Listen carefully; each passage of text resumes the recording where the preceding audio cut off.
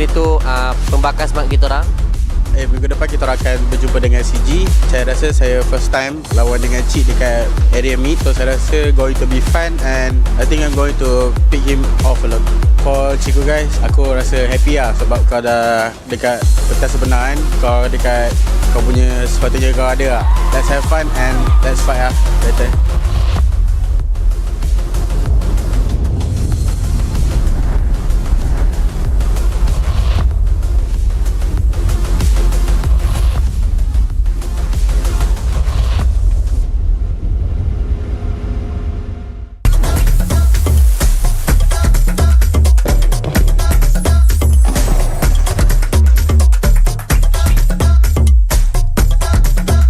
Flame grilled peri-peri chicken.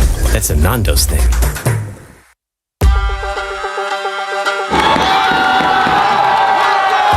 Untuk minggu depan, MPL MY akan ada match-match besar. Kita ada Todak versus Homebois, SRG versus Vamos dan Todak lawan CG Esports. Jumpa dengan Vamos nanti saya rasa excited lah sebab diorang pun one of the strongest contender dan dengan adanya Gojo saya rasa diorang dah lengkap lah. Okay Jess, kalau lawan Vamos nanti kau akan tahu lah Jess kenapa kau kasap lah. Perasaan saya bila jumpa Todak kali pertama ni agak awkward sebenarnya. Sebab selalunya saya dekat sini gambar Todak, tapi sekarang gambar CG. Tak sangka lah akan melawan tim kegemaran saya dulu. Saya rasa Todak tak rindu saya pun sebab diorang dah ada sekarang line up dengan ada Zaid kan. So itulah. Itu je lah. Todak, do you miss me? My roommate Zaid, I miss you so much. I miss you. But I need to move on. I already have new roommate, Gary. Untuk Todak, harap kita dapat memeriahkan MPL and dapat bagi game yang intense lah. So harap korang dapat bounce back untuk lawan kita orang. Okay guys, untuk fan-fan CG jangan lupa, dan Todak jangan lupa beli, bukan beli tau, mesti beli tiket dekat website MPL MY Season 16.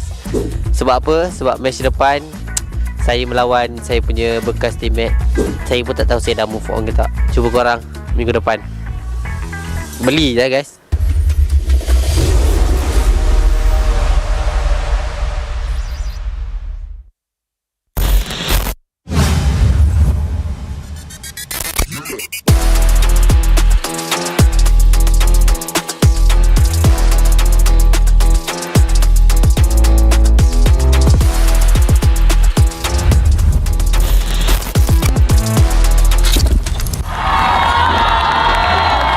Orang tengah tumpukan dekat kita orang AERO Untitled dengan team break untuk rebutkan slot nombor 6. Sejujurnya memang rasa sedih sebab season ni lebih teruk. Season lepas walaupun kami kalah, kami tetap ada 1 poin. Tapi season ni kita orang dah 3 game 0-2. Jadi kita rasa tu result yang buruk untuk kami. Mungkin kita orang punya mentality kot ataupun kita orang punya semangat drop. Kami akan buat lagi sebab kita orang memang akan usaha keras lagi untuk dapatkan playoff. 1, 2, 3 go! Lepas kalah dengan SRG, macam kita orang kena tamparan juga lah. Lagi saya kan, sebab Yumfa dia cakap dia letak high expectation untuk saya. Lepas tu kita orang tak dapat bagi saingan, semua kecewa lah. Lepas daripada tu kita orang betul-betul try hard lah. Kita tak ada main-main dah. Minggu depan kita orang akan lawan MV. Untuk season ni saya confident juga untuk menang, tapi jangan overconfident, still respect enemy and buat yang terbaik. For now saya rasa team race sangat kurang. Saya rasa gameplay and also kita punya strategi agak lemah lah. Saya rasa betul lah kita orang kalah. Perasaan sangat sedih lah sebab last season saya dekat JP pun we really get right. So this season pun chance tu nak play off susah. Untuk next match lawan SRG and Vamos, we try our best. Kita try our best lah. Okay guys, next week kita akan buat 9-year anniversary celebration dekat sini guys. Okay guys, bye.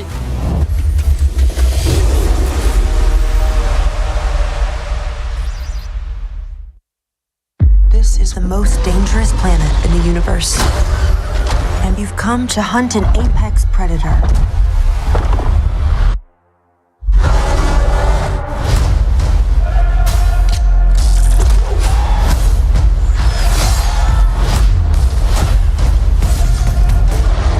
Be alone in this hunt.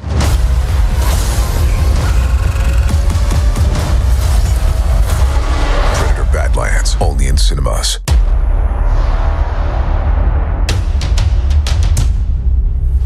season tak main playoff MPL. Bila dapat main balik ni agak rindu lah dengan suasana. Lagi-lagi macam season 10 dulu, ada Viking Club, Atras.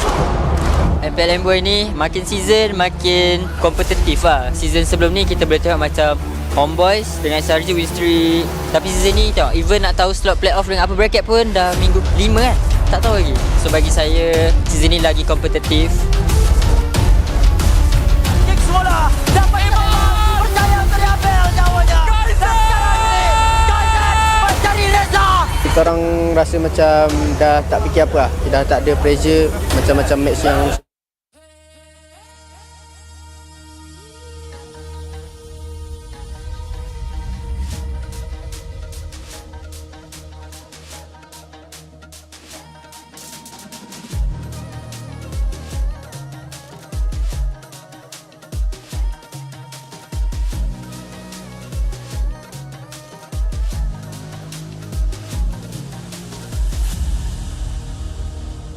Aku hembus kata simat. Bila terjatuh aku beringat. Jalan dah jauh cari titik bermula. Krak, krak, krak, krak. Jangan patah semangat. Semarak api bukan calon-calon. Biar apa menghalang aku sambut datang. 1000 daya, 1000 alasan. Harungi semua sampai di akhir garisan. Eo, eo.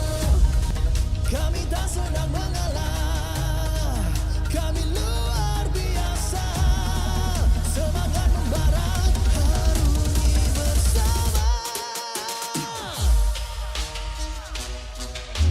Langkahlah sama-sama langkah.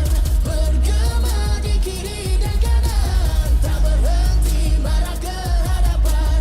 Tak mengalah berdepan cabaran. Jaga, jaga, kita jaga. Jaga, jaga, kita jaga. Jadi ayo. See me, watch me, hype me, gotta give it all. Don't matter how many times I fall, gotta get back up, yeah, yeah, gotta go. I can hear them calling, now I gotta serve. Mess with my clique, now you get what you deserve. We keep it tight, we keep it cool, they got me and I got them too. Rasa api tak kunjung padam. Marah ke hadapan kita sehaluan. Jangan simpan-simpan, kita anak Malaysia. Kami tak senang mengalah. Kami luar biasa. Semangat membara, harungi bersama. Jaga, jaga, kita jaga. Jaga, jaga, kita jaga. Jadi ayo. Yeah.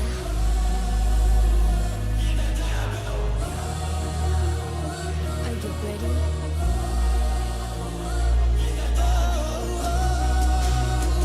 Can you feel me now? Yeah, yeah, yeah, yeah. Let me hear you say.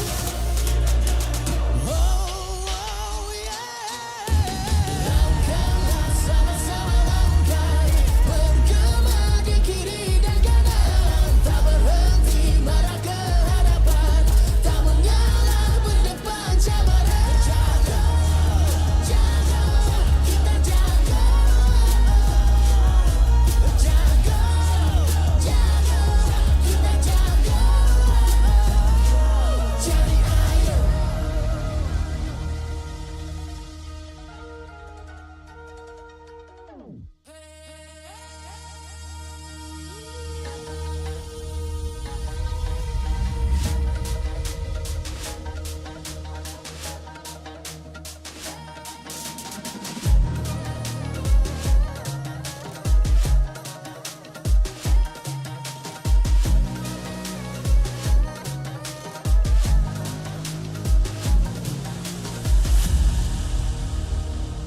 Aku hembus kata simat. Bila terjatuh aku beringat. Jalan dah jauh cari titik bermula. Krak, krak, krak, krak. Jangan patah semangat. Semarak api bukan calon-calon. Biar apa menghalang aku sambut datang.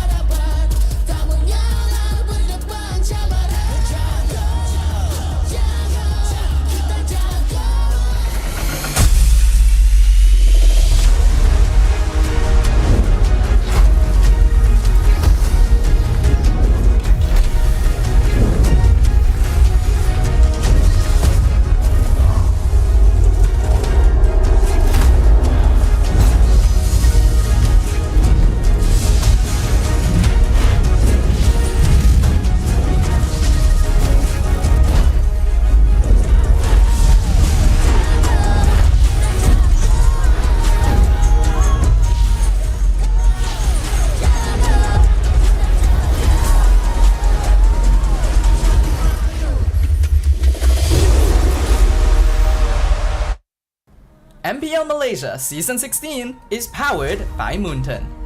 Presented by Celcom DG.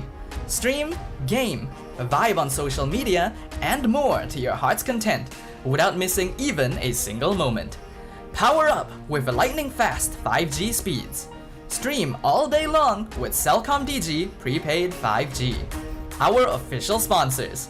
Official gaming smartphone Infinix GT30 just launched. Comes with a free magnetic cooler, even more affordable than the GT30 Pro. The only phone in its class with GT trigger, 1.5K display, and 144Hz refresh rate. Supports steady performance with 120 FPS in MLBB. Available in 2 exclusive colors for the GT30, green and blue.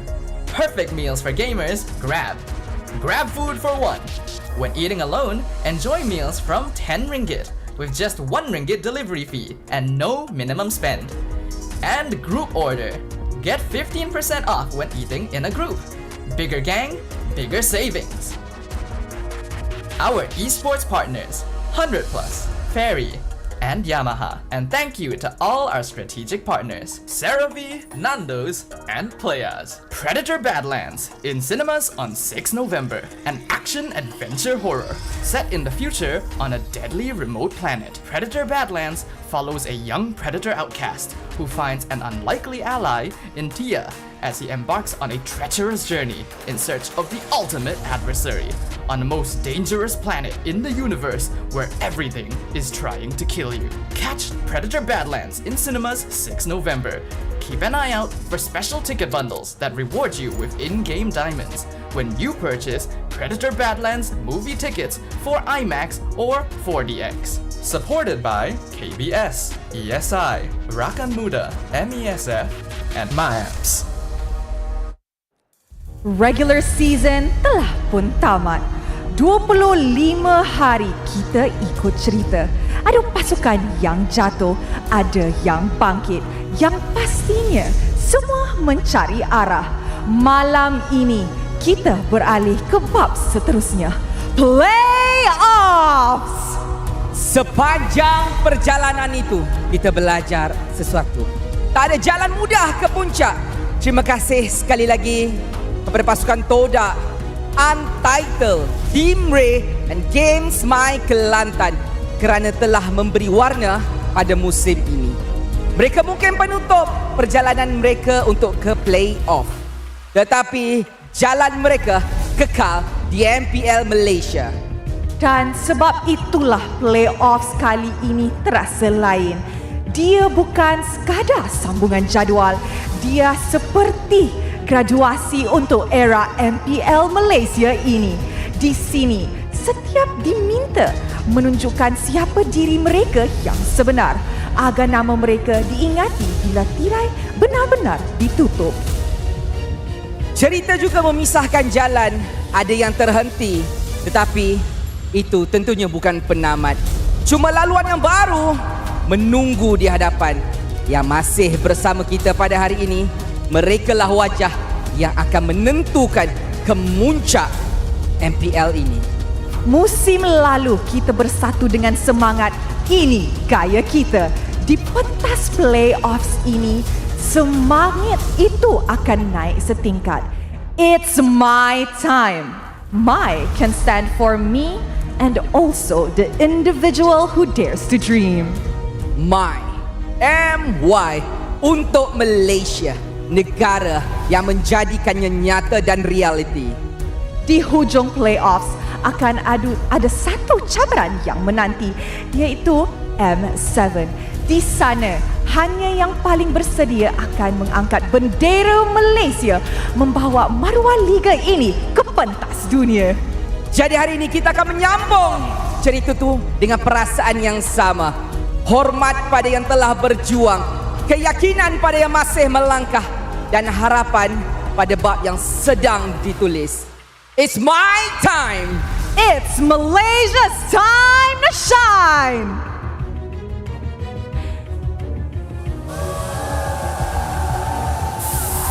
Kita buka tirai dengan dua perlawanan upper bracket quarter final. Menang, melangkah ke hadapan, silap langkah, terpinggir, dan era baru tetap mara ke hadapan. Homebois dan Monster Vicious. Kedua-dua pasukan menutup liga dengan kekalahan kosong mata pada aksi akhir. Atas kertas mereka seimbang sama, namun naratifnya berbeza. Homebois mahu memadam keraguan yang menghantui hujung musim. Kali ini Monster Vicious mahu mengekalkan api yang marak membakar lebih dari satu malam dan meninggalkan jejak di playoff hari ini. Siapa yang berani membuktikannya? Untuk upper bracket quarterfinals yang seterusnya, tim Vamos menentang AERO Esports. Musim lalu, AERO menyingkirkan Vamos daripada playoffs. Sebuah momen yang masih diingati. Musim ini, Vamos datang dengan wajah berani, mask off. Tiada sembunyi, marah terus. AERO pula masa lagi mencari formula kemenangan yang konsisten. Bukan untuk satu hari, tetapi rentak yang boleh membawa mereka ke garisan penamat. Dengan impian M7 kini tiba, setiap keputusan menguji kematangan, ketenangan dan keyakinan. Satu pasukan akan melangkah dan satu pasukan lagi akan menerima bab baharu. Inilah perlawanan hari ini. Amsterdam, are you ready? With everybody ready, let the playoffs begin!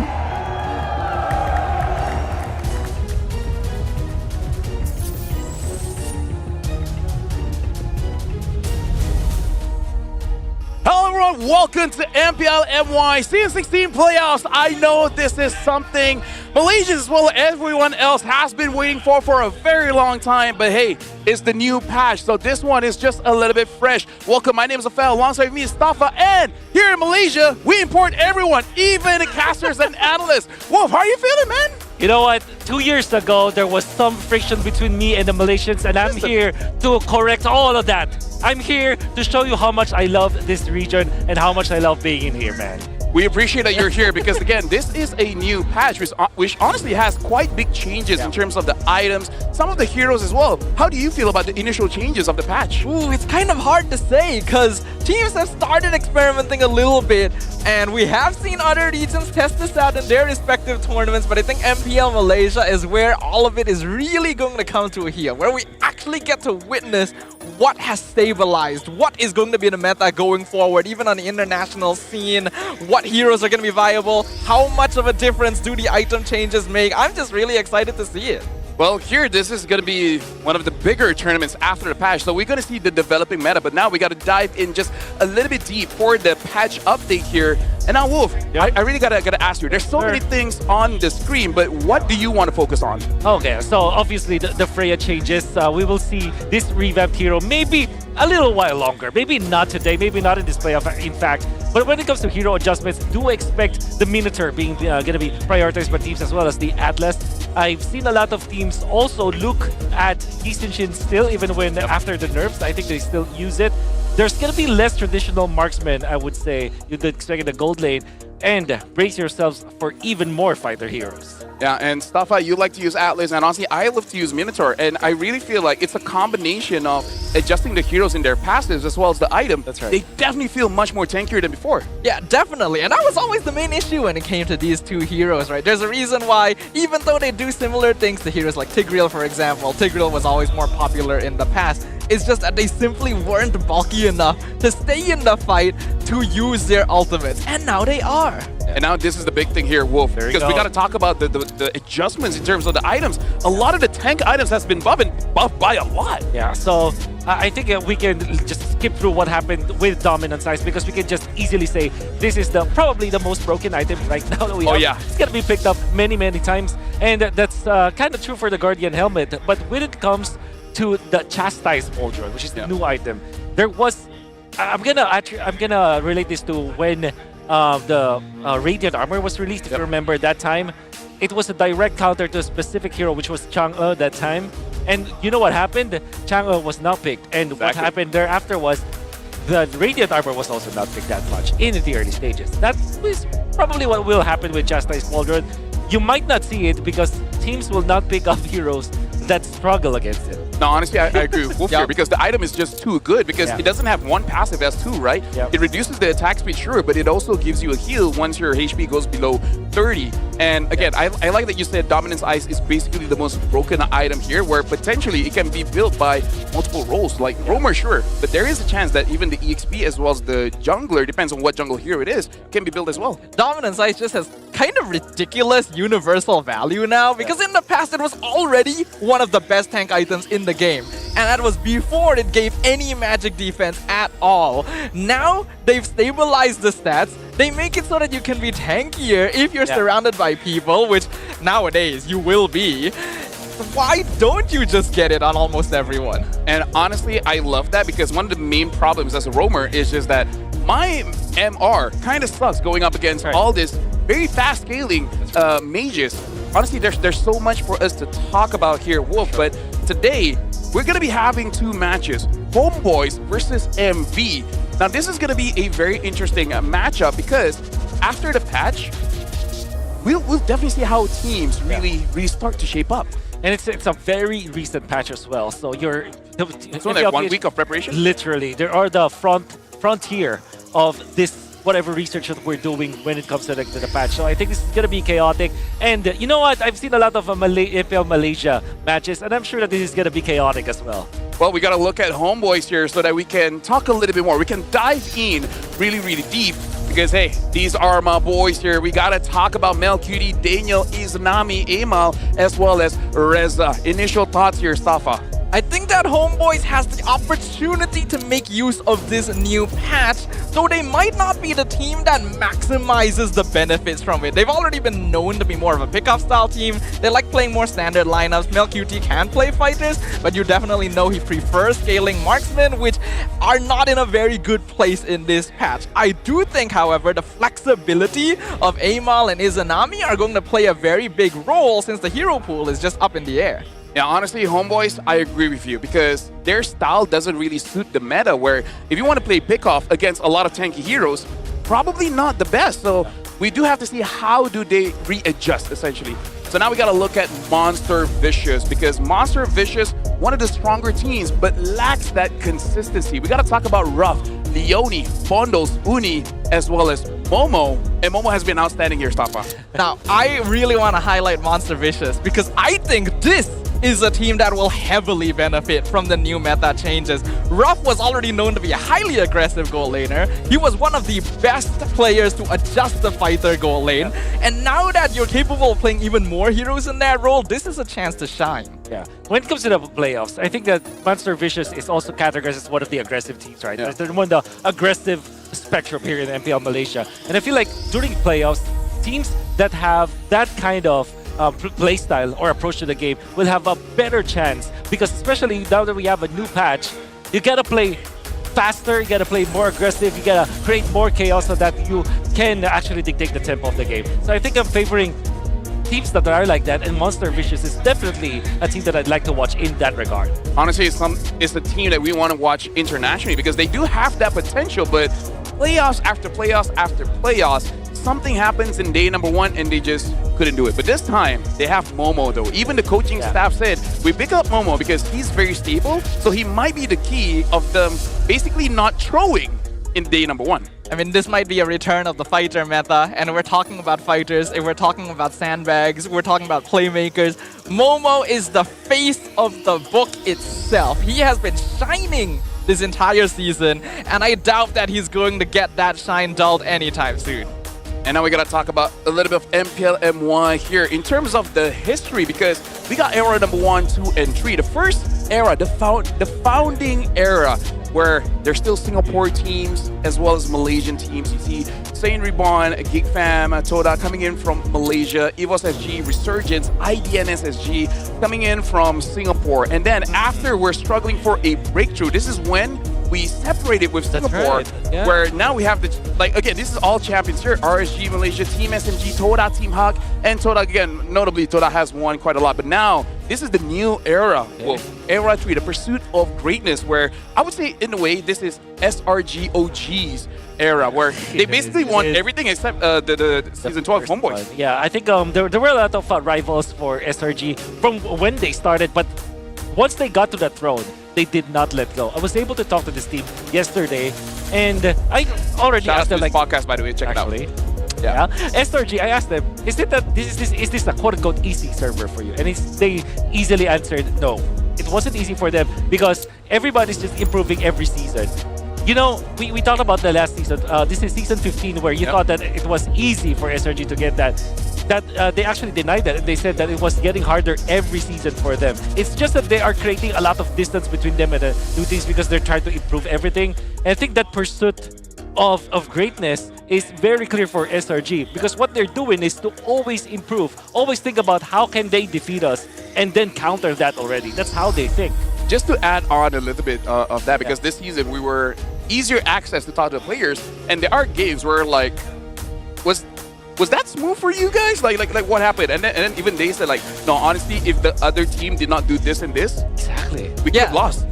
Just missed timings, bad decisions cost the opponents the game. So even they're like, yo, there were games that SRG could have lost. I think a good way of looking at this is that, from an objective perspective, a lot of people will say, oh, SRG OG basically wins almost every match they play, so it's easy for them. But if you compare how much effort they had to put in to win those matches in the beginning to now, there's a very notable gap. Yep. And now, we have something just a little bit more to talk about this, where for you guys, do you think MV can make it past day 1 this time? Because this is what, the 3rd or 4th season. Yep. Okay.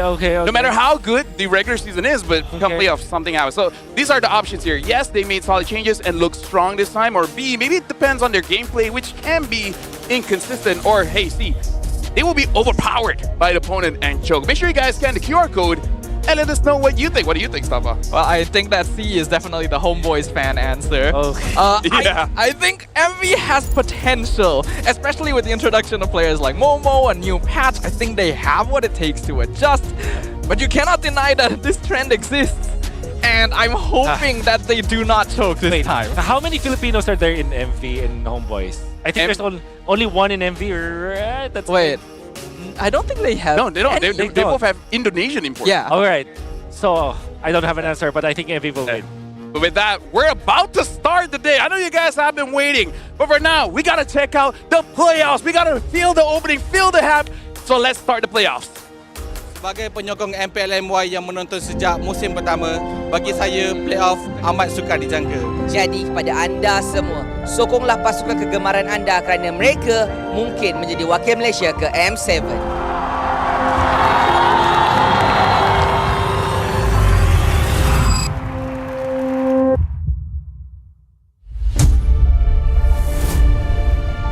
MPL MY, tempat lahirnya para pemimpin dan legenda. Ia bukan untuk mereka yang tidak mampu menanggung perik kekalahan. Satu-satunya jalan untuk kami adalah kemenangan. 8 musim sejak kejuaraan pertama saya. Tahniah kepada RSG Malaysia. Satu lagi peluang untuk merebut gelaran juara MPL. satu lagi peluang untuk membuktikan diri. 3 musim menjadi juara bersama Todak.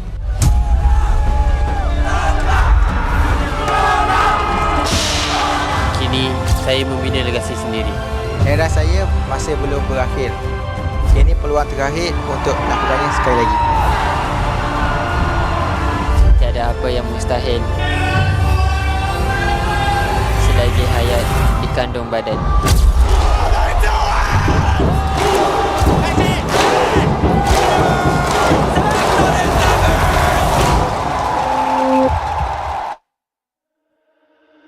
Introducing our marshals that will ensure fair play and professional integrity in the matches.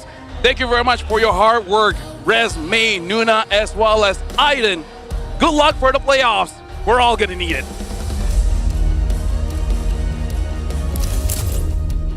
Homeboys.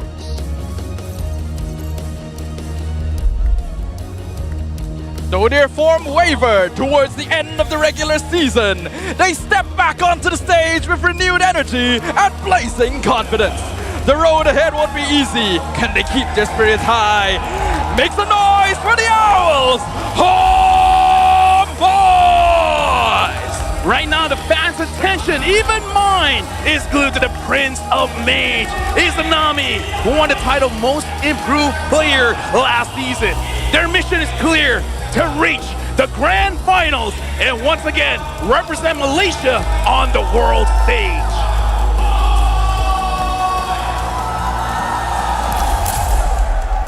Monster Vicious. The Monsters return to the playoffs with fresh fire and unyielding determination. Past wounds have become lessons, and this time they enter with sharper focus and clear intent.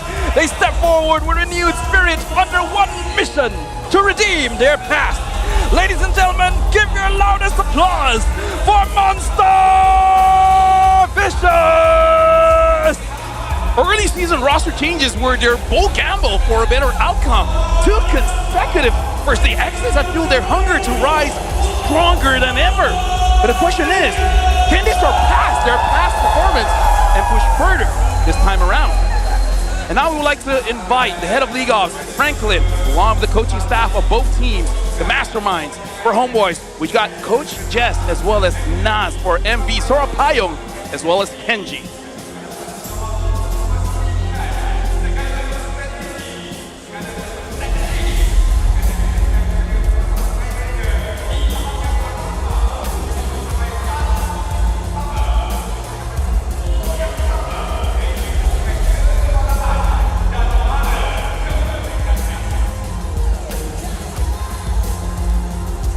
And now let's keep it going with fist bumps between the teams.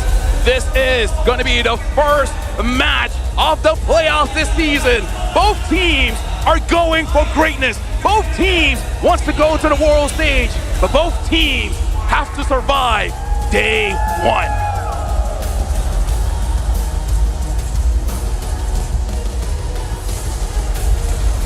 And now we're seeing the walk-ins coming in from both teams. Wolf looking at MV, looking at Homeboys.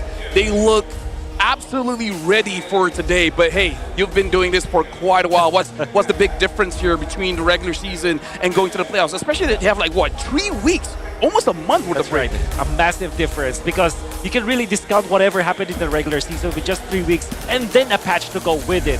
This will be a totally different scenario. You can even say that this is a totally different tournament now. And Homeboys versus MV, they have to show how much they have adopted during that break. Couldn't have said it myself, but now we got to look at a team head-to-head here. Both teams have played 9 matches. Well, Homeboys, they played 20 games in total, while MV doing 18. And when we look at the stats here, honestly, the biggest difference is really on the KDA as well as the first blood rate. And this clearly shows Tafa that Monster Vicious, they're definitely the aggressors here. They are the ones that are trying to get that initial lead. Yeah, Monster Vicious as a team generally has a playstyle that likes rotating together and playing off of each other's momentum. While when the season started, they weren't particularly known for having strong early games, as time moved on and they became more aware of the style that they want to play, especially on double fighter side lane compositions. It allows them to be very, very active across the map. If Ruff is on a fighter, you can expect him to already be on the other side of the map, even at that first turtle fight to get things going. Something that I do have to note here, Wolf, I guess my subjective opinion is that Monster Vicious, they look their very best when their roamer, Leone, gets a Grok. He's good on other heroes, but when you have the Grok, a different team, man. Yeah, I think it's mainly because of the vision that you provide, and there's a lot of mastery.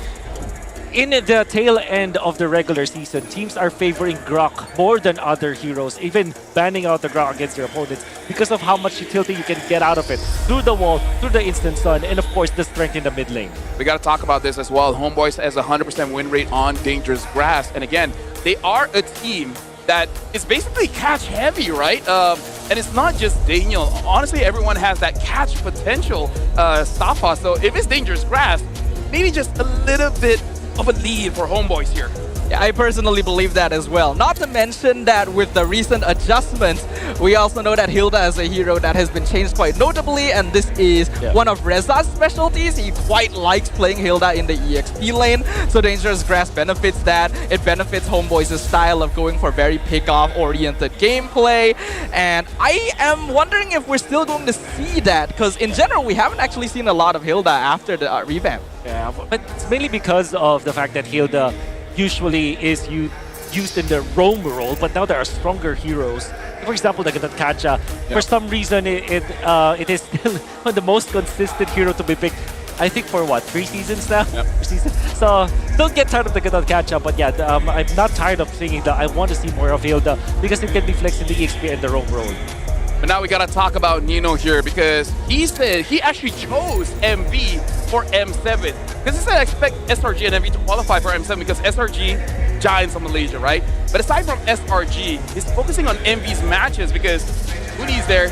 I'm guessing they scrim a lot. And for him, he's an incredible player, especially in terms of mechanic.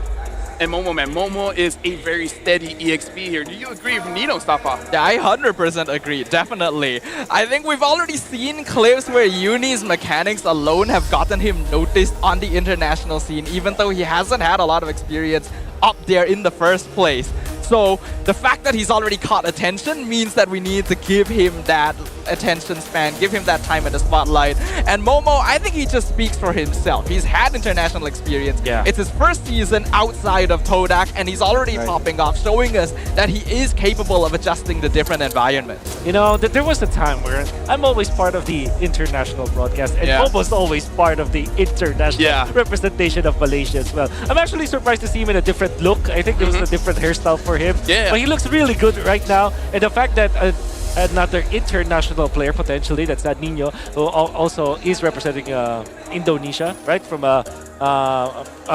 from Alter Ego. I mean, the fact that he recognized this guy because they have been playing against each other for a long time as well. It's there's a lot of respect between the two. Let me just say, this is a fun fact for you, Wolf. Okay. Todak is kind of like the TNC of Malaysia. In the sense that whoever gets out of Todak, they get into their primes. We don't know why. Like every single player that got out of Todak, they become superstars. Okay. From MV, Ralph was Todak, Momo was Todak, Chico was Todak. So Todak are star maker. Yes. You know what? Best way to put it. Best way to put it. Thank you very much.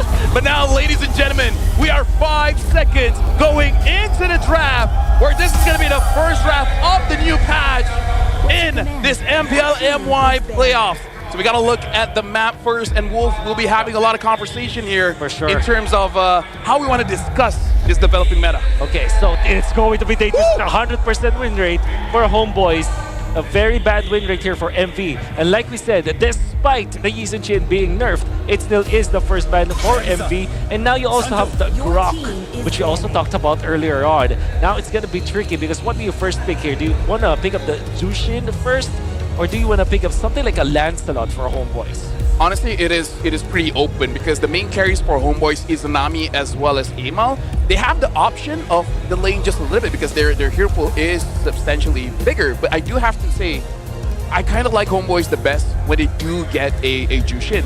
But yeah, we gotta talk about the bans here as well. Wolf, like, yes, it's meta bans, but at the same time, these are heroes that the opposing side has shown that they can carry. Yoni with the Grok, Fanny on Uni, and Ema, honestly, if he gets his hands on Hayabusa or Yi Shin, kind of unfair. Yeah, but at the same time, I feel like it's a bit difficult to target focus Amal's hero pool because yes, he plays a really mean assassin, but he's perfectly fine on heroes like Baxia and Fredrin, and we've already pointed out heroes like Benedetta before in the past. He does not have a hero pool issue.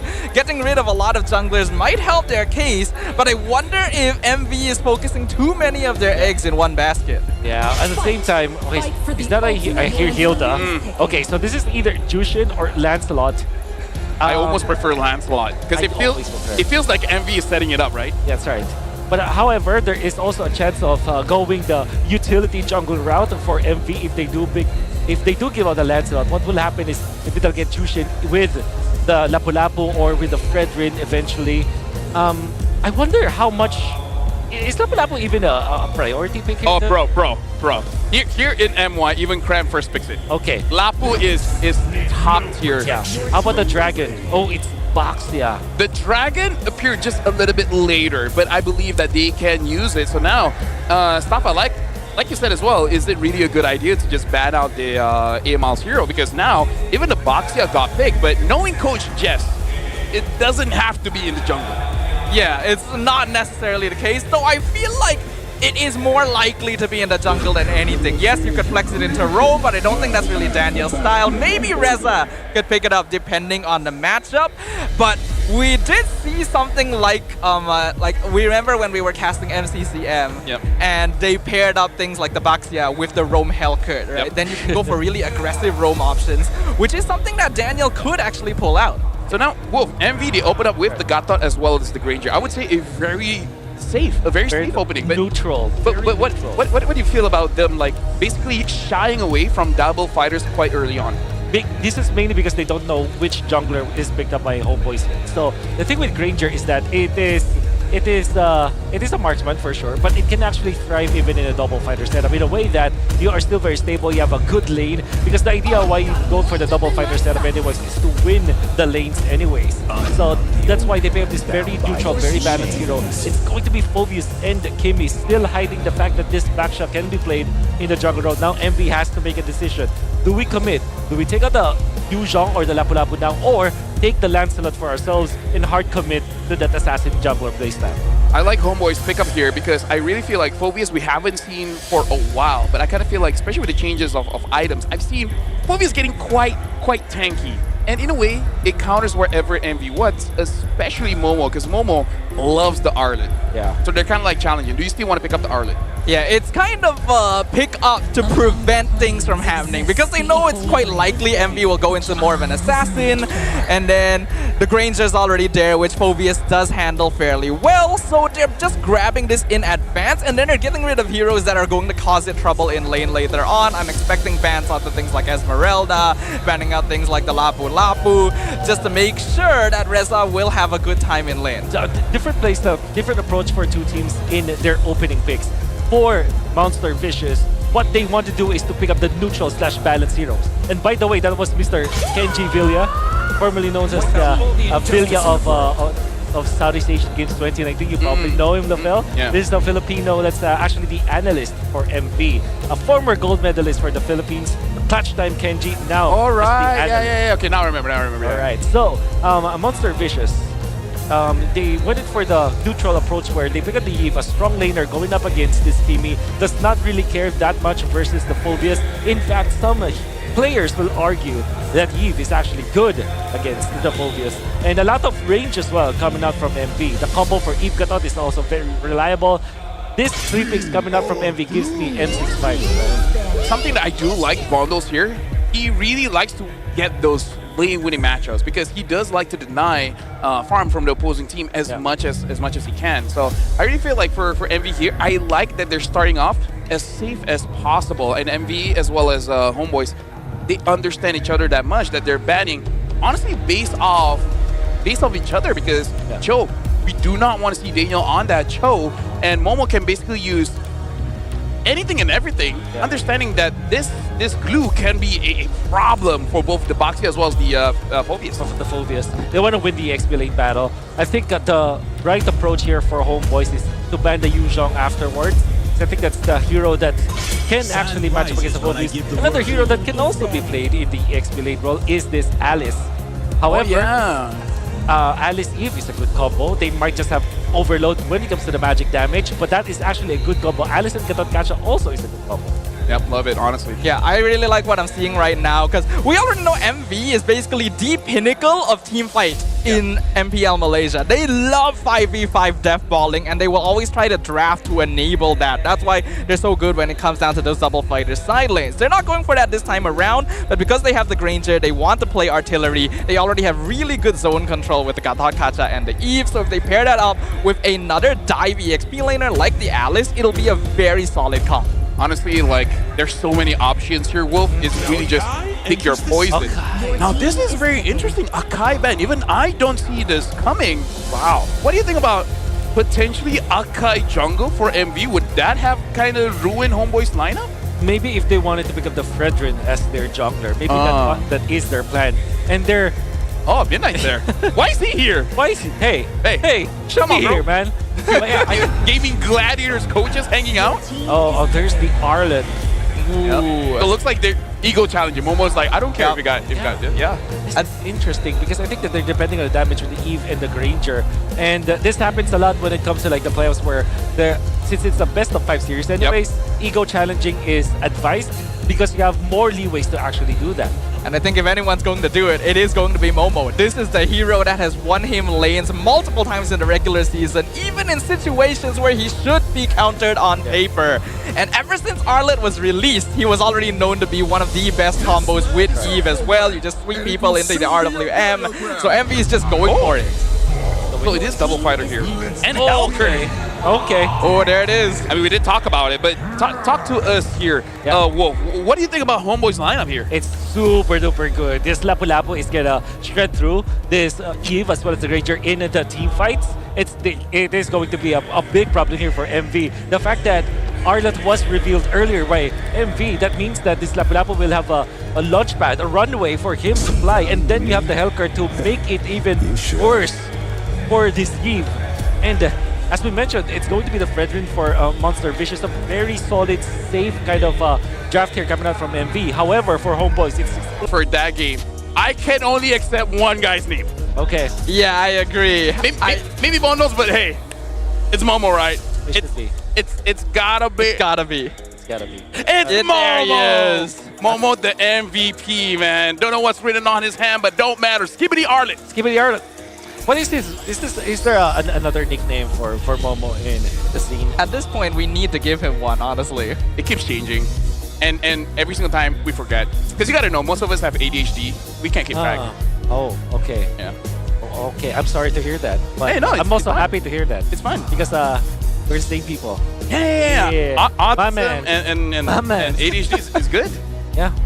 Get yourself checked, folks. But now we gotta talk about the items here as well, where we see a lot of full defense Arlet, but here Mo's like, hey, can you give me the War Axe? Can I deal some damage? And boy, did he deal damage. This Arlet with the, I don't know if you've ever tried this Oracle Arlet, but this is the trend now. I think this is popularized from Indonesia, from Dewa. I think if I'm not mistaken, it's Kin that actually played this first. And then showed us how good the Arlet can be with this hero. I'm sure that it has been used before, but Oracle Arlet, it just gives you more team fight. Now, personally for me, as a roamer, if I'm using a frontline, I do prefer picking up Oracle first because there's almost no other CDR item left for tanks. Yeah, and I think even from the regular season, Momo already built Oracle as a first item. He'd go Fury Hammer into Oracle, and I think he's keeping that trend going, and it's even more effective nowadays because of the way tank items interact. And he's proven that it is more than capable of single-handedly creating opportunities. Question here, Wolf, for Amal, he went for just the normal item build, but I thought Amal would actually adjust a little bit and at least get the black eye shield because he was basically surrounded by everyone. Is that a missed opportunity, or Baxia does not need that? Because I think Baxia needs that. Baxia needs that, especially in this game. Like, first you have your passive life pain with the kit of the Baxia, right? So it's sometimes you just skip through that. But if you think about it, MV, they're overloading with sustain. Gatot for example, is a walking hospital, you know, flying hospital, in fact. And then you also have the Fredrin also sustains, and then some of that in the Eve. I think the fact that they don't have enough damage and there's not much life pain on their part makes it so that MV can just run away in those important team fights. But I think we did discuss this before going into draft here, where Homeboi's explosive, correct? But MV, they basically have a jail cell, a walking jail cell. Like, if you go in, there's almost no way for you to go out. And even more problem, MV, Arlit forces them to come in. Yeah, I feel like Homeboys needed to just change their approach entirely. Because this is a skirmish lineup. You have a Hellkit who can catch people off, but otherwise, your only damage comes from Izanami, and it's quite slow compared to what MV can put out. Rather than just running into MV's box of death, you could have slowed down fights. You could have given up objectives to get split push going. That's what we saw in MCCM with the Hellkit roam as well, becoming the most farmed person on the map. But Homeboys just kept fighting when they're clearly in a weaker spot. This is also my question, the question in my head for Homeboys, because I felt like the first 2 minutes of the game were perfect for Homeboys. You have the Hellkit being very active in the map, and they are not playing the dive comp the way that it should be. That's why it's questionable for me. Yeah, they did not win. They don't use their win condition, right? I think maybe just a little bit more for Mel Cutie, but again, as a marksman player, probably hasn't fully adjusted to using a fighter, a diving fighter, because the only one that he really used before was TC, right? So other than that, he hasn't been using any fighters. We gotta talk about the Hall of Fame here. Rich Guy is gonna be a rough. Bondo's doing the most amount of damage as the carry with 50,000 damage dealt. Amal just took as much as he can.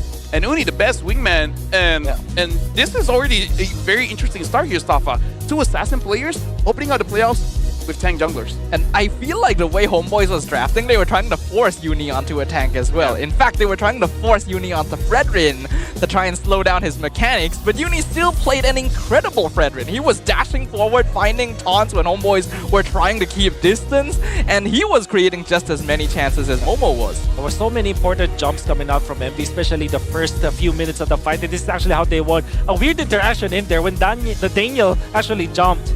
The final slash went through. There was a big win for Homeboys in the second turtle fight. You see that Izanami was just really hitting, even dancing on that box that Bondos was actually able to put out, and the outplay coming out from Daniel as well as this Kimi. Look at them, the footwork coming out from both of these teams, for these players. However, Monster Vicious will take over the game afterwards. Yeah, and if you want to know how to say it, just remember, damn Daniel. Because if he makes a big play, we'll say damn Daniel. Damn Daniel. He hasn't made that big play, so we haven't done it just yet. But yeah, honestly, looking at how the game really progressed, it really does seem like MV is just a little bit more prepared, and I would say fearless as well compared to Homeboys. I would say they are fearless as well. It's just that they're not using the advantage that they have, or maybe they're just overthinking of, like you said, the whole amount of stuns that opponents has that causes that hesitation, especially for Mel, because I feel like he's the easiest one to dive to the back. Yeah, that's exactly what we are seeing. And look at this, another Momo play incoming. They actually denied the Gatot ultimate. Hey, he doesn't like Leonie, man. I don't know what to tell you. Leonie took his burger. Okay. Yep. So Momo likes burgers, apparently. Hey, who doesn't? Who doesn't? Yeah. Actually, who doesn't? Maybe Amy. Amy does not, actually. Amy doesn't like burgers? I remember. Yeah. Damn, really? Amy. I feel like you're just calling her out on stream now. Shout outs to Amy. But now, let's see what the audience has thought about this match.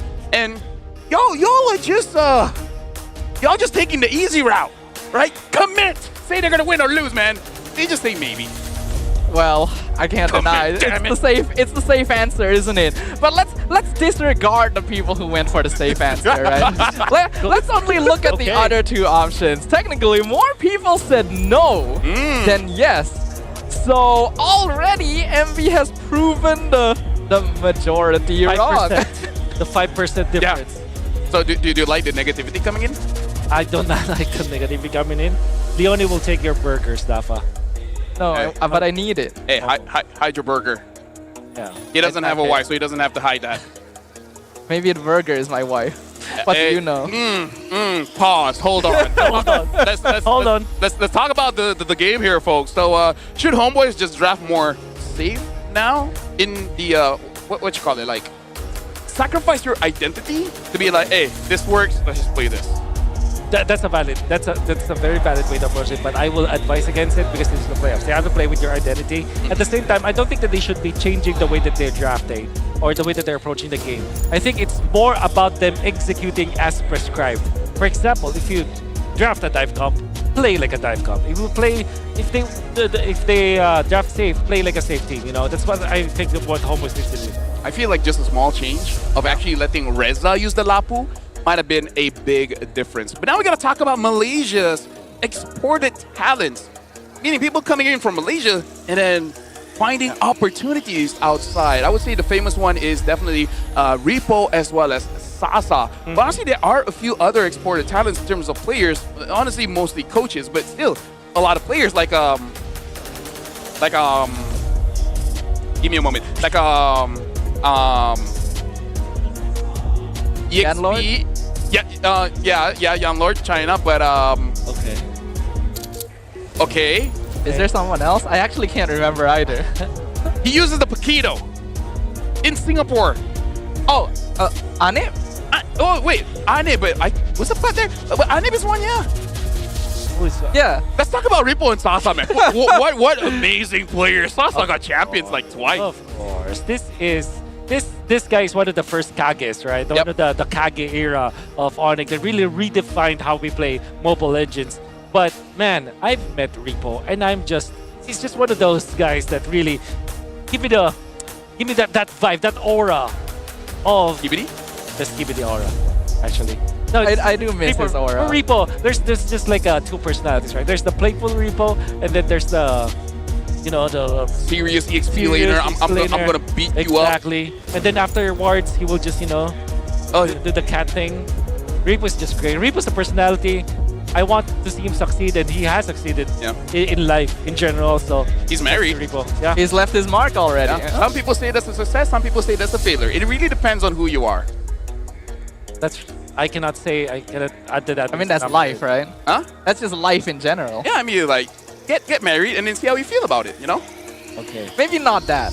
Hopefully it works out. But now we gotta talk about the coaches here, because I feel like for MV, they're definitely in a very positive state here. Okay. But for Coach Jess, let me just give you a bit of information here, Wolf. He's the kind of guy that will go for wild, out-of-this-world strategies to try and surprise the opponent. Which, to be fair, get number one, kinda-ish. Yeah. I'm just worried if the players were surprised as well. I was like, wait, what? I don't think so, personally. I feel like they have to have practiced it, and I can actually see this being a Homeboy-style draft. It makes sense based on how they played during the regular season, but maybe the lack of experience is where it really hits them. Maybe somewhere along the lines of, yeah, this is good, but can you play it like how it should be played? Yeah, and now we have the idol cam here, where we're looking at Momo as well as all the people idolizing him. And come on, I feel like Momo is a good guy to idolize. You know how nice Momo is. Okay, how nice is Momo? So when a team wins, especially Vamos, they want to trash out opponents, right? Yeah. But when Vamos wins, and then Rose is like, hey, do you guys want to taunt Momo? And they're like, nah, Momo's too nice, man. We can't do that. Oh. He's so nice that even your opponents were like, no, we can't taunt him, man. He's too nice. So he's known in the business as a very nice guy. He's a very, very nice guy. Okay, kind of like... And here's the thing. He started his career with 50% win rate. What does that mean? Meaning, like, he was just a normal puff player with no connections to any team. Oh! Like... That's amazing. Like, basically what happened was he was at a shop, at a mamak. He was just eating. Okay. And then just randomly a guy from Torres like, hey, want to play? And then they're like, wait, this guy's good. How about we try him out? And then they tried on. It's like, hey, you're a solo 50% win rate player, but you're good. Shout out to the scout. Shout out to the scout. Yeah. Well done. And now we got to talk about the jungler KDA here. Sakai is, speaking to the Sky Prince, above and beyond everyone else. Uni 5.0, Amal 4.3, Chibi 4.0, and Gary 3.7. We are basically seeing a duel between the second and third place jungler here. in MPL Malaysia. Skies is just on another level, but I think we can say that about most of SRG OG. And a lot of us are wondering whether they will finally be dethroned, right? Especially with score lines and stat averages looking like this. But for now, AML versus Uni, that's the matchup we need to focus on. A 10.2 average KD kind of tells me that's an assassin player, right? That's usually how you get so much. So much. But I think this is an impressive jungle battle between the two teams that we see right now. It wasn't a clear-cut jungle win because it's like utility versus utility. I wish we could see an assassin versus assassin battle, but we don't know. Yep, we're jumping into the second draft of the day here, and notably, Homeboys did lose their 100% on the dangerous grass. And personally for me, I really feel like bundles on the Eve was the biggest problem, because Eve kind of eats up the Kimi, and when Kimi is the main win condition, there's not much that you can do. Okay, so they are being banned by Homeboys. Very good start here. Yeah. Of course, denying Momo from that kind of momentum, but MV, let's see if they are going to be banned. I believe it was the CC was also considered as the ban. Yeah, CC was banned out previously, which is also an interesting thing that I kind of want to ask you about, Wolf, because CC got nerfed recently, and it felt fairly notable because of the deteriorating rate of the passive made it so that her early game is not as consistent as before, yet she's still banned in almost every game. Is she actually still as strong as she used to be? I would say yes, and also because CC is a flex pick. If you first pick the CC, you have 2 routes to go to. You can go for the X-Blade CC, you can go Gold Lane CC, and then it wins almost all the matchups against the marksman. So that really is the strength of the CC, having flexibility in the draft. Now for Homeboys, they first picked the Baksha in the previous game. I think it is a valid first pick, but maybe the Gatot Kacha should be the priority. Hilda was banned by MV in the previous game, so in this scenario, Homeboys will first pick this. However, this still opens up the Gatot Kacha Eve. I think it's just a very good first 2 picks coming out from MV, knowing that they don't know where this Hilda will go first. Personally, I love Eve, man. I feel like Eve is really striving at this point. Yeah, I agree. Eve has been popping off in almost every single tournament internationally. And rank. And yeah, rank as well. And we have to remember, when the regular season first started, Eve was the hero that first put bundles on the map. I'm pretty sure he got MVP of their very first match of the season on Eve because of his performance. So no reason not to go for Eve again, paired with the Gatot going to be very solid. We know that Reza plays a strong Hilda, but how will he fare with the changes? Ranger Gatot Kacha is the choice here for MV. This tells us that they kind of want to go. They want to go utility once again. I think the path here for MV will eventually be get the Eve as their third pick, so Homeboys can steal that away from them. But they can also just pick up the Kimi. Is the Nami? I remember Izanami playing a goodie from way back. Eve, Lunox, Farsa, Valentina. Honestly, like, if you know that the opponent is gonna pick up the Eve, I want to see if he actually wants to go back to the Valentina and just fight against that. Yeah, but I think their priority should be like Kimi. I honestly want him to take up the Eve or Jushin personally. So what will they go for? It was Kimi. Yeah. Okay, so that's Lancelot. Alright, going back to the Assassins here, I think Amal does make quite a big impact when it comes down to these Assassin heroes. He's one of the more flexible junglers that we have, so going on tank is perfectly fine for him. But I do think Homeboys want to set up for more cores this time around, because they put a little bit too much on Izanami's shoulders in game 1. Yeah, because of the Lancelot as well as the Kimi, they do have a lot of options in the team fight when it comes to the damage, the damage profile. For MV, there's Eve, and I think there is also the Fredrin option for them. I think for MV, their choice for their third pick is just between those 2 heroes. Definitely it's going to be the Eve. Yeah. So the Eve is picked up here, and the Hilda is still in a way a question mark. Personally for me, I kind of prefer the Hilda in EXP now, but you can definitely see it as a roamer. Homeboys, I want to see if they want to make it so that Mel uses a fighter again. I'm not saying it's going to be an amazing Harif game. Maybe you have to see what the 4th pick is first, but I want to see if he's being pushed in that direction. Like, okay, this time maybe we have a little bit more carry potential just from everyone, you know? Yeah. which kind of makes it so that the Lapu Lapu is a solid choice for a ban for MV, because not only does it Begin. because it's also a valid gold laner, by the way, also good versus the Granger. But what I do like about the Lapu Lapu is that if they're not gonna pick it anyways, just opt to ban it out. What will happen is Homeboys will have this Lapu Lapu again that will be good versus the Eve as well as the Granger. It's also a flex pick. It also provides you that option for the Hilda. Esmeralda being banned, also again a telling sign that the Lapu Lapu will be picked up. You have to ban the Lapu Lapu if you're MP. Otherwise, pick it red 4. What if it's a Harif though instead? But the Homeboys are going Harif gold lane. Could still be.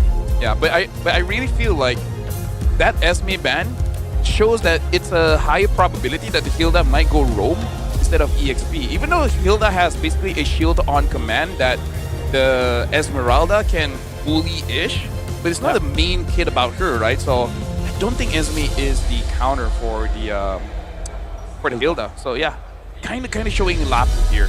Is there any other heroes? Uranus? Yuzhong? Your that's Alice also. Mortality. So I'm really thinking MV are just gonna consider getting the Lapu Lapu fourth pick. Or just pick up the Arlet again. Well, the Arlet. Sorry. Yeah. So yeah, it could be just the Lapu. Yeah.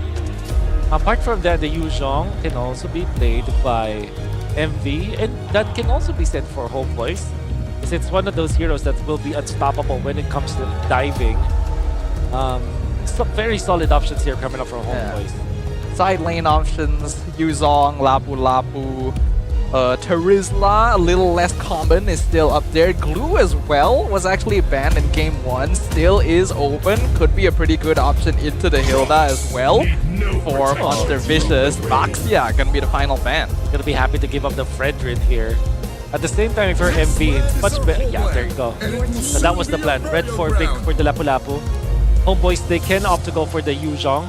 It's gonna be great versus already 3 heroes of MP. I'm just not sure if they're experts at Yuzhong. I would have to say that Reza is a very mechanical player because he even plays the Fanny, and might I say he plays the Fanny better than most junglers. Wow. So I'm really hoping that he can, because he comes from other games, you know. So just I see. Yeah. So he's just a true gamer. Yeah. True gamer. Yeah. He has experience in other titles as well. Yeah. So I actually did not know that. Oh, you? Yeah, I didn't. Well, now you know. Now you know. You learn something new every day. Hey. Claude is an option here for Homeboys, actually. I wonder if they are interested in picking that up. Okay, so they are going for the Harris. So now Fredrin is a solid choice for MP. You know, Hayabusa. Maybe another option is the Joy. Yeah. I wonder if this is just gonna be an ego challenge where Uni's just talking to the coach like, I mean, come on, he's using Assassin. Yeah. Can I also use an Assassin? And what would be left though? Joy. Joy? I feel like Joy's gonna have a hard time though. There's a Harif and Lance on the other side. It's all about the mentality. That's fair, right? Yep. So they go for the all about the mentality. The coach is like, nah, fam. Yeah. I'm the coach here. So we did see the Fredrin being picked up, and that's also what we figured that they will pick up. I think Homeboys they have drafted a very comfortable draft, but I think MV has the more solid option. But it's still very execution dependent. In a way that if they don't have enough farm on the Granger, if the Eve is constantly getting jumped by this Lancelot, then they will not have a good time. Other than that, I think this is a very safe option here for the side of Monster Vicious. Yeah, honestly, looking at the draft and the previous performance, I have to agree, because it looks like they got like 80% of their previous draft. The only one that they didn't have is the Arlet, and they had to substitute it with a Lapu? Talk about a good substitution. Yeah, honestly, not a bad swap at all here. But Homeboys have basically revamped their lineup entirely, going for a more damage-heavy style. Will it be enough? We're jumping into game number 2 of our first Best of 5 series here in the MPL MY Playoffs. Ladies and gentlemen, Homeboys versus Monster Vicious. Something to note here, it does look like Homeboys, they have adjusted where Daniel is going to be using a front line instead of a pick-off hero. So I do want to see how this changed the dynamics of the team. Looking at Reza using this Hilda, already getting some vision, trying to disrupt just a little bit, but as we saw in the previous game, it should not affect the grand scheme of what Envy wants to do either way. They do get the taunt on Jandal. Revitalize comes out on Leone, and Ruff is here. He picks up first blood, rotating from the goal lane. Wow, 3-man against that coming out from Homeboys with a 3-man response as well from MV. Homeboys might have got it, that rock or stuff, but MV will collect the first blood. With all due fairness though, that is gonna benefit the jungler of Homeboys much better. Because even when they gave up the first blood, the fact of the matter remains, this Lancelot is gonna have a faster farm compared to the Frederick. Oh yeah, for sure. And as the eye loss, kind of like a situation in AOT where Levi just asked someone else to die for him. It's the same situation, you know? I'm sorry, I'm not aware of AOT. All right, well, spoilers, but I think that's on you. It's been years now. You're not aware of AOT? I've only reached the part where they saw the big girl Titan where they, you know... Yeah, she's hot. Not usually the response I'd expect. Yeah. Not Jennifer. But you're missing out on a lot, sir. You gotta catch up. Either ways, right now it is about to spawn the turtle. It looks like the turtle is going to be spawning down bottom. Reza is just about to hit that level 4. And now the only thing is, will they punish Amal this time? This time he's using a last time. It looks like they're not even going to contest this one. Yeah, that's kind of interesting. You would think they'd try to contest. Artisan comes out. They want to force Daniel back. Does actually pull the Revitalize out of him. But I thought Uni would try to contest that for sure. Yeah. The story of the Lancelot when you got the advantage over your Fredrin, mainly because you just have a much better way of securing the turtles with your Thorn Rose, with your Puncture, as well as even your ultimate can be used in conjunction with your Retribution. And not only that, this Fredrin is not battle ready yet. I'm sure that every MV player or fan is very happy about that first blood, but there's a lot of implications there. Some people may even argue that losing the first blood but winning the jungle battle is much worse. Momo gonna be down here, getting that EXP crab as well. So far we haven't managed to see a lot of rotations from the Reza. Momo has not really been able to keep the Hilda in lane, but good positions have also prevented the Hilda from invading overly much. Yeah. At this point, maybe, I don't know, I do want to see what the idea is for the Hilda, because Homeboys even used this during the regular season, and it didn't really work out, especially considering that you're going up against a Fredrin. The Fredrin is great at parties because he is pretty open for people to, you know, hang out around him. Okay. He's fine, you know, he's very social. He doesn't care if you go inside his jungle that much. I don't know, he's literally taunting people, Lafel. I'm not too sure if I want that guy at my party. Hey, fun is different for many different people, Stafa. Okay, I don't want to be at your party. Bundles is gonna need to use the flicker to get away from the glorious pathway here, so MV playing defensively. Yeah, I don't think Lefel has a lot of... I have attended a lot of parties. Honestly, I haven't. I don't know what happened at parties. I mean, I assume that he'll be good at a party. I mean, he's good looking, so I thought good-looking people have a good time in parties. Am I wrong? I wouldn't know because I'm not good looking. Hey, that's why we're analysts, man. Hey! Anyways, Turtle. We're casters, you know. The only parties we attend are MLBB 5-mans. Turtle, now gonna be contested. Flicker, Landtaker onto Reza from Momo. 2-man taunt from Leone into the heart of the air. Izanami goes down. Towards Bravo is too late. AOG comes in. Gets cancelled out straight away, but damage is building up. Bundle's gonna be targeted down, and Eve will fall. Reza now in some trouble. Gets haunted away as well. And MLQT doing good damage, but it's not quite enough. It was already over by the time they got that first catch. I don't know about you, Wolf, but Eve's gotta go. Eve's gotta go. That's gonna be an important pickup on the Eve. However, FP have found the right opening afterwards. It was questionable when you see the Lapu Lapu use the flicker onto a Hilda. Yep. That's usually not gonna be the case, but the follow-up was there. I think that Homeboys got so distracted of that Lapu Lapu that they dialed in, and because of that, they cannot catch a found a good opening, and Ruff taken out by Mel Cutie in exchange. You can sense some animosity there. Little bit. Like, it's almost unnecessary, but he's like, nah, I'm going for it. I mean, he knew that Ruff had already used Flicker previously, so he could just full dive, punish the Granger for walking that far up when he knows Mel QT can just run him down. I mean, like, this is the thing about MV, man. Like, confidence is good and bad, right? And with Monster Vicious, we definitely see both sides. Yeah.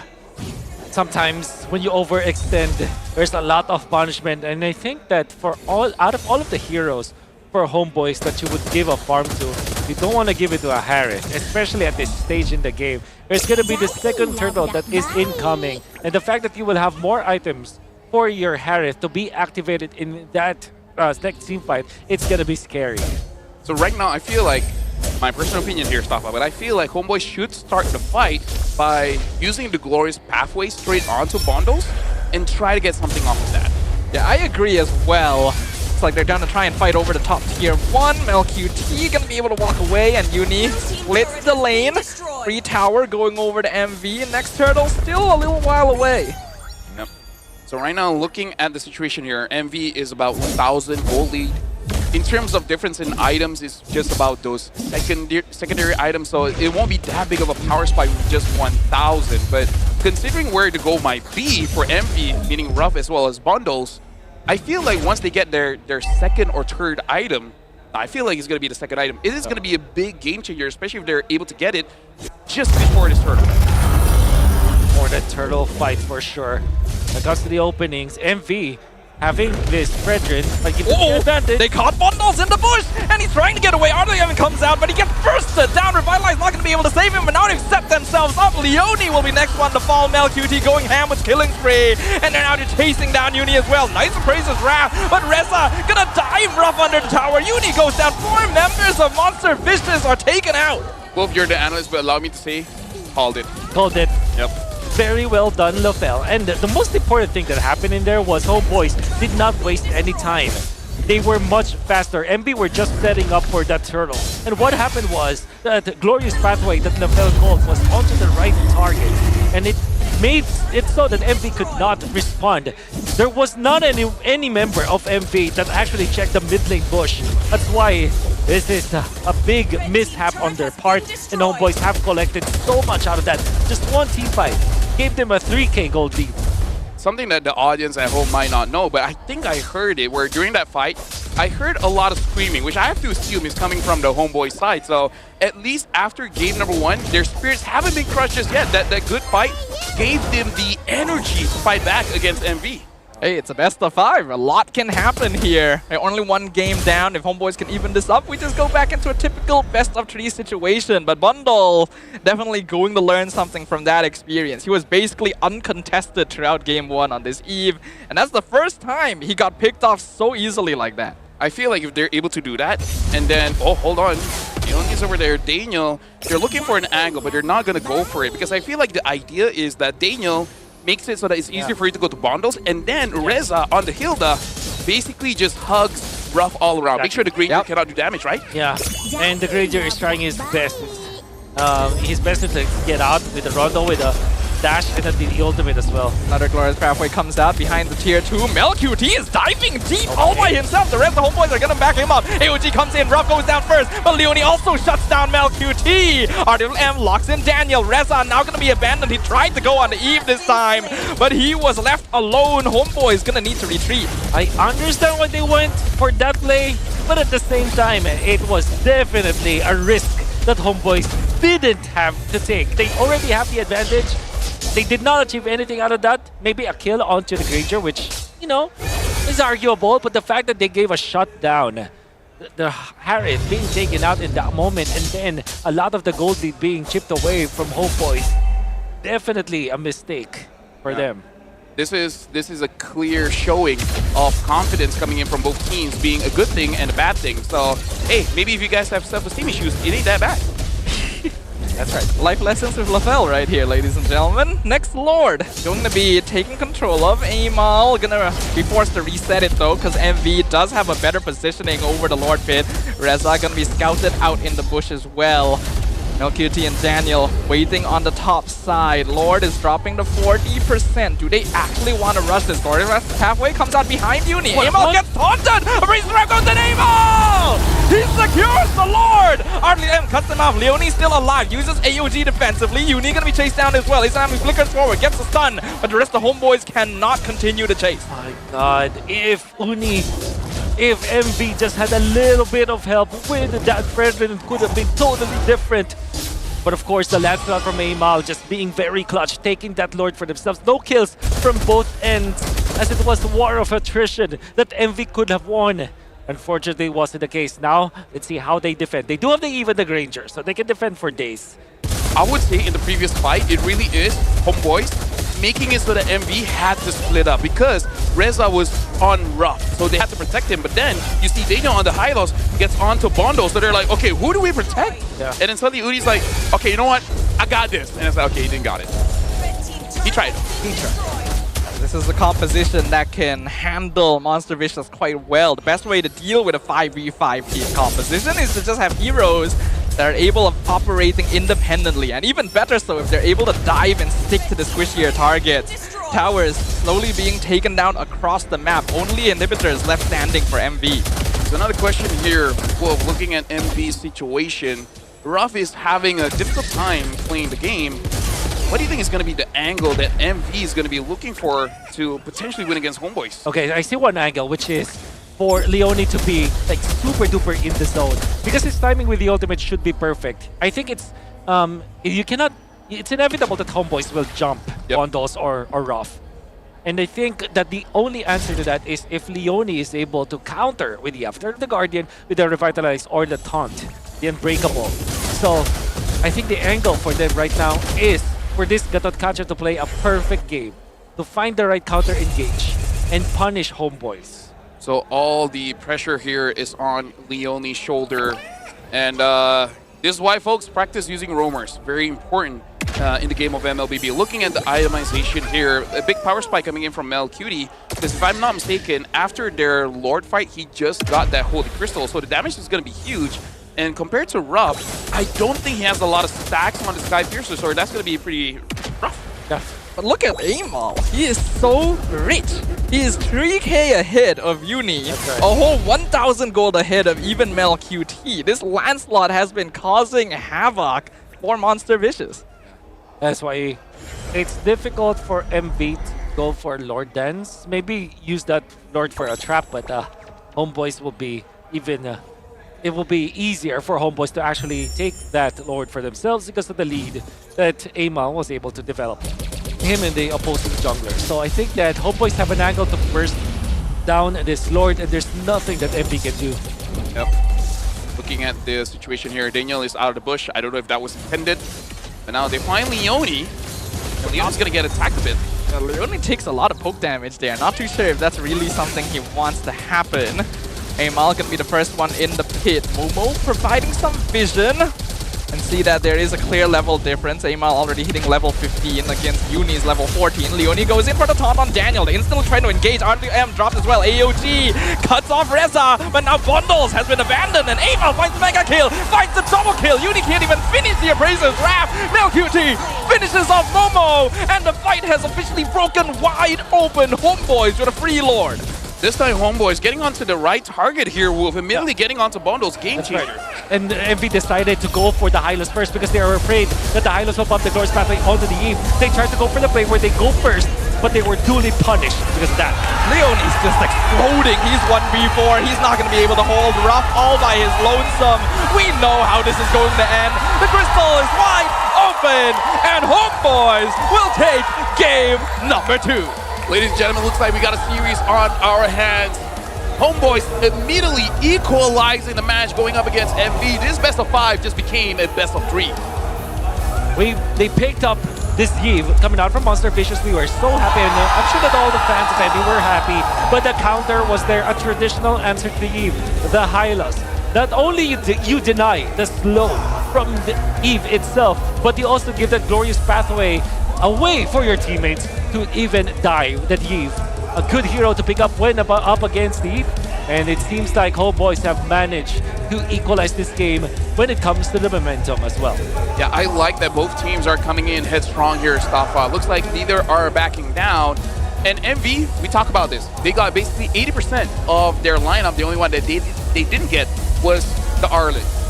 What was the big change? Is it that they don't have the Arlet, or because now Amal is back on the Assassins? It's undoubtedly because Homeboys just had more damage and a lot more pressure when it came down to those hero picks. They had heroes that could dive the squishy targets. Bundles was basically not allowed to comfortably RWM at all, which is a far cry from what happened in game number 1. And Ruff also not being given opportunities to stack up gold, get kills, get assists. And that's because you have heroes like Hilda, like Lancelot, just breathing down their necks. Yeah. I think it was a lot. That was a lot of comfort for Homeboys in this kind of composition. And we're not only talking about the comfort when it comes to heroes individually. I think the comfort is there as a team. They're very comfortable on how they are using their space.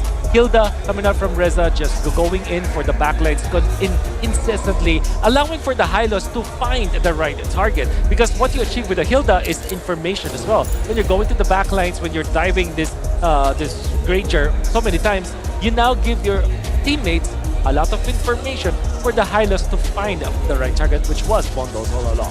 I would say the Hilda in the team kind of wins them the numbers game, because one Hilda controlling 2 to 3 people, hey, I don't know about you, but that's good odds coming in for our Homeboys. But now we got to look at the MVP for this time, and it's going to be Amal, the jungler, coming in from Homeboys, changing from the Baxia into a Lancelot.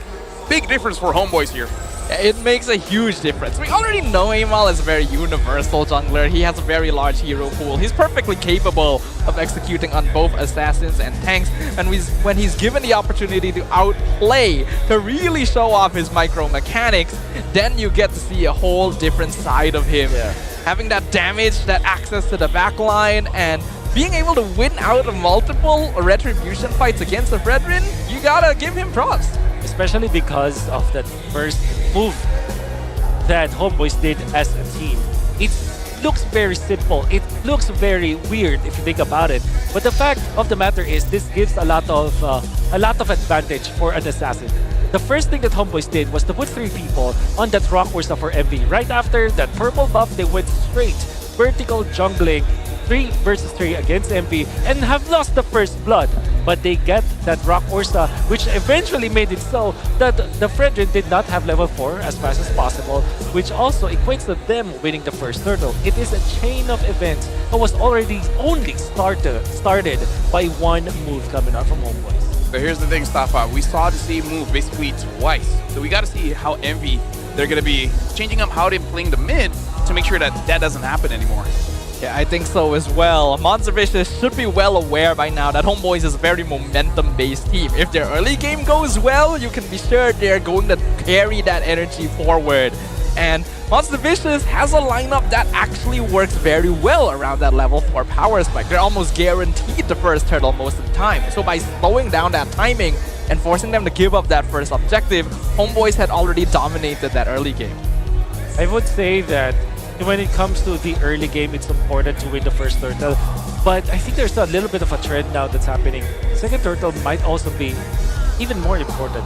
Because what happens in the second turtle is that you have one item on maybe your gold laner or maybe a full item in your jungler. And especially in this scenario, it's a Lancelot versus the Fredrin, which means that it's even more oppressive to win that fight. And that's exactly what happened for Homeboys, right? I think it was the second team fight that gave them the advantage, eventually inflating their lead against MV. And during that moment, there was no waking up from MV afterwards. Yeah, personally for me, I feel like if you especially win a team fight around a turtle, the second turtle, at that point is 6 minutes in the game. And after 5 minutes, the shields for the turrets, at least for the tier 1, is down. So I feel like if you're able to get multiple kills on the second turtle fight, I feel like there's a lot of standing objectives on the map that you could potentially get. Yeah, the later the game goes, the more map control you effectively get every time you win out a neutral objective, and especially when you win out those team fights because of longer cooldowns, because of more items that allow you to take down structures more quickly. I think Mel QT also deserves a bit of a shout out. He plays really well on these aggressive gold laners. That's right. And unfortunately, Ruff still has that bad tendency to ego challenge even when he's not on a fighter hero. Yeah. There was a time where there was a reaction coming out from MV, particularly from the Granger versus this Harith. And maybe we have forgotten how strong a Harith can be if you snowball from the early game. Because we've seen a lot of fighter gold laners, we've seen a lot of Grangers, but there's not much attention in Harith nowadays. But now we are reminded, if you give a kill onto this Harith, he got what, 2 kills in the first 4 minutes of the game? It actually accelerated the power spike for the Harith, and it became a big problem. Of course, there were some weird interactions where this carry coming out from this Harith actually went to the bottom lane and just dove aggressively and got traded out. But apart from that, you can see clearly how good Harith is in the right hands. Yep, it's the habits of the ordinary marksman, right? Remember last season, he got the best gameplay of the season with the Harith as well, right? The 1v3 escape or something like that. Yeah, so the situation was, he was under his turret, 5-man gank. Okay. And then he got a kill. Wow. Yeah. And he was alive after. It was against Vamos. Yeah, he was alive. Wow. All the way through. Hey. So a legit 1v5. But now we gotta look at the rich guy here, where Amal this time using the Lancelot, able to take a very big lead. And I feel like part of the reason is because it is a assassin going up against a tank here. For sure. There's a world where the Fredrin wins over the Lancelot, especially the drafts, even with the composition of MV. However, we still are reminded once again how strong a Lancelot could get. That's why I thought that it will be the first pick material for most of the teams. A Lancelot not having to worry about his own farm means that he will just overtake 4,200 from jungle creeps. That eventually translated into a lot of kills and assists. That is 11k gold and 777 gold per minute for Amal. Yep. And honestly, still a lot of gold coming in from the minions. So it does show that there was a lot of funneling going over to Amal here. But I feel like of all the highlights here, Wolf, we really got to talk about the one when they're able to get bundles in that mid bush. Because, hey, the Kumara bush, man, very dangerous. Oh, yeah, for sure. I would say that it's about the preparation for MV where they messed up, where they did not have anyone in the mid lane to scout out where that Hylos will be. They weren't able to protect their Eve carefully. Of course, Belcutin.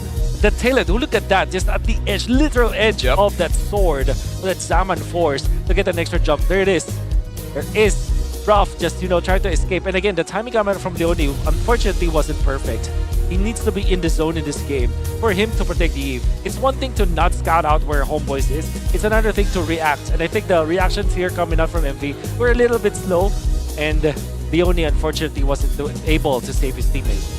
This is the questionable one, but hey, we need one of those each game for it to feel like MY, Yeah, it's not MPL Malaysia without at least one choke in every game, right? You got to make it happen. It's the branding. But I do agree with Wolf. I feel like MV was a little bit panicked sometimes when it came to these fights because we know they love 5v5. We know this is a team comp that's good at 5v5. But with the difference in damage output, their frontline melts a lot quicker than in game 1. And it felt like they just weren't prepared for that for some reason. Now, before we start the conversation on game 3, chat is saying, hey, is that Wolf? And then they're like, hey, Wolf is everywhere, man. I am inevitable. This is not AI. Look, we're Are you sure? We're touching, see? Like, physically here. Look, Wolf, you're everywhere, Mr. Worldwide. That's just like you. You'll be next. I'll be next? Yeah, I can't speak English though, it's very hard. It makes it difficult to go to like Indo and... Can you say wala bang Tagalog? Wala bang Tagalog. Perfect. You're a Filipino I'm now. Filipino. What does that mean Not though? at all. Other words I can't say on broadcast. I can type it. I just can't say it. I don't know what any of that meant. Hey, you know what? You're not a Filipino. Yeah. We'll make you a Filipino later. Yeah, there's this one egg. That sounds kind of threatening. There's this one egg. There's just one egg that you need. Yeah, it's like life-changing. It's like...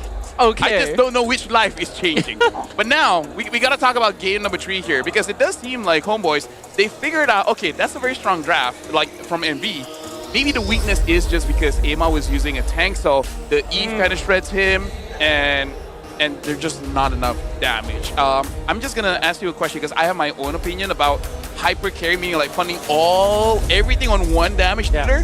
What do you feel about it? I like it, especially on specific teams. For example, when TNC plays it with Zyda, I think it's very effective.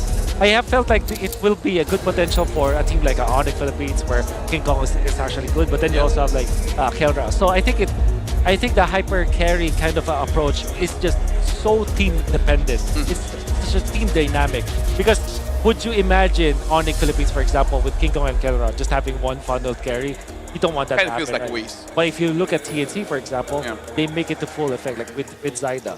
For I guess for a team like Team Liquid Philippines, they can just swap it out. I think that it's really team dependent. That's my answer for that. Yeah, I think that's a very good answer. Especially for me, I do not like it just because basically the opponent knows what to do, right? That's also true. That's right. But I do see what we're seeing. I feel like when a team has a generational talent just the guy that can just exceeds all odds, it's worth it, right? It's worth the gamble. And now we're seeing the parade here. By the way, shout out to everyone coming to my showdown here, where honestly, like, it's not bad. It's bigger than I thought. It's a really cool setup, That's what she actually. said, by the way. Bushi, I don't know, but yeah, my eyes were just glued to that botak manga. What's that? What's that? No, it was a brand. Is that what it said? So bota is bald. Yeah, and manga is like mango, right? Yeah, mango. Yes. Yeah, It's not the exactly. same in the Philippines. Oh, it's the same in the What is the Philippines. bold? What is the bold mango? What is that? A mango without hair. I don't know what to tell you.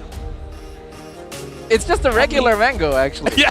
Because I don't really want the mango Okay. with hair. Okay. Another thing in Okay. Malaysia, we call people literal stuff. Like for example, if he doesn't have any hair, hey, bota, bald. Okay. We So, see a black cat, hitam, which is black. What is a bald mango anyways? It's like a normal mango. No, it's just like the branding is like I sell mangoes and I'm bota. Oh. I guess that's a possibility, actually. Oh, Yeah. okay. Now we need to visit it's the like stall saying after wolf this to mango. confirm. Yeah, Anyways. like, if I sell mango, okay. Power distribution here. In terms of Lord kills is more or less the same, but the real big difference is really just on that KD8, and I kind of feel like Amal just suffered based on game number 1, and then that's it. Yeah. I think it's also about the playstyle. I would not expect MV to kind of change their MO right now. They might even prioritize the second pick. Actually, when it comes to the sides, are they?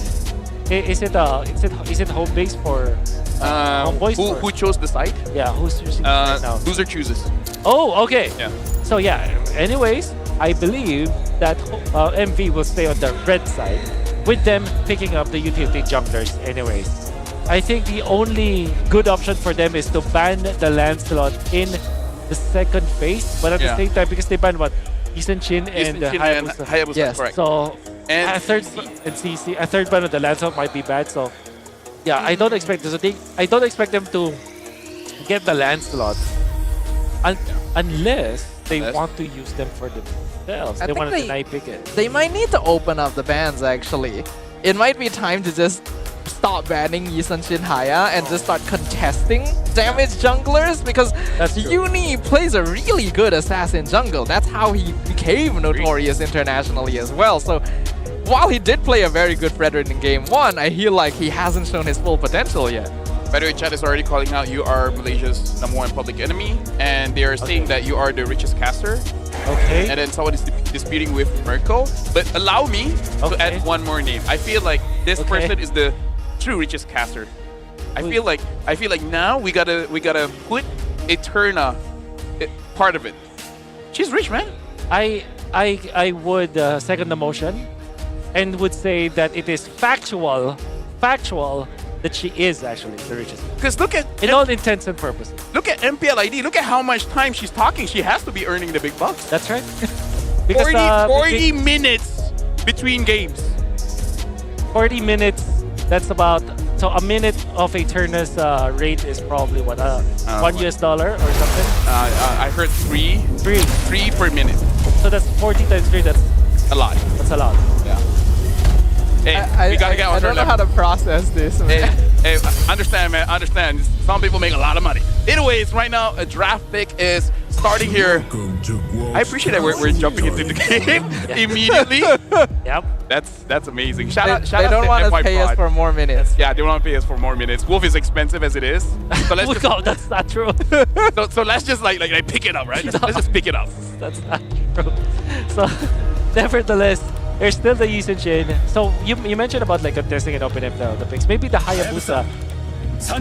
I would have said that it should not be. Yeah. Picking. However, there is an angle. If Homebois picks up the Hilda first pick, MV will pick up the Lancelot. In order for MV to avoid that, they have to ban the Hilda, but that will also mean that CC is gonna be open. Between the 3 options that we have opened up, I think the best case scenario for MV is to ban the Hilda. Let's hear from the crowd. Okay. Make some Well, noise. You're so this is Hilda or Lancelot for Homebois. Best scenario, first pick Hilda for Homebois.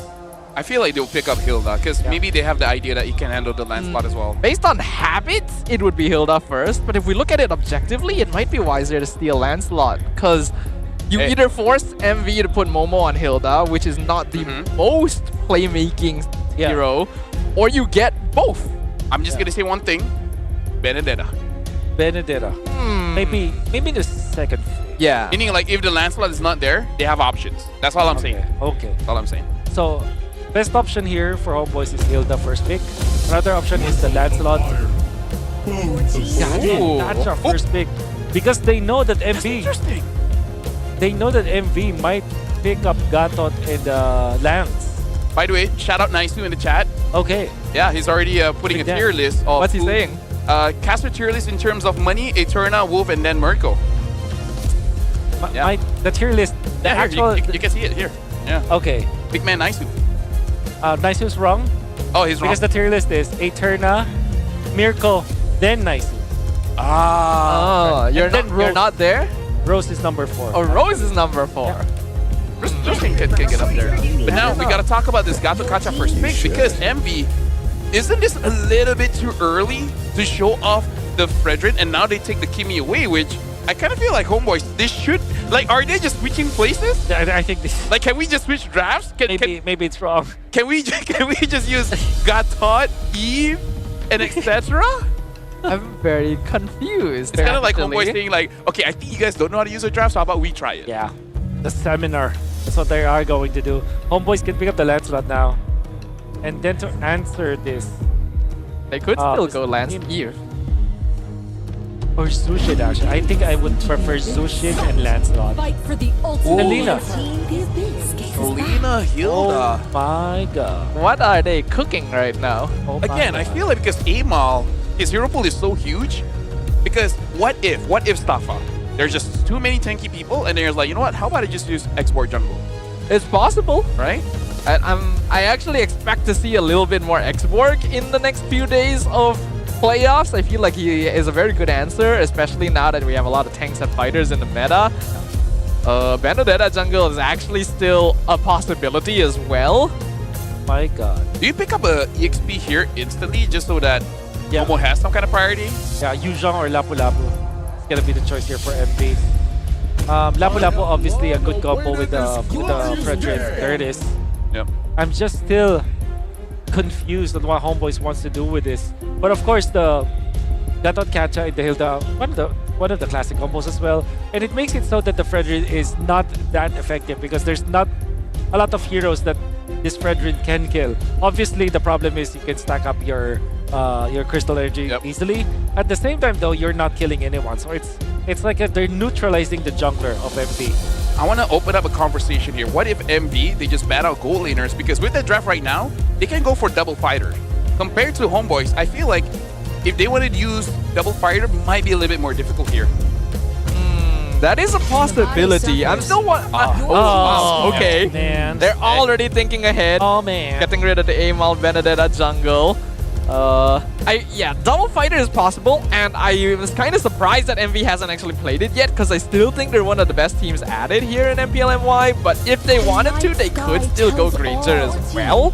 Granger Kimi is a very solid late game It's duo. Kimi Granger. Kimi Granger is the proper sequence. Oh, Kimi needs to be first. Yeah. Just like meatballs and spaghetti. Yeah. It's weird. But wait, who made that rule? Who made that rule? Yeah. Eterna. Fredrin. Yeah, Eterna. Yeah, let's go with that. Oh, okay. I can't defy that. Yeah. I don't have enough money. The MLBB's queen, true queen of MLBB, Eterna. Shout out to Eterna, man. I think she's in Japan, which kind of solidifies how rich she is. Oh my god. Yeah, I think Is she's she in actually? Japan. Yeah, I think she's in Japan. Dude, I want to be in Japan. Yeah. So now Lancelot gets banned as well. So they're really trying to be like, okay, Aemon, what else do you have? And then I feel like Aemon just still has a lot. It's still, maybe the Joy is not the best, Lancelot. but there's the Lancelot banned. Oh, sorry, Lancelot. I mean, like that could be Akai, actually. Akai. Love the smell of good power. Depending on the Franco. Okay, so this is interesting It's here. probably Joy then. Yeah. Probably Joy. Yeah. What else is a suppressed kind of hero? The Kaja is left. MV might just last pick that hero. Or maybe pick it up now. Another option is the Cho for MV. which can also be Joy Cho for Homeboys in their last 2 picks, actually. Oh. So now for, I think I do like the Cho. Just haven't seen Leone use it quite a lot. That's the only thing. Because he's more comfortable as a frontliner. Yeah. Shout out to Naisu again, by the way. Yeah, shout out to Nice. I'm not wrong, Nice. There is the Ruby, which is potentially also another answer to the Joy. Possibly a gold lane, but having the Fredrin means that you kind of don't wanna commit to the fighter setup. But now Homeboys, what else is a hard? Okay, they can go Ling actually. Oh, now that's interesting. Ling into Ruby Fred? Hey, it's all about the mindset. All about the mindset. It's all about the mindset. But Joy is just perfect. And another. What did they go for? Export? Maybe not even. Yeah, that's what I'm building up to. Export gold or EXP. Yeah. Then a Joy or a Link. Okay. I would love to see that. Dude, I love ice cream. Me too. Yeah, ice cream is great.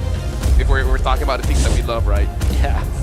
So Homeboys, I love burgers too, man. But make sure Leone's not there. Oh, they go for the stuff instead. Okay. This might be a game where we could see a chastised Pauldron here, folks. Whoa! What? Hey, whoa! Are you entertaining being a Malaysian now? Excuse me? I love Malaysia. You love Malaysia, right? Ako orang Malay. Hey, there you go. 100. Right, everything is correct. Let's talk about this draft here for a little bit. Love it. So, Estes, interesting pick. Moskov, interesting pick. Do you think that Moskov could work with this chastised Pauldron being around? Okay, so that's already a big no. And also at the same time, Joy and Moskov is far too greedy. This is a lineup that looked exactly like Onyx Philippines draft where they went in for the Selena, Gatot Kacha, Moskov and Joy. It's very slow, but come the 22-minute mark, it's unstoppable. Yeah. However, they're playing into Lapu-Lapu and Fredrin, which is also very scary. And now, having this Estes makes it so that there's no guaranteed kill.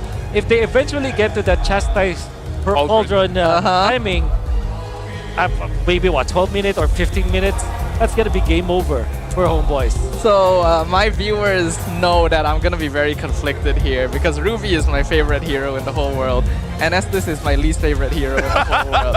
I hate Estes. He is the most BS hero in the game in my opinion. What? Because he heals too much and I hate it. But it also means that I don't know if Homeboys have enough damage. They're against Estes, Ruby, Fredrin. And they need 20-minute item spikes. As a Filipino, how does it feel talking to an Estes hater? Oh, I hate him. Again, ako orang Malay. Oh yeah, so yeah. I'm okay. Right, today, November 13th, the year for Lord 2025, I'm okay. However, I do understand that there's a lot to sustain. It is just very difficult to pierce through. But you also have to argue, just having the Kimi as the damage dealer or legitimate damage source for MV is also very scary. If they don't snowball properly, if they don't know how to use this two-way playstyle, it's going to be difficult for them to execute. However, they still have that option where if they do snowball early, it's difficult to recover if you're playing Joy and Moskov. Yes. Something to note as well, just a random fact. This is going to be Estes' debut in MPL MY Season 16. Okay. No show in MPL BH and has appeared twice in MPL ID for this season. So this is going to be very interesting because it's not that the changes really help healers that much. But if you think about it, if it helps out the tanks, right? And then the tanks now has an additional healer. Yeah. Maybe that could work where it's... Have you seen the video of the guy like trying to kill the guy with the spoon? Just hit him with the spoon over and over again? Okay. I haven't seen that, but I can visualize. That's a threat. Just gonna hit you with the spoon over and over. Okay. I'm still confused on how this game could work because both teams have specific win conditions that immediately counter each other. So what that tells me is that whoever wins the early game controls this game and eventually will take it. I can definitely get behind that one. My emotions are running wild right now, ladies and gentlemen. But let's cut to the chase here.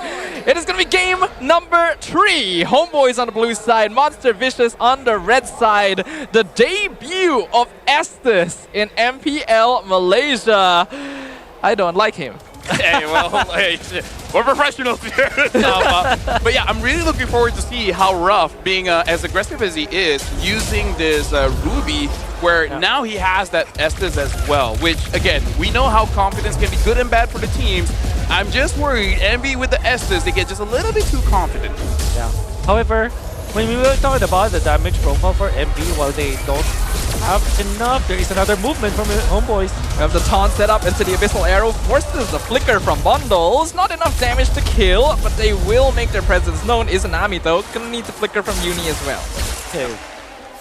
So that is actually Amal getting the Retribution, if I'm looking at that correctly. Retribution to the Rock Ursa, which we also emphasized in the previous game, is very important. I think that's equally important in this game. This is not the Lancelot, it's the Joy, which even makes it more so that every tiny bit of jungle invasion that you do for Homeboys just inflates, just is magnified in this game. Something to note as well is that Amal did get the level lead, so I do believe that he did actually win that one. And maybe this is just Homeboys. They have this condition, right? No matter what mid lane that we're going to pick up, is someone that can potentially invade the jungle very, very early on. So nice two-man taunt into the arrow, onto the Brethren. Uni in trouble! First blood over to Daniel as Amal comes in.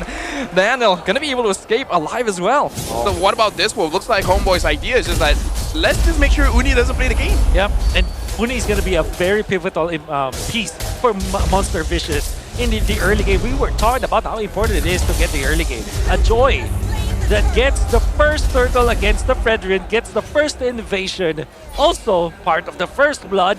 That is a scary thought for Monster Vicious.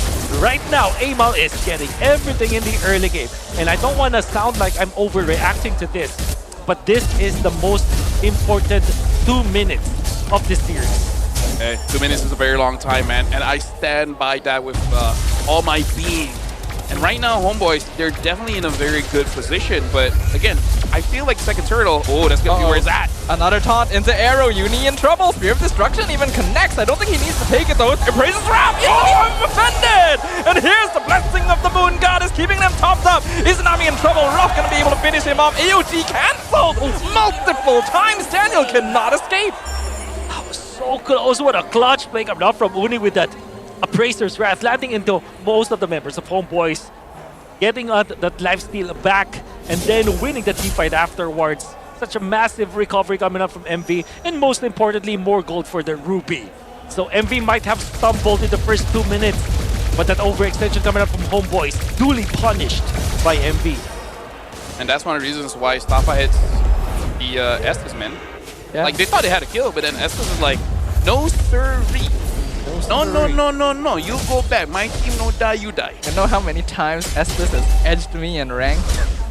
Edged you in rank? That's fully intentional. Okay, got it. No, I mean, like, it's... You do you, bro. It's the MLBB experience, you know? Yeah. Yeah. I have a lot to say on that. I have so many questions. Can you invite me to your podcast again so that we can just talk about that? We'll do it tomorrow. Yeah. We'll do it tomorrow over Bakute. Yeah, so, well, not with me, it's Haram, but, okay, you know. Okay. Either ways, right now, Amal has completed the first item, which is going to be the Genius Wand. So they have equalized it out. Kind of like game number 1, quite equal. So now we'll see what's going to happen in the second turtle here, where it looks like MV has more control than Homeboys. But they are playing very defensively around Leone. They jump in on Daniel. Uni gonna be able to secure the turtle. Forces out the AOG. Somehow Daniel survives that. Homeboy is just gonna back it off. That is the strength of the Estes. Just give them an inch. Don't take it. Make it a mile. They got the turtle almost uncontested by Homeboys. And when Homeboys did try to contest, you saw what the difference could make. MV have taken that second turtle like a boss. And the next step now for Monster Vicious is to take over the map. They could not let this lead go just like that. They have to take advantage of this by actually invading Homeboy's jungle. Now this is a big power spike for MB because Leone having that Blast of the Oasis. That's right. Like, this is the thing about healers. It's a one huge power spike just from one item. Right. Chat said pause, but hey, not gonna happen, man. In Malaysia, like whatever we say, we just roll with it. Yep. I mean, there's really nothing wrong with what Stop said. Yeah, it's really nothing. Yeah, let's talk about this last of the Oasis, man. Alright. Like how big of a power spike that is for MB. Massive. Especially because there's not a lot of life bane coming up from Homeboys. Fortunately, though, for Izanami, went in for the glowing wand first. But this also confirms that there's not a lot of execution that Homeboys can do. Okay. Oh my God. That might be too deep. What a guy. Daniel, man. What Very a close. guy. Talk about edging, right? I mean, like... I was gonna say it if you didn't. Dude, that was... Daniel's a very dangerous fellow. Like, he's good, but he's really envy. He's more envy than Homeboys. Oh. Ooh, in the mid lane, look at the Estes. Look at how much healing he's giving Bundles. But Bundles is running a bit too... Oh, never mind! He heals him back up right again! Ladies and gentlemen, Estes, everyone! Bundles does eventually go down. Izanami had to sacrifice his life to do it, though, because he's now surrounded. And somehow Leone gets the kill. Allow me, Wolf. You're the analyst, but Staffa, can you analyze that situation for us? No. You read or not? I think Estes should be removed from the game. Hey, oh my God. Now that's a hot take. Right? Oh my God. Now that's a hot take. And now looking at the turtle here, it looks like rough secured it. Daniel almost got it for his team. So that was huge because MV is 2.4K ahead of Homeboys. Yep. And I feel like Homeboys is very uncomfortable being this behind. That's right. Especially because of the opposition that they have, right? Exactly. MV, did you see that Leone committed the flicker to save his teammate? And now Izanami with the jump coming out from Roth. Daniel's jumping in, Revitalize comes out. Guess what? You can't beat the healing from an Estes. Surrounded 1v5, and the rest of Homeboys have to just abandon him. This Ruby is just acting like an harlot. Yeah. Like in game number 1, the amount of stuns from MV is ridiculous. Even Estelina cannot run away from Monster Vicious right now. It is a difficult scenario, and MVRB are sticking true to what works. It's the Ube strategy, and they have to bring together. MV is clean and dirty at the same time. Huh. It's beautiful and disgusting. Beautiful and disgusting. It's a beautiful mess. Yeah. Beautiful. Yes. That. You know what? He's got it. He's got it. Beautiful mess. He's got it. So, yeah, the edgy guy from the opposite end of. I guess now we know you're. I don't know. Edge sword. No. Like his moniker, but yeah, I guess there it is. Daniel, able to AOG out of there, getting that. Oh, not letting him go, bro. Lee, let him go, bro. Daniel getting bullied right here. Dude, Daniel took their burger or something. Oh my God! Look at that string of events coming out from MV that eventually led to that kill against a good catcher, which is very tanky. The fact that the traction pulse was just so perfect, delivering it into Ruff, the Ruby in this game. Now MV will have the man advantage in the first Lord fight. Yeah. Now looking at the board here, Rooney is level 12. Amal is level 11. Maybe he's going to get level 12 very soon, but I think with the draft that MV has, it's going to be very difficult for them to really contest, but Reza still able to do substantial amount of damage over to Momo. It's not going to mean anything once he walks back to Leone, I'm telling you right now. Lord is dropping very low, should be free. Uni secures it easily. Fear of Destruction comes in kind of late, but at least MelQT is taking structure. It's going to be split pushy. That's what the Moscow does. Now for MV, you can see that it is far more comfortable for the initiators coming out from MV to even commit to their spells. It's a time where the Lapu-Lapu just, went in for the ultimate, for the combo. He's not afraid whatsoever because they know that there is going to be some sustain. I think Daniel did take their burger. I think so. And I think this is MV's MO at this point. It's like they are terrible homeowners of that when you enter their home, they will not allow you to leave. Like you already want to go back home, but they're like, hey, no, stay. It's only like 3 a.m. Is that terrible for a homeowner? I mean, it depends on who you ask, I guess. Right? I want to go home, dude. If it's like your grandparents, then you'd be like, okay, they want me to stay. If you don't know them, then MV's not grandparents, bro. they're just friends that don't let you go home. Well, Lords colliding into the home right now. Homeboy is going to be able to stop their walls from coming crashing down, but the minion wave is coming in once again. Mel QT just doesn't do enough damage yet, and Uni nearly gets taunt in. 5 members of Monster Vicious are just rushing their way in, and Daniel is gone. It's a killing spree for Bundles. Next up is going to be Reza, gets taunted in. Landshaker misses. Monster Vicious will finally end their pursuit. Look at that. Them grouping up. The Death Ball is there with the first Lord that they were able to take.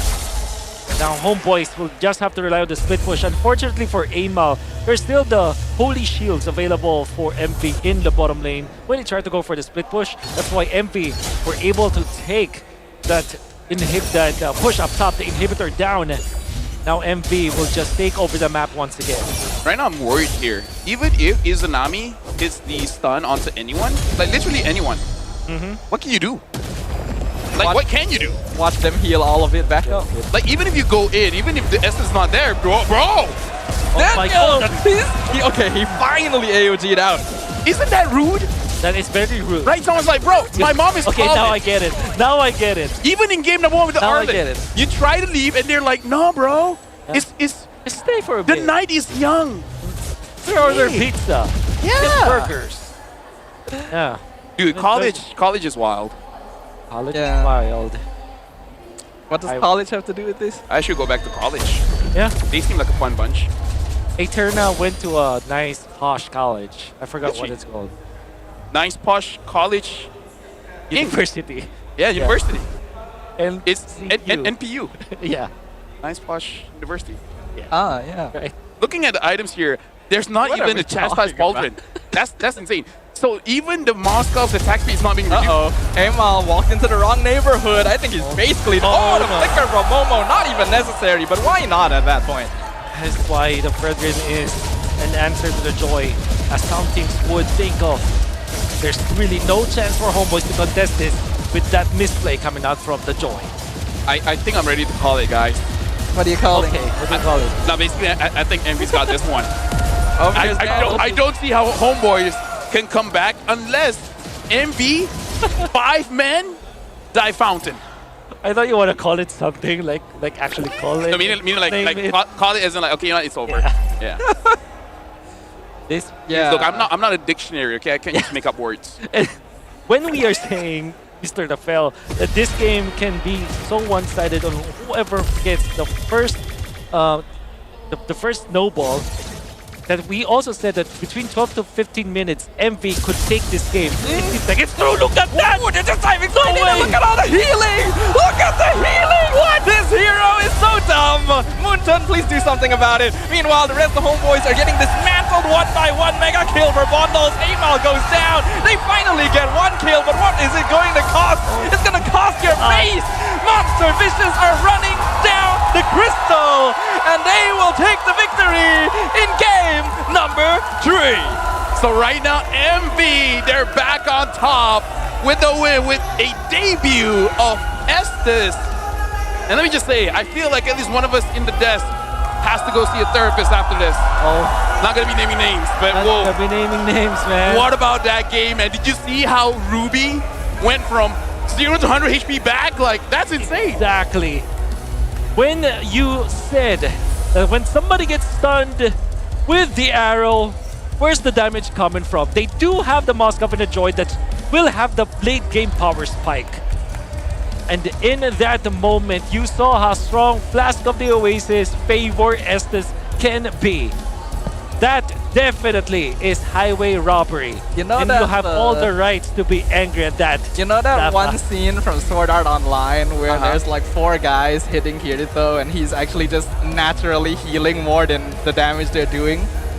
Yeah, that's what we're looking at right here. Except it's not because it's high level, it's because there's an Estes.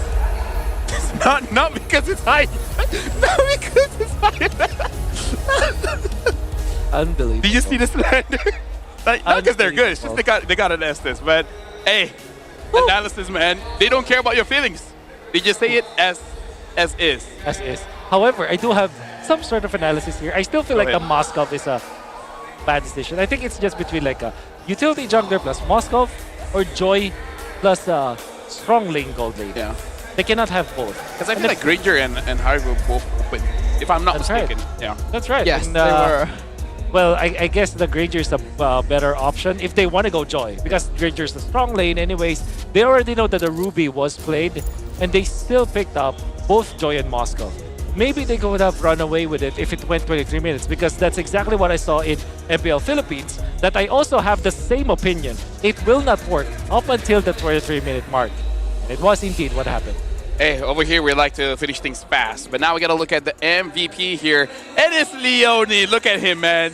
He's drinking the 100 plus, but I doubt he was sweating. Yeah. I think he had a pretty.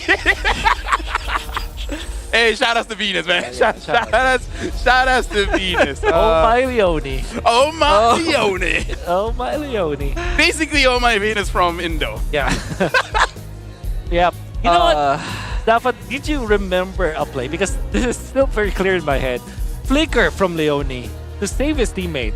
Yeah. To eventually punish whoever was diving that Kimmy. And then he eventually gets the kill with that, with the passive, with a good snap. Yeah. Was it he Joy? actually got a kill. It was probably the Joy.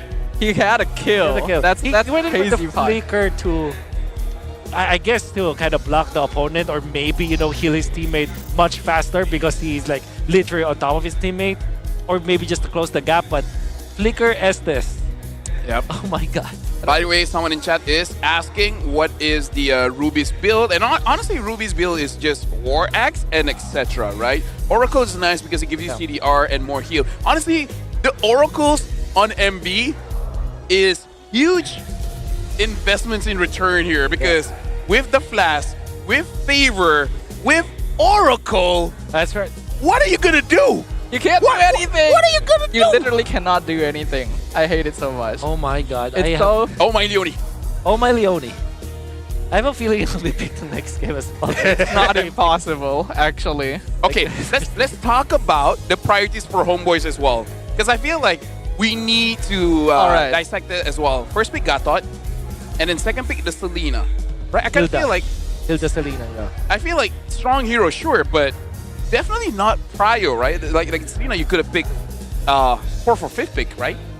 Yeah, because maybe get a jungler for Amal first before he gets banned out, because the Lancelot and the Bennett was there. It was just too greedy, basically, because I can see what they were trying to do. They opened with Gatot, and we already saw that the Selena Gatot was actually a really strong duo, because the taunt sets up easily into AERO, and then if they add the Hilda on top of that, then their early game rotations are very strong. That's right. But it feels a bit too obvious, like you're just telling your opponents, hey, we're going to do this. Yeah, and this is the thing, right? They already know what is the jungler choice for MV anyways. That was the Fredrin, first 2 picks for MV.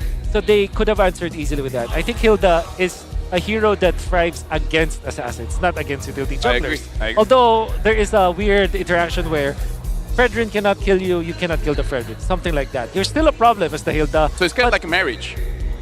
I don't know how to respond to that because I'm not married yet. Yeah. But maybe someone like you can say that. No, you have the right to say that. No, you guys fight all the time. You guys can't kill each other. Wow, that's actually a... Right? That is actually correct, Mr. Lavelle. See? I'm an Technically, you You're can. an analyst and you're also married. Yeah. In a way, you can. It's Wait, just wait, illegal. whoa, It's just against the law. Yeah, okay. Okay, that's haram. That is haram. Thank you very much. Let's look at the Hall of Famers here, guys. Here on the English broadcast, we like to have fun. Thank you, Wolf, for having fun with us as well. Yes, sir. Rich Guy is still going to be rough. Bundles doing the most amount of damage. 34,000, which honestly, in the grand scheme of things, it's not even that big, right? Daniel took the most amount of damage. Poor Daniel. Burger Stealer. And Leone, man. Leone, look him in the eye, Staffa. 10 assists. I don't want to look at him, man. He makes me sad. Yeah. You can't even look at Estes. He's got no pupils. I think you're gonna see him just a little bit more because right now we gotta focus on Leone now. So talk us through this stuff. Like, why is Estes so good? Okay, so Estes is not the end-all be-all. I will be the first to admit, right? There are definitely weaknesses, of course, right? Early game, he doesn't heal all that much. But you hit the power spike really early with that flask of the Oasis, and then if you have tanky heroes, sustain heroes like Fredrin and Ruby, if they get Oracle as well, then the healing just becomes kind of ridiculous, right? Especially after the previous nerfs a few patches ago to anti-heal in general. I feel like Estes is a hero that rewards grouping up a little bit too much. Yeah. The main strength of the Estes is that it kind of answers the assassins. Like, whatever the assassins want to achieve, he actually, the Estes denies that. Unfortunately, though, I think Homebois, this was the mistake that they did. This was probably the overextension that eventually net MV so much in the early game. They were very comfortable already when it comes to the early game. Look at that control, the juggling coming out from the members of Homebois. Is this the flicker play? From it was the flicker play, but it was already over. But the point that I'm trying to do here is that Homebois already got the first. Oh, this is nasty. Good. Look at that traction balls. And then Poor Daniel, man. Yeah. Really, what did he do to this? No. They like him. They won't let him leave. Yeah. It's like that's in a way them asking, oh, look at that heal, bro. God. Ruby's your favorite hero. Shouldn't you like that? Oh my god. It's your favorite hero getting healed by your... It's mixed because I love Ruby because she heals herself. You know? Okay. She does damage, she heals herself. Estes just stands there and heals everyone for free. Right? So Staffa likes a very strong, independent woman, and she doesn't want another guy to help her out. Yeah, exactly. I don't know what to make of that statement. Hey, Malaysia man, it's like, yep. Say what you will, we're entertaining as hell. Langar mindset. Langar mindset. That is hey, it is what is it, right? I don't like Estes because it's the antithesis of the Langar mindset, you know? You want to run someone over, they just heal. Yeah. And now it looks like when all this craziness is going on, we're gonna throw it over to Poji, where Poji is gonna be talking to someone. They're having a quick interview. So Poji, where you at? Cause time to turn to Poji. Poji.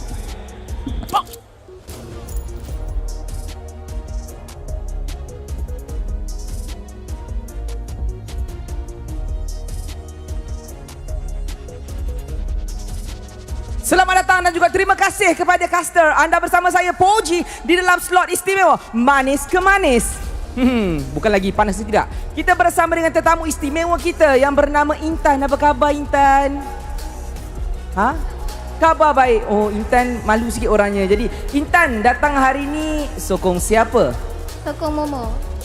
Sokong Momo Jadi boleh tak kenalkan diri sikit kenapa sokong Momo? Pakai dah full set MV nah. Intan dulu sokong tim mana juga? Memang Momo ke sampai bila-bila ataupun dulu pro player ke macam menekan tak? Tekan ni. Saya Intan, girlfriend Momo. Dulu sokong Todak sebab Momo dekat Todak. Sekarang sokong Monster Vicious sebab Momo dekat Monster Vicious. Wow, dulu sokong Todak sebab Momo lah kiranya. Yes. Okey, soalan yang serius lah. Kali ini soalan serius lah berkenaan dengan MPL. Dah bercinta berapa lama dengan Momo? 6 tahun. 6 tahun? Wow. Jadi sepanjang 6 tahun ni sebenarnya dah tengok dia jatuh bangun dah bersama-sama dia dekat dalam MPL ni kan. Pernah tak macam Momo cakap dekat Intan macam Intan, abang Momo rasa abang dah give up macam tu. Lepas tu Intan akan cakap, abang, Intan ada sokong. Pernah tak? Pernah. Alright, jadi sebenarnya kan pernah tak Momo kongsi dengan Intan yang macam susahnya dia perjalanan dia untuk pergi ke playoff dan sebagainya bila dia kalah, bila dia tak lepas ke playoff ke macam mana ke? Sebab kita faham perjalanan sebagai seorang pro player ni susah. Dia ada tak pernah rasa macam nak give up? Pernah dia sedih sebab dia selalu kalah. Kalau scrim pun dia agak stres. Oh, dia stres orangnya. Tapi awak tenangkan dia lah. Yes. Alright. Tapi kalau boleh kongsi dengan saya lah kan, actually apa beza Momo waktu dia dekat Todak dengan sekarang? Momo dekat MV. Dekat Todak dia more to player, dekat MV dia kena jadi captain. Dia jadi captain. Senior. Yes. Jadi sekarang dia dah nampak lebih berjiwa ketua tu ada. Ada.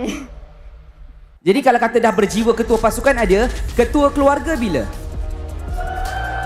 InsyaAllah tahun depan. InsyaAllah tahun depan. Kongsi-kongsi lah kad nanti. Kita nampak cincin kat situ. Alright. Jadi boleh tak kan sebab sekarang ni kan Intan kan bergelar sebagai masih menjadi seorang pro player ke? Dah belum. Dah tak? Belum. Dah apa ni? Retired. Retired. Yes. Kepada anda yang mungkin tak mengetahui, sebenarnya Intan ni sebelum ni dia bermain dekat Todak Ladies.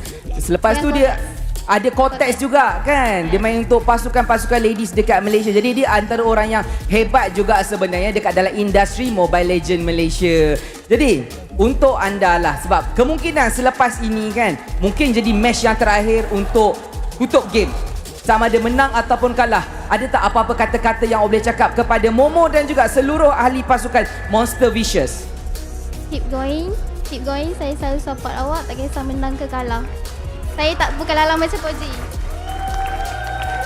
Terima kasih banyak-banyak kepada Intan. Dan ini yang kita perlukan, buff kepada pemain. Penyokong ke-6, pemain ke-6. Inilah dianya, playoff kita di antara Monster Vicious dan juga Homebois. Kita doakan yang terbaik. Mungkin menjadi perlawanan yang terakhir. Mungkin juga dua sama. Apa-apa pun, kita nak berehat sekejap. Sebab kita nak memberi ruang untuk pemain-pemain bersedia solat asar. Dan inilah masanya. Let's go MPL Playoffs!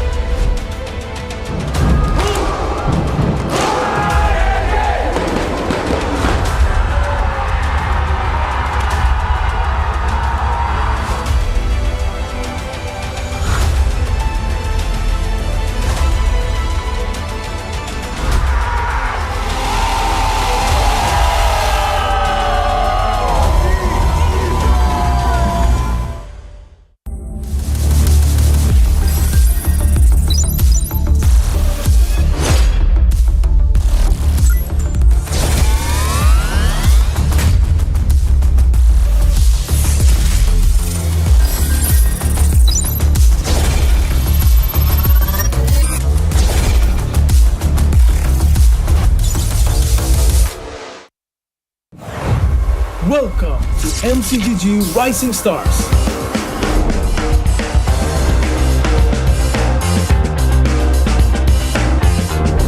From September 12 to October 19, take part in the regional contest, open to all players. Step up and prove your strength.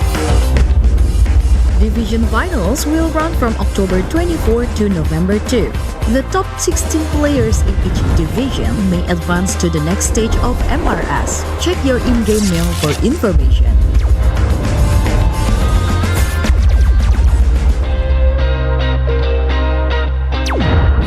The S3 Finals group stage kicks off from November 8 to November 9. The top 6 players from each group will qualify for the S3 Finals semi-finals.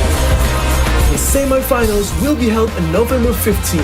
The highly anticipated grand final arrives on November 16. The champion will earn a direct qualification for the first MCGG World Championship. The battle is on and the world is watching.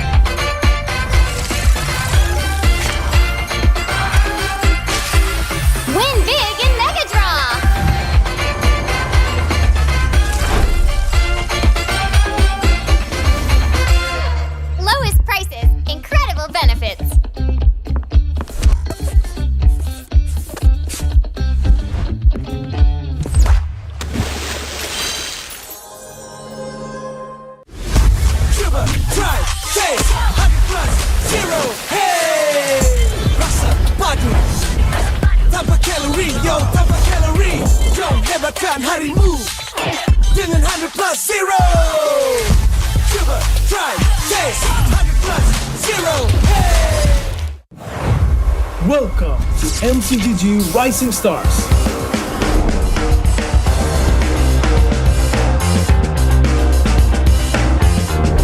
From September 12 to October 19, take part in the regional contest, open to all players. Step up and prove your strength.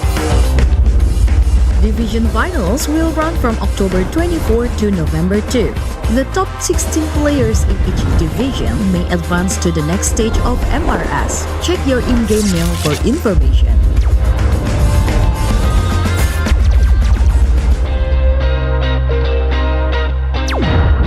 The S3 Finals group stage kicks off from November 8 to November 9. The top 6 players from each group will qualify for the S3 Finals semi-finals. The semi-finals will be held on November 15. The highly anticipated grand final arrives on November 16. The champion will earn a direct qualification for the first MCGG World Championship.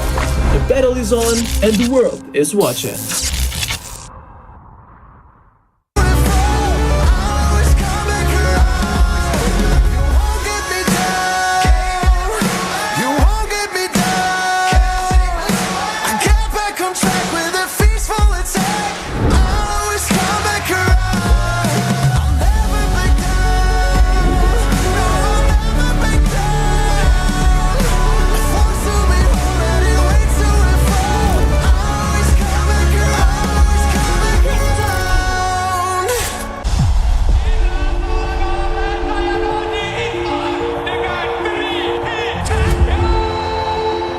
This season, we're aiming for first time for beating Malaysia.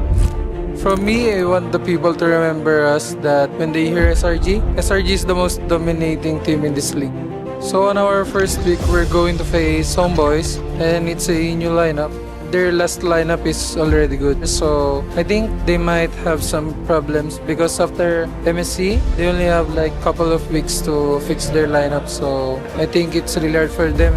My message to Homebois, good luck and have fun. And don't lose your morale. This season, I just nak pergi M series lah. Tak kisahlah. Tapi kalau boleh nak try to beat SRG first lah. So netizen stop calling us Todak version 2 sebab kita orang pun dah tak ada kena-mengena dengan Todak dah. Keep support both team lah. Untuk first game nanti, kita orang akan lawan JMS. Seperti macam ulang balik grand final kita orang masuk ke ML. Kemungkinan diorang boleh menang ataupun kita orang boleh menang. So jangan lupa datang lah guys, support kita orang, okay? Unfortunately, Team Vamos punya perjalanan untuk MPL Malaysia musim ke-15 akan terhenti di sini. So untuk last season kita orang punya performance agak teruk lah. So banyak benda yang kita orang belajar dan kita orang akan improve something lah untuk season ni. Harapan saya kalau boleh at least top 2 lah. Kalau champion tu bonus sebab kita orang nak pergi M7 sebab kita orang kalah season lepas, kita orang cuti lama sangat. So week 1 kita orang tahu yang kita orang akan jumpa Homebois. Kalau boleh saya nak revenge lah kekalahan untuk season lepas. Saya nak bagi diorang diam lah. Kalau korang tengok MPL MY pada 13 September ni, korang boleh datang dekat Stadium Putra dekat Bukit Jalil. So kalau korang dah dapatkan tiket, korang boleh pergi dekat MPL MY punya official page ataupun bio MPL MY. Jumpa korang kat sana.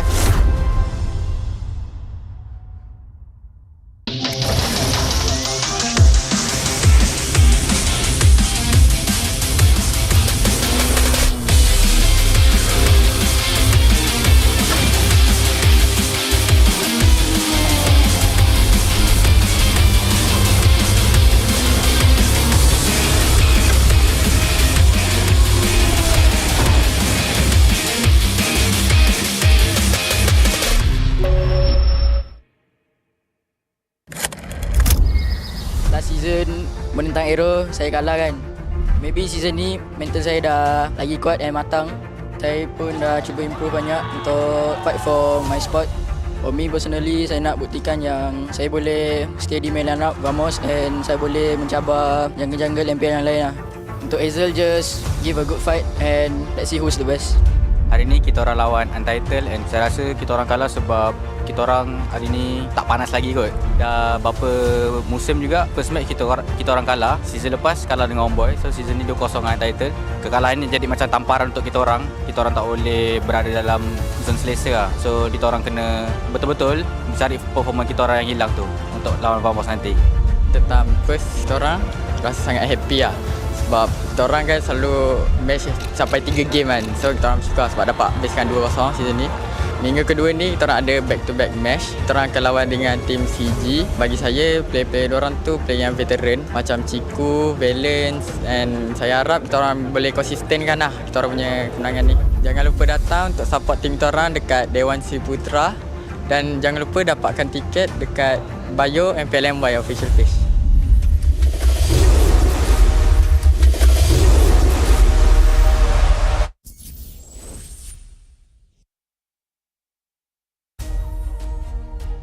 And now we're back, and this is MV going up against Homeboys. Right now, MV, they're at match point.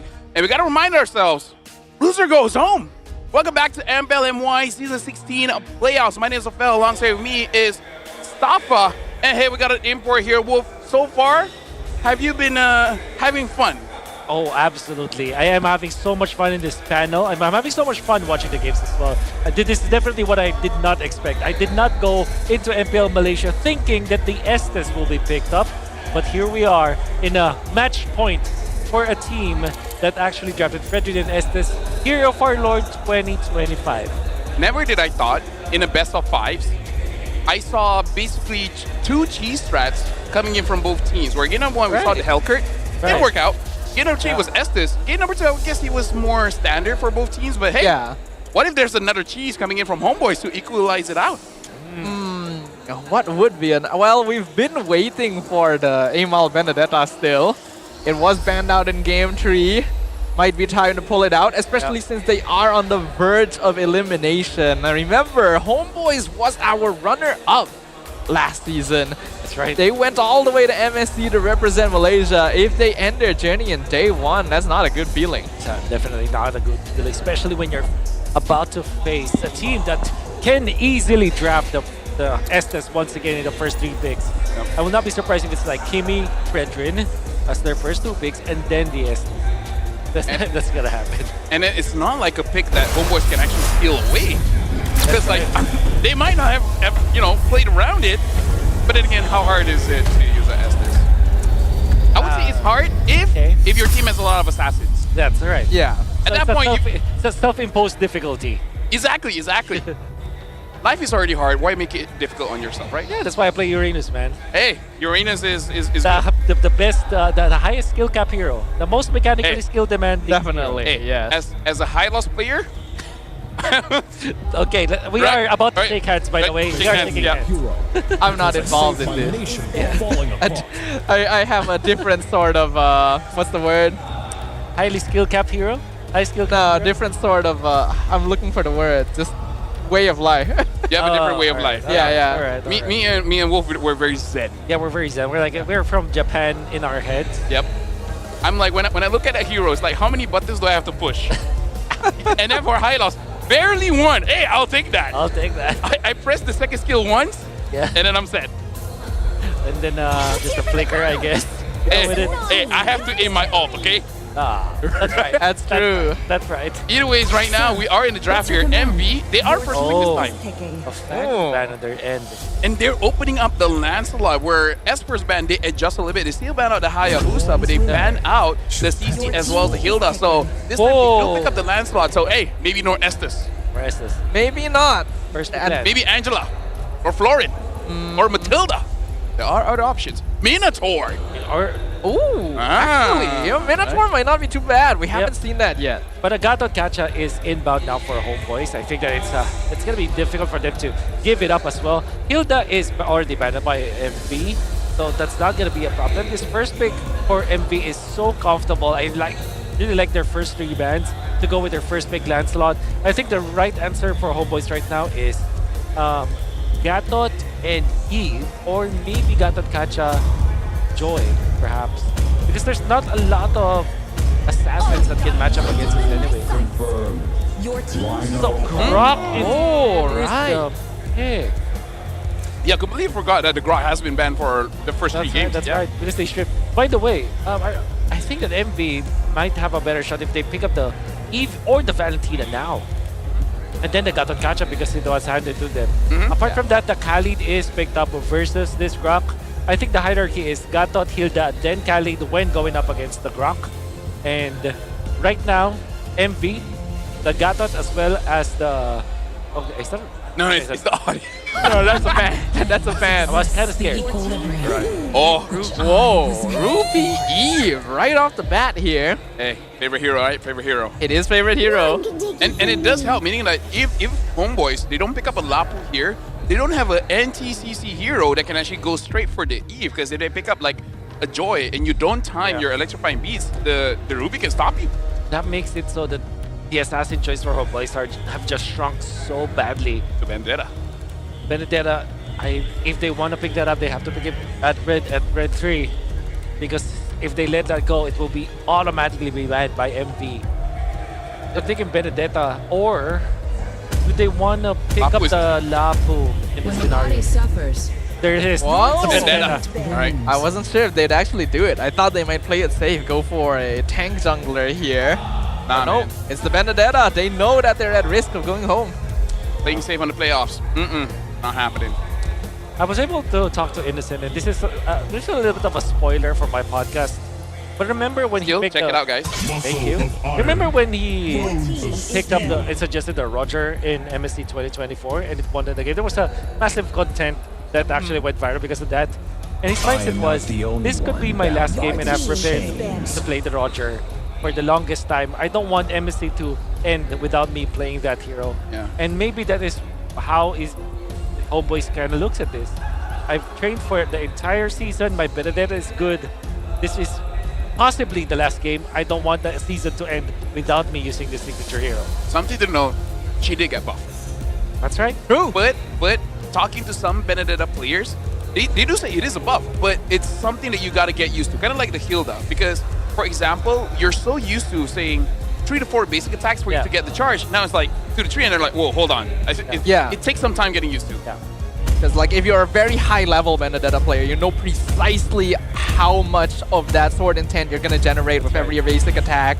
And now that they've reduced the amount it costs, not to mention reduce the amount of time you need to press to use her passive in the first place, muscle memory completely goes out the window.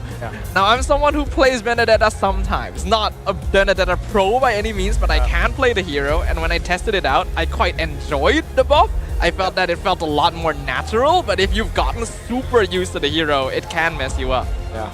And now, when it comes to the bans, you Alice? I consider the Alice. At the same time, you want to ban the Joy. Or nah, 'cause they already have the Bennett. Oh right? yeah, they already have the Benedetta. They're just they're just spamming Alice like, bro, ban Alice. No Alice. My kiss. Okay.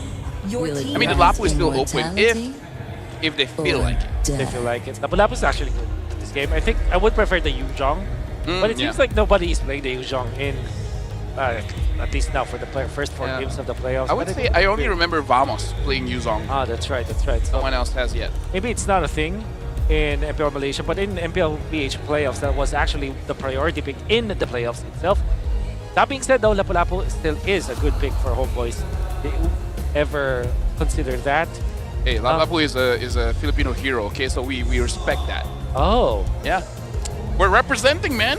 Yep, represent. Another hero is the Uranus, actually, for Homeboys. It's going to be the Lapu-Lapu. Very natural choice here coming out from Homeboys. Now MV, will they go for the Ruby Gold? Because I think it will be good. Then pick up maybe the Yuzhong for themselves. Another option is Khalid, actually, the roam role. I really like against this Benedetta and this Grok. Another option is the Kufra, which not played that much, but it can be played for sure. After the changes of items, I actually do like the Kufra, because the problem is you go in and then you die, but now he's so much tankier that, okay, even if I do die, it will take some time. Yeah. If I were to guess, this is Kufra Yuzhong. How about the Minotaur that we mentioned earlier? Ooh. Could be an option. Another option for MV, although, is Badang. It could be.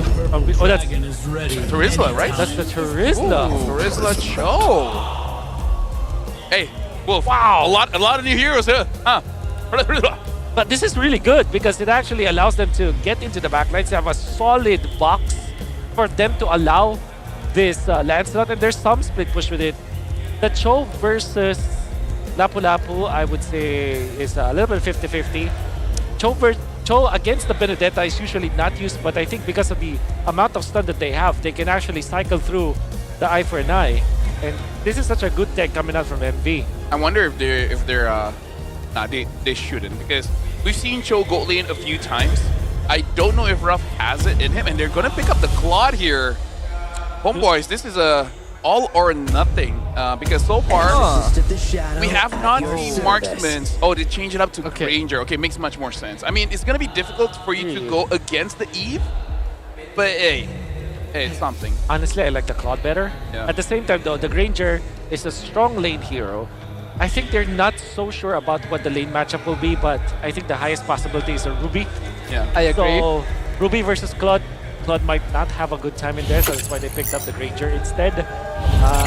Because of the strong lane option, I think the Benedetta is still the centerpiece here for side of Homeboys. And I'm actually excited. I hope that this signature pick coming out from Amal should be good and should be successful. We'll see. Because right now, looking at both teams, it really does feel like they're drafting for momentum here. Because hey, that's the Malaysian way, you know. Get some kind of momentum, and then you're gonna have an amazing game. Either way, you gotta make sure that you are in control of how you want to play in the Land of Dawn here. Because right now, ladies and gentlemen, Homeboys are one game away from ending their MPL Malaysia journey on day number 1. Can Monster Vicious finally break their Game 1 curse? Can they take the victory? Can they secure the match? Right now, looking at the wave here, Izanami still doing a lot of damage onto Leone as well as Bondos. Looks like MV are doing the Homeboys and trying to get onto that side of the map pretty quickly. Not gonna get punished, looks like. Like, Amal is there to protect his own jungle, but in comes the Lancelot, who got the Little Wonder. I believe that is going to be MV. Yeah, I think Uni got it. Yep. Important one, of course. They don't want to give out so much to their opponents. Leone has to be careful about this, but then again, in the early stages, if you're a Cho, you have to know the limits of your hero. You kind of missed that flicker Jikundo there, so Izanami is able to start flying away. Bondos with the flicker forward, though. First blood to the Eve. The first time that Bondos is able to win against that Kimi with his Eve. Knows exactly the limits of his hero. Actually did not stop chasing down the Kimi and then went in for the flicker, knowing full well that he has the combo. The fact that you can cycle through your spells as a level 2 Eve with such low cooldowns is so good if you know the limits of your hero. And that's Bondos showing us how it's done. I would say questionable positioning coming in from Izanami as well. Getting a flank angle on Kimi can definitely win you the lane, but I kind of feel like if your roamer is there, like, able to poke it out first, then it would have been much more cleaner. Because I really feel like Daniel and Izanami were not on the same page in their positioning around the lane. I agree. Looks like Momo is going to take a little bit of poke abuse up top. It's the first time he's been on a hero as slow as the Terizla for a while. So we can already see that Reza is winning out that lane. Will be able to join his team on the turtle first. Uni's in 5 rush, gets scouted out. A nice penalty zone connects. Amal, though, still secures the turtle. RWM comes out. The flicker Landflicker completely whiffed from Reza, and that means that he is going to be punished. It's a double kill for Uni. Daniel now going to be stuck, locked in by Leone, but I don't think they're going for that kill. What a massive blunder there coming out from Homeboys. After winning the turtle, have lost the fight rough though. Gets the I'm offended, pulls in, flickers out. Now Izanami's the one in danger. He's going to have to fly out. Wow. I really feel like Homeboys, in 2 minutes, almost 3 minutes of the game, they got to reset, because I kind of feel like that was a big blunder. For sure.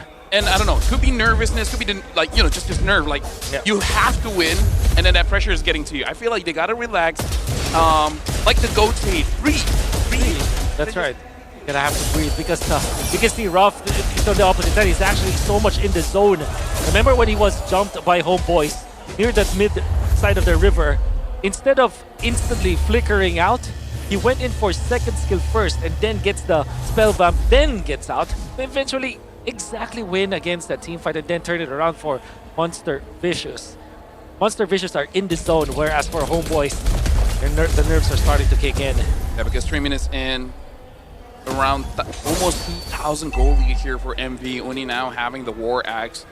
And Uni as well, I'm pretty sure he is very excited to be using this Lancelot, going up against Amal. And look at this, Momo is also winning the lane against Reza. Yeah. This is, I don't know, someone from Homeboys needs to make a play to really give that confidence back to the team. Yeah, for Homeboys, it's just for strong lanes, and Terista is a very, very strong hero in the XP lane, rarely loses that matchup. You can see that really affecting the rotations as well. This Grok has been banned out almost every game before this, and now that it's the first time showing up, you would hope that Daniel's able to make a greater impact, but Leone having more mobility and MP having more lane control makes that difficult. And I feel like this upcoming turtle, in a way, is going to be do or die. If Homeboys is able to get something going with this turtle, then they're in good position. But look at that, Leone already being scouted out by Izanami. Now that they know he's there, they still gotta be careful with all positions. Oh, Flicker penalty zone onto Daniel only. Not really a target they're looking for. The Flicker, Tectonic charge onto Uni, allows Amal to secure the turtle. RWM also gonna be cancelled in advance by Reza, jumping Bundles. Bundles able to walk away. Daniel now in some trouble.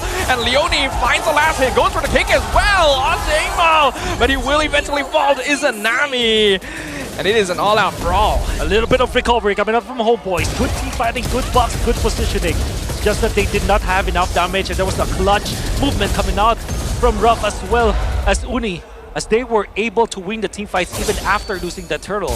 Ruff very much on point with this gold lane Ruby, going for the right skills on the right heroes to turn fights around. Although there was a great jump coming out from the Grok of Homeboys, wasn't enough reach for themselves. And after this mistake coming out from MV, they were able to recover.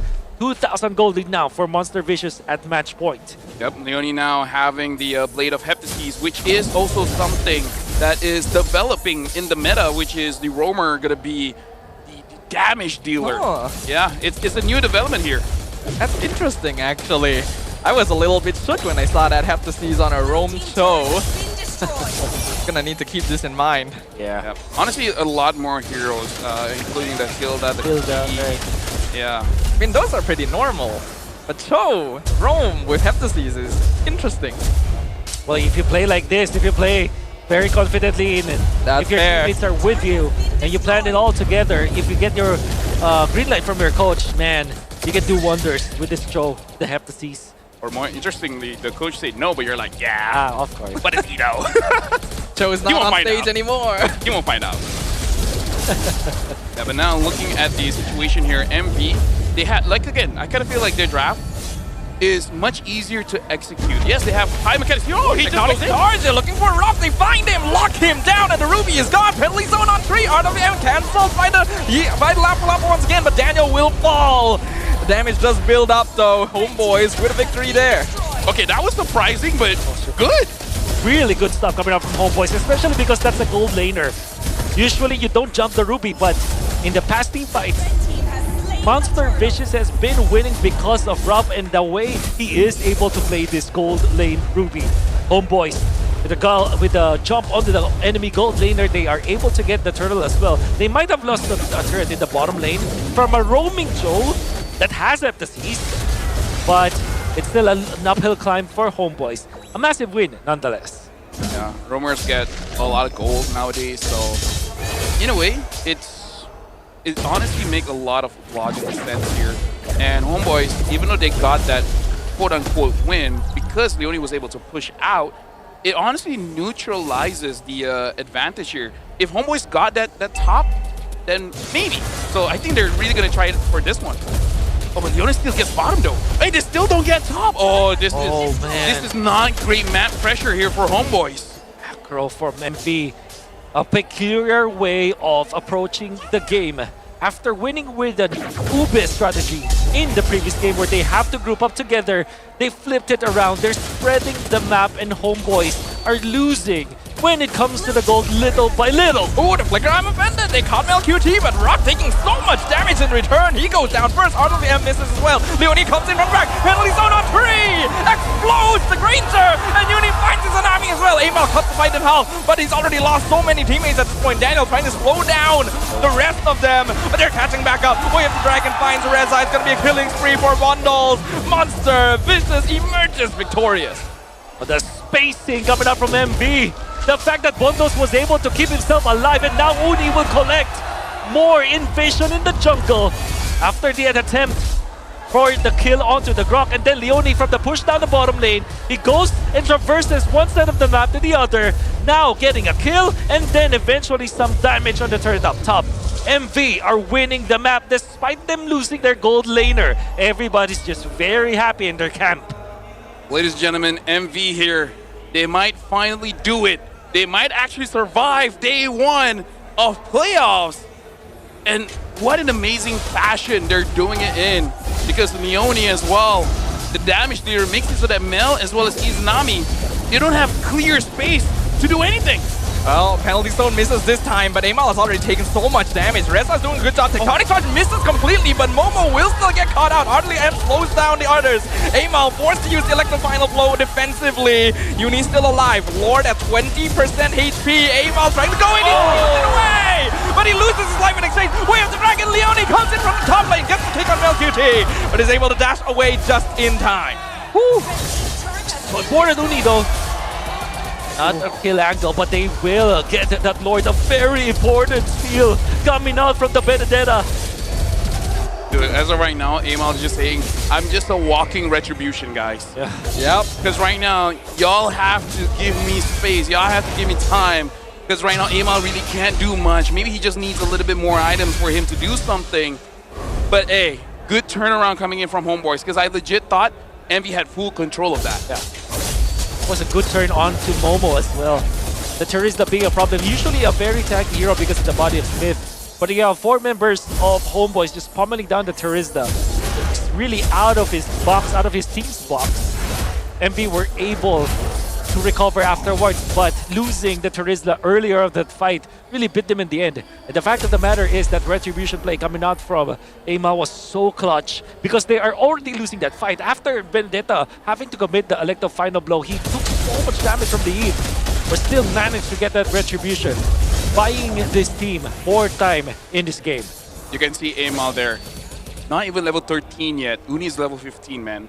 He knew 100% he's gonna die, but he's gonna make sure it's gonna be worth it, and it's worth it. Especially, and they even get that turret. So now Homeboys, they're not completely dead just yet, but they still gotta be careful of the dive coming in from Leonie as well as Uni. That is something that they gotta watch out for. Johnny's off map for the past 2 minutes, and that is Homeboys just still seeking for a target right now. Wants to cross onto the other side to the next side, and now they are trying to control this. But this will be a very quiet minute, because it will be 60 more seconds before the next Lord spawns. Homeboys playing Minesweeper right now, looking for where the Cho is. Something interesting that Chad has brought out. Envy had 0 turtles and 0 lords. Ooh. Huh. All neutral effective is gotten by Homeboys. It's just surprising considering that Envy has been winning most of the fights and Uni has been in perfect position. Amal really paying the blood price to make sure that his team doesn't lose out too badly. We have to note, the longer the game goes, the better the scaling will kick in as well. This is a Kimi Granger we're looking at. Slowly and surely, Monster Vicious are taking over the map at Homeboys. As long as they keep themselves together, they're gonna be in a good spot.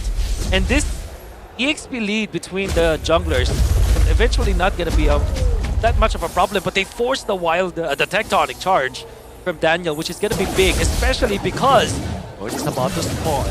So this is gonna test Homeboys. Can they Lord dance against MD here? Because it's difficult to dance against them because the range between the Eve and the Kimi is heavily favoring the Eve, especially because again, super spammable with the skill. So I feel like Homeboys, they want to delay it. Oh, hold on, Rock taking quite a bit of damage. Oh wait, wow. That's Momo. That is so much damage. Momo down to 30% HP just from that traction pulse combo. That does mean that Homeboys has a little bit more control, but look at Leonie. Leone has been a pain in their butt the entire time. He is literally pushing up to the top in him. Yep. So right now, looking at the Lord here, MB, they are controlling this, but we gotta look at the positioning of Leone. And he's looking at Izanami, man. Looking pretty delish right now. Want to be able to find him if possible, but both teams playing very disciplined currently. Looks like Homebois wants to see if they can get the mid-tier 1 first before translating to the Lord. I don't know about this, man. Amon keeps on... They actually found Rough. Dragon Pulse dropped him down really low. It might actually be kind of hard for MD to contest this now. Momo misses the penalty zone. Tectonic Charge also whiffs, but Amon still gets the Lord. Artelian comes out. Rough and Momo are down. It's a double kill for MLQT. Leone pushing up top, but Reza will be able to stop him. Homebois comes out on top here. Uni looking for Amal, and he'll find him unstoppable on the landslot. But the Lord dance in favor of Homebois. They might have lost their jungler, but they have found so much. Fortunately for MV, Leone was there to get some traction around the map as well. Slow push up top, and then of course the mid lane push on the turret. Homebois have punished Ruff and Momo back-to-back team fights. We're talking about the nerfs. MB has to also reset because the way that they're utilizing their heroes, their pieces, in this late game Lord Dances is looking very questionable. Eventually, Homebois will be able to catch up. And at that moment, when the Benedetta as well as the Granger have enough damage, they will provide so many issues against MB. I don't know about this, man. Difference in jungler because Ama has been securing all objectives and Uni's getting all the kills. This is weird. We're at the 15-minute mark. Lord colliding up top will do some good damage to the tower, but the minion wave has been cleared up, so Homebois cannot actually use this to get more structural damage. They'll just have to settle for finally taking the mid T1. Ocho spotted. Not worth it because Izanami... Well, Leone might not have known that Izanami's Purify is not yet on cooldown. And off cooldown, I mean. And let me just say is that right now Emil is really playing for the team and he's doing his job very, very well.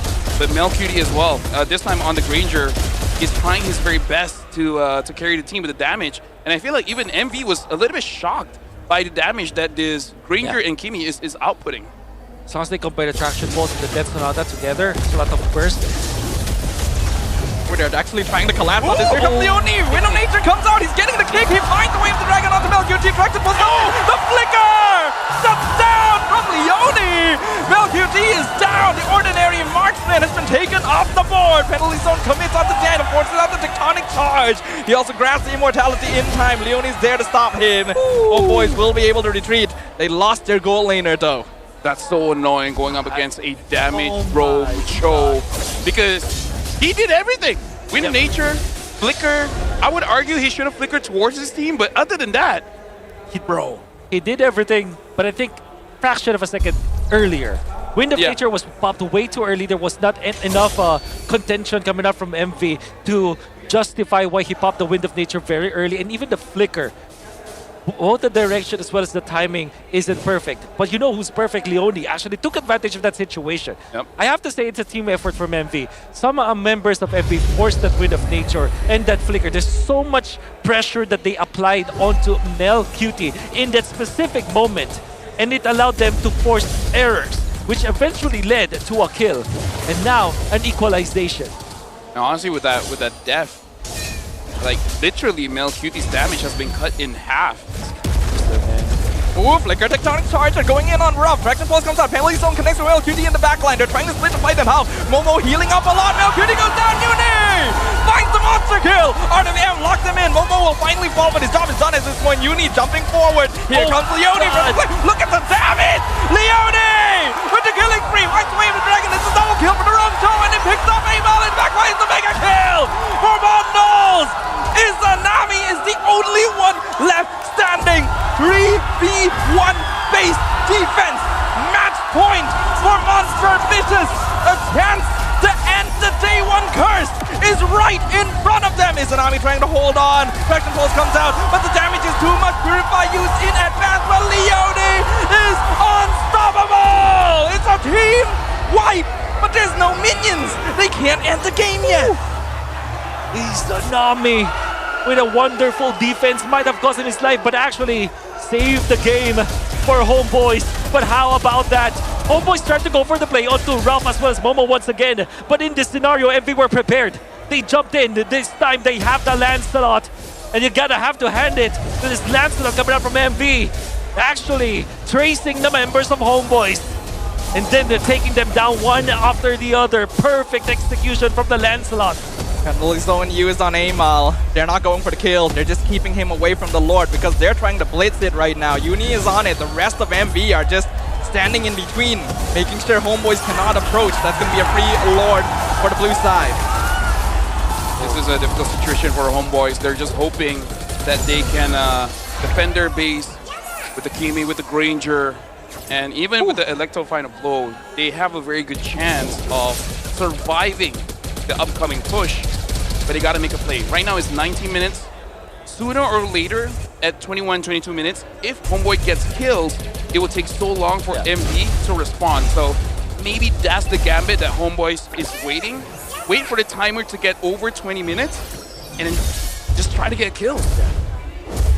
As they say, it's still geekable. And to be fair, Homeboys, they do have the right tools to defend. Not only do they have the Kimi and the Granger, but they also have the Benedetta, which can actually safely clear the minion wave. How will MV approach this? Maybe punish some of the bad movements coming up from Homeboys if there will be any. But it seems like they have managed this Lord push so well. You need dashing straight to the base, but just like you mentioned, Wolf, Homeboys have done a good job. Oh, Momo jumps in, Pelly Zone finds the two marksmen, forces out two Wind of Natures at once. Artillery comes out as well. Electro-Final Blow does good damage into the Tectonic Charge, but the Winds of Ground gonna keep Bundles alive. Uni still dashing around. Bundles will eventually get shut down, but Homeboys, they've done it. They've held the base. Again, that is huge coming in from everyone from Homeboys. The traction pulse forces MV to move around and then position themselves in a way that Daniel was able to hit 2 targets, maybe even 3 in that last ult. And for Homeboys, they also managed to survive the jump when you see Izanami as well as Melcutie surviving it. The fact that there wasn't any exchange coming out from MV, you can see that Bolos actually had to use the Winter Crown as well as the Flicker in that scenario. Eventually, it will cool down. But the fact of the matter remains, Lord is going to be available in 36 seconds, and Homeboys does have a little bit of an advantage. With this timer, it's good and bad for Homeboys. Good because there's a chance for them to come back. Bad if Melcutie gets targeted again. He will not be there to protect the base, to help the team in the fight.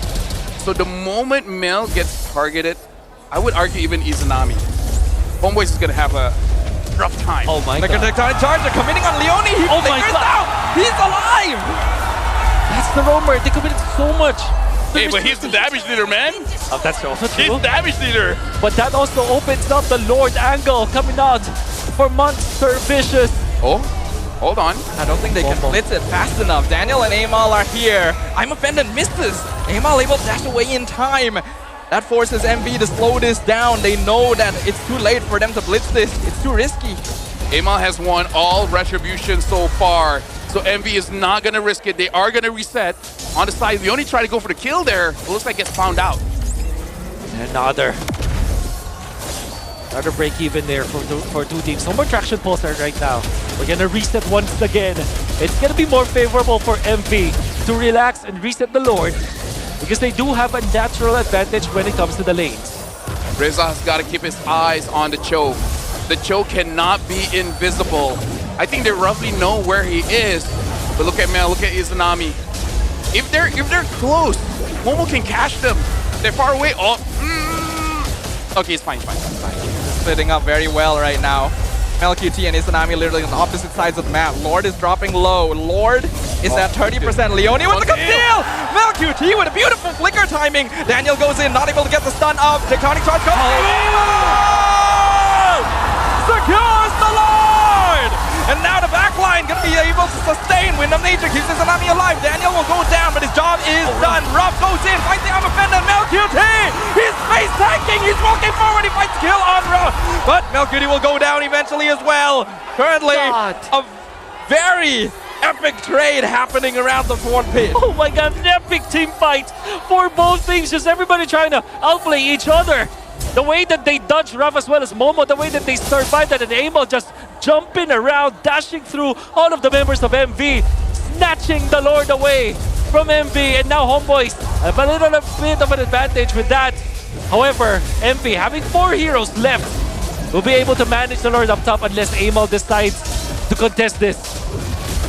It's risky. Fraction Pulse comes in, Uni will be able to iframe it, and the Lord is basically gone already. Whew. I gotta say, after this game, win or lose, you gotta give some paracetamol to Mel Cutie, man. That's right. Because it's already hard playing a gold lane. Yep. It's already hard playing a Granger. And now everyone and their uncles is going after you. Yeah. No uncles is involved in this one, but you know what I mean. The fact that he was able to get away from Leone there was so impressive, actually. Split second reaction timing. At this point, Homeboys have read through what MV wants to do in this game. The hardcore investment on this show to have 17,000 gold. That's 6,000 above your gold laner as the roamer. Gold lane schmolding, you know? Yeah. He's there to protect the team. Joe's there to actually kill someone. Yeah. So the Ruby's the roamer right now. Exactly. Basically, yeah. Yeah. But the best thing about this hyper farm roamer choice that the Dire hit because of that Dire, it's like an extra item. You think about it in the latter portions of the game. But look at this, only 21 stacks on Mel Cutie with this Granger. For them to have a hope of winning the team fight, he basically needs a triple kill in the next fight, so that with 50 stacks, then the Granger will become a threat. But again, the main problem is just staying alive, man. Like it's not a he's trolling by getting himself killed. He's been doing his very best, but as men, we know sometimes your best is not enough. Yeah. Sometimes you need someone else to suck. You know what? Maybe put that in a song. Yeah. Seems like that would be a good song, Lapel. Exactly. I'm a artist. An artist. You an artist. Sometimes a makeup artist. No? Because I make up things on the spot. That is I a see, 10 I out of see. 10 joke, actually. Hey, thank you. You're really pulling them out. Yeah. We need that right now. It's oh no. Love chat. Hope you guys are having fun. 25 minutes. Lord Dance matters so much. Natural wave management is in favor of Homeboys. But so far, 50-50 retries. Amal has won all of it. Yeah. So look at that, man. Leone is threatening to end the game. So Reza will not be a part of the fight. But maybe this is good for Homeboys. Oh, hold on. Leone is going for Mel. They went for Daniel. Penalty zone flicker. Finds his Tsunami. Forces out the Purify. Leone looking for Mel. QT gets the kick. But the Wind of Nature comes out. He still kills him anyway. It's a monster kill for Leone. They found him. The Tectonic Charge comes in. Leone goes down, but his job is already done. And now Monster Vicious are going for the full dive. Uni doing some good poke damage, but he has to back off as well. Amal trying to separate the backline. He's keeping his team alive. I'm offended. Finds his Tsunami. Pops his immortality. Bundle picks him up. Monster Vicious are doing it. Reza, he's jumped too deep. Landshaker whizzed completely. He pops his immortality. They need him alive. He's trying to buy as much time as possible with the Quinter Crown swap. He's actually somehow alive, but Bundle flickers after him. It's killing spree. Monster Vicious are in the base. The Crystal is exposed. It's a 4v5 defense. And they have done it. Monster Vicious has broken the Day 1 playoffs curse. They will eliminate Homeboys and move on to the upper bracket.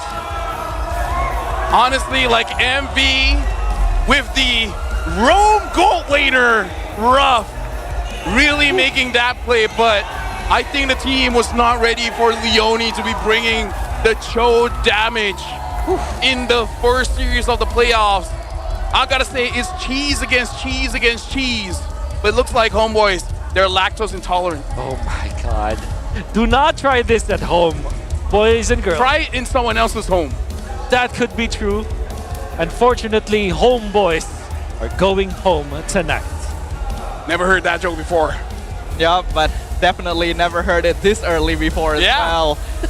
Homeboys, like we pointed out, the previous season's runner-ups, our Malaysian representatives at MSC in the Esports World Cup, and their journey has ended on day 1 of the playoffs. It's unfortunate a new patch came in a week before the playoffs, and it looks like they were not able to adjust.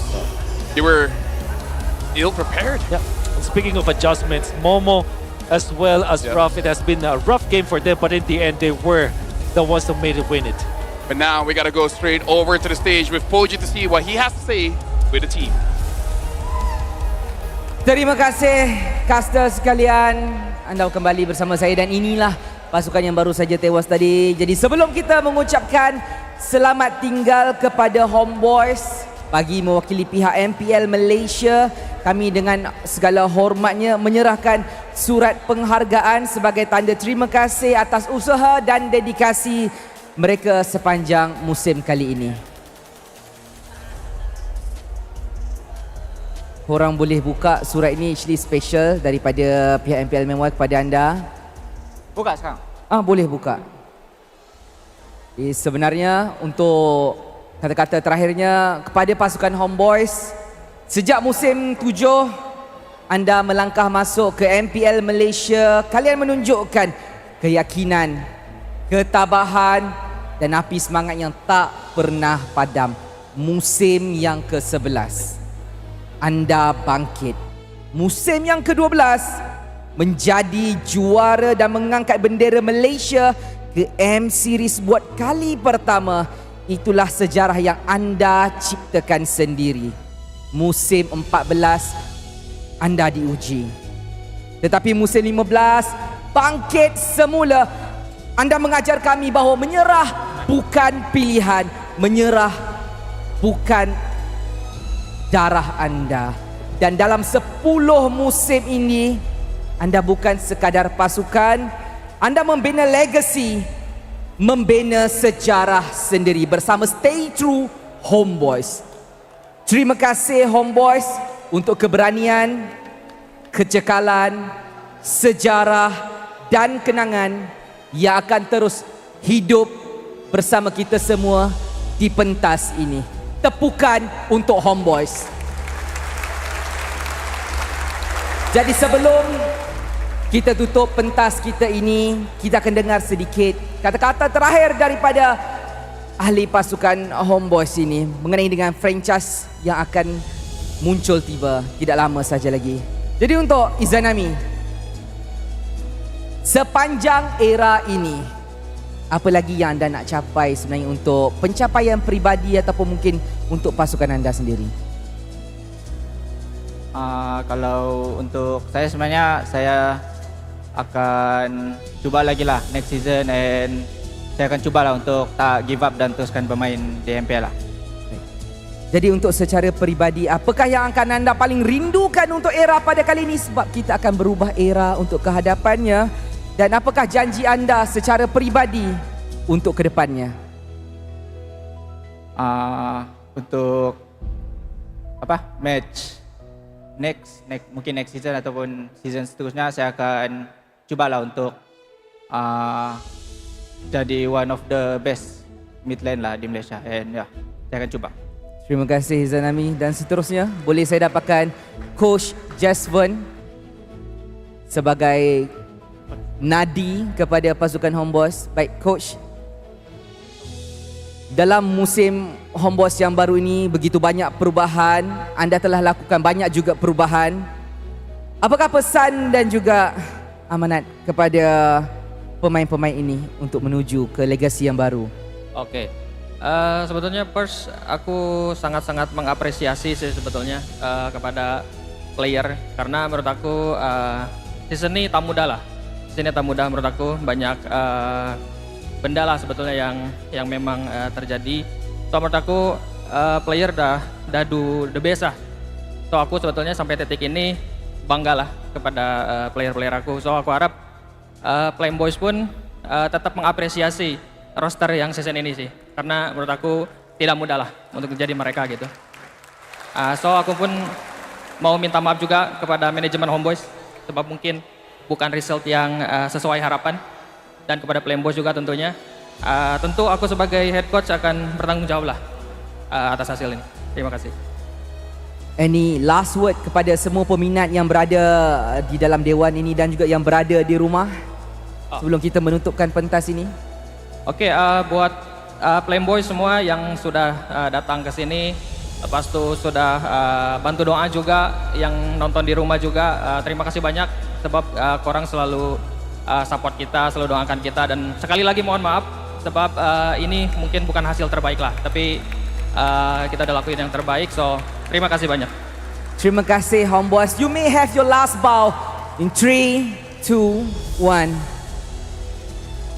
Terima kasih Homeboys. Terima kasih atas usaha, pengorbanan dan juga perjuangan. Terima kasih. Dan ini saja daripada Homeboys kepada anda. Kini kita akan bersama dengan Rose, dengan pemenang kita sebentar tadi, Monster Vicious. Untuk pertama kali dalam sejarah MPL Malaysia, Monster Vicious berjaya mendapatkan kemenangan pertama mereka di dalam playoffs. Maib Serdang, a round of applause. Of course, I rasa ini adalah momen yang sesuai untuk tanya Uni, how are you feeling? First time menang dekat playoffs ni. Happy gila lah. Tak tahu nak cakap apa sekarang. Itulah happy. First time I nampak Uni happy sangat di sebelah Rose di atas pentas. Tapi mungkin kita boleh cakap sikit tentang playoffs kali ini. Sebab like what I said, ini adalah kali pertama Monster Vicious dapat kemenangan di playoffs. Apa beza playoffs ni dengan playoffs musim yang selepas ni?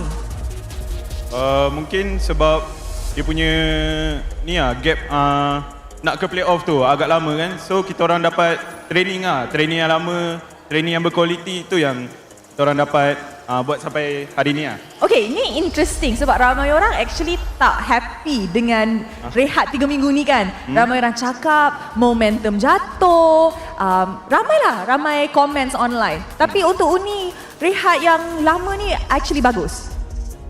Sebab kita orang dekat regular season agak shaky kan, naik turun. So untuk training 3 minggu ni kita orang memang try untuk ni konsisten-kan cara kita orang bermain I see. So more towards really fixing the root problems lah.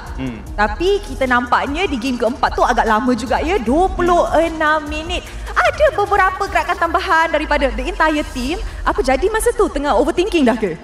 Mungkin untuk game 4, kalau untuk saya personal, saya banyak fikir sebab menang ke kalah ni. Sebab dah 2 season kan tak menang kat playoff, so banyak fikir tu je lah. Overthinking lah. Tapi santai, akhirnya menang juga. Thank you very much Uni. And of course Raf,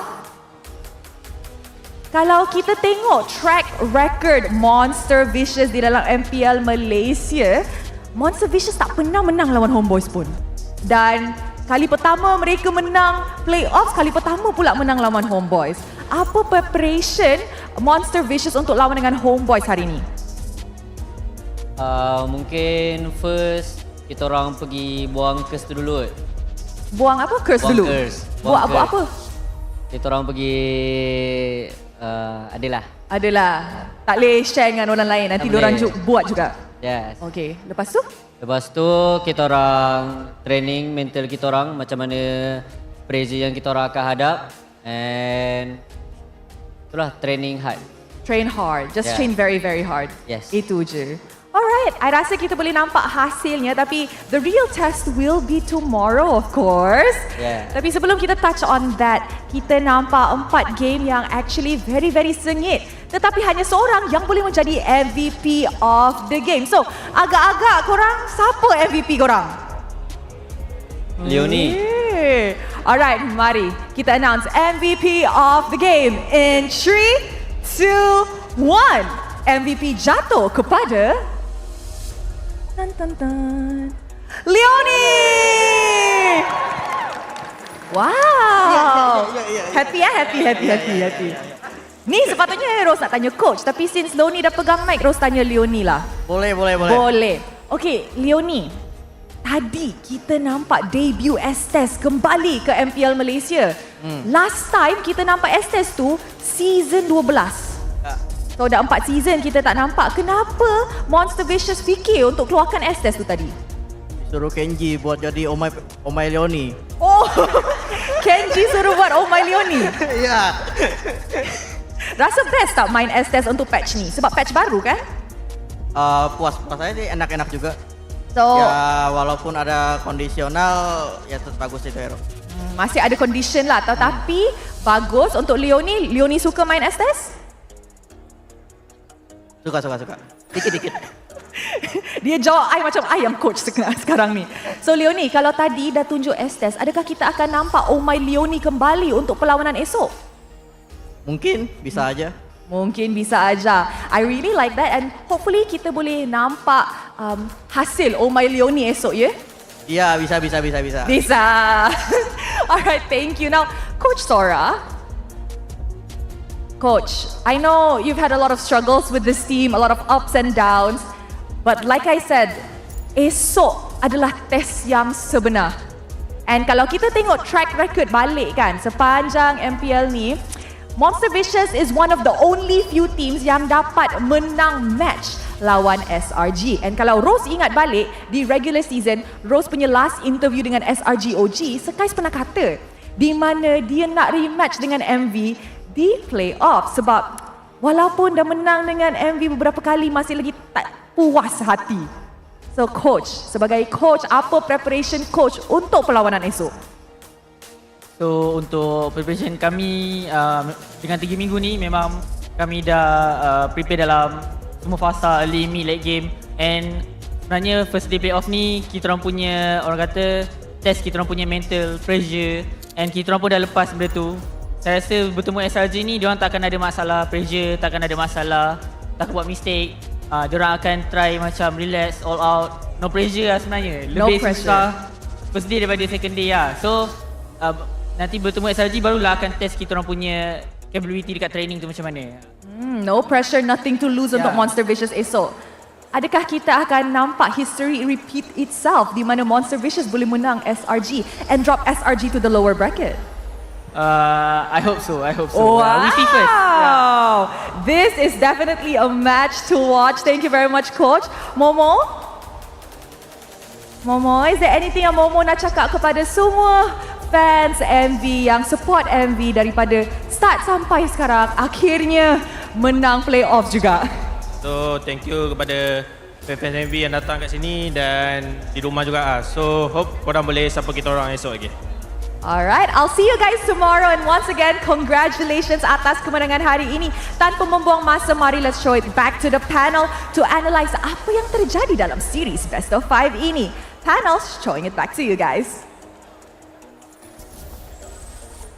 Thank you very much, Rose, as well as Koji. I do appreciate that we have a loser interview and a winner interview on different stages. I didn't know that. W prod. Big W. Big W is a prod. Very smooth, very nice, and it's an unfortunate end to the journey of Homeboys, but hopefully they'll be able to come back stronger next time. And now we got to talk about this show because I have been talking to a few teams and everyone is experimenting with damagers in the roam position, just for the fact that it's very easy for roamers to get gold now. That's right. And I like the rotations. Like early on, I put pressure, but then I'm like, you know what, screw it, I'm just going for turrets. Yeah, it's exactly what was the problem for Homeboys for a long period of time, because they were just running around trying to chase this Joe, just trying to find him, playing Minesweeper. All of a sudden, they're losing so much ground in the team fights because of how they are scattered. They even lost 2 of their inhibitor turrets very early into this game. To be fair though, Homeboys have found some opening, mainly because of this Benedetta, but it wasn't enough in the end. This Joe was a big problem, and you saw how much damage he can deal. There was the time where he only had to commit 1 kick. It's like from 70% to 0 on important heroes of Homeboys. That's how much damage this Joe can output. And when in game number 3, he was Oh My Leonie. This time he is cosplaying a different player. Maybe Yawi, maybe Little bit. Or maybe it's the other way around. Maybe Oh My Venus and Yawi are cosplaying Leonie. From the future. He's a time traveler. That's right. Honestly, gotta give props. Leonie has done so well here. He has grown so much as a player ever since he first debuted here in MPL MY. We already knew he had some potential, but it always felt like he was a roamer that suited MV, right? Sets up for a team fight, kind of stands in front and soaks damage, gives information. But we saw a complete shift, not just from him, but from Monster Vicious in general. They had such a varied draft throughout this entire series. But now, I want to be a party pooper here. MV won, yes, but the next opponent is going to be SRGOG. And oh my god. And it's not super clean coming in from MV. They ultimately won, but I feel like we do have to discuss that Uni did not win any Retribution battle. That's also 0. important. It's important to take note. Against the Benedetta of Amal, which you guys hyped it up. And I'm very, very impressed about the way he's played. Maybe it's just that MV were just far too prepared for that kind of gameplay. Unfortunately, though, the important factor is that in the end, the uncontested Lord mattered so much. The fight post-Lord mattered more than the Lord take itself. Exactly. Yeah, I really feel like the carry here, Bondols. The thing about Eve is that you don't see a big, colorful explosion when she does damage. But look at this, the carry, almost 100,000 damage, and it's mostly going on the right target. That's so right. It made it so that basically fighting like a poke composition, you know, with Selena's, the Novarias, where you're chunked down before the fight even starts. Yeah, it's clear that Bondos selects the right target, as you mentioned, at the same time flickers away the right moment. It's like his timing is just so good in this game for him to escape and then turn the fights around. Yeah, now we got to look at the goal graph here, and it's definitely MV-centric. We see some shifts going down towards Homeboys, but I think the big thing here is that it was never enough stop. It was not a big enough dip that Homeboys can really come back in the game. Yeah, we never saw a big enough swing that allowed Homeboys to regain control over the gold advantage. And if they were able to do that even once, the entire game would have flipped because they have a strong late game comp. They have the Granger, they have the Kimmy, they had already scaled up towards the end. But MV were not just hedging their bets on neutral objectives. In fact, a lot of time they were fighting outnumbered because Leone was split pushing, and that's how they were able to maintain their goal lead for so long. This show was farming up a storm. We were not expecting that for sure. From 9 minutes up until 80 minutes, that's almost a 10-minute stretch where the team fights have actually, the objectives favored Homeboys, but the gold favored MV. It's because of the kills that they were able to get, and of course, the pushes around the map that they were able to get as well. Some of the other objectives that matter in this game includes towers, and the MV have made sure that for a big chunk of this game, they are controlling the map.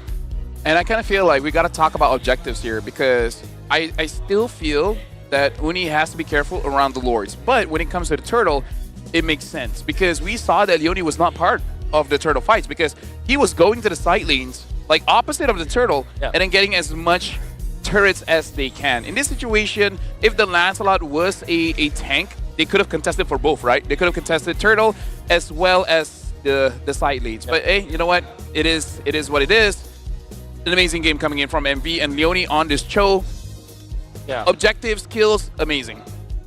Cannot really take anything away from this game. It was a really good game. It looked very one-sided in the first few minutes of the game, but Homeboys, they're not gonna go out without a fight. In fact, the low HP Benedetta with level disadvantage still wins that Lord fight.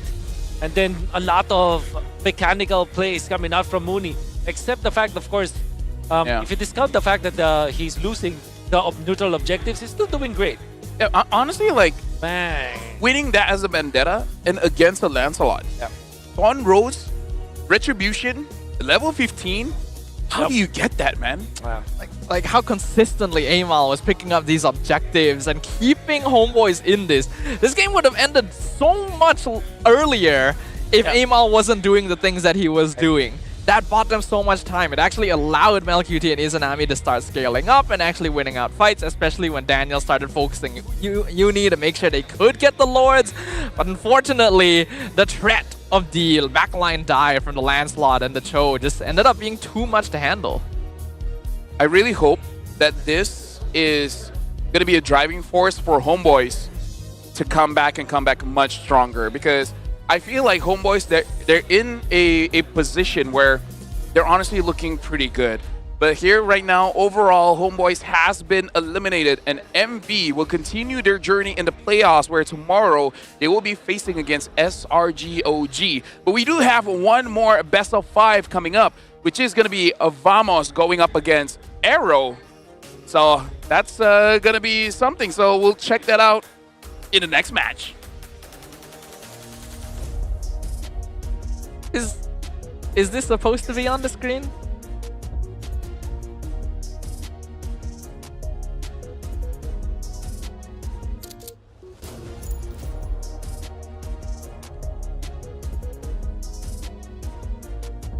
Let's listen to mic check, I think. I think so. All right, well, see the both of you for next game. All right, gonna go to the talent Sounds room. good. Boleh mo? Dapat. Dua. Dari mo? Kena tak? Flicker kimi. Kimi flicker. Labu ya? Labu. Flicker. Jangan kat aku. Labu flicker. Ni. Maju kimi. Depan. Kapar pun lagi. Lagi. Gua aman. Mati. Oke mo. Lagi. Kasih tahu mo. Aku naik. Ringin dia mo. Habis dia. Ada basket. Kasih tahu mo. Nice mo. Kontrol. Nama kontrol tadi. Mau takutin tuh. Aku tahu depan. Buat lagi. Depan lagi. Aman aja jauh. Main di bos gua. Maju guys. Aku. Depan dulu ya. Bobe flicker. Lapu. Target. Mati. Lagi. Nice mo. Ring. Go boy. Bisa nih guys. Ada. Percaya. Nah. Dah ya? Go. Nice one. Alhamdulillah. Cuma Hilda gila. Mati. Bok. Ada lo. Ini gato. Main. Abandel. Nih ngapain nih emang lo? Allah. Boleh. Mati. Boleh. Habis. Woi ayam. Santai. Aku pun. Lasi. Mati. Main guys. Meja. Lapu guys. Gua bisa kimi. Main do. Nice. Tak ada one. Kimi. Mati semua. Jai ini. Ama ini. Tadi sekali. Korang boleh. Dia mati. One-nya. Sampai ke belum. Nice ball. Ni gerak. Cici guys. Boleh guys. Aku pegang. Lihat ni, mau lihat. Depan. Kepo. Main. Tengok bondo. Sini dulu. Saling kapal. Gila. Go. Ada budi. Go. Nice. Nice boy. Ada one. Fokus sini. Nice. Ada lagi. Go boy. Lapu. Cigas. Benar. Nice. Boy. Ayam. Boy. Endo guys. Am. Terus. Boy. Ayam.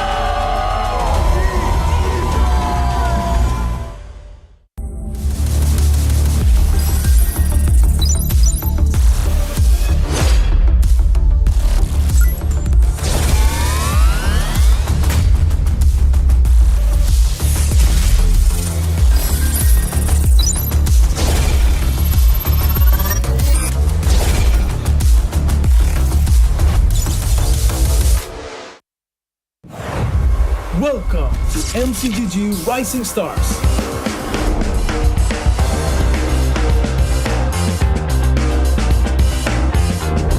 From September 12th to October 19th, take part in the regional contest, open to all players. Step up and prove your strength. Division finals will run from October 24 to November 2. The top 16 players in each division may advance to the next stage of MRS. Check your in-game mail for information.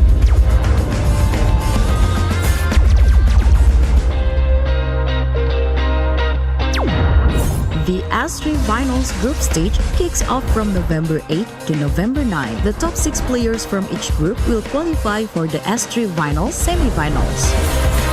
The semi-finals will be held on November 15. The highly anticipated grand final arrives on November 16. The champion will earn a direct qualification for the first MCGG World Championship. The battle is on and the world is watching.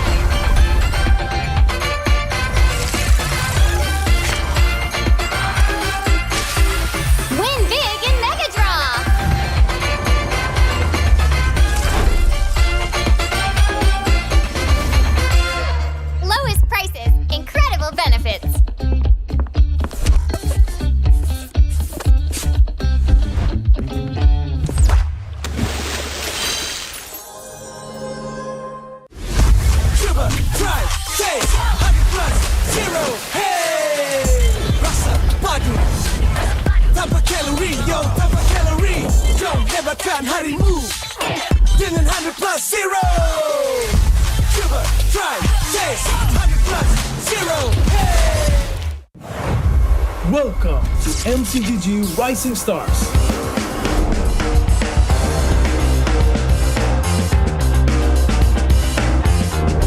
From September 12th to October 19th, take part in the regional contest, open to all players. Step up and prove your strength. Division finals will run from October 24 to November 2. The top 16 players in each division may advance to the next stage of MRS. Check your in-game mail for information.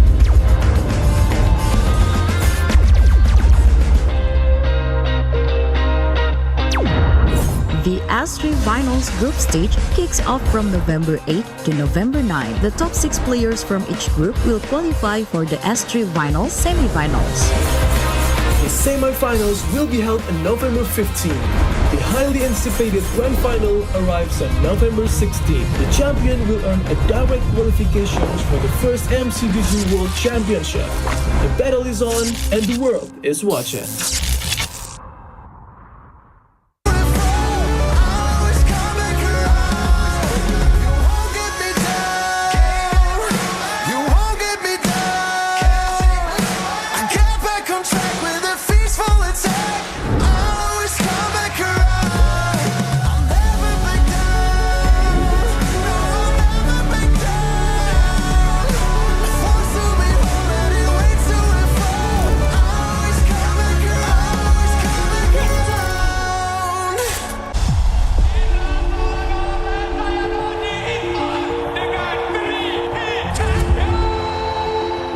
This season, we're aiming for first time for beating Malaysia. From me, I want the people to remember us that when they hear SRG is the most dominating team in this league. So on our first week, we're going to face Homebois, and it's a new lineup. their last lineup is already good. So I think they might have some problems because after MSC, they only have like couple of weeks to fix their lineup. So I think it's really hard for them.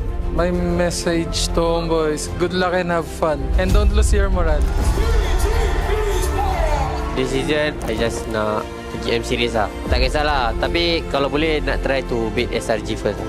So netizen stop calling us Todak version 2 sebab kita orang pun dah tak ada kena-mena dengan Todak dah. Keep support both team lah. Untuk first game nanti kita orang akan lawan JMS seperti macam ulang balik grand final kita orang masuk ke ML.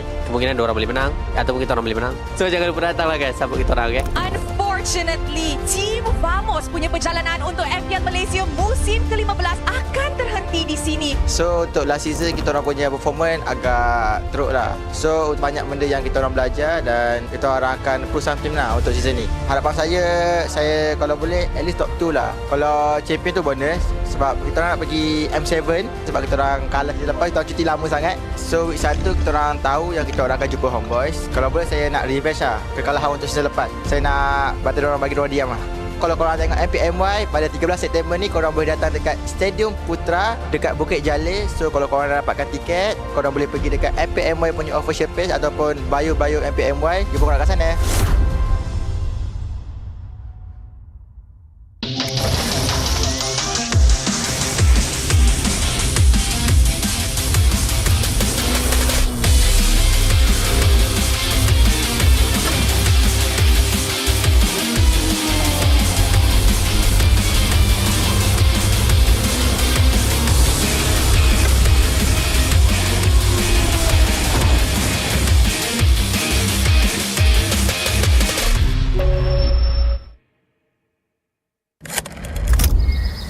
Season menentang AERO saya kalah kan. Maybe season ni mental saya dah lagi kuat dan matang. Saya pun dah cuba improve banyak untuk fight for my spot. For me personally, saya nak buktikan yang saya boleh steady main line up Vamos dan saya boleh mencabar jungle-jungle MPL yang lain lah.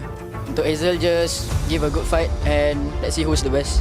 Hari ni kita orang lawan Untitled and saya rasa kita orang kalah sebab kita orang hari ni tak panas lagi kot. Dah berapa musim juga first match kita orang kalah. Season lepas kalah dengan Homeboy. So season ni 2-0 dengan Untitled. Kekalahan ni jadi macam tamparan untuk kita orang. Kita orang tak boleh berada dalam zone selesa lah. So kita orang kena betul-betul mencari performa kita orang yang hilang tu untuk lawan Vamos nanti. Tentang first kita orang rasa sangat happy lah. Sebab kita orang kan selalu match sampai 3 game kan. So kita orang suka sebab dapat habiskan 2-0 season ni. Minggu kedua ni kita orang ada back-to-back match. Kita orang akan lawan dengan tim CG. Bagi saya player-player diorang tu player yang veteran macam Ciku, Valence, and saya harap kita orang boleh konsistenkan lah kita orang punya kemenangan ni. Jangan lupa datang untuk support tim kita orang dekat Dewan Si Putra dan jangan lupa dapatkan tiket dekat bio MPL MY official page.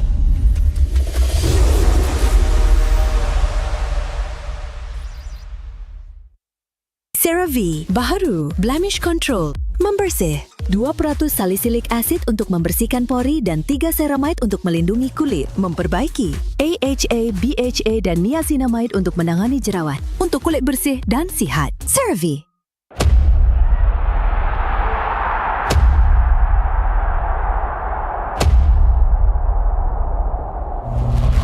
As a veteran, kita orang akan menentang Untitled untuk next week. Player-player yang saya kena highlight untuk Untitled which is KZ, Kimin dengan Siska. Tiga-tiga ni antara player muda yang sangat berbakat sebab diorang dah buktikan last season diorang antara yang the best dan antara yang terkuat. So untuk lawan Untitled nanti kita orang kena disiplin lebih guys sebab takut nanti kita orang yang kena bantai dengan adik. So yang macam korang tahu, CG nak ke international and kita orang nak sangat kalah dengan SRG. Kita orang nak tahu standard kita orang kat mana. Sebab even kita orang menang 2-0 pun saya rasa daripada minggu lepas kita orang tak clean team fight and tak proper com lah. InsyaAllah kedepannya kita orang akan cuba baikilah benda-benda macam comms and decision making. If kita orang menang lawan SRG, saya rasa benda tu pembakar semangat kita orang. Minggu depan kita akan berjumpa dengan CG. Saya rasa saya first time lawan dengan Cik dekat area meet. So saya rasa going to be fun and I think I'm going to pick him off a lot. For Ciku guys, aku rasa happy lah sebab kau dah dekat pentas sebenar kan. Kau dekat kau punya sepatutnya kau ada lah. Let's have fun and let's fight lah later.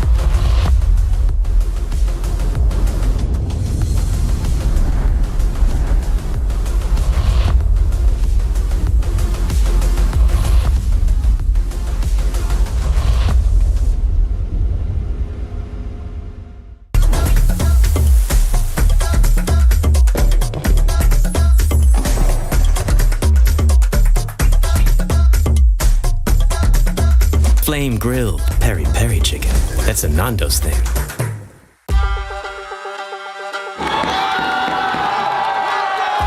Untuk minggu depan, MPL MY akan ada match-match besar. Kita ada Todak versus Homebois, SRG versus Vamos dan Todak lawan CG Esports.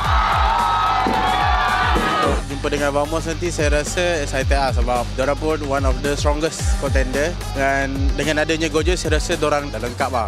Okay Jess, kalau lawan Vamos nanti kau akan tahu lah Jess kenapa kau kasap lah. Perasaan saya bila jumpa Todak kali pertama ni agak awkward sebenarnya. Sebab selalunya saya dekat sini gambar Todak, tapi sekarang gambar CG. Tak sangka lah akan melawan tim kegemaran saya dulu. Saya rasa Todak tak rindu saya pun sebab diorang dah ada sekarang line up dengan ada Zaid kan. So itulah. Itu je lah. Todak, do you miss me? My roommate Zaid, I miss you so much. I miss you. But I need to move on. I already have new roommate, Gary. Untuk Todak, harap kita dapat memeriahkan MPL and dapat bagi game yang intense lah. So harap korang dapat bounce back untuk lawan kita orang. Okay guys, untuk fan-fan CG jangan lupa, dan Todak jangan lupa beli, bukan beli tau, mesti beli tiket dekat website MPL MY Season 16. Sebab apa? Sebab match depan saya melawan saya punya bekas teammate. Saya pun tak tahu saya dah move on ke tak. Cuba korang minggu depan beli lah guys.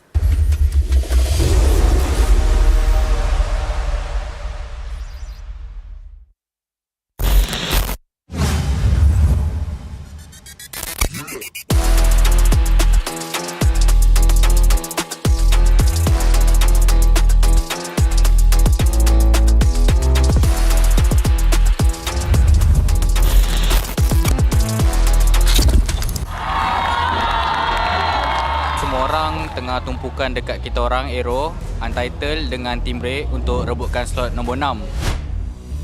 Sejujurnya memang rasa sedih sebab season ni lebih teruk. Season lepas walaupun kami kalah, kami tetap ada 1 point. Tapi season ni kita orang dah 3 game 0-2. Jadi kita rasa tu result yang buruk untuk kami. Mungkin kita orang punya mentality kot ataupun kita orang punya semangat drop.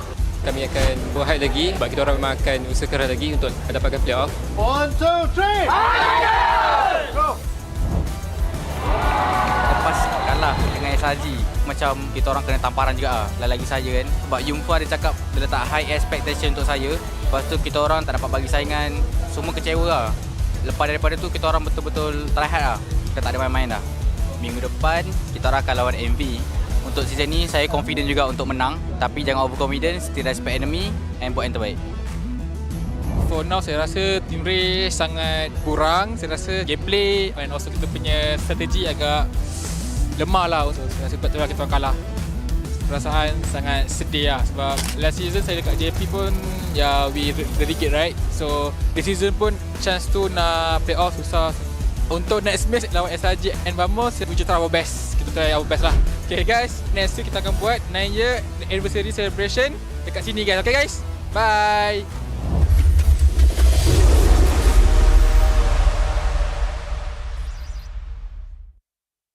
This is the most dangerous planet in the universe. And you've come to hunt an apex predator.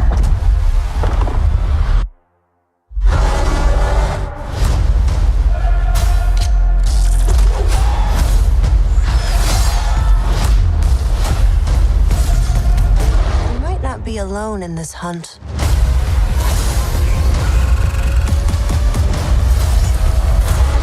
Predator Badlands, only in cinemas.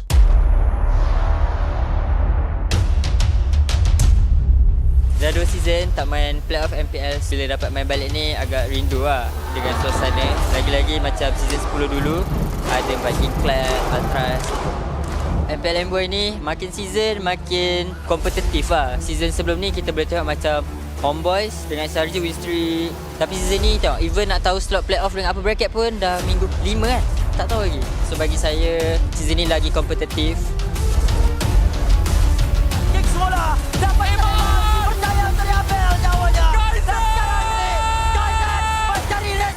Kita orang rasa macam dah tak fikir apa lah. Dah tak ada pressure macam-macam match yang sebelum ni.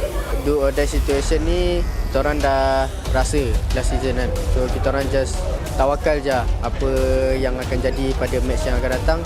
Kita orang akan buat yang terbaik ya, insyaAllah. Who do I think will take the last 2 slots for this upcoming playoffs? Monster Vicious and AERO. If you compare it to Untitled have 2 games us and another team because we will not give them chance. So I think it's going to be hard for them than AERO. Sorry to say to Untitled because if you don't win against us next week, we will not see you at the playoffs.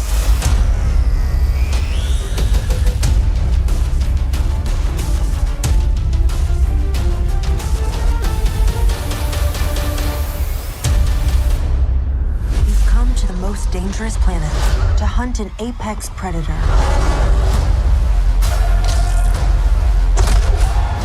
We might not be alone in this hunt. Predator Badlands, only in cinemas.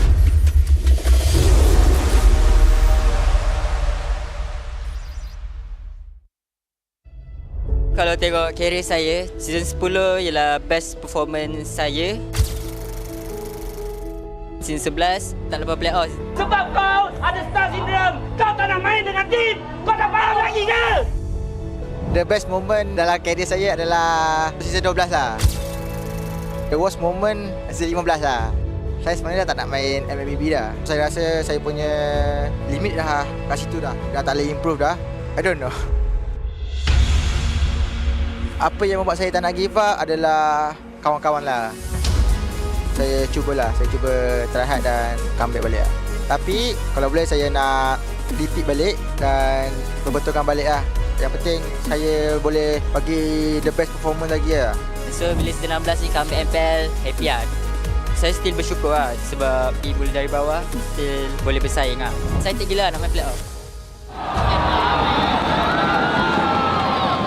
Pelajaran yang paling penting saya rasa ialah lebih hard work, trust the process lah.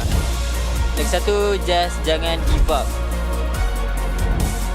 In the end, mengalah tu bukanlah salah satu pilihan untuk korang berjaya dan teruslah berusaha sampai titik puncaknya.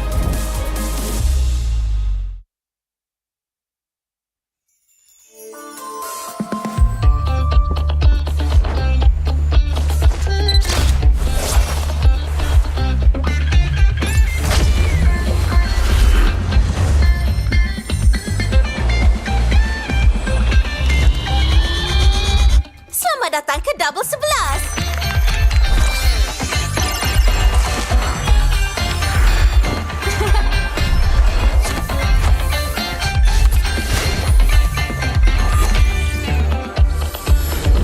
Harga menakjubkan, gaya menakjubkan.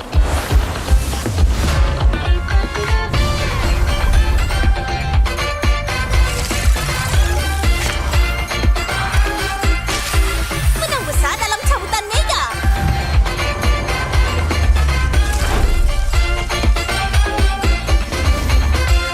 Harga terendah, manfaat berlimpah.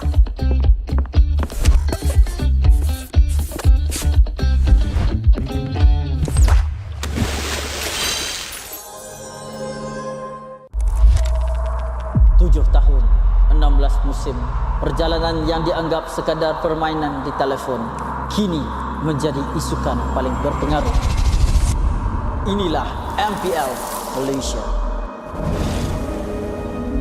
Era permulaan segalanya, titik mula sejarah apabila Malaysia dan Singapura menjadi tuan rumah MPL pertama di dunia.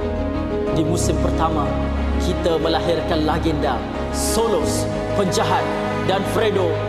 Dari musim ke musim, MPL MY menjadi pentas lahirnya pemain tersohor. Musim kedua mengukir cerita untuk pasukan yang tak disangka. Sayan Rimau, Nun bangkit dari kedudukan tercorot di tangga liga, mengharungi satu demi satu halangan hingga akhirnya menjulang piala pertama buat Malaysia. Musim ini menyaksikan kebangkitan luar biasa pasukan Toda. Ciku Guys dan Moon menggoncang pentas M1 World Championship, menamatkan saingan di tempat ketiga, mengharumkan nama negara. Momentum itu memuncak di musim ke-6, detik bersejarah apabila Toda menjulang trofi pertama mereka. Dari detik itu, bermulalah era kompetitif. Dari musim 7 hingga musim ke-12, setiap musim nama baharu diukir di trofi. Tiada pasukan yang kekal di takhta. Di sinilah Todak membina legasinya.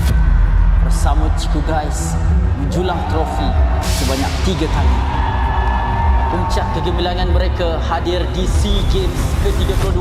Gabungan superstar team Ripo, Chibi, Zon, Ciku Guys, Zarami, Momo dan Gary menakluk pentas Asia Tenggara dan membawa pulang pingat perak. Satu detik bersejarah yang mengangkat nama Malaysia ke mercu isukan tertinggi di era ini akhirnya mencapai noktahnya apabila musim 12 Homebois, pasukan yang sebelum ini tidak pernah menjulang trofi, mengangkat piala buat pertama kalinya dan membuka jalan untuk babak seterusnya. Sorakan peminat bergema bukan hanya kerana nama, namun kerana SRG menjadi pasukan Malaysia pertama menjulang MSC 2024 dan mara ke Grand Final 2 tahun berturut-turut. Sekaligus menyemarakkan api harapan baharu untuk MPL MY. Era ini diterajui oleh Cram, Stormy, Yums, Skies dan Innocent. Bukan sekadar juara, SRG menulis sejarah daripada dominasi di peringkat liga sehingga ke detik terakhir mereka mempertahankannya dengan penuh megah. Musim ke-14 mereka terus membuktikan kekuatan, memecahkan lagi sumpahan menjadi juara bertahan. Musim ke-15 repeat bersejarah yang menobatkan SRG sebagai pasukan paling dominan dalam sejarah MPL MY dengan barisan pemain yang sama memperoleh kemenangan demi kemenangan. Tapi musim ini pentas akan digegarkan. Wajah baharu muncul menentang gergasi. Wajah lama kembali membawa dendam membara. Medan tempur terakhir sebelum segalanya berubah. Pantang mengalah. Menuju perjalanan ke era baharu MPL MY musim ke-16. Hanya yang gagah kekal juara.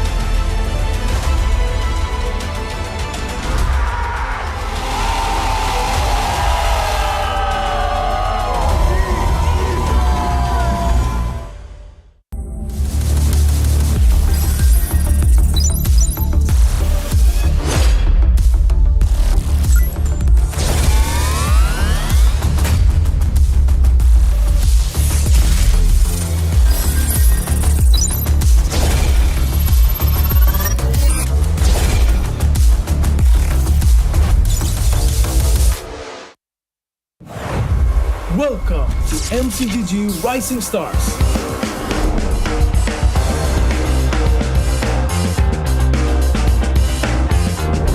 From September 12th to October 19th, take part in the regional contest, open to all players. Step up and prove your strength.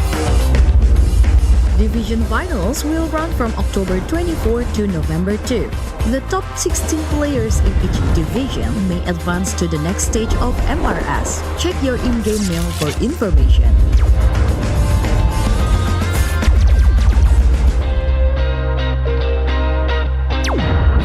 The S3 Finals group stage kicks off from November 8 to November 9. The top 6 players from each group will qualify for the S3 Finals semi-finals. The semi-finals will be held on November 15. The highly anticipated grand final arrives on November 16. The champion will earn a direct qualification for the first MCGG World Championship. The battle is on and the world is watching.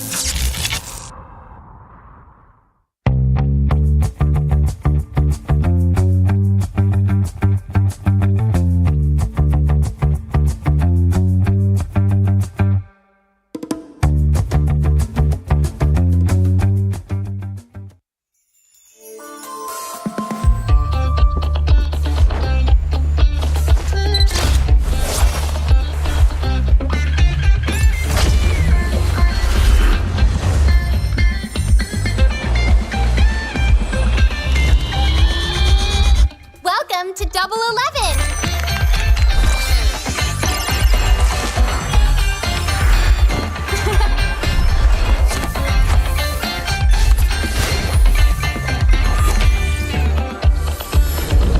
Amazing prices, amazing styles.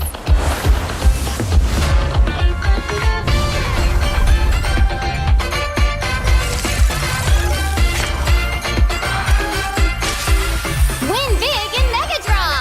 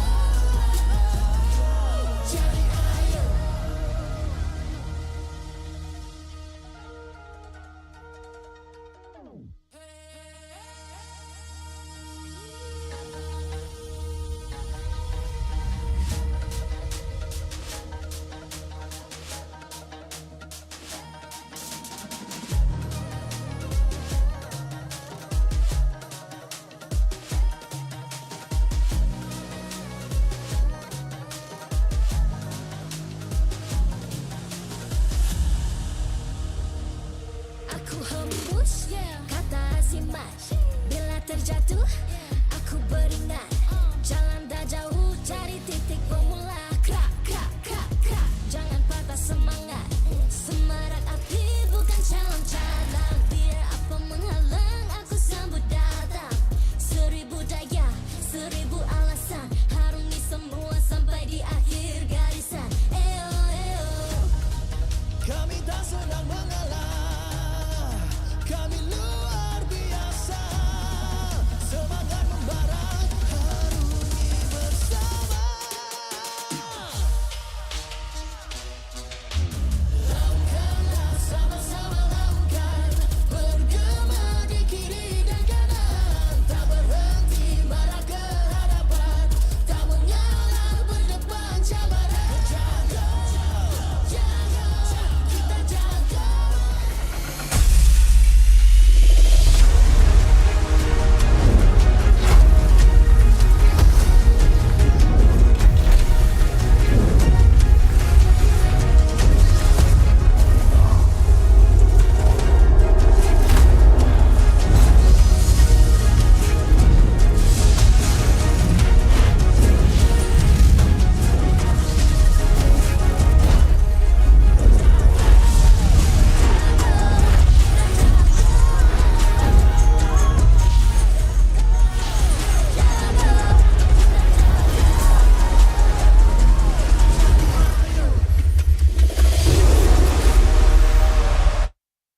MPL Malaysia Season 16 is powered by Moonton. Presented by Celcom DG. Stream, game, vibe on social media, and more to your heart's content without missing even a single moment. Power up with lightning-fast 5G speeds. Stream all day long with Celcom DG prepaid 5G. Our official sponsors. Official gaming smartphone Infinix GT30 just launched. Comes with a free magnetic cooler, even more affordable than the GT30 Pro. The only phone in its class with GT trigger, 1.5K display, and 144Hz refresh rate. Supports steady performance with 120 FPS in MLBB. Available in 2 exclusive colors for the GT30, green and blue. Perfect meals for gamers, Grab. Grab food for one. When eating alone, enjoy meals from 10 ringgit. With just 1 ringgit delivery fee and no minimum spend. And group order. Get 15% off when eating in a group. Bigger gang, bigger savings. Our esports partners, 100 Plus, Ferry, and Yamaha. And thank you to all our strategic partners, CeraVe, Nando's, and Playas. Predator Badlands, in cinemas on 6 November. An action-adventure horror, set in the future on a deadly remote planet. Predator Badlands follows a young predator outcast who finds an unlikely ally in Tia as he embarks on a treacherous journey in search of the ultimate adversary on the most dangerous planet in the universe where everything is trying to kill you. Catch Predator Badlands in cinemas 6 November. Keep an eye out for special ticket bundles that reward you with in-game diamonds when you purchase Predator Badlands movie tickets for IMAX or 4DX. Supported by KBS, ESI, Rakan Muda, MESF, and MAPS.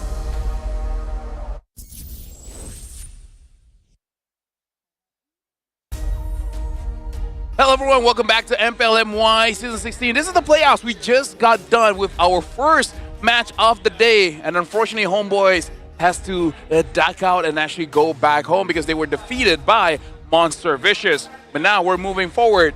Vamos going up against AERO. Welcome, my name is Fel. Alongside with me is Tafa as well as Wolf.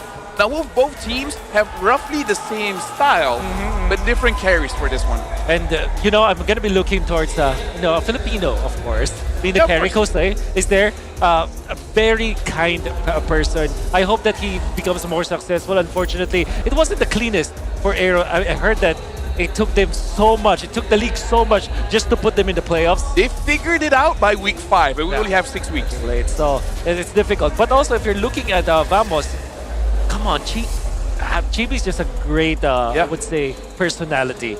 I remember following him on watching him play even internationally, and I think that he also deserves to be competing internationally as well. Honestly, he's one of the most consistent junglers out of his entire career. So far, yeah. He only had one bad season, and that was the previous season. And then all of a sudden, this time, MVP performances every single game. That's insane. Yeah, personally, I still hold on to the fact that TVP is like the only player on Vamos who is consistent every single time he shows up on that stage. One of the most reliable junglers in MPL Malaysia. And now we gotta talk about the lineup here. We got Nako, Zorn, Kloakun, Chibi, as well as Gorgeous. Now this is a very interesting lineup here because I want to see what has changed after the break, because Gorgeous is one of the EXP laners in Malaysia that actually uses the Yuzong. So we might see that in draft. And Zorn is a roamer that's been playing since season 1. We saw that Leone with the Cho damage, and we saw the Helker. It didn't work out. I wonder if Zorn will try to go for that route. You know what's interesting is that when I arrived here yesterday, there was a rehearsal, and being around Zorn kind of makes you feel like he's a celebrity. Yeah, He has that kind of aura, right? He's actually very well known in the Philippines. Yeah. We really like Zorn for everything that he says and does, and it's easy to support him actually. Yeah, honestly, like, there's always some hate, but honestly, if you know the guy, yeah, he's a pretty cool guy, yeah. And now we're looking at AERO Esports here. You got your boy there, Kusei, Zikif, Team, Hazel, as well as Smooth. And again, this time we had Rough, and this time we have Smooth. So, you know, naming scheme here in Malaysia, by the way, Wolf. I would say I love it. For AERO, Keem has been performing very well. Hazel and Zikif during the regular season hasn't been doing well. I hope in the playoffs they pick it back up. I think the team in general still has some work to do. They're a little bit too dependent on snowballing, and they can't really come back from bad spots. And now we're going to be listening to the teams because it looks like we had a sneak peek into what they're talking about before the game even starts. Keluar Fedri. Oh, kena tu. Ada sakit tu. Aku okey je lah, Fedri fail. Keluar Fedrin, keluar Uranus. Aku tak okey tu, Bi. Siapa cakap?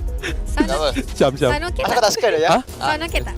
Just kalau kau nervous, kau kena beritahu aku. Sebab aku ada Syam, aku nervous. Okay, nice. Nanti kau je tak bercakap tu. Kau jangan tengok depan je, tengok phone je. Nanti kalau dia tak bercakap, duduk kat laning tu. Dia penting tu, nak buat apa? Kuatkan suara saya sendiri boleh? P3. Banyak minta ada ni. Lebih besar. Cepat. Ni kau besar. Itu apa itu, Zaki? Satu, dua, tiga. Budak!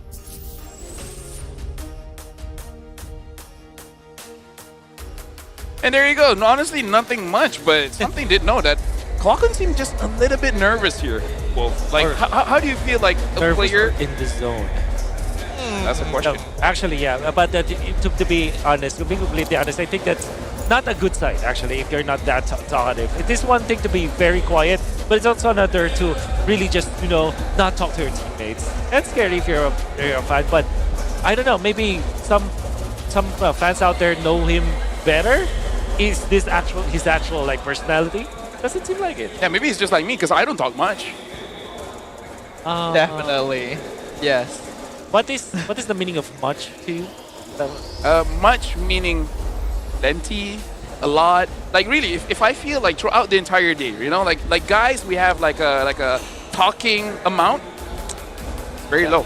Can I just say that we actually we recorded content with this guy. He spent 70 minutes non-stop talking, actually. Someone is still that much. Someone is saying, what are they saying? Honestly, they didn't say much. They're just like, hey, you nervous? Hey, you nervous? Hey, you can talk to me. Yeah, that's it. There is some history here, though, because this is the exact same day one matchup that we had in the Season 15 playoffs, where AERO Esports eliminated Vamos and ended up being 3rd place in that season as well. Yeah, because now we're witnessing the witnesses of every era where you got Zorn. He's been here since Season 1. And Smooth from AERO from Season 3. Chiku, which I feel like internationally everyone knows this guy, started in Season 4. Funny enough, it's the same season that I debuted. And Zion Senpoi from Season 6. So here in Malaysia, man, like these players have stayed through the test of time. I'm surprised that Zion Senpoi started Season 6. Honestly, same. It's like, I feel like he's been around forever. I feel like he's older. Yeah, I feel like he's longer, but again, That's what I said. Oh, yeah, sure. Yeah. Yeah. The founding era. The forefathers. The founding era. forefathers. That works. Honestly, though, we have a lot of long-lived players nowadays as well, right? Yes, they're all still living. Yes, I hope so. hope We know nothing bad has Zaya happened to them. started in... Well, now that... Actually, no. Now that Wait. you've said it, nothing's going to happen. Yeah, exactly. Oh. The curse, right? Curse. Nothing's gonna happen. Nothing is Zaya gonna happen. started in Season 6. But we have quite a few players who started in Season 7 as well, right? Chibi, Izanami being among them. Yes. Right? So, yeah. In Season 7? Yes. 6 or 7? Yeah, 7. I think it's 7. Because that's when I debuted. Ah, yeah. Oh. And the thing is, Chibi's in Season 7, he's the top in terms of killing the Lord and Turtles for every season. Except for last season, which is the only season he was bad.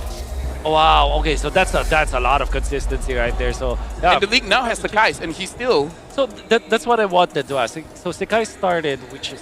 I think 4 technically or like 5? 9 or 10, because he started before SRG. Oh. If I'm not mistaken. And if not, it was like a tier 2 team. But anyways, right now... Tier 2 team, yeah. Yeah, like tier 2 team, I think with Gorgeous as well. Yes. But right now, do you think Vamos can avenge their last playoff loss for today? And I want to see more decisiveness from you guys. It's either A or C.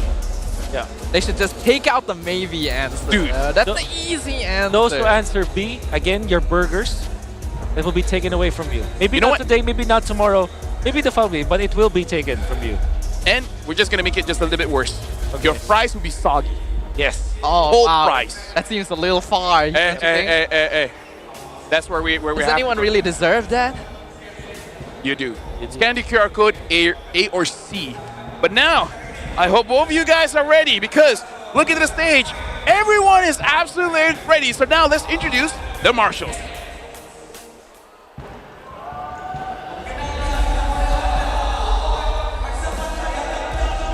Integrity in the matches.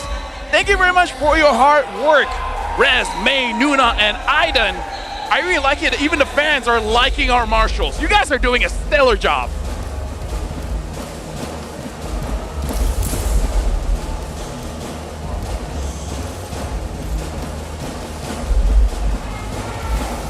After closing out the regular season with back-to-back victories, they now step onto the playoff stage with their fighting spirit burning brighter than ever. This momentum proves that they've regained their top form. Ladies and gentlemen, give your loudest cheers for Team Vamos! I'm really looking at Chibi, man, because can he perform in his best? Proving once again he's one of the best junglers that Malaysia has ever had. And can they actually get their revenge on AERO for the defeat at last season's playoff? Vamos has a lot to win here. Not just going to M7, man, but you got that revenge.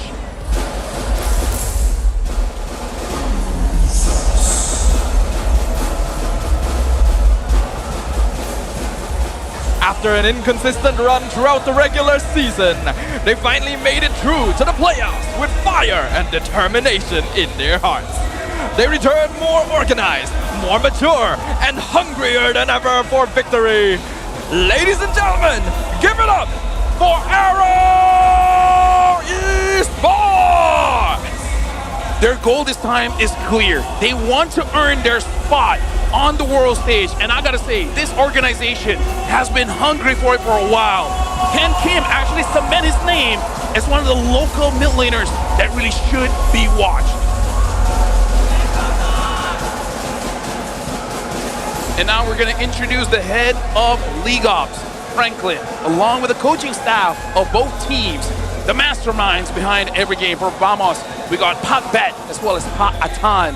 And for AERO, we got Coach Panda and Jif the Gaming. And honestly, looking at the minds here coming in for both teams, Pak Bet as well as Pak Atan, making it so that Vamos, they get the draft that they're comfortable with. But AERO, man, ever since Panda, from a player of Team Hawk becoming a coach, has really gotten AERO to the spot that this time they could actually win the playoffs.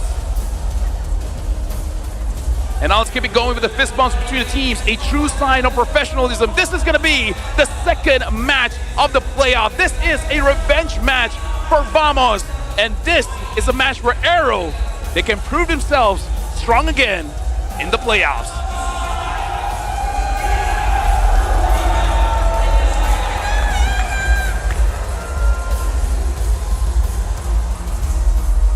All right, a lot of skibbities, a lot of 6-7s in the chat, but now Vamos going up against AERO, man. Like Chibi as well as Kim, I would say the highlight is definitely on them, but even Chad said it themselves. If the team just stayed as they were in regular season, even if they win, they won't make it that far.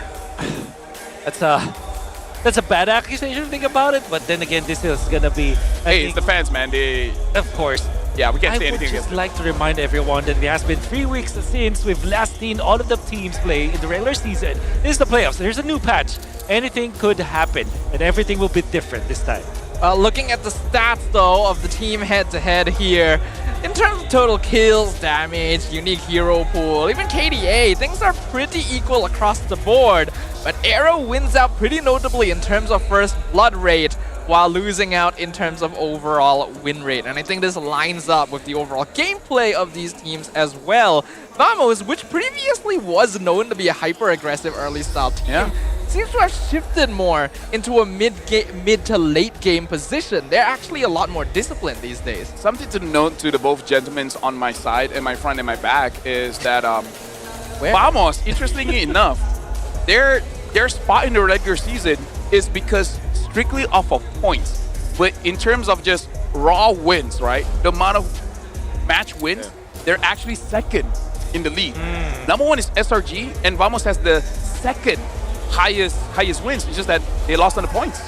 Oh, so that's interesting. That kind of makes it so that they are a very strong team. I would say that between Vamos and AERO, when you're just looking at the regular season stats, it's easier to put your money on Vamos. Yep. But that doesn't mean that again. Also, that's also haram. And everywhere, please don't do that. Yeah. If you do, don't post about it. Yeah. Just give it to yourself. Exactly. And then, of course, AERO. What I do like about this team is that, apart from Kusei is there, they will not be here if they're not deserving of the spot anyway. This is a very difficult regular season. From what I heard, from everyone that I talked to, it is a competitive season, except SRG. And I gotta say, looking at the map here, again, it is dangerous grass where Vamos has 100% win rate and AERO has 0. So in a sense, AERO has not been touching grass. Let's hope that has really been helping them out of improving for this playoffs. Yeah, and I think we've seen dangerous grass streak being broken earlier today. Remember, it was actually Homebois. It was Homebois who won every single dangerous grass map that we played in, except in this series today. I mean. Yep, but now we have a quote here coming in from Demon Kite, which played in RG Malaysia before, and his eyes are on SRG and Vamos. In terms of gameplay and discipline, I can see that MPL MY has improved a lot. For this playoffs, I'll be focusing on the matches between SRG and Team Vamos because their games are very exciting to watch. And to Chibi, all the best in MPL MY. I hope we meet at M7 later. In a way, I kind of hope because this reunion, man, he has been teased for a while. Talk about edging, right? Oh my god. The rivalry persists after all this time. This is such a great statement. You feel that it's very light. It was written in a light manner, but you can feel the intensity. It's like, I haven't forgotten, man. I haven't forgotten. And, you know, I kind of wish that this happens. It will be a very long road, though, for Vamos. Not only will they have to go through AERO, there's still a lot of steps for them to get into the international stage, especially in how competitive this playoffs can be for MPL Malaysia. It's going to be a difficult spot for Vamos, but they have to start with AERO today. Let me just say, we localized Demon Kite. Localized Demon Kite, alright. So we called him Demon Kita. Demon Kita? Yeah, which basically means our demon. Oh! Yeah, because Kita means like us or ours. Yeah. Oh. So what do you call innocent? Esan. Which is basically like a technically Arab name, but used a lot in Malaysia as well. And crime is Ikram. Ikram. Yes, Yeah, so basically we just give them 10 out of 10 for Ikram. Yeah. So we're just stealing people from you. All right. Yeah. 9 out of 10 for Ikram. 10 out of 10 for Demon Kita. Yeah, Demon I Kita. like it. I love it. Yeah. How about Coach Art? We did give an. I can't remember what it Did was. we? Yeah, we I did. feel like we still call him Arcadia. No, we call him Arcadia. But the SRG fans, they have a name for it. Oh, really? Yes. Okay. Facebook, man, TikTok. Touch grass. Touch grass. This is the opposite Find of a touching girlfriend. grass. Stop Okay, now you being can't an be edgelord. attacking me personally like that, sir. Dude. This is not an attack. This is an intervention. You need to get out more. Okay. MLBB is great, but you know. What is that? River? Is it River? I think it's River. Anyways, Vamos banning out the Fanny as well as the Grog. Oh, AERO already knows something's up. They banned out the Helker and they even banned out the Yong. Finally, the Dragon being banned, being at least noticed in this game. Vamos, they have Coach Pacbet from the Philippines, formerly known as the coach of the universe. Formerly known as one of the best drafters out there, especially after winning so much in the global ban era of MTL. I'm excited to see how he drafts, actually. So no Lancelot. This means Gatot or Yisun Shin. That is nice. He's still here. Oh. He's contributing to our conversation as well. What did he say? What did he say? Where is he? Touch the grass. No. No. He refuses. He refuses. The sun is not great. What did the grass ever do for me? Oxygen. Okay. That's a fair point. That's right. So CC gets picked up. Hey, great hero, man. Go with yo-yos, man. Yeah. Yisun Shin is open. I think AERO should not be giving that up to Vamos right now. At the same time, though, we have to think about the Gato Gacha. So, if this were MPLPH playoffs, this will be Gatot Yisun Shin. Yep. Because you don't want to give the Gatot, honestly, or the Yisun Shin to Vamos. That's right. So it's more of a deny. Yeah. Even if you don't like the heroes. That's right. But I feel like for AERO, they might just go for Hilda's commodity here in the MPL MY, I feel like. There's also the Hayabusa, actually. That's one of the Hazel signatures. But looks like they do go for YSS. Farsa as well. That's going to be the first time Farsa is showing up here in the playoffs. Are they like forcing Vamos to pick up the Gatot?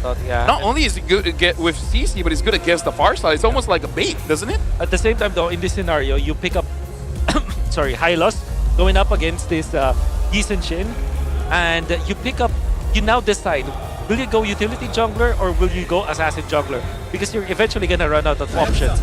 The best hero now is Hayabusa, I think. There it is. So I think Hylos is gonna be a good answer for Vamos, or Hayabusa and the Gatot Kacha. Yep. I feel like, honestly, even the Cho, if Zorian wants to flex that, it looks like they're going for the E here, which I think is a very solid pickup because, as we saw in the previous match, Tafa, like range really matters, especially in those turtle and lord fights. Yeah. Eve is very consistent nowadays as well, so if you want to match up against an artillery mage like Farsa, Eve is going to be your best bet, and you gotta lock it in before it gets banned out. But now the Uranus shows up for the first time here. I mean, like, honestly, like after the changes, Uranus is actually pretty good. He puckered up. Is that what people say in English? Yes. It's present in Malay, you know? It's I do not know if that is an actual statement. So, but who's next? you know, Your team. Wait, whoa. What do they know that we do not? Hey, is this true, Stone? I'm not seeing any request for pauses or anything just yet. Okay. It will be very like. What has happened?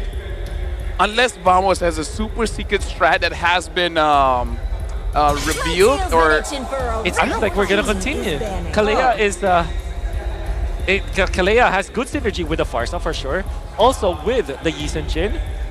So it kind of makes sense for them to ban this out, and there's no roam reveal yet for AERO.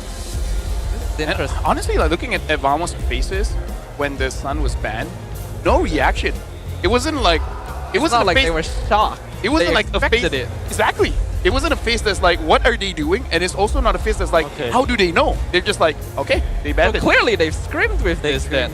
I do recall that like all a while back when January, Anip was still with them, like many seasons ago, they would play Sun Gold lane, but that was also very rare. And in January, a lot of people have theorized about this Sun in the gold lane as well. So, and we are going to continue. Atlas is also a hero that has been picked up lately. It's interesting. They And might honestly, go Franco. I've seen Zorn use Atlas for a bit after, so I'm like, okay, that makes more sense. Gorgeous looks pretty happy here. I wonder if they're gonna change it up and put CC in gold so that he can have something to deal with the Uranus. Yeah, I think so. Because I kind of want to see an Atlas here. That's what I was thinking actually. You put CC Gold, Alice EXP.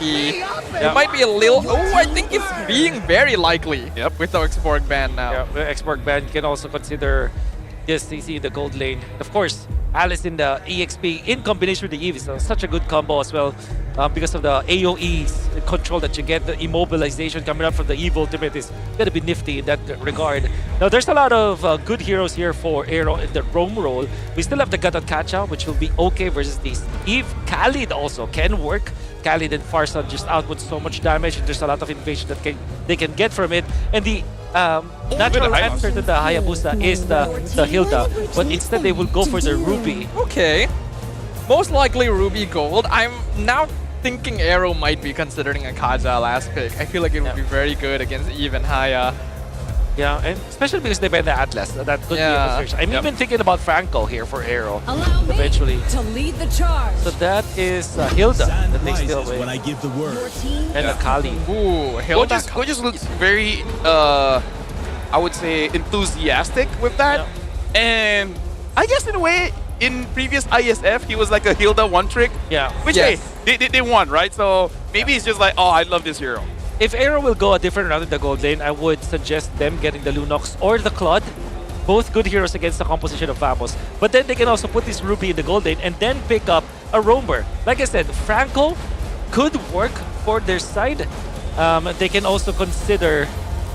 There's no grab, alright? So they can also consider the Hylos, which I think is going to be really good for their... It kind of completes their draft in many ways. Looks like they're going to pick up the Gatot Kacha, just pick up something that has been doing quite well. And this honestly reminisced me about game number 1 of Homebois versus MB, where Vamos looks to be the more dynamic draft, and AERO kind of picks up what makes sense. The only curveball is early Farsa pick, but honestly, Farsa is very strong in my opinion in the current meta, so I'm okay with it. It has great synergy with the Yisun Shin. You get that vision, which allows Farsa to output more damage. You have a supplementary damage, and then the stun also connects with the Feathered Airstrike so well. And then it also wins in the mid lane matchup. The only thing is that the Eve was picked up by the opposing side, which is also going to be good. The only curveball that, which is still, it still weirds me out, is the Sun band coming up from there. Eventually it didn't matter because like...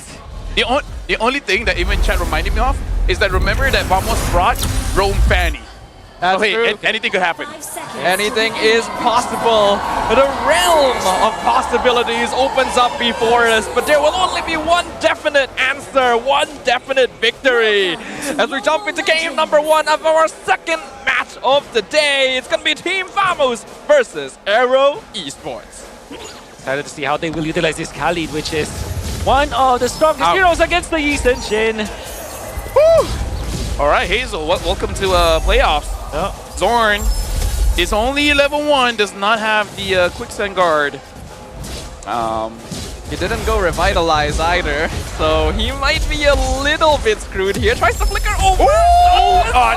One last hit. Kim picks up first blood.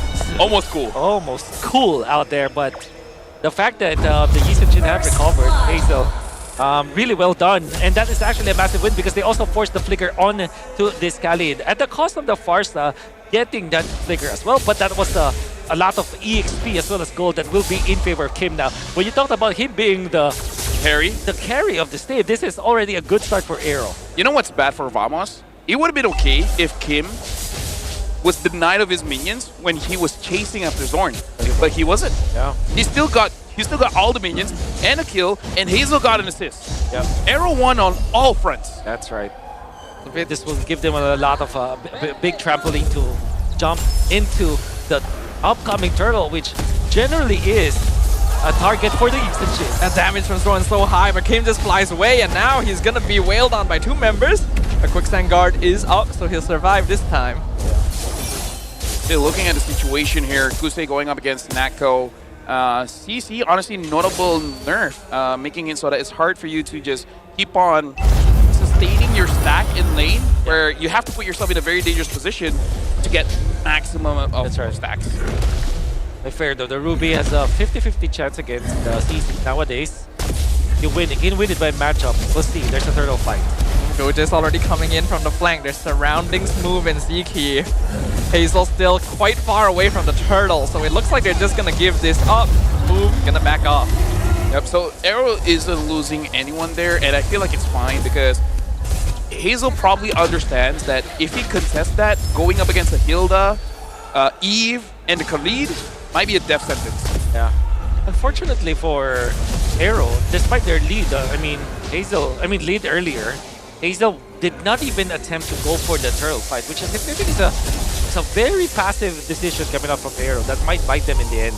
Might also just because Chibi has been amazing on the turtle as well as the Lord. So I think, I agree with you. I think they should not be showing this much respect, but hey, that's what happens. Zorn commits the Raging Sandstorm, Predator Airstrike comes out. Zorn gonna flicker back out to safety and not able to steal the orange buff. Saving grace for Hazel out there. But there is a significant EXP difference between the junglers that we have. Chibi is level 6, Hazel is just quarter of a level after level 5. And this is a really bad sign. Yisenshin should be like constantly farming, constantly getting the neutral objectives. The fact that Chibi is popping off and then Zorn, despite dying and giving the first blood to AERO, has now recovered. This continuous cycle of the purple buff and the orange buff is not going to be favorable for Mr. Hazel. Honestly, that's a very good analysis because I wasn't looking at the pathing here. I'm wondering, how did Hazel really lose out on that farm? Like, did Goja steal away a camp? Is that why? Probably could be the case. And the fact that they did not contest that first turtle kind of tells me that they're not prepared for that. Because even when they attempted to go for the orange buff attempt coming up from Vamos, Chibi was already 2 levels ahead of the Yisenshin. Yeah, it's a weird position here, but at the very least the goal difference isn't too big, so even if they're behind on levels, they're still matching up in terms of items. Now the next turtle is going to be up. Smooth already here providing vision. Yep. Right now, honestly, with Chibi getting the Hunter Strike as well, Vamos could actually go for an angle where they just go for the fight, because if AERO missteps, Nako and Gorgeous could potentially catch someone like nice Ziki here. 2-man taunt from Ziki into the Predator Airstrike. I'm a bandit catches Gorgeous. Raging Sandstorm cancels out the backline. Kim gonna be caught. RWM catches 3 members of AERO. Zorn gonna be a little bit isolated, but here comes the Ogi Shadow Kill, dropping Kusei down 10% HP. Smooth gonna be walking forward, forcing Nako back as well. Still no kills on either side. Zorn gonna be all healed back up, coming back through AOG. Defensively, Hazel secures the turtle. Gorgeous goes down to see Kim. The conceal comes out. Kim still alive on 1 HP. Zorn gonna go down, and it is an all-out chaos, but AERO are the ones who come out on top. Let's talk about the good team fight coming in from AERO. They're really just playing Vamos like a violin. Great team fight. I think that AERO just dismantled the formation coming out from Vamos, and the timing was so off from the Vamos members. They're not chaining their stuns together. They're not chaining their ultimates as well. Look at this. AERO is just positioned so well. Zorn even tried to go for the backlines, but Hazel kept his ground, going for the retribution. Then massive traceless to dodge some of the spells from Vamos, and then Zorn could not find the opening afterwards. Ooh, but we jump back in this move, being completely flattened by 4 members of Vamos in bot lane.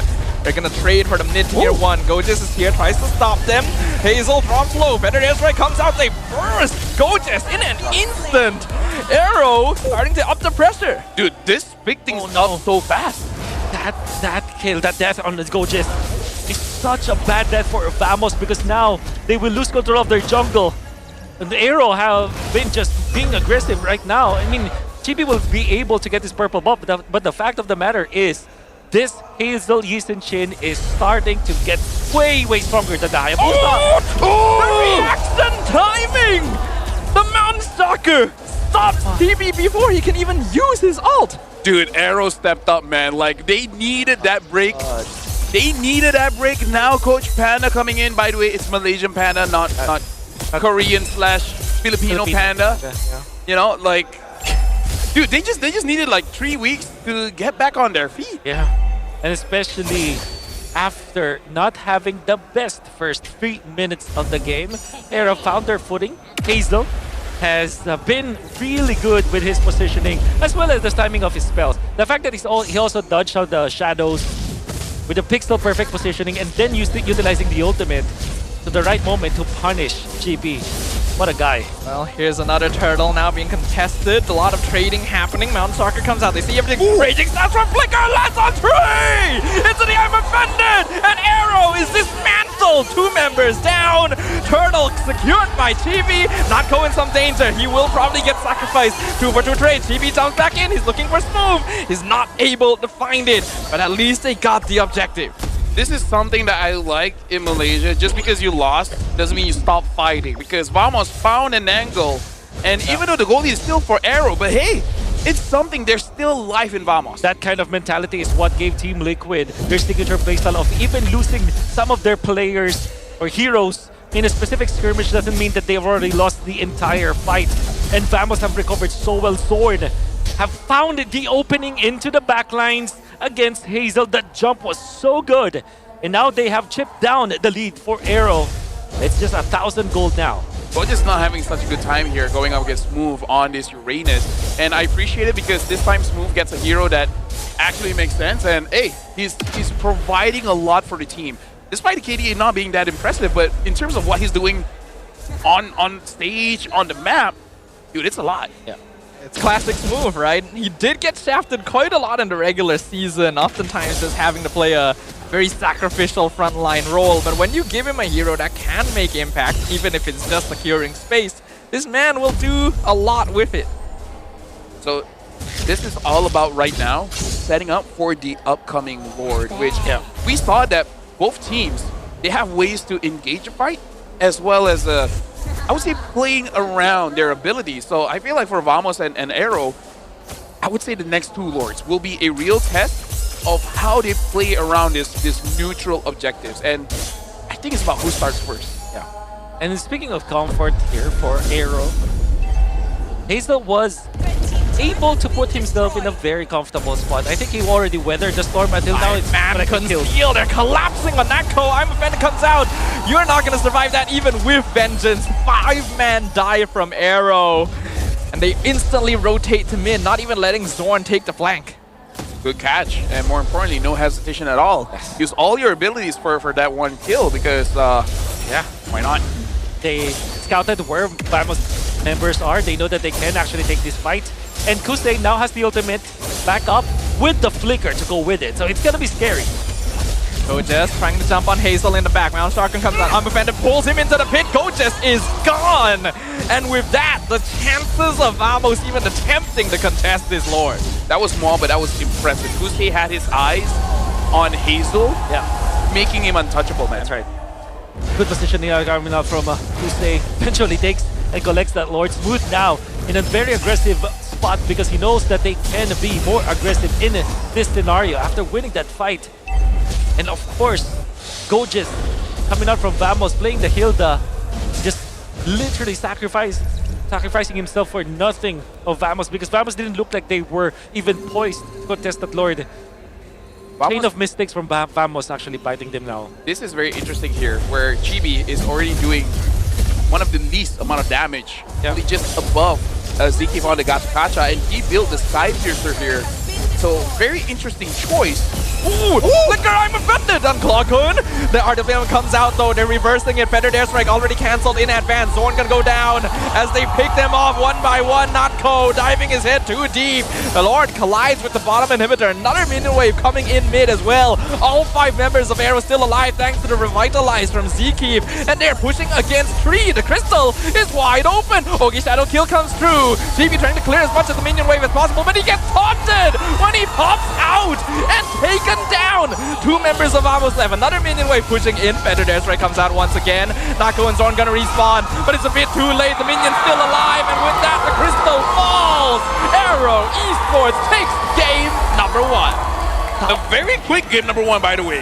Top-notch target selection from all of the members of AERO, and Kusei made it quick. We weren't talking much about him in the early stages of this game, but man, that jump on the valid target of Vamos actually started the fight for AERO to be able to win that very decisively. Honestly, like in that game, like it was quick, but it felt very quick because we saw AERO not losing momentum at all. Okay, we get this, we get mid, we get this, we get kill, we get this. Like, it's just continuous, and Vamos was struggling to keep up. This is the strength of the double fighter setup. Like, having the Rubius plus the Uranus kind of makes it so that you're always topped up. I mean, your ultimates are low cooldown ultimates as well. And then you combine it with the vision that you get from the Yeast and Chin, and the fact that everybody's just playing so well. This Farsa is on point. There wasn't any miss coming out from this Farsa all throughout the game. Even playing with them is like, okay, I have 1 HP, but hey, maybe I can do something, right? And he did. I mean, we all know Kim, right? He's an aggressive mid laner, one of the cores for AERO, and he continues to prove that fact. This is one of the teams in MPL Malaysia that you cannot afford to give early game momentum to, and unfortunately, that's exactly what happened. And the thing is, I kind of feel like we got to break down quite a lot from AERO from every single movement, because Vamos, they make a mistake in the initial going inside of the jungle. But other than that, it's like, yo, AERO's stepping up. Yeah, again, regular season is different from the playoffs. And this time, AERO, they did not look very sharp in the first maybe 2 minutes of the game. There were some you know, weird decisions, but they were just minor weird decisions. Overall, in the grand scheme of things, their fundamentals are just laid down perfectly. They have to they fought when they have to defend their jungle. They didn't fight in the first turtle, maybe because they're planning something out, but in the second turtle, they knew what they had to do. They positioned their pieces well, and then eventually won the game afterwards. Maybe it was the coach saying that, okay, guys, we probably don't have a good first turtle fight, but hey, second and onwards. And this is Kim, the MVP of the game. In a way, he's the face of AERO. Throughout all the roster changes, he's been consistent. And I would say even in skill and leadership, man. He has an eye for opportunity, and he specializes in these sort of damage-style mid laners. Not necessarily scaling type, more of the early burst. That's why he's been known for Farsa, known for heroes like Lo Yi as well. You let him position well, you don't interrupt him, and he will do his job very well. Getting the first blood in this game in exchange for a flicker. He did not waste what was given to him all throughout, only dying once with 79% kill participation, and the damage output was there every time that AERO needed it. This is a first pick Farsa to go with the Yeast and Chin, and I think this is something that Vamos will have to recalculate in the end. Although they have gotten both the Hayabusa as well as this Khalid, it seems like they have the pieces, they have the ingredients, but they just can't cook against Kim in this game. Speaking of which, I feel like part of the reason why Kim was the MVP was that he only died once. Despite Vamos trying multiple times to make sure that he was the first one to die. Yeah. Right? The fact that he survived, gets a stun, and even dealing damage. Whereas like Vamos is trying their best to initiate their plan, but every single time it looks bad on them. It's almost like, why are you going for Kim? There is a good amount of counter-engage coming in from AERO Esports. A lot of their ultimates are good at reacting and stopping people from trying to chase down the backline. So even though Vamos has a lot of heroes that should counter the Farsa, we've already seen this sort of trend recently where Farsa is no longer as vulnerable as she used to be. That extra mobility from the Wings by Wings gets you out of a lot of sticky situations, especially since a lot of fighters in the meta right now are basically, once you're in your full commit, you don't really have anything left to chase a bird. Forgive me for my honesty, right? But I really feel like in this game, it is mid and EXP diff. Because Move did not give Goges any opportunity to get close to Hazel. And even if it does, Kusei is there to peel for him. And then Kalakon did a lot of damage. In fact, he's the most amount of damage dealt, but his impact is definitely not the same as Kim.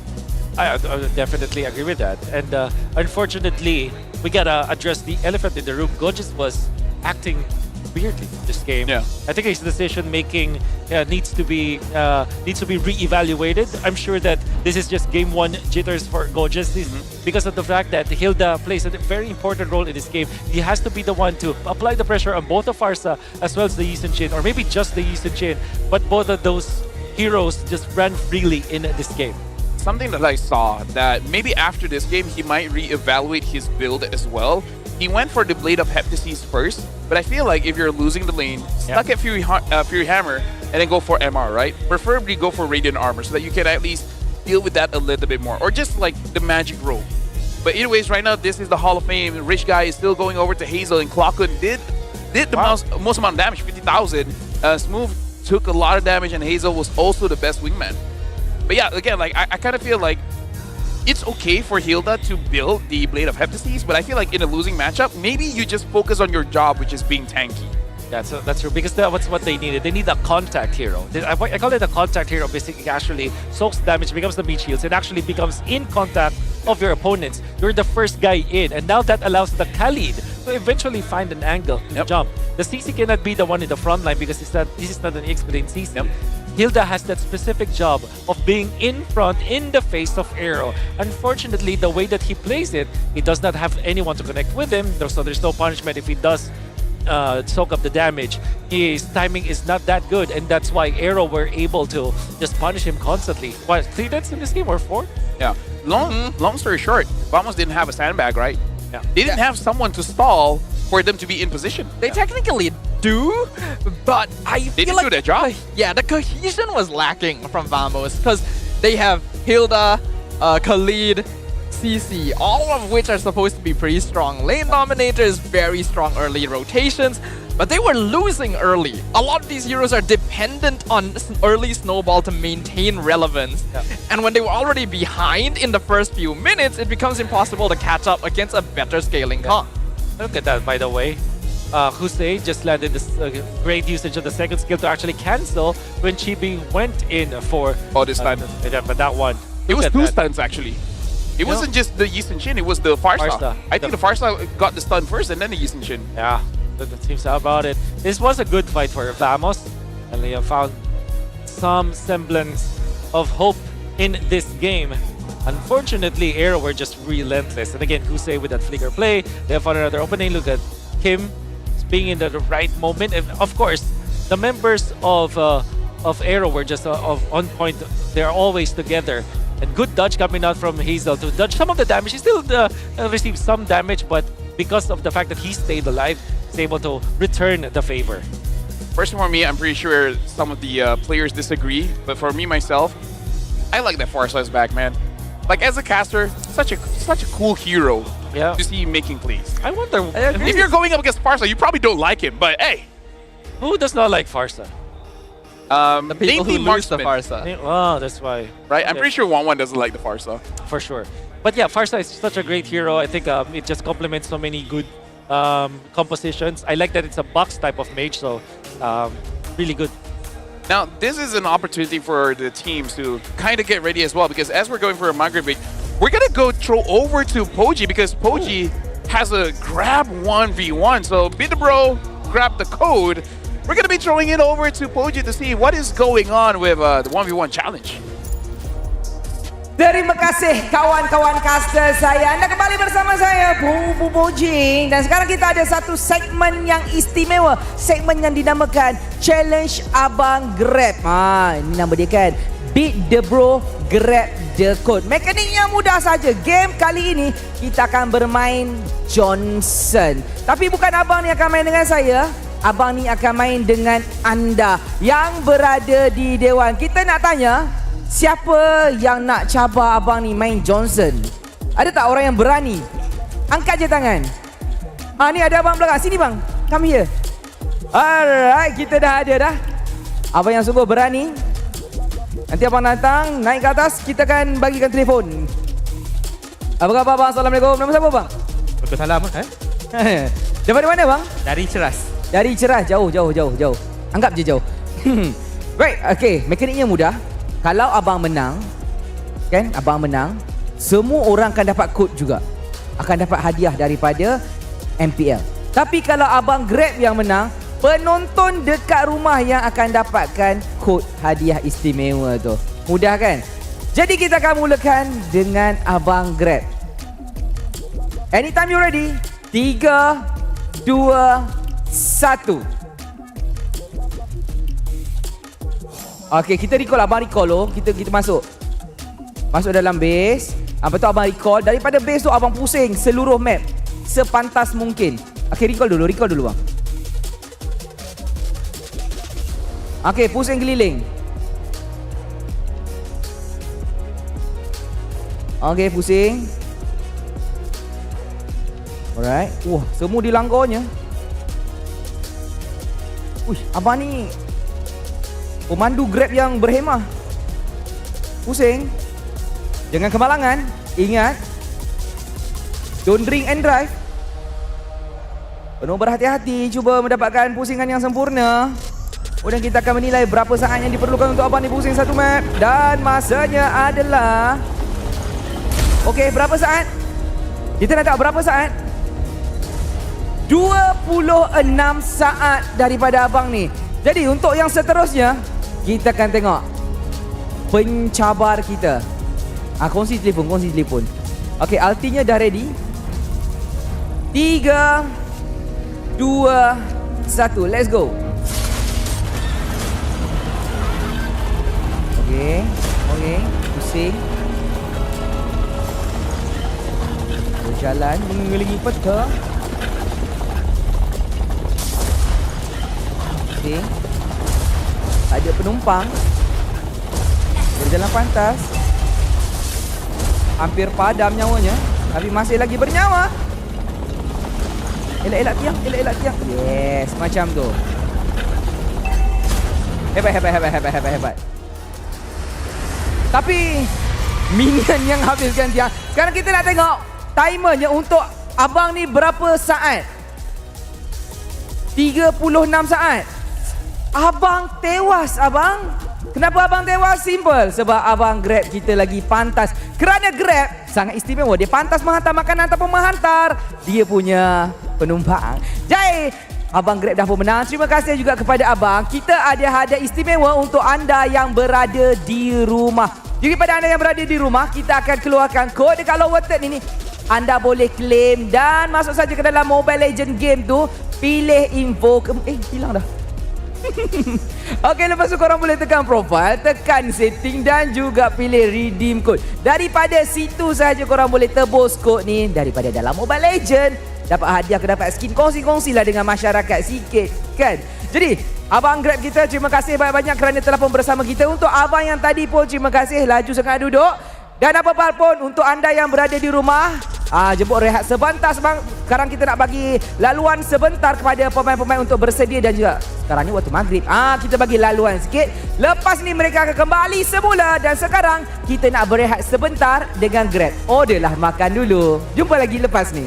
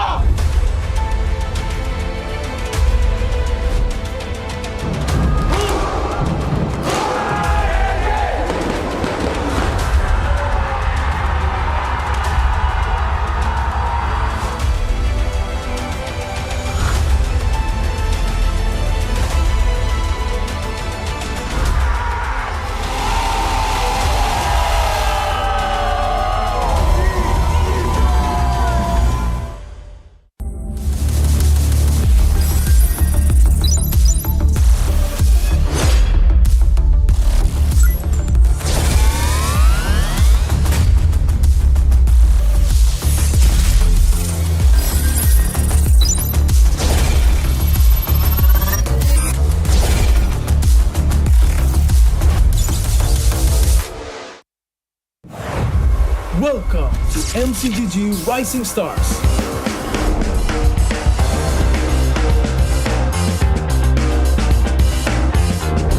From September 12th to October 19th, take part in the regional contest, open to all players. Step up and prove your strength. Division finals will run from October 24 to November 2. The top 16 players in each division may advance to the next stage of MRS. Check your in-game mail for information.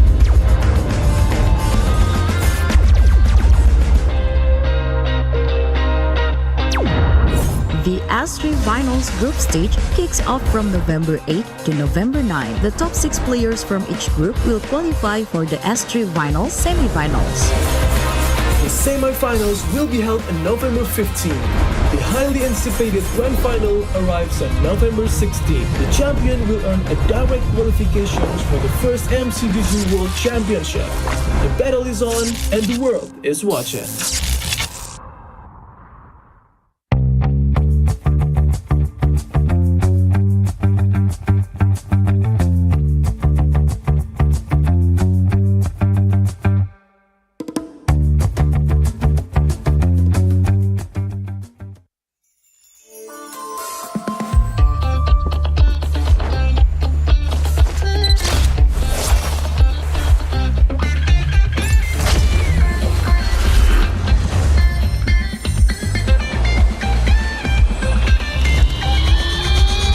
Welcome to Double 11.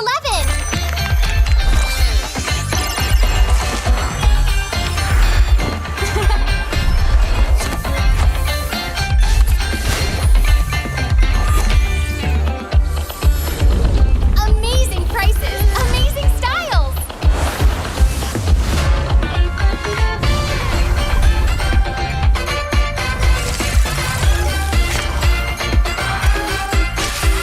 Win big in Mega Draw.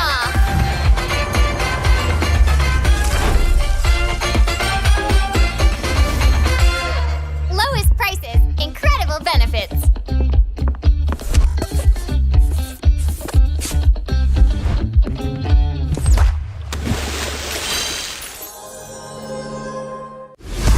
Dribble, drive, chase, 100 plus, 0, hey! Rasa, padu, tanpa kalori, yo, tanpa kalori. Jom hebatkan harimu dengan 100 plus, 0. Dribble, drive, chase, 100 plus, 0, hey! Welcome to MCGG Rising Stars.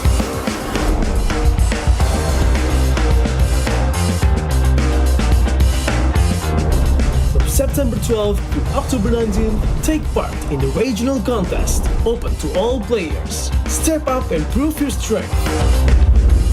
Division finals will run from October 24 to November 2.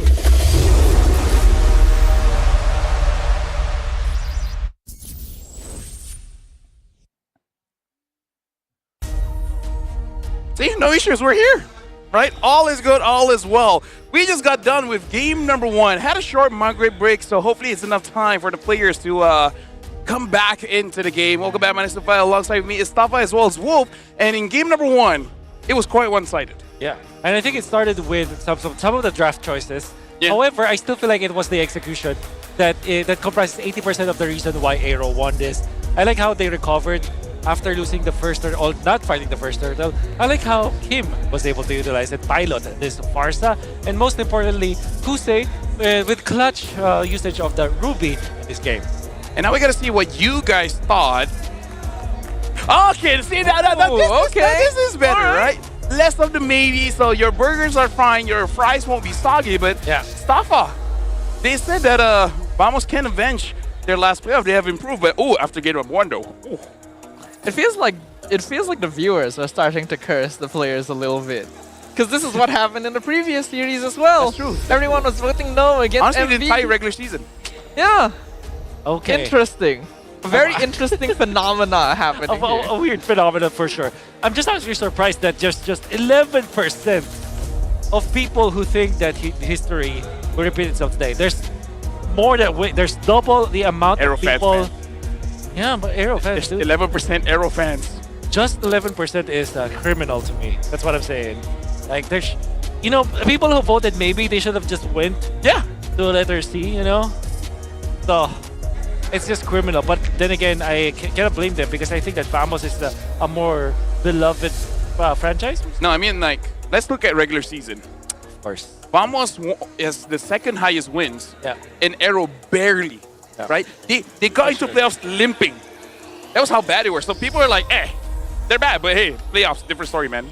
But I do wonder if this is going to be consistent, right? Because even during the regular season, both of these teams had some of their ups and downs. AERO in particular is a team that quite heavily depends on the early game going their way and then ending the game quickly. If it doesn't end up in that rubric, then we see them be a little shakier. So going into game number 2, will it be a repeat? Will we actually get to see AERO deal with a situation where they might not be having as smooth a performance? I agree that the audience agrees. They say viewer curse. Shout out to Viewer curse. Ayam Seram, which translates to scary chicken. Seram. Right. Yeah. But 50% win rate for AERO on first pick, which despite their regular season is higher than I thought. Yeah. I think it's really there's so many things that are lost when you're just watching and, you know, looking at the stats of a game. But this wait, is this 10? Am I counting this correctly? 10? 1, 2, 3, 4. Okay. From 10 players became coach. Wait. 12? Oh, 12. Oh no. It's the same players. Sasa's 2. So 11. It's the same players above and below, guys. Yeah. Oh, okay. Yeah, okay, never mind. Because I think in total we did have 11 players become into coach. But yeah, the notable ones here is Ozora Vecchi, which is a player for GeekFam, now coaching for SRGOG. Sasa played for Onyx, Team SMG, as well as King Empire. And then now coaching Tianfeng Yaoguai. And then this is the other one where even Ashi started as Mystic Burden player, which is notable because it was with Zorn's team, if I'm not mistaken, and then becoming a coach for Todak. 11 players became coach. It's quite a lot, actually. We don't have other options. Well, no, this is actually surprising to me. Of course. And wait, so am I reading that correctly? There was a player named Long, which I fairly remember from Malaysia. Yes. Went screaming against him, and I really like his antics. He's a very funny guy, you know. And he's in the FYG. Yeah, with Sasa. Yeah, with Sasa, and there's a player named Long. As well. Yes. So he has to change his name. So his name is Long S. Yep. Okay, now we talked to Light. He's a cool guy, right? Good roamer. 1 MSC, right? Pretty high, right? Yeah. He said on why he chose AERO for M7 because I expect SRG and AERO to qualify for M7. I chose AERO because my former teammate from RSG Kusei is there. The team in Malaysia are truly dangerous in my opinion. Whoever faces them at M7 should be prepared. I agree, Light. Thank you very much. Yeah. You know what? Yeah. I cannot argue against Light. Light is you cannot regular season. Is it because you're on cam? Yeah, that's also true. But also, Light is, again, the regular season MVP of MPL Page Season 16. One of the most improved players from Season 15 and 16. Only fell short in the Grand Finals. But if you think about it, was consistent all throughout. We call him the Light System. The Light what? The Light System. The Light System. Yeah, opposite of the Dark System. We need some of that here. Maybe it's because we don't have Light here that our pubs are so sus. Yeah. I don't want to say that because I lose to them. So what does that make me? No, we're part of them, Rafael. We are part of the collective. We're part of the problem. Hey, if you want Innocent and Cram's opinion on the Malaysia server, wait for 3 to 4 weeks for my podcast. Why does it take that long? They need subtitles, bro.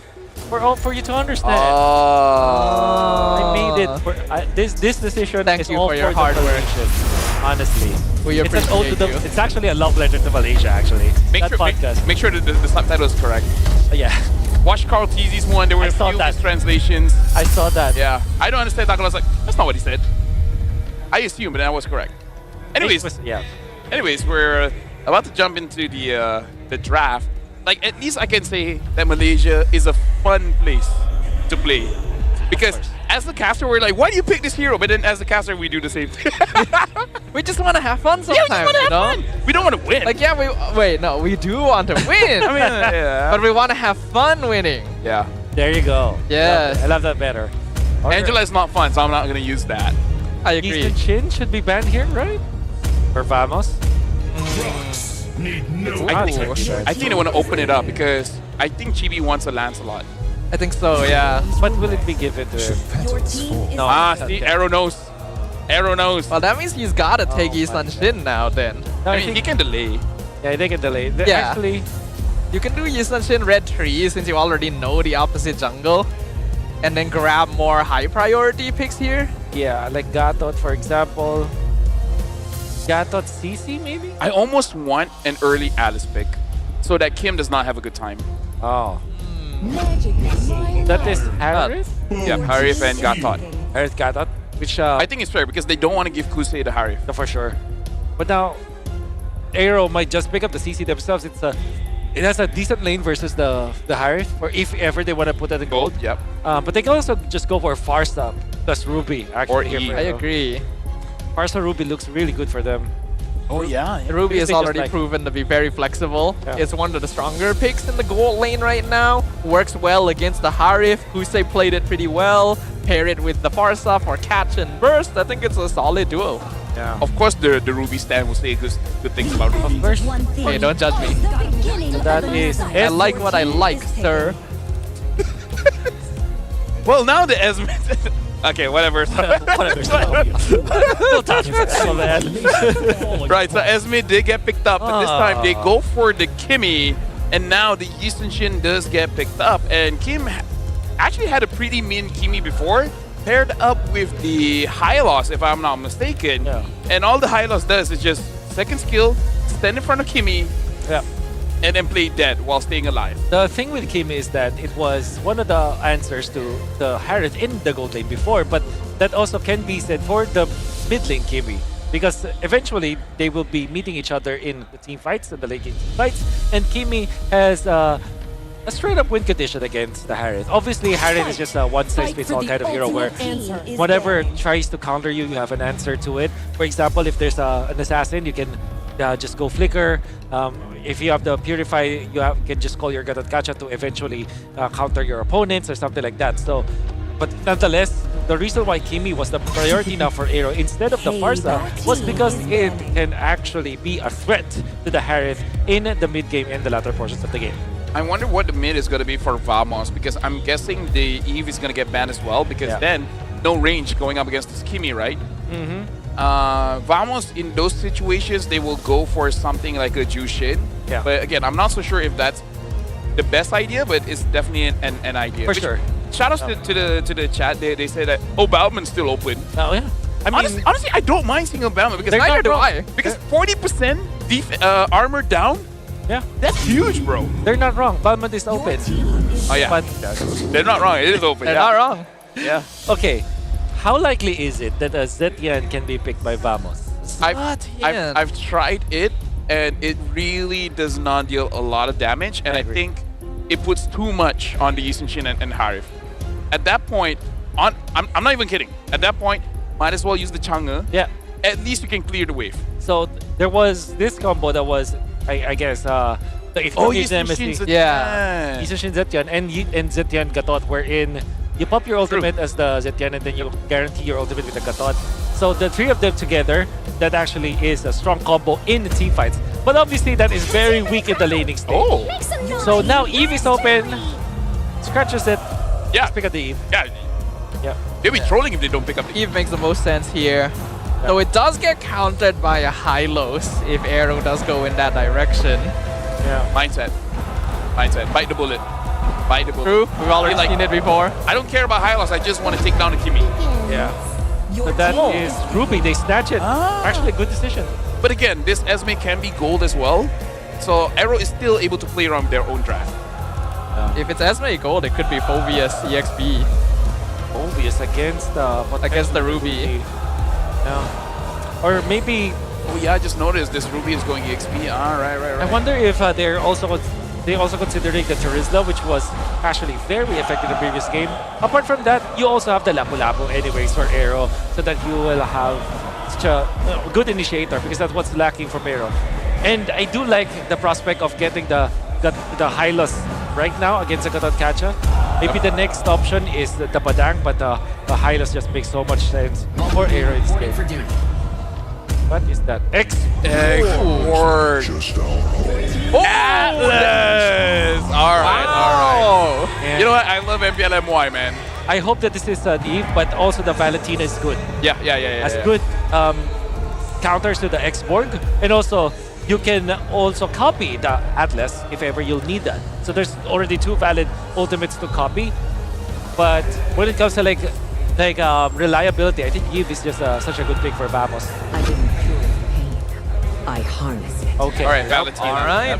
Again, quite a lot of good ults here for the Valentina to pick up, and I do remember Kwakun, not all the time, but he does have games where he's been very successful on that Valentina. So Vamos, they got to get back the momentum here, because AERO is already up by 1 game, and if it goes anything like game number 1, bro, I gotta say, the fans will be pretty upset. And yes, I'm reading chat.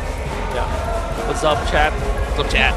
You know, this X-Borg, although there's so much hype around it, I like it in general, but it being played or picked at blue number 5 is, to me, an unnecessary risk for AERO Esports, because again, it gives Vamos that launchpad to pick up the Valentina. However, let's see, because it's still a very strong matchup versus the Ruby. Apart from the Valentina, there's really not much hope that can take on the Firaga armor. The only issue is he can give the last insanity to the opposing Valentina, which is going to be very painful. At the same time, though, there is no legitimate way for Vamos to take away the Firaga armor of Smooth.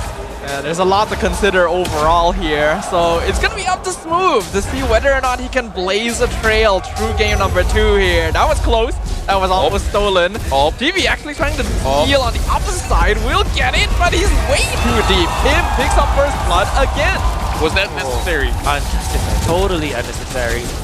Didn't have the help of his teammates, and now gonna store this. Yo, that's advantage. Yeah. Honestly, like, thinking on his Atlas after the buff is so tanky to the point where even if I use Atlas, I don't care about the ult, man. I just become a frontline that just so happens that I have an AOE starter. Yeah. The range of what you can get. Ooh, they caught Zorn. He's in trouble. He doesn't have Revitalize either. Hazel gets a free kill. The area of effect, or the range for, technically the reach that you have for this Atlas has increased by a significant amount. It's not that big, but it allows you to have more plays. That's what I'm trying to say. And combo that up with the flicker, now you're always a threat. And if you think about it, Vamos only utilized this Yisen Shin, which after the Traceless does not have enough to actually get himself or separate himself away from the Atlas. So this is going to be a very interesting pick. I will not be surprised if this is going to be a trend versus the Yisen Shin. Yep. They're going to be able to get taunt on Ziki if he's in trouble. Perfect match comes out, but he still gets picked off. So they will find a revenge kill onto the Atlas and transition to the Turtle. Honestly, yeah, GB just has to be careful, because the Traceless before has 1 second of CC immune, but now it's only 0.6 seconds, so still pretty good. But you gotta be careful. Last insanity, Kim does not have flicker. He's gonna get blown up. And now Smooth gonna be burning them back. The rest of Vamos coming right back up. I'm offended. Catches the export, pops the armor straight away. He doesn't have last insanity. Falling Star with the lands on 2. Zorn pops the Revitalize. Gonna be able to keep himself and his team alive for now. And now Vamos looking for the reversal to get the stun on CK. And Nanko comes in to secure the kill. That is why we don't like that blue 5 pick on the export, because the Valentina, Kokun has proven to us how strong of a counter the Valentina is against the X-Borg. Going in for that play, eventually AERO did not have enough damage. Unfortunately for Smooth, going in for the sprint, he waited so much to pop his ultimate, and by the time that he wanted to pop his ultimate, Vamos already had the Goges in that area to actually stun him up and not allow him to pop the ultimate. This is something that AERO needs to fix. Yeah, I think they really fixed on that Glockun was 100% going to pick up the Eve. So, yeah, curveball bit. Glockun taking damage from Hazel. Hazel's trying to dive. Stolen Phantom Execution used to escape. Glockun doing a good job on the Valentina so far. Hey, like in the, like them talking to each other, they made it look like Glockun is nervous, but I think Glockun is the one that's performing quite well in game number 1 and game number 2. I guess. Especially this game 1-0 with this Valentina. Oh, shout out to Zekiel. What up? So right now for Vamos, they have a lead-ish, but not by much. And I feel like you still got to be careful of Zeke here because eventually he will catch you. And the thing is, he doesn't have to catch 5 people, right? 1 or 2 is enough. Speaking of catching, Last Insanity has to be used defensively down bottom because Chibi went for the gank on the EXP lane. Thorn in trouble, actually, surrounded by 3, having to use the AOG defensively. Yeah. I wonder what the general opinion about this Sprint X-Work is, but it kind of feels like it does not convert into any kind of aggression or tempo control from AERO. So we'll see.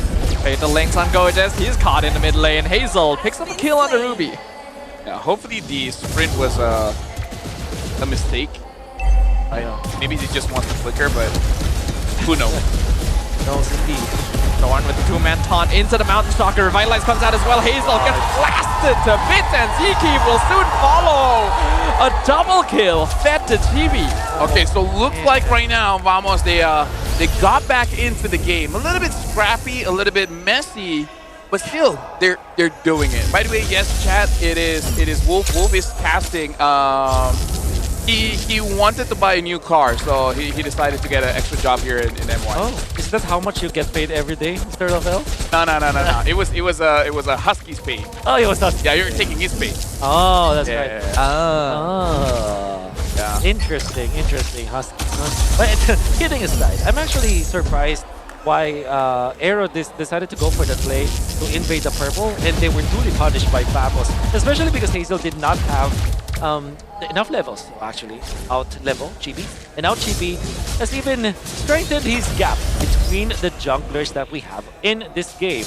And not to mention, Natko is really farming for the entirety of special. This lead might not be that big for Vamos, but you can definitely feel it. You can definitely feel that they have much better artillery going up against AERO. So if this turtle number 3 fight erupts, it's gonna be difficult for AERO if they don't find a good opening with Ziki. The interesting about Vamos is that their leading does not depend on EXP or gold. It's about them feeling good, right? If they get a few kills, get a few cash, then they feel like, okay, we're in a good spot. Oh! Just gets caught in Fatal Links. He already popped the I'm offended. They're gonna lock them down under tower. Ruby goes down. Clockwood blinks in with the Last Insanity AOG. 2-man knockup. And here comes the explosion. Ziki follows. It's a double kill. It's a triple kill for Clockwood. Natko chasing Smooth all the way down the bot lane. 4 members of AERO Esports wiped off the map. And again, Vamos, in their eyes, gold is not considered as a lead. EXP is not considered as a lead. It's all about that momentum, baby. And then Echo dies. Tuesday? Come on, that was a great kill, by the way. Unfortunately, we are now feeling the full effect of the Valentina versus the X-Borg. To be fair, Clockwood actually took his time. He had to pop 2 charges of his skill number 1 in that bottom lane after the flicker, which was interesting because he didn't need to. But then again, he knew that there was Zord to follow up afterwards. So even when he did his time, even if he was patient and not going in for the instant Last Insanity with the flicker, they still managed to get even more. A triple kill for Clockwood, and also another kill for Natko. And that's Vamos just taking over this game right now. Yeah, dude, Clockwood is having an amazing game. I wish I can say the same for Gorgeous because I really feel like in game number 1, game number 2, he's not showing up just yet because in the death that Gorgeous, died in, there was no purpose for it. It's just misposition or getting forced on under the turret. Well, the first 2 letters spell go in his name, so it's probably why he's doing it. Hey, you know what? A+. If you read his name like back in reverse, it's just go. That's right. Just go. It's Sedge go. Sedge all. I like my version better. Alright, they get the Fatal Links in on Zorn, pull him over the tower. Revitalize comes through. Zeke just instantly blows up, but Zorn does get traded. 1 for 1 on the roamers. Dude, everyone gets exploded very quickly in this game. The strength of the meta that we have right now, wherein you have this Yisun-Chin, this Valentina with the Harriet, which naturally has a lot of magic damage to her side. And to think about it, there's really not much magic defense. Okay, now I see it. Because in terms of tank items, Zikip actually went for the fleeting time, which, yeah, that's right. Honestly, like, I play Atlas, I can see that makes sense, but I think you don't need that. I don't think it. Right, you just need to be a frontline, which is the thing that your team needs. It's not a good item to prioritize in this particular game. Maybe third item, but they badly needed that Radiant armor, actually. Yeah, agree. The first few minutes of the game. They went in for the Dominant Size, which has intrinsic adaptive defense, but it does not help his teammates. The thing with Radiant armor is it actually helps your teammates because you don't only have your magic defense, but you also neuter the amount of magic damage that your opponents do. And now Clockland getting that last sanity as well. The fight around the Lord here.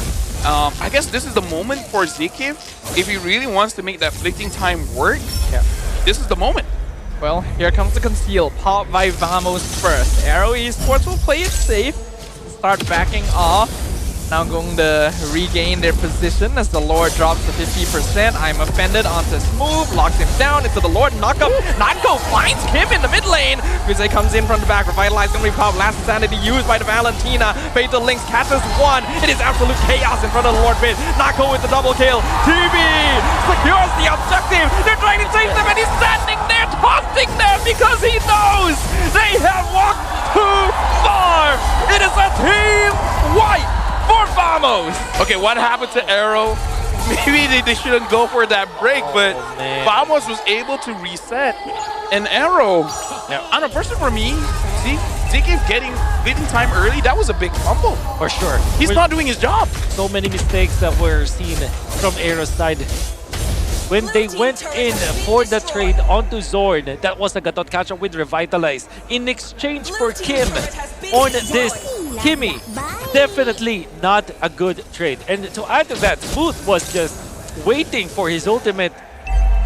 He's just being too patient, overly passive, to the point where his ultimate does not have any impact at all. I think that he is so stingy with the ultimate that Vamos were able to just capitalize. And afterwards, it was just full pandemonium. Vamos did not, AERO did not have enough sustainability when Zikip as well as Kim died in that skirmish, and now Vamos have a substantial amount of lead. It's almost impossible for AERO to come back from this one.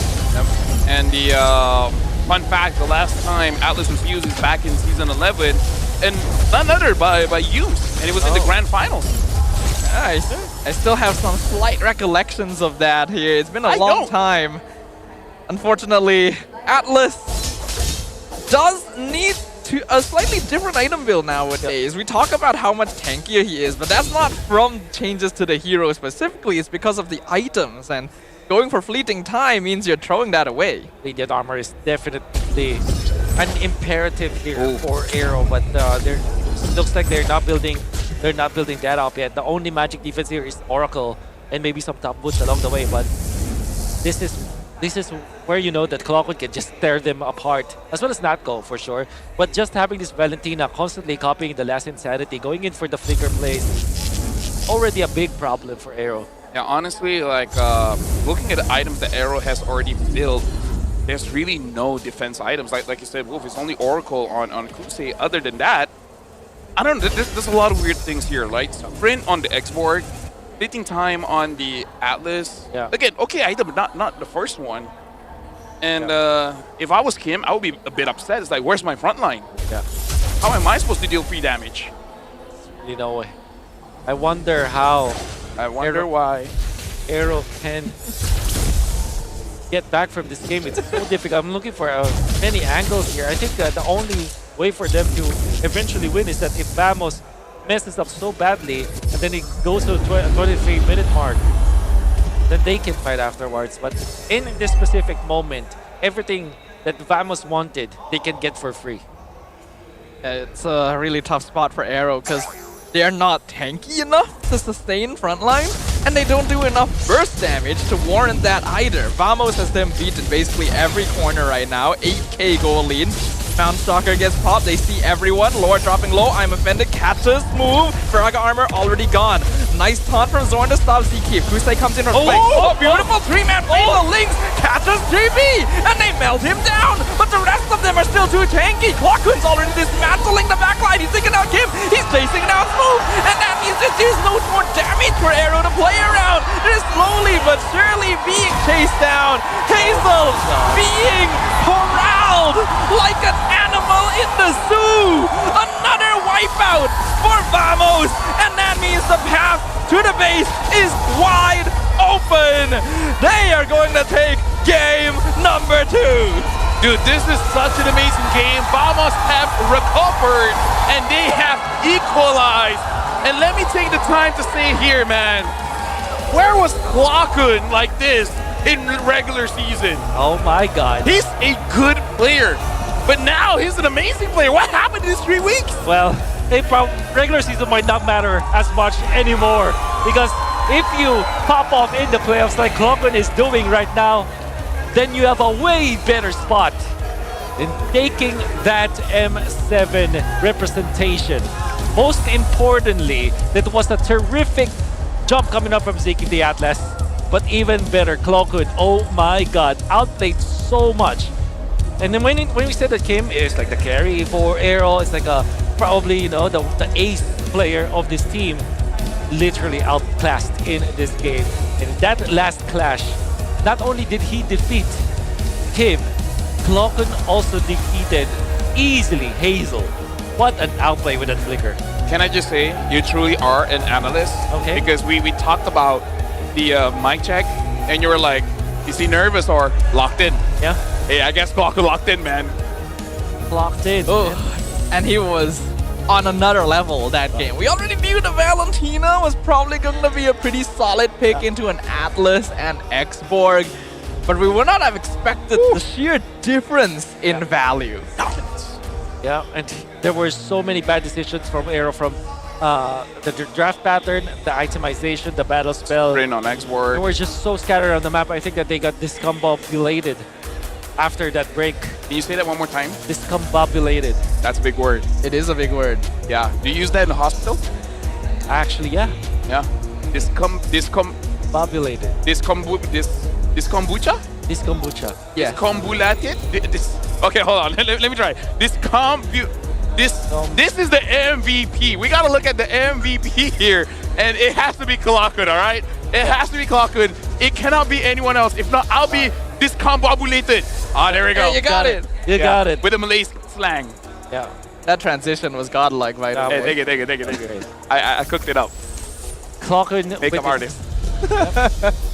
With the last pick, Valentina 8-0 and 9, already starting to be a problem for AERO. In game number 1, you can say that maybe there were, you know, it was just heating up whatsoever, but he actually played decently. And this game, though, he actually one-upped himself and played spectacularly. Even in the first clash of this game, Clockun already had showed up how good the Valentina with the Blast Insanity can be, with the flicker as well. There's so much on point in this game, untouched by the side of AERO. So Staffa being Malaysians, we can say that in ranked games for tonight, we're going to see more Valens and we're going to see more Estes. Maybe don't play tonight. Maybe don't play tonight. Probably not. Let's talk about something else here. I don't know. Let's talk about itemization, because I feel like that's important here. Yeah. That's true. I think we highlight the fleeting time already. Is there anything else that might have been an issue? I feel like that is the one that we really have to talk about, because as a Kimmy, you like having something like a Fredrin, like a Boxia, like a Hylos, someone that can really escort you. Yeah. In this game, no one can really escort you, and even though Atlas, the way that the passive works right now, it does make you very tanky, but you can't rely 100% on that. Yeah, because when we were talking about the Atlas of some of the changes, we talked about how tanky it could get. But with Rapid Boots and Fleeting Time as your first items against immense amount of damage in the early game that can come out from Valentina's was ahead, and not even talking about the Yisun shit that will always be a problem. But when it comes to the actual threats in the first 5 minutes of the game, if you look at the draft of Vamos, it's a clear indication you want to pick up Radiant Armor. maybe you want Athena Shield, but that's the idea. You want Magic Resist. You don't want Fleeting Time because what use will the Fleeting Time give you if you can't even land it? Even the emblem setup here, Zkiv is trying to build for speed. But the thing is, you know one of the great things about Dominance Ice that people don't even talk about? It has movement speed as well. It has 5% movement speed. So if you really want to move fast, then hey, maybe build Dom Ice early. Ain't a bad idea, especially as an Atlas. It's so easy for you to get in between everyone. Heck, that's why you want to use your all. You want to get in between everyone. Personally, while I do like Atlas a lot as a hero, I do feel like there was a mismatch between the first half and second half of AERO Esports' draft, especially after what we saw from Vamos as well. Because heroes like Atlas and Xborg benefit heavily from a slower enemy team. That's why you see Xborg being picked up against double fighters. Side lane, triple front line, because he's very good at that. When they already saw the Yisun Shin and the Harif, I felt like Xborg already didn't have as much value. And then they locked it in with an Atlas, which has to grab lots of mobility just to catch up with them. And then it suddenly feels like, what was the plan here? Yeah, I guess the plan was to win in the laning stage when it comes to their lane-to-lane matchup. That's the only reason why you would pick up the Xborg. I would say that the only problem here for AERO was they drafted it in a bad pattern. They picked it again, Blue 5, where there is still the mid laner that can be picked up by your opponents. That is usually not how you pick up the Xborg. It's one of the fundamental principles on when you should draft the Xborg or not draft the Xborg. So I think that's where they really messed up. And then to add to that, some of the mistakes in the early stages, like their decisions for battle spells, first 2 items, all that combined together, it became a very difficult game for them. Yeah. What apologize to Chai, because even Chad was like, as a roamer main, that was hard to watch. Okay. I'm a roamer main, and I have to agree. Yeah, I really feel like AERO, game number 1 had an amazing draft, just kind of more or less do the same thing. But something that has to be said is that both games, the Yisun Shin did very, very well. And I feel like the reason why he's doing well in this instance is that both Chibi as well as Hazel is able to use the turtle quite well to counter-engage like the opposing jungler trying to kill them. So having a jungler that can peel for yourself is pivotal against both junglers, because they kind of want to go for that 1v1. Yeah, I get what you mean, especially because when you're deciding when you are taking the team fights or not, especially of the neutral objectives, you gotta always consider what will happen afterwards. And speaking to Carl TZ many times, again, Team Liquid, they really like to put emphasis on that quote-unquote turtle buff, which is literally the turtle buff. The extra shield is essentially one casual item. It's like it's almost like a black eye shield. I in terms of value. Yeah. You know? And honestly, like, it does feel like at like minimum like a free Aegis, but still. Yeah, something like that. Yeah, right. Like an Aegis. Yeah, and exactly. In this game, it could be AERO just being a little bit overconfident after what happened in game number 1. Yeah. They thought they could snowball, so they just go for a lot of greed. Yeah. That's the best thing that I can theorize up at this point. Yeah. Yes, that's a possible way of looking at it, but there were still so many things you could have done otherwise. Again, the Phobius would have been solid. Doesn't have an ult that can be stolen by Valentina. You could have still gone things like Lapu. I feel like Xborg wasn't really necessary, especially once, you know, Yisun Shin and Harif already showed up. But in the end, I think Vamos executed on this very, very well. They knew their positionings, they knew their item timings, they were able to punish AERO for being greedy with their drafts and itemization. Yeah, there were so many off moves coming out from Vamos. For example, in game number 1, we were criticizing some of the movements from Gojis because he did actually sacrifice himself so much, and that led to AERO just running over them. Came as the Hilda in game number 1. But in game number 2, Smooth was, to me, I think the word that I will use is stingy, because I feel that is the word that can be used on how he is deciding on when or not to take his ultimate. I think he's just waiting so much time. There was one clash where he had a clear launch pad to utilize the ultimate, but he waited for the maximum value out of it. But sometimes even just taking down one member just for you to be able to pop your ultimate is already enough. And then it also happened in the Lord Dance. So I think that if you want to play this Xborg, number 1, you gotta draft around it. Number 2, stop being stingy about the ultimate because sometimes say coulda could. What? Coulda could. Coulda could. Coulda could ulti means stingy. Oh. Stingy of your ults. Coulda could. Coulda could. K-E Coulda could. D-U-K-U-T. Coulda could. Yeah. Coulda could. Ulti. There you An go. alternative perspective I was wondering was that maybe they went Atlas X-Borg because these two heroes necessitate different battle spells on the opposite side, right? you know, Because like you forcing need out to take Purifies? flickers for X-Borg, but you need Purifies for Atlas. So I was thinking, okay, maybe that's why they picked these two together. You know which team took more Purifies? Them. Okay, and you're talking about Gorgeous. Was he the one that actually pulled the Atlas Forces team? That's right. Wow. But then again, think of it's always like a decision for you as a catch type of hero against an Atlas. Because for me, if I was Chibi, after he does that, I'm like, bro. That would be my reaction. Yeah. Be like, you never catch anyone. Yeah. And then the one person you catch is the Atlas. Sometimes, like that's the Franco situation as well against the Atlas. Yeah. Like Encho. Yeah. And Kalia. Or like you hook a Tigreal. I play with Husky. I use the Kalia. I ulted the Tigreal to a Husky, and Husky was using farts. After the game, did he say like, "Hey, I'm gonna do the dishes"? No, I'm gonna. We continue playing, Oh my God. right? And I did the same thing.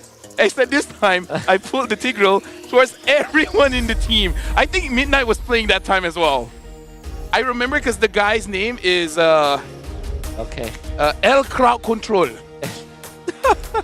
Right, let's talk about Kwakun and Kim. I'm surprised you're not part of any reel afterwards, but going back.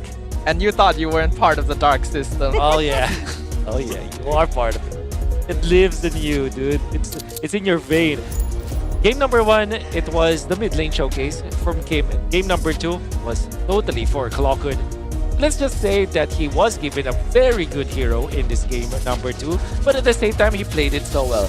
I was really scared when he went for the bottom lane play where he flickered in and then went for the for the strike for skill 1. I mean, back to back, double skill 1, double dash as normally teams would say it. It was very scary, but at the same time, he still managed to pop the ultimate on with maximum efficiency. And all throughout this game, he was a big problem for the side of AERO, and I'm excited to see more of these mid lane battles in the future. Oh yeah, for sure. But I really feel like AERO, they should really consider what is the win condition. Because if Kim is the win condition, then I think it's better just to draft around him. And maybe they were considering like a wombo combo, like Traction Pulse into Atlas all, into X, Spark all. Like maybe that's the angle they were looking for. They're looking for a big 5v5 team fight. So maybe part of the reason why they built the fleeting time. But again, I kind of feel like they shot a little bit too high, you know? Like they aimed for the moon and they got Mars or something. Wait, which one is further away? Mars is further away, right? Yeah, Mars is further away. Okay, so they tried to go for the moon, but then they landed on Paris. Which is not a bad thing to think of. If you think about it. They dropped down to Singapore. Also, I mean, Bachakov is there. I like it. Okay, you know what? There's a lot of good you places. asked, you know? I know all the bad places. I can't even say on broadcast. You can say Philippines again. You aim for the moon and you dropped it. Hey, man, just volunteered. Hey, the Filipinos said it, not us. We're clear of blame here, Stafa. Shout out to the Filipinos in the chat. Oh, and someone said, yeah, Kudakut sounds like the galloping of a horse. Kudakut. Yes, it does. Okay. Which means we need to see high-lows. And again, wrestle with horses. That's also another. You know, shout out to Mongolia, man. They train themselves by wrestling horses. Yeah. I want to do that. I want to wrestle animals that will not be creepy for me to wrestle against. I do not want to wrestle a gorilla, though. A koala. You want to wrestle a koala? Sometimes they can be creepy. Honestly, like most marsupials for me can be creepy. I hear like they're actually like scarier than you think as well. Right? Animals are scary, man. Like they Animals look are fluffy, but some people say that fishes are not animals. Yeah, those would be the pescatarians. That's the big word. Because it's an excuse for them to say that they're not eating animals. Yeah. Oh. Hey. Actually, yeah. I hope there's no Learn something new every day. pescatarians. So you know about that stuff. Yeah. All right. All right. So Stapa knows about diets, but now we gotta go back to the game here. Vamos is gonna be first pick. Betting out Fanny, the Harif. Again, they just don't want Kuse to get his Harif. And then betting out the Grok as well. AERO, not letting go of the Yuzong as well as the Helker. Yeah. I think this is the third game that we will not see the Yuzhong, or at least banned up by AERO. They are considering Lancelot. Good ban. Will Vamos first pick the Ethan Chain again? Another good option is the Gatot Gacha, as we've always seen it as one of the priorities for teams, but that sounds like a Ethan Chain. Okay, so will AERO pick up? They picked up the Ruby, right? Yes. Wait, did they? I Shout out to remember. chat. No, it was Gorgeous. Gorgeous played Ruby. MY Caster staying on topic challenge. Impossible. Oh, you should. I'm gonna upload our podcast. Podcast, yeah. It's a podcast, but it's not actually a podcast. It's a we're just mic'd up while we're eating, and I'm gonna call that actually as. Isn't that a mukbang? That's actually. You know what? He's the genius. You're a genius. Yeah. Okay, don't touch grass. Don't touch grass. Stay as Keep you are. doing what you're doing. Yep. Yeah. So now Don't CC need as well as twice. Gap. Okay, so this is a very strong combination already. Yeah. If add on with the Eve, yeah, then that's the I had a name for the combo. I already forgot about it. No, it's like a lot of shapes. What was the combo? Oh, they got a lot of shapes. A Squid Game. Yeah, Squid Game. Yeah. Oh. So, you got a square, you got a circle. If you get a Lancelot, that's a triangle. That's but, right. Oh, that's the Squid Game combo. That's right. You're right, actually. I like it. You learn something new every day. That's why you don't touch grass. That's why. Oh, it denied gets hard. it. Yep. They have denied it. Vamos could do the same thing. They got a square, they got circles. They can go for Hylos so that there's a rectangle. Rectangle. Yep. Lolita for a triangle as well. Oh yeah. Okay. Maybe not. Or an Iksha. Yes. An Iksha. An Iksha. Now we're thinking about shapes. Now we're thinking outside the box. Nice one. That's 8 out of 10. Yeah, thanks. All right. I was thinking about that kid's toy where you have to put like the blocks into the right holes. Oh, yeah, By the way, Farstar, right? like, let's talk about that. Okay. Yeah, Farsa. Farsa is just making it for AERO. Or do you want to pick up a Venn jungler? diagram? That is Hayabusa. Okay. Which let me just say, maybe just slight tangent, right? Okay. Indonesians. Tangent's a shape too, kind of. Indonesians have amazing Hayabusa players. Okay. Like Kyrie is Filipino, but his Haya is cracked, and the I'm forgetting his name right now. I can't get over the fact you said Indonesians have cracked Haya players, and the first person you said was a Filipino. This guy is okay. Chat, help me out. This guy is better than Kyrie, but I can't remember his name. He played in the grand finals, right, from Alter Ego. Was that I think it was Alter. Yes. I think it was Alter Ego. Sounds like a Japanese name. Another Sun ban. Oh my. Okay, God. so this is intentional, right? Because there's no way you accidentally bend the sun twice. Yes, that's right. It's impossible. So I'm actually really I curious. can remember the name. Dude, I can remember the name as well. We're saying he's such an amazing player and we don't remember the name. Good Hayabusa player, a jungler in Alter Ego, sounds Japanese. Yo, Mirko, help us out. Hold on, I'll just Google this real quick. Hold on. Payback. Dude, they're not even helping us out in the WhatsApp group, man. Nobody's helping. Yazuki? Yazuki. Yeah. There you go. But other than that, even Albert's insane, like they got a lot of good Hayabusa players there. Yeah. So I feel like if any of the MY talents wants to go to Indonesia, when I give the word. gotta know how to play the Hayabusa. Well, seems like it. Because Hayabusa is a Indonesian, if you don't know. Hayabusa is Indonesian. Yeah, Hayabusa is Indonesian. Bang Haya. Yeah, Bang Haya. Like favorite food, nasi padang. You know? He eats with his hands. Drinks coffee every day. He drinks coffee every day. That's That's Hayabusa, man. Bang Haya. Bang Haya is Indonesian. I'm waiting to see if there's any Indonesians that will clip that. Oh my god. Hero. I They don't even have know what the to say. access to Farsa anymore. So another another option. Well, Calm there's down, no Wolf. Kimi. No Kimi. Do they want to go Valentina so that they can still complete? I hope so. Not bad. I hope so. They can still complete that Squid Game. Other than that, Technically, Hayabusa, you know, the triple shuriken is a triangle. Kim used to be known for Luo Yi.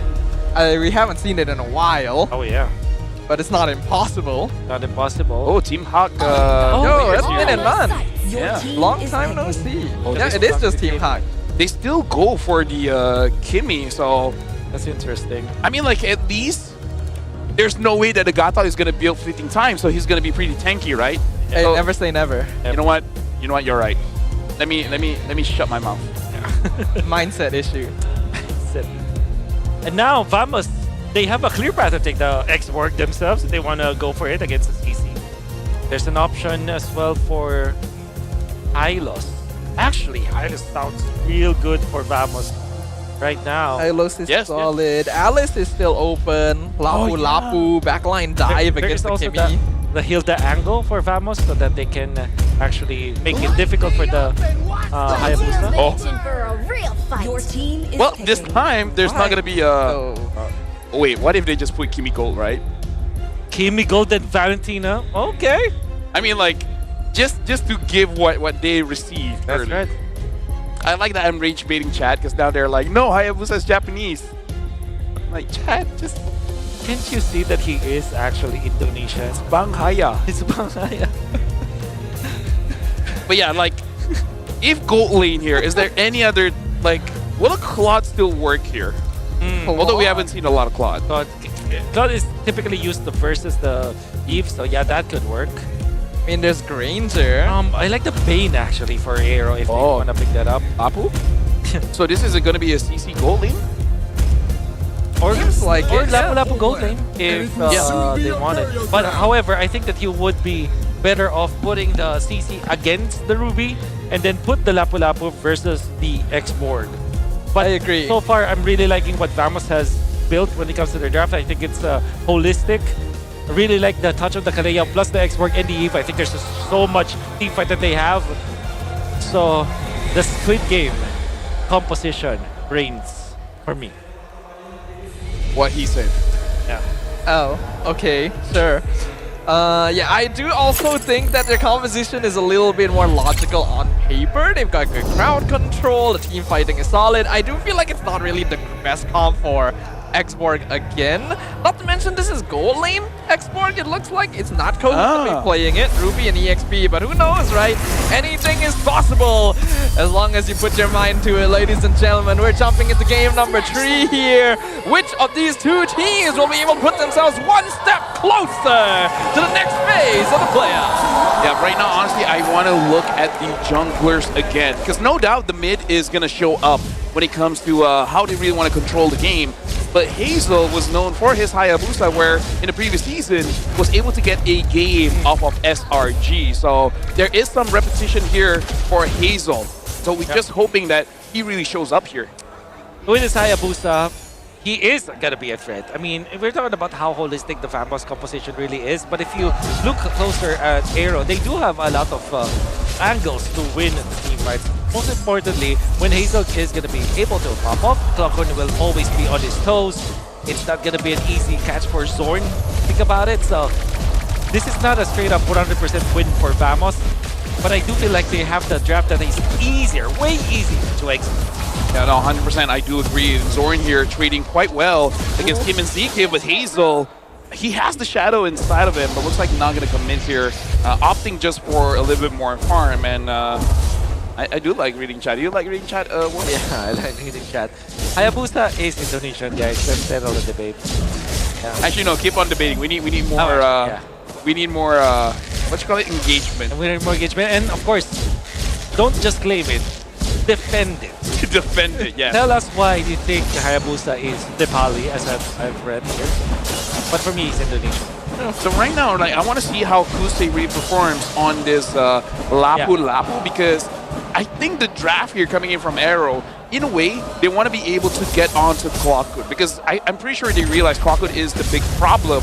I'm just worried if they throw everything onto Clockwood, Nako is just preheating with this X-Board, getting the maximum amount of heat stacks on everyone and then just deals true damage. And because of the fact that this is a gold lane export, which we predicted will go to the XP lane to match up against the CC, this means that he will have much faster War Axe actually. They have first control over the turtle. Taunt comes in for ZK, raiding Fighter, jumping in. RWM cutting off the choke. I'm offended. Pulls everyone in, but Gojis is the first one to go down. First blood going over to ZK. Nako gonna be finishing off him on the other side. Hazel still on the turtle. Will be able to secure it for AERO Esports. I gotta say, man, like, Go just needs to step up because this is already game number 3 and being the first one to die. And again, he's an EXP out of everyone. Either Zorn or him dying would be fine, but you don't want to be in a situation where it's just EXP diff. That's right. And also, because this is the third game that we've seen him play against AERO, and in that clash, he was also important. Tuesday, however, is a different beast now. Did you see how well he jumped against Vamos and actually finding the backlines? I think he's playing so well in this. Gank from Hazel in the mid lane though. Zorn kind of split off by Zkeef there. So that's going to be 1 kill for the Haya. Personally, for me, I kind of feel like as a roamer, I think Zorn is being just a little bit too aggressive because you want to be that aggressive when you have a Yi Sun Shin close by so that when you do pull someone, he can follow up with the turtle bolts, you have that chain CC, and then getting that kill. Or just wait for Clockun to use the real-world manipulation to stop someone at the edge, enabling for Chibi to follow up and then Zorn, you know, like basically you want to change your CC. He's far away from Clockun and it's just helping no one. You gotta connect with your team. You're not playing the Khalid anymore where you can actually take out your opponents with just yourself. This is Kalea that has suffered a lot of nerfs along the way. Always a threat, but needs a lot of follow-up to go with that. With all due fairness though, the strength of the Kalea is that it will be relevant up until the late game. If you think about it, only Kim rocks the Purify for AERO, so there are a lot of good targets for Zorn to get into in the latter portions of the game. They just have to be well connected. To be fair though, this is even Kalea, so that's still a very strong combination. Yeah, but I feel like he just wants to get Bang Hazel there because I doubt that he wants to catch the Lapu. Oh, hold on, he's gonna catch the Gatot there. Because again, I just want to make sure that he can be aggressive, yes, but don't be a detriment to your team because they're gonna need you later on. Yeah. My main worry though is that Zorn can catch, yes, but they're a bit lacking in just direct burst, right? You don't really have a mage hero like Farsa that can instantly 100-0 someone, and you have multiple forms of catch. So I feel like it might result in fights taking longer than they'd like. For now, Revitalize comes out.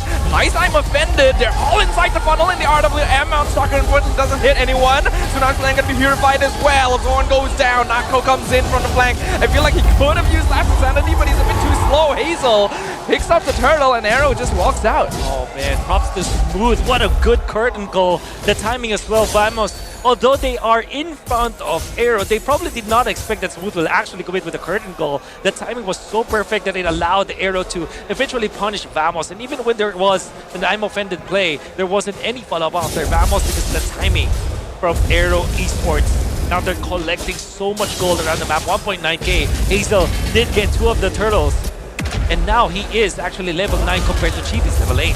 At 5 minutes now, the glowing one has been completed by Clockwood, so we'll see if this impacts AERO because, yeah, part of it is because they've been surviving for such a long time because the moment Zkeef pops the Revitalize, it's kind of go for the whole team. Like, okay, let's fight in the Revitalize. And Vamos has shown that kind of a struggle. They could not kill anyone in there, so hey, maybe glowing one is what he waited for. Got the taunt on Gojes, and once again, he's just way too far forward.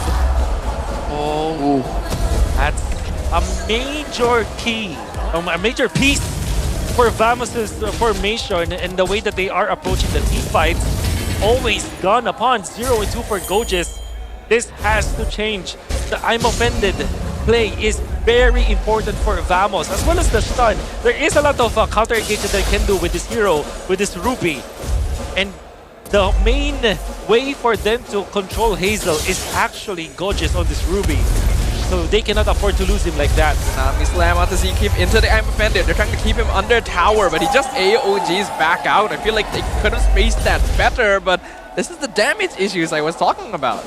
Wolf, do you like a good story, Wolf? I do like a good story. You like a good rivalry-ish? Of course I want a good rivalry-ish. Gorgeous was the one that replaced Move in Vamos. Oh, ho, ho, ho. Move was the EXP for Vamos last season. Gorgeous replaced him. Now it's heating up. Yeah. Smooth, like it could be personal for Smooth here.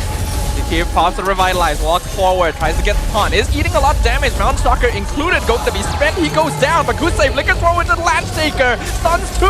Zones Vamos out entirely. RWM comes in. 2-man stun. Kusei will get slain. But that means that AERO has full control over the turtle, and they will claim it. Very scrappy fight coming out from AERO. I would say Vamos played that well. Unfortunately, they just didn't have enough gold to put against AERO. And to be fair, Kusei, even after he dies, actually waiting for the right targets, going in for Clockwood, then transferring to Chibi. He might have died because, again, they were too far forward, but they still achieved something. One thing that's really good about what AERO Esports are doing right now in this particular game is that they're making plays that can achieve two things at once. So even if they failed on one thing, they still achieved something. So they might have lost 2 of their members, but they have taken down the turtle and have achieved some map control as well this game. As if AERO doesn't have enough damage, Kim just completed the Sky Piercer, and sorry to say, but Vamos, there are quite a few times where especially Gorgeous is out position. It might actually be pretty easy for Kim to get a lot of stacks on the Sky Piercer. So even the front lines of Vamos have to be careful here. If they start giving off free kills, then they're just going to make it impossible for Clockwood and Chibi to really do anything. Vamos has undoubtedly been positioning in a very sus way this entire game. Very inviting. Yeah, the coordination is very lacking. Yeah. Seems like this series is gonna be about who commits fewer mistakes. But so far, AERO, now they're gonna be starting the fight. Or not, I guess. Or not. Hey, like the intention was there, you know? Vamos actually backed off for once. It's about what's in the heart. And Zorn is just trying to get information here. And I gotta say, Zkeep, as the Gata, is not super flashy, but really impacting the team fight quite a lot. It's not just the Revitalize, but having those crucial taunts onto Zorn as well as Gorgeous kind of gives free reign for Kim. And this is what Kim wanted in the previous game, right? Okay. You just need a front line. Ooh, they're collapsing on bot lane. Zorn and Natko might be in a bit of a spot, but looks like AERO are choosing not to full commit. Their element of surprise was taken out. Natko burning down Zeke. He will eventually back off, but still also used by Vamos, but AERO's not looking to fight now. Yeah, but now the Lord is up here, so Vamos, if possible, right? I think maybe don't even go for the Lord, just try to get a pick off. So far, Vamos have been controlling the map so well. In fact, they have passively cut down the lead to just 1,000 gold because of how they split the map.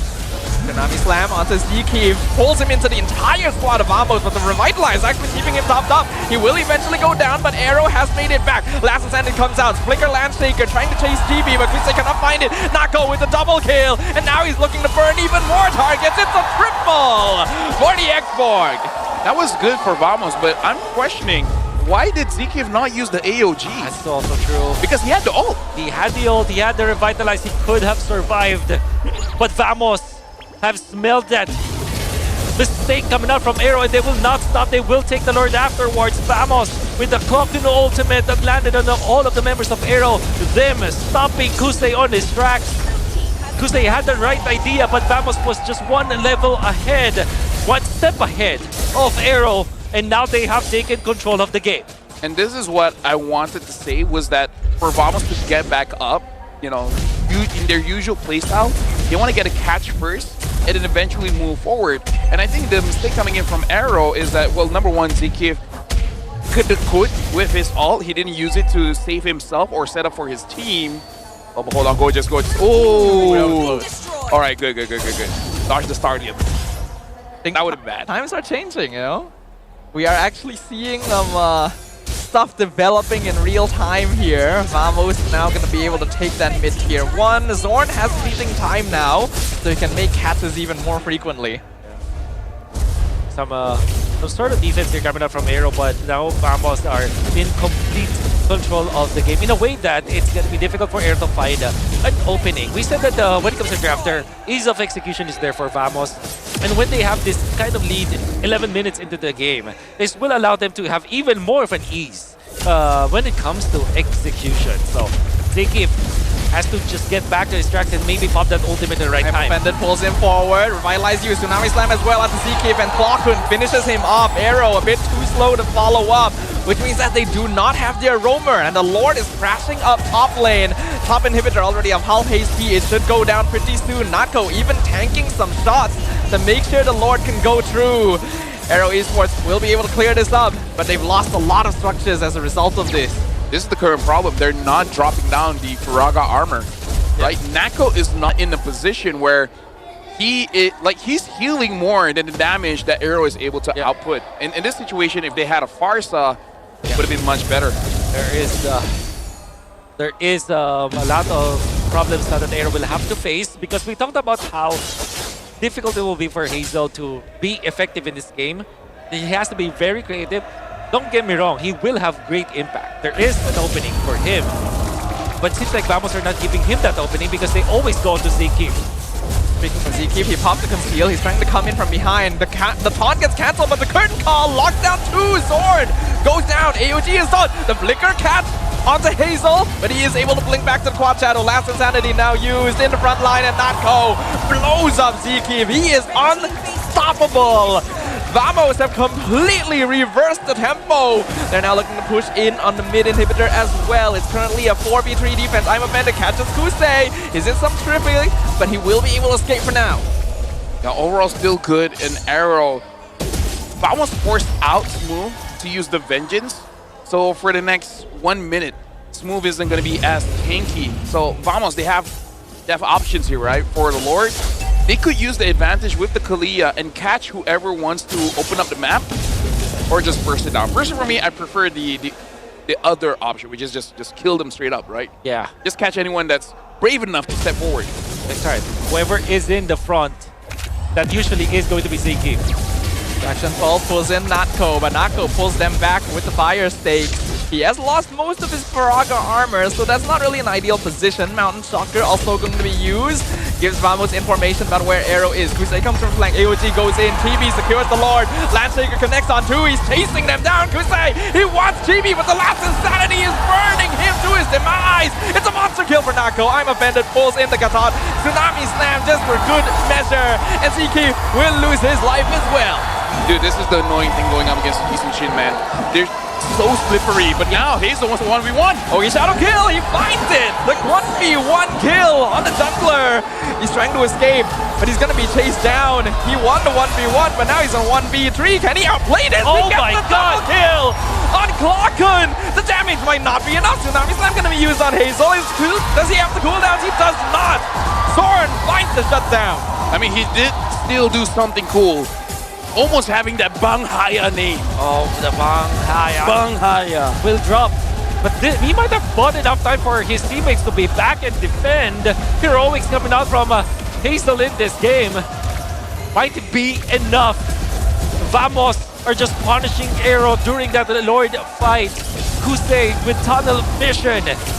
Blinders on his eyes as Kusei went in for Chibi for the end of time in this game and was punished duly. And now Vamos are just reaping the benefits of that. Fortunately for AERO, there was Hazel to save this game. Looking at item builds here as well, Nako is not building the brute force because not a lot of crowd control is hitting onto him, so he doesn't really need that. It looks like he's changing his boots now to tough boots. Having the Ice Queen one as well, brute force helps you speed up. Ice Queen just slows everyone down. So he's really just helping out the team and making it more difficult for AERO to just keep up against Chibi. Because Chibi only died once and it was against Hazel, and he was not expecting that. It's going to be an interesting game. It will now be prolonged. There is an angle again for AERO to still get back to this game if they equalize when it comes to the gold.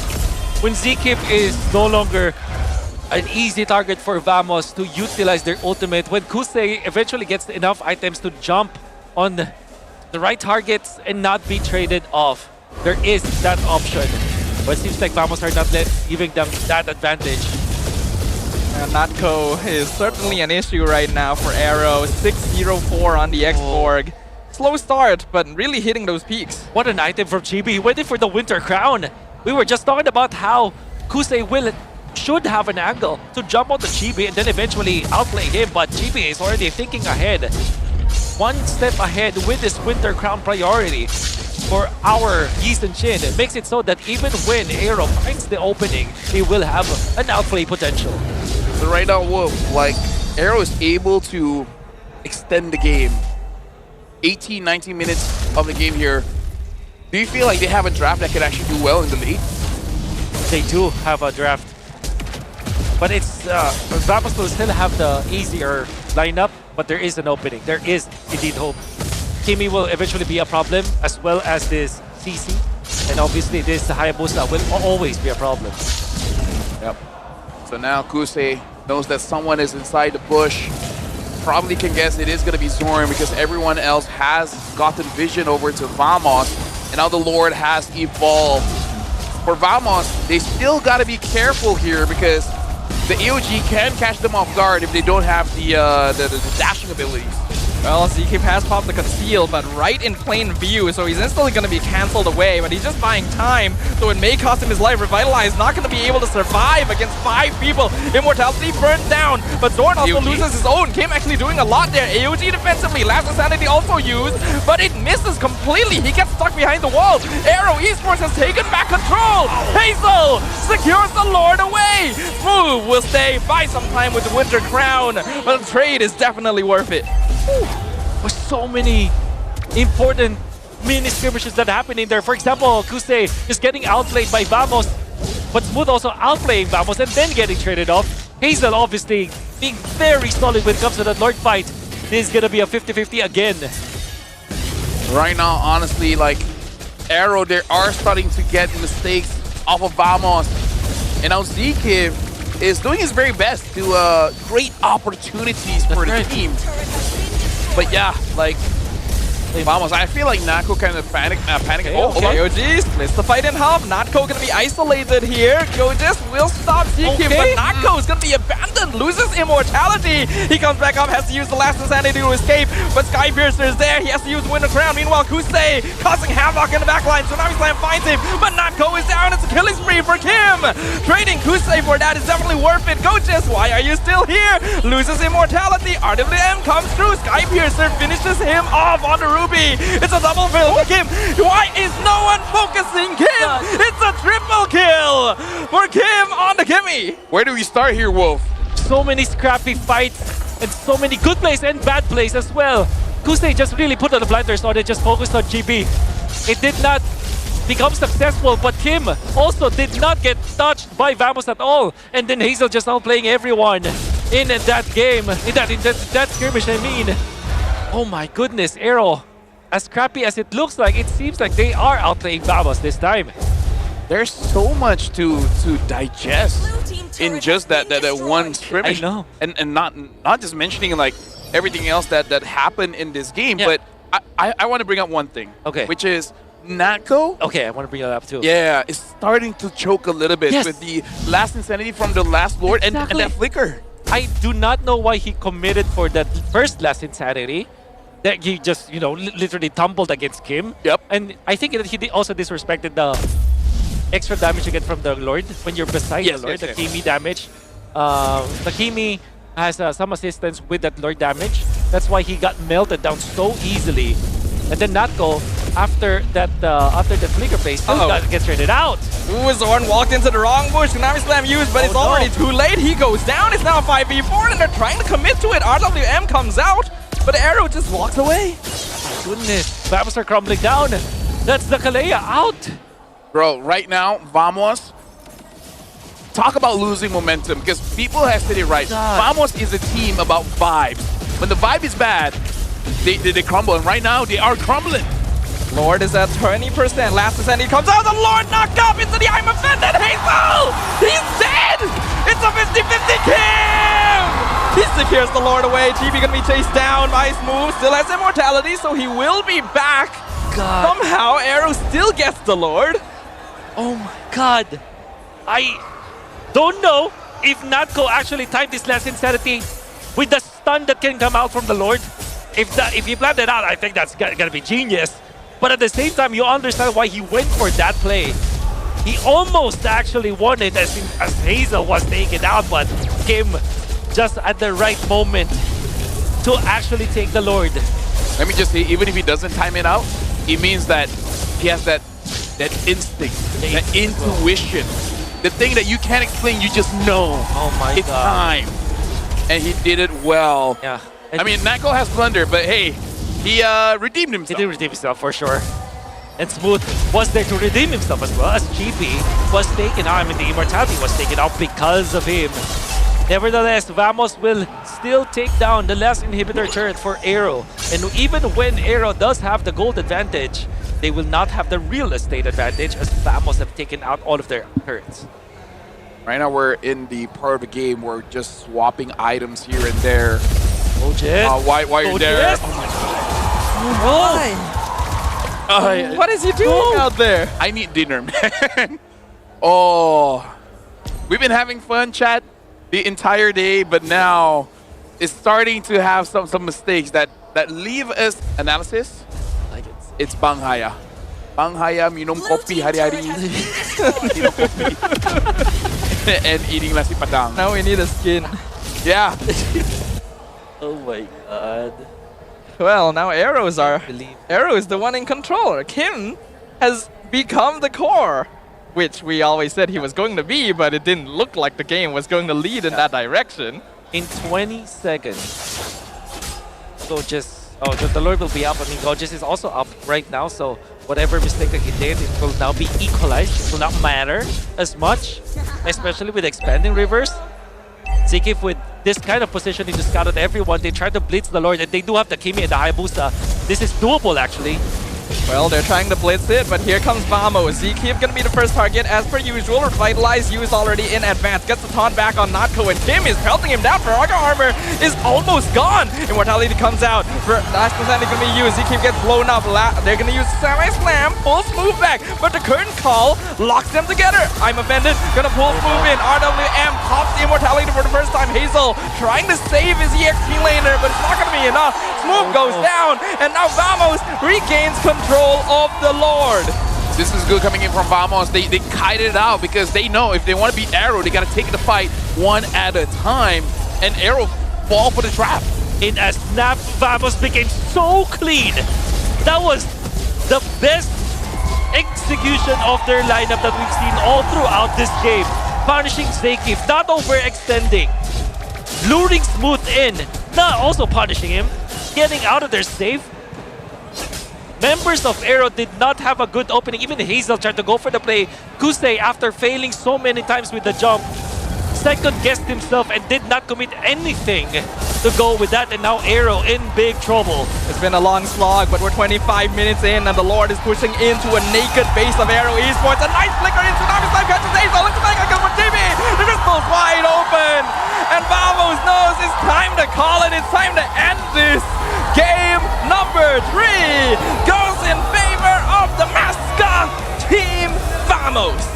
A lot happened in that game, but I kind of feel like win or lose, you got to reset, man, because I kind of feel like that game might have taken quite a lot for all players in the game. But hey, Vamos overall was able to come up on top. And Zorn, the veteran in this team, with that smile, making 2 good decisions in the last 2 fights that happened, even with that flicker to counter Hazel, to outplay Hazel, and show him why he is one of the best players to ever grace the MPL Malaysia stage. With that jump, the Tsunami Slam to answer the Hayabusa, and of course to control Zikif many times in this game. What a great execution from Vamos in that last string of matches. Yeah, I'm guessing if he goes to MLBB, might not be in the top half, but hey, For sure. it is Come to the Philippines, Zorn.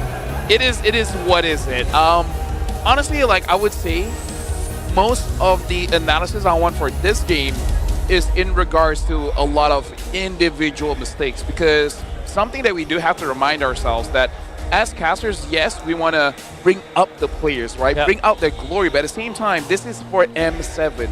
Like this is representing MPL MY in the world stage. And if they really want to go there, they got to take the criticism and actually improve, because multiple people like deserves criticism. There's a lot of like question marks that can be raised. But this could also be a story of redemption, because you saw like Natko making that awkward play, immediately makes for a great play from a 0 to 100, right? And then Zorn, you can see that he actually landed the better targeting, you know, and even Gojes, right? So many times in this game. It still does not absolve everything, but of course we have to start from something. Natko, story of redemption in this game. Missed some of his shots, but when he was needed the most, he delivered. He did it again in Tagalog. Maraming beses siya nagkamali, pero nung kinailangan na niyang galingan, dun siya nagpakita. Yeah, there you go. I think that just cements it in a little bit more. We gotta have That some sounds of that serious. international energy. Yeah, Natko definitely deserves MVP. He only died once, but that was a pretty notable blunder as well. Like, I do have to be objective. Both teams, almost every single player this game, was not consistent. There were multiple cases where they did not pass the vibe check, and you saw that affect their gameplay, and that's just not a good showing, unfortunately. So it's really like when the highs are high and when the lows are really low. So it's like every single play you're going for that highlight play. I would say the most consistent, honestly, is Kim. Because Kim didn't do any big blunders. Kim and Clock. You think about it. Yeah, both mid laners, honestly, yeah. Everyone else is just like, it's my time to shine, and now it's your time to shine. Let's trade spotlights here, but grab my Milo. Gorgeous, man. Like, he had 15 assists, but I think in the grand scheme of things, it's not international level yet. I understand why you would say that. I think that all throughout the 3 games that we've seen, he delivered a lot of mistakes that could be costly for the team. It's always scary. The positioning, the decision making, he has to improve. It doesn't absolve, again, it does not absolve him. Vamos winning does not absolve him in this game. I think that they still have to improve, because this is a 5-game series. Even if they have won game number 3, there are still 2 games that can be played. AERO, if in a snap, they change their playstyle, they go back to their winning ways, and they actually deliver different stuff in game number 4, it will be just a best of 1 afterwards. On the other side, we gotta talk about ZKIV as well, because him on the Gatot, man, like, usually when you're in a pinch, you AOG out of there, right? If you get canceled out, if the opponent just keeps chain CCU, there's nothing you can do. You already tried, right? But then when you don't use it to save yourself or use it to set up for your team, risk dying, then it just feels weird that a hero is not using the full kit. I agree. There were definitely some points where ZKIV didn't maximize his kit, but I also don't feel like he made that many blunders this game. He did do his job of soaking up damage, and he could have been played a little better, but I think his presence was still pretty solid overall. The reason why I understand where Lafelle is coming from here is that if you probably do it once, you made a blunder like that, like the same blunder, once, it's whatever. But if people you do make it mistakes 2 or 3 times, I mean, it becomes a habit. It shows you that it's a habit that it has to change, because those are important. Like, every single play that you make is so important, even when you're not successful in your attempt. You not showing that you can do it or willing to do it kind of tells about how you play the game. Yeah, now we have the highlights here. We got the rich guy Chibi Kwaku doing the most amount of damage, 122,000. ZKIV, Sandbag, and Gojes being the best wingman. So I think the deaths here, we are in agreement that both mid laners are honestly having a spectacular game. and it's about trading which one wants to pop off as well. Like in this game, we saw Nako, which shout outs to him, man. Like the fact that he was able to essentially save the game with that board, you know, killing off a Hazel, that was insane. That was insane. Again, but I also feel like a lot of the good gameplays that happened, like, you know, Natko getting farmed, or Kim starting to make a little bit of a comeback in the later game, happened as a result of mistakes on the opposite side, right? So it's a bit hard to really say, like, this was really good, no, because, Okay, we're gonna be looking at Goja's. Wait. The pathing here. Here. Okay, I think we're seeing the. Well, apart from the pathing, we're also seeing where he is able to assist for the team. This is essentially almost on the left side of the map, around the. But then those two X's, those. Those are more memorable than the assist. Both in the mid. It's almost like people don't camp that bush or something. I wonder. I wonder. Go just keeps overextending. It's like called, every single game. It's called the Kumar Bush, man.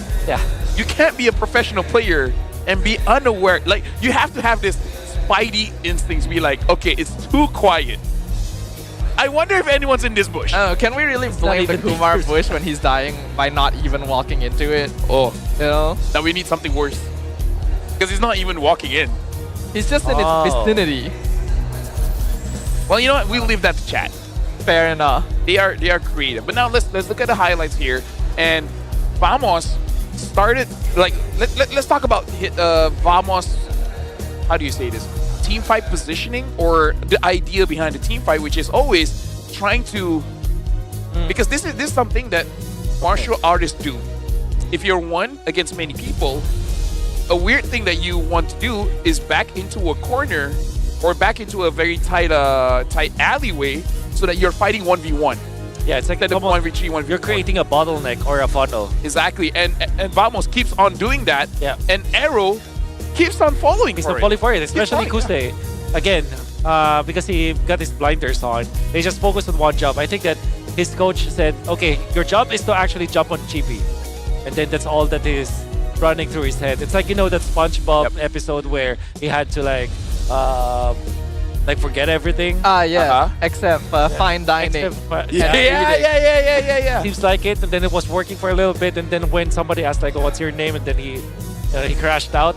Because there was a time that he was like a deer in the headlights. The last clash, Kusei couldn't do anything, not even make a mistake, because he was second guessing himself. I think this is the clash that we're talking about. Look at him just look into the eyes of Vamos players and not able to do anything. Look at that. And like, again, absolutely amazing. Love the analogy, by the way. Shout out to SpongeBob. We're about to get a skin for that very soon. But right now, we're going over to Poji, where he has something to do with Grab. So let's grab Poji and see what's up. Terima kasih anda semua, dan sekarang anda kembali bersama saya untuk announcement yang istimewa untuk Grab Food for One. Bila korang makan seorang solo tak ada kawan, dapatkan sajian daripada RM10, charge penghantaran RM1 tanpa perbelanjaan minimum. Dan juga kalau kata korang ada parti yang besar, korang boleh saja orderkan group order, lepas tu dapatkan diskaun setinggi 15% untuk order yang berkumpulan. Lagi ramai kawan, lagi banyak untung, lagi seronok untuk kita makan. Dan sekarang ada benda yang lagi istimewa untuk anda yang berada dekat dalam dewan kita ni sekarang. Dekat bawah kerusi korang ada 12 orang yang bertuah. Kita akan bagi kod GrabFood. Cuba tengok dekat bawah kerusi, ada tak? Ada tak sesiapa yang bertuah? Dia berbentuk warna hijau macam ni. Kalau tak ada kerusi, korang cuba selak kerusi kawan-kawan. Warna hijau. Macam ini. Ada yang dapat? Ada yang dapat? Tak, abang tu dapat. Okey, istimewanya dengan grup voucher ni, ada voucher satu untuk RM5, satu untuk RM25. Belakangnya ada kod, korang boleh tebus saja dekat dalam app Grab. Lepas tu korang boleh order, tak payah bayar. Jimat. Grab baik hati nak bagi dekat korang semua. Ada 12 orang yang bertuah dekat dalam ni. Sebab kita kena faham, untuk order makanan, kadang-kadang kita nak order makanan yang besar, kita nak order makanan yang sedap-sedap. Jadi dekat mana korang nak dapatkan order yang terbaik? Mestilah daripada Grab. Jadi mana pemenang tadi? Saya nak jumpa pemenang tadi. Abang, come here. Hai, apa khabar? Okey, bang. Berapa ringgit? Apa dah? Berapa ringgit? Berapa ringgit saya tak check lagi. RM5. Masih not yet. Apa? Okey bang, apa yang abang plan nak beli dengan voucher ni? Memang beli makanan lah. Memang beli makanan Tapi okey, kita tak nak sewa makanan banyak sangat. Kita nak ucapkan terima kasih kepada Grab yang dapat sediakan voucher kepada abang. Soalan seterusnya saya nak tanya dekat abang. Game hari ini abang sokong siapa? Saya dekat sini. Apa lagi belakang? Hala Bobo! Okey, abang nak game ni lepas ni nak lagi seru, dua sama ke nak tutup lah, nak balik awal? Saya macam tak nak balik awal sangat. Dua sama, bagi kill kedua okey juga. Tapi macam sejuk sekarang. 3-1 tak apalah. 3-1 tak apa. Terima kasih. Hala Bobo. Itu yang menarik dengan apa yang berlaku dekat pentas playoff kali ini. Macam-macam kejutan yang berlaku. Tetapi juga saya memerlukan kejutan daripada AERO Esports. Kerana kemungkinan kalau kata AERO menang, masih lagi ada nyawa untuk pasukan AERO ni. Kerana AERO sekarang ada Hazel dekat situ. Wakil tunggal RRQ yang berada di Malaysia. Dan sekarang ni kita nak pergi dekat pentas major panel untuk dengar apakah ringkasan, apakah rumusan atau rungkaian tentang apa yang berlaku tadi. Jadi tanpa saya membuang masa, let's go ke major panel untuk dengar apa mereka punya celoteh. Let's go. Thank you very much, Boji. And honestly, we just want one thing, and it's that for everyone to step up, because everyone in the world has felt regret before, and today it is an elimination match. Yeah. I do not want the players to basically lose with a big regret. Like if you want to lose, then make sure you gave it your all. That's right. So that you're like, okay, you know what? I tried my best. I lost. Let's wait for next season. Yeah, that's definitely a good way to, a great outlook when it comes to approaching games, especially in elimination. You spent, what, 3 months in the regular, 2 months in the regular season. Technically speaking, 4 months, give or take, including the preparation and the playoffs. That's a big chunk of the life you'll spend as a pro player. You gotta give it your all. And not only that, play without any baggage, you know, so that you won't have any regrets. Play with your best. I think that's the important part, right? Mental, psychological, always going to have a big impact on how you approach these. And I think we can see that there are some issues happening with the players just based off of what happened in the previous game.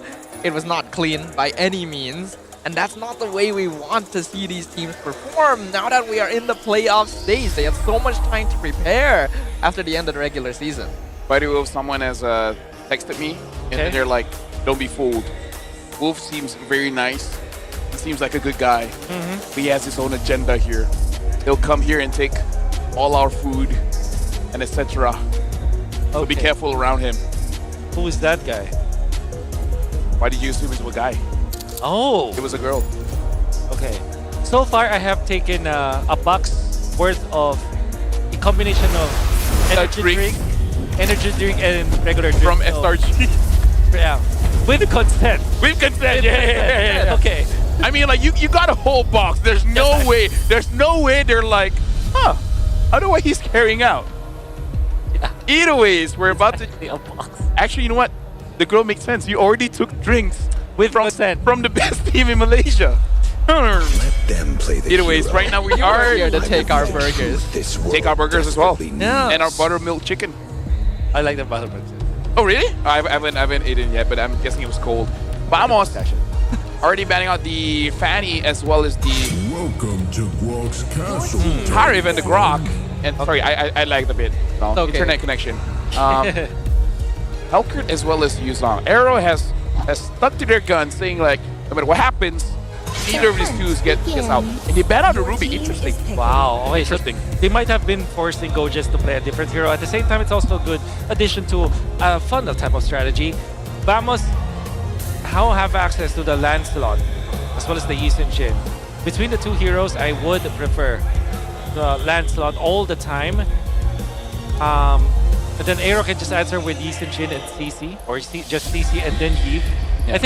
I think apart from just taking away the Ruby from Gojes or the entirety of Vamos, you also have to take the Eve away. Interestingly, Vamos opted to go for the Yi Sun-shin instead of the Lancelot. I mean, it does have a 100% win rate in the series so far. That's true. Now the question is, they banned out the Ruby. Ruby, like, what could disrupt their draft here that does not want to see a Ruby? Hayabusa probably. Yeah, maybe. A lot of mobility And type Lancelot. heroes in general, honestly. Ruby is kind of a one-size-fits-all because of all the crowd control that she provides, fits into gold and EXP, so I guess they just want to take that off the table. I think CC Eve is the perfect pick here for AERO, or Gatot and Eve. Mainly because, again, apart from taking away the Ruby from Gojes, What about also just wanted to take Barca away again? from, Blockwood. Good point, actually. Yeah, there it is. Yeah. Barca, you're in. Oh, okay. Now AERO's like, okay, let's just get good heroes and figure it out later. That's right. They don't have to pick up their jungler first because the Yi Sun-shin is already revealed by Vamos. But this will give Vamos that option to get the Eve for themselves. It's usually what they answer it with. However, I guess they will have some problems facing this Uranus. So you kind of have to have some sort of shred. Typically, you pick up the Lunox to answer this. True. And it seems like Pakbet is cooking something up. Pakbet, by the way, is a meal. It's a dish, actually. Oh, really? It's yeah. I think kinda? it's stir-fried vegetables. Oh, it sounds pretty good. It's pretty good. I like fried. Bones of steel. Okay. Nice. I'm guessing off all the words that you said, that was not the one that was. you. Yeah, I mean, it was one of them. Yeah. Well, the Lunox is there. Okay. So hey, you're a stir-fried vegetable. You know about it. Yeah, I'm a Can't just- stir-fried vegetable. You can't just call someone a vegetable, FL. I want to be a sweet potato. I want to be a broccoli. You want to be a broccoli? Yeah. What do you want to be? A man? Yeah, it looks like we have very lame ambitions. Yes. Like, what do you want to be? I want to be a broccoli. I want to be a sweet potato. Yeah. At least we are part of a diet for. I'd rather people to not work be out. food in general, you know? Yeah. I mean, like, just because you're human doesn't mean you're not food. Yes, That's all. but I would prefer to not be near the bottom of the food chain. All right. I have one very philosophical quote. All right, Okay. sure. Okay. In the eyes of plants, the tigers are the heroes and the goats are the villains. Yeah. You're correct about that one. Right? So it's always about perspective. You always It's always think about perspective. this guy is the bad guy, but is he really? Your team is For the other bad guys, the bad guy is a good guy, Yeah. and the good guy is a bad guy. Unless you're invading someone else's country, then yeah, that one you're a bad guy. But other than that, you know, all good. Yeah. Definitely. And not letting them get food. The only invasion that we tolerate is invasion in the jungle here in Mobile Legends. Yep. And I guess other game titles as well. But Yeah, in maybe. general, in games, video games, In MOBAs. not in real life. Okay. That's right, not in real life. Ever.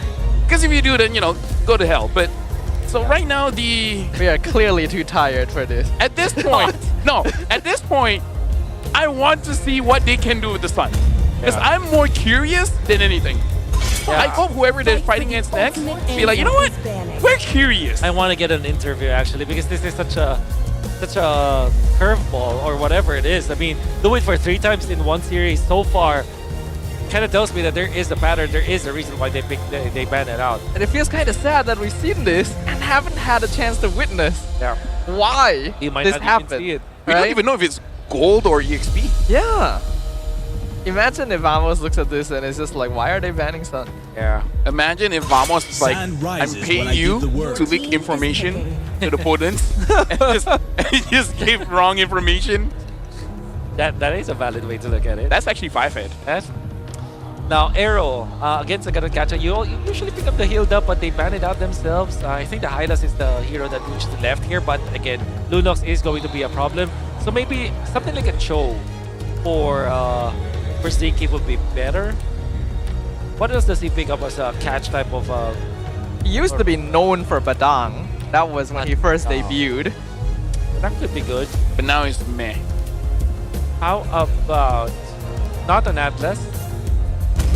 A Tigreal maybe? Actually, Atlas is fine. Atlas is not bad. Build normal. For the Hylas. Just build normal.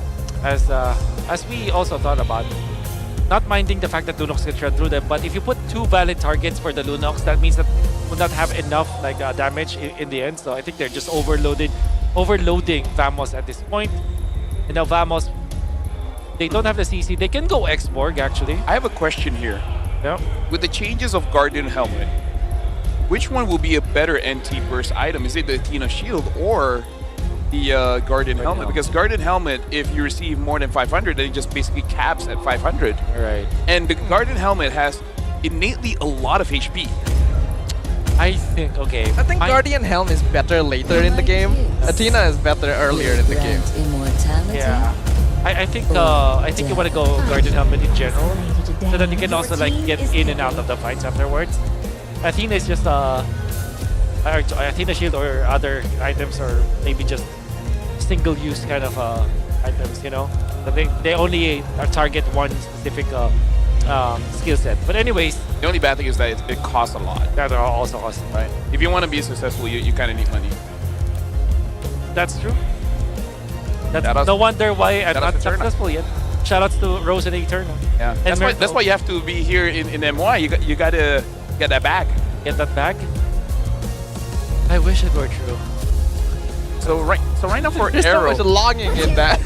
There's what? There's such a genuine sense of longing in that sense. Wait, how did CC make all the way through? I thought she was banned. She was banned as well.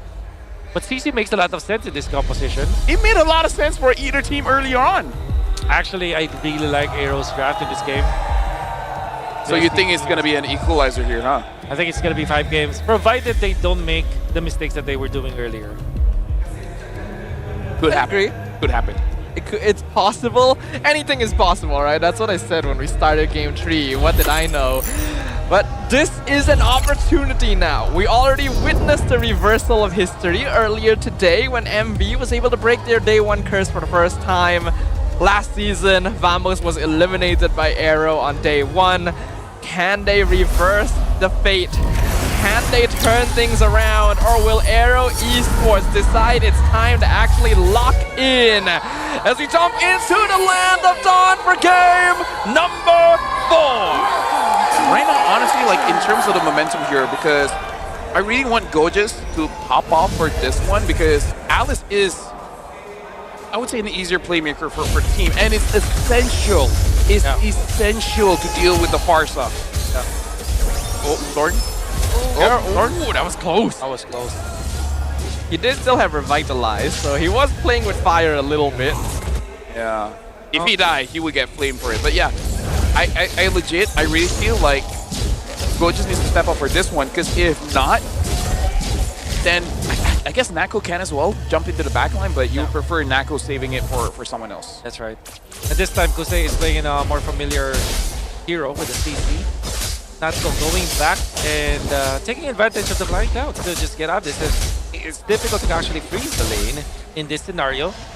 The flying cloud will allow Natko to get back into that lane, not losing any, maybe just a bit of the gold that Kusei was able to deny away from him. Yeah, so right now, looking at how the team has been shaping up, looking at the lanes, it does look like AERO is winning the lane for quite a bit. But like I said, because of the clouds, it shouldn't punish them that much.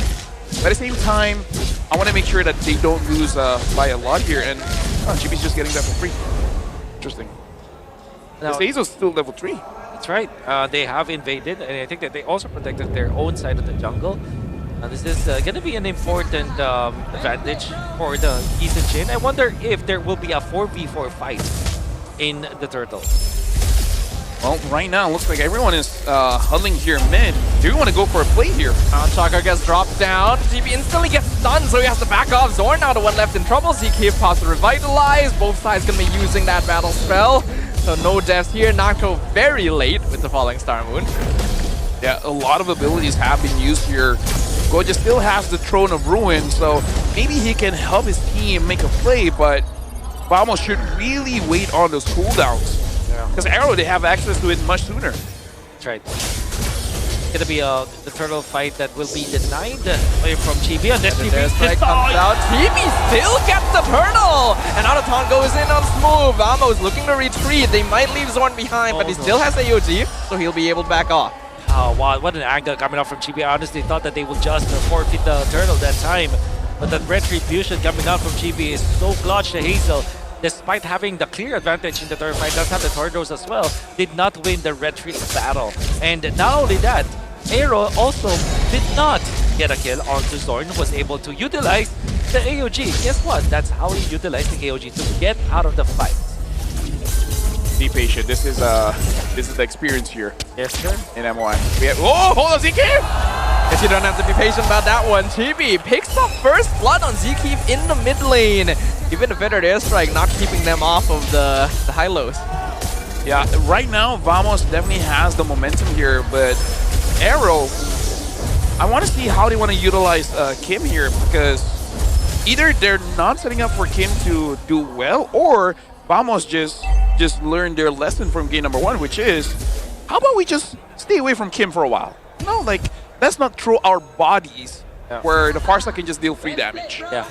That's a great decision right now, because we saw how Kim was able to pop off with the Farsa in game number 1, and they just stay away from him. I think the spacing coming out from Vamos is way better now. We have not been taught about the Alice just yet, but I think this is such a good start for the Alice in a way that because he is untouched, you can see that he will be able to tank up for his team. An interesting switch lane from Vamos. They're going to be putting this Alice against the team. Yeah. In this case, I think that this is already a null kind of lane where they're just going to be clearing the waves. Yeah, and I think they just want that Uranus-Esme matchup because it's very historical. That's right. And I feel like Vamos. Do not stop lane. Do not stop lane. Hold on. Uranus. Pop. Dropping low, but it looks like he'll be okay. And Vamos needs to back up the rest of the team on the turtle. Flores pathway slowing Chibi down. Hazel on top of the turtle. Zorn looking for a taunt. Not quite able to find it. And now Smooth is joining them from the flank. Goja's jumping in front of the turtle pit. Better District comes out. Hazel secures the turtle. Throne of Ruin gonna be used. Smooth gets bursted down and revitalized, still keeping Goja's alive. But he'll eventually fall anyway. In the backline, Zkeep also going to be run down by Natko on the Esmeralda. It's going to be a 2 for 2. Forgive me for saying it was still Vamos doing good on that one, but Gojas, instead of using the Throne of Ruin onto Kim, which he might not be fully in range, but I feel like he could have cancelled the Fed airstrike. He tried to save his team. Oh man, JP showing himself in a kind of very awkward spot without his ultimate, and he was taken out easily like that. And like you said, Gojas, his job here is to cancel the Farsa because there's no other hero that could. I mean, technically speaking, Zorn can, but it's more important for him to peel for his team. Zorn might be in a tricky spot here. He's trying to defend the tower. One more minion left. Tries to go for taunt. Not able to find it. He goes down. Tower goes down. At least Natko is able to trade for top tier 1. Chat, sometimes you guys are asking like why we're joking around, why we're talking about random stuff all the time. Letting you guys know it's the coping mechanism because we need something to neutralize our emotions, to regulate our abilities to do our jobs very, very well. So just so that we're all on the same page. We're on the same page. We need some jokes to lighten the mood. Equivalent of listening to music while you're at work. You need something to make you happy. An interesting set of moves coming up from the members of Vamos in the bottom lane. AERO will now have a 500 gold lead and will actually have a lot of fighting chance when it comes to this third turtle as we are heading into the 6-minute 45-second mark. It's gonna be A lot of battle spells, actually all battle spells. Move gonna walk into the bush, spots them out. Throne of Ruin coming through, only lands on one in the end. AOG knocks out Ziki. Every ultimate in the game is being popped in the mid lane right now. Revitalize keeping Zorn alive. Phantom execution gets cancelled, doesn't quite connect, so he's not able to get the kill. Move has to flicker over the wall. They flicker after him. Clockhood finishes off the Uranus, and Vamos should get this turtle. It kind of looks like for both teams, they're fighting in a very desperate situation. That's right. It was good that Kim was able to avoid Gojas, but yeah, like, it just feels like just rushing here, Will. And I know this is pun intended, but it didn't look smooth at all for both AERO as well as Vamos, but most importantly for AERO. It seems like the idea was there, but the execution looks really bad because I think everything was just forced from their side, and everybody just tried to escape from each other. It looked mistimed as Hazel did not get any kill afterwards, so we'll see if they can recover afterwards because now Vamos have taken over the momentum of the game.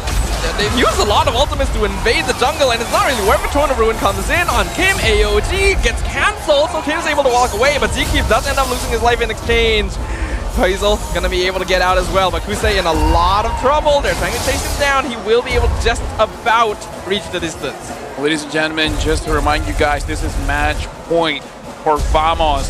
In the previous season, AERO was the one to drop Vamos to go back home. If Vamos wins this one, this is the end of journey for AERO. And AERO, they cannot afford to make any more mistakes, because if not, again, journey ends here. The win condition from AERO has expired. At this point, the members of Vamos have all the tools that they needed to take down the members of AERO in a 5v5 team fight. Gojas, as long as he has the ultimate and the flicker, he will be able to force Kim to pop the Purify, which also allows Vamos to eventually run down the Farsa. This Lancelot, if unable to get some kills against Vamos, will not be able to snowball. And of course, this season Shinjibi has been farming so much in the past few minutes. I kind of wonder how much farming he does have right now, but I can assume that he has good enough of a difference. And wow, that was on cue. It's actually pretty much even between the junglers. Don't worry, Prod is listening. Shout out to Prod. But yeah, like, AERO as of right now, Hazel hasn't been able to make a play. And the argument is, even if he does make a play, who can he actually execute, right? Because as long as Clockwood plays carefully, it's going to be difficult for the Lancelot to actually get a kill.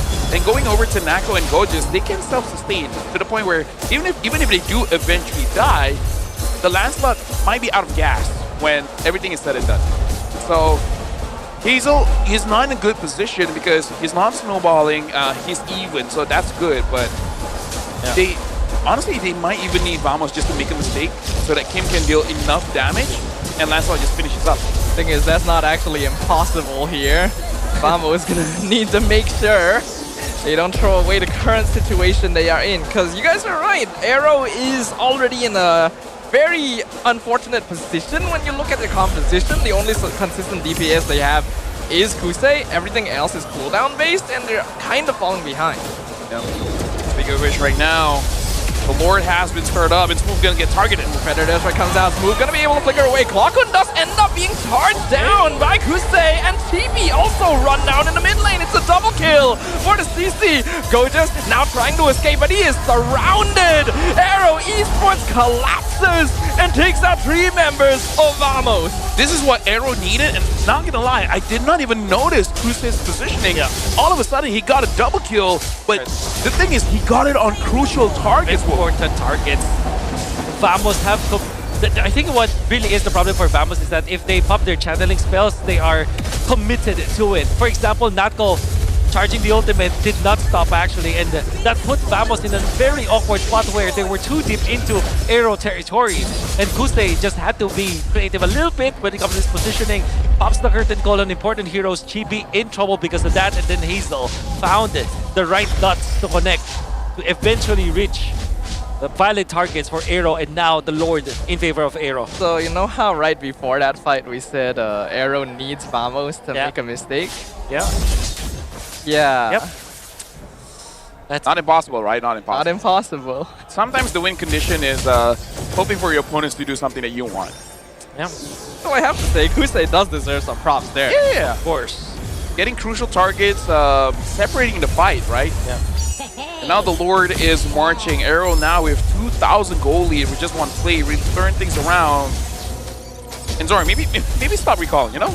Yeah. He can't, it's in his blood. Brilliant's gonna be forced out here as AERO is just keeping Vamos away. They want to guarantee this bot here too. Lord will be able to collapse in as well. Glorious Pathway slows them down. It's a better airstrike. Throne of Ruin lands on 3, which is solid. And the damage comes through. Mountain Stalker finishes off Kusei. Goches though, gonna be traded away. Zorn with the OT gets out, but it's already a double kill for Hazel. Nako comes in from the flank, but the rest of his team is already dead. He's just buying time. I think you need to clear the minions though, sir. And tower goes down. He has the flicker just to get out to safety. And AERO Esports have completely turned things around. I like the idea coming in from Nako, but I think it's just a bit too late. It was a little bit too late. There was the flag. I mean, AERO, you gotta give props to them. They did not pull down when it comes to stepping down on the gas pedal against Vamos. Big props to Kusei as well, landing the curtain goal on important targets. Go just had to use the flicker just to get out. And they have won the fight because of that. So right now, AERO then can definitely deal quite a lot of damage. And for Vamos, they have ways to cancel out the damage, right? But it's just not executing that well. But just right now is 0, 3, and 5. Like, I don't want to beat a dead horse, man. But I don't know. Like, what? I feel like we're talking about horses a lot. Today is horse day, apparently. I mean, we do have a high loss, so we're still on topic. Random execution goes in. TV already. Oh, that's a wasted Throne of Ruin. And a feathered airstrike. That's an added injury. By the way, Lord's coming up in 15. Can I apologize to all the XP laners watching? Oh my god. Hey, can we actually look at the cooldown that's left for the Alice Throne of Ruin? Because it should be like 20-something seconds. Yeah, Lord is spawning in a few seconds. Now. Oh, it's literally now. So without the Throne of Ruin, that is one less ultimate that Kim has to think of. Yep. I mean, to be fair, Kim hasn't had to think about that for a while, you know. But it helps. It helps for sure. So now the Lord hasn't started up. GB is looking for an angle because he really wants to steal this away. Mountain Stalker comes out. They see everything. Feathered airstrike instantly zoning them back. The Throne of Ruin does cancel the Farsa. But the rest of AERO are still wailing on Vamos, and Gojes has been abandoned in the backline. He's trying to flicker out. Kusei chases him down. And that means that Vamos cannot contest. That is gonna be AERO securing the Lord for sure. The fact that they forced station Vamos kind of made the members of Vamos panic. Another forced error from AERO. And that meant that they will be able to kill, but the Lord is not done yet. Vamos really wants to fight this. They force the reset, but the feathered airstrike Glorious Pathway comes out once again, zoning them out. Zorn tries to enter, and he just gets exploded. It's a mega kill for Hazel. They secure the Lord. GP's getting chased down. 4 members of Vamos dead. It is a bloodbath. AERO Esports have done it. They have wiped out their opponents. The crystal is wide open. Gojes is trying to hold. He gets a really nice Throne of Ruin. But where are the rest of your team? White, they are dead. And so is the crystal. We are going to game number 5. We're going to game 5. AERO able to reset it. And now, from best of 5, it's a best of 1 here.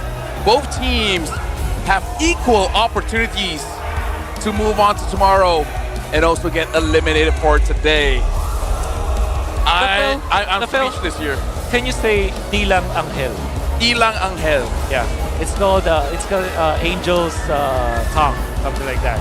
So Dilang Angel is a phrase that's used in the Philippines when you say something and it happens actually.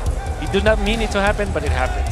Yeah. You said that for AERO to win this game, Vamos players needs to make couple of mistakes. Yeah.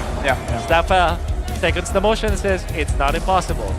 Ladies and gentlemen, we are going to game 5.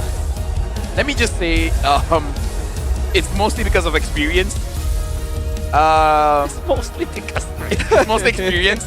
Because I've done this job for a while. I can see the plays before it happens, for better or for worse. In the anime community, I just have good observation hockey. Yeah, that's one that's piece. a good way of describing it. Watch it. The best way to describe it. Let me just take off my glasses for a bit. Unfortunately, I hope the pay was worth it. Hey, at least you're having a good time, right? You're having a good time, I'm right, having a sir? great time. I'm eating good food. I'm with good company.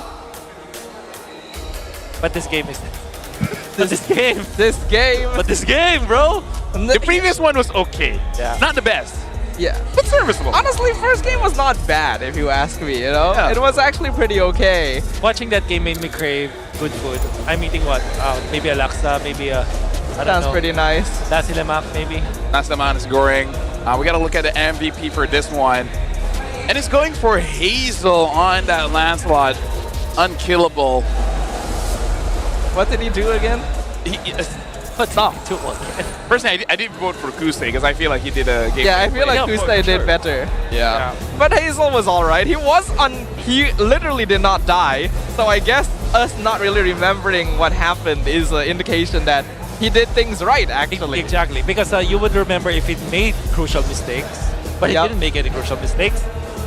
Most importantly, he was an issue to solve. I think Kuste made so many good plays in this game with the curtain call. That last big CC that for some reason slipped through our minds. But we did say that this is such a winnable draft coming out from AERO, and it looked that way. Again, Kim on the Farsa is a problem. And it felt like he was forcing so many errors from Vamos because of how slippery he can be. At the same time, I think that Vamos, there were so many unforced errors as well. Yeah. Yes. Yeah. Okay, it was, this is going to be very harsh, but I feel like it has to be said at this point. The victories that Vamos has are in spite of Goges. Yeah. Like the way that I would say it is that did AERO win or did Vamos just lose? Which honestly, you can just swap it around and say for the entire series, except for game number 1, right? Game number 1 was clearly AERO doing good, but then after that, I hope game number 5 is one of the games of this year to like combat of what has happened already. This match is shaping to be one of the series of MPLP. Almost. Hey, Clinton, say like, hey, you said this is MPLP. Almost. It would be one of the games of MPLBH, but in MPL MY, this is normal. Yeah, unfortunately. Actually, yeah, no. Actually, if this is in MPLBH, it will be one of the games that you're like, huh, this is interesting. This is indeed interesting. Nonetheless. But kidding aside, I think that it's more to answer your question, because that's actually a very good question, and I do have an answer for that, Dafel. This is 100% a game that Vamos lost, rather than a game that AERO won. Yep. Not discounting the fact that AERO played well, because I think they're just doing their job. To be fair, they did not make any crucial mistakes. I think that they designed this draft and played it accordingly. Like, if you imagine that this game, let's say Vamos did not have any mistakes and both of them just played so well. Naturally, if you are looking at AERO and the way that they played this game, you can assume that they might have the same result. So now, like, I'm to the point where I'm like, can we just give Go just like a high loss? Or maybe just give him an early Uranus, you know? How the mighty have fallen. Now I'm realizing that the reason they're banning Yuzong because it's the only thing that he can play. It might be the only thing he can play.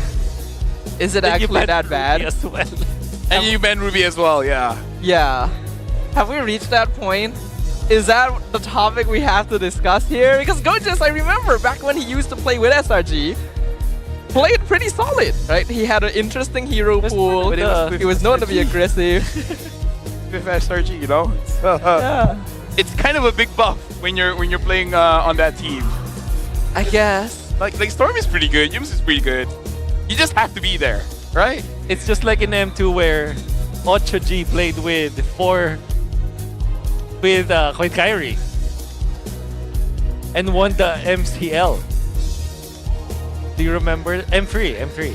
Yeah, I think it was M3 when 8G played with Prime Kyrie. Yeah, no, when Ocho-G suddenly used a Cho. Yeah. Which is a hero that Ocho-G would never touch. And Selena. Ocho G. Yeah. And won the MCL with So long story short, we're playing 5-man casters. Ocho G turned off the mic. Alright. Disappeared for a while and then played. Okay. And then suddenly had an amazing Selena and Cho game. We're like, hold on. I know this guy. He does not play Cho, he does not play Selena. Getting 1v1s in lane, I'm like, hold on. We can say we carry Kyrie because, you know. Yeah, we did. You did actually carry Kyrie. I saved Kyrie multiple times. MCL champs, by the way. MCL champs. That's a very cool experience. Yep. I'm sure Kyrie remembers. Yeah. Anyways, right now we are looking at the okay, Wolf, look at this, right? How Vamos has roughly controlled it. Yep. Up until like 9 minutes, and they just all the way down. That is just a span of 6 minutes. Literally right after we said. Yeah, literally right after. Now that's the clippable moment. Yep. Like, can you say caster curse or caster experience? Like, doing this for such a long time, we can smell when the throw is happening. I think that's just your skill. The intuition. Your intuition. That's just how much Thank you. That's just how much you mastered this league, brother. Dude, we have put hours into our craft. Well, sometimes I wish we just put minutes. But it is what it is. You can't choose your battles sometimes. But these teams can, and I wish they did. Right, so right now we're looking at the highlights here. And I feel like me and Wolf were just waiting for that one. What did Kusei do that destroyed the backline? We can see that. It's not this one, it's after this.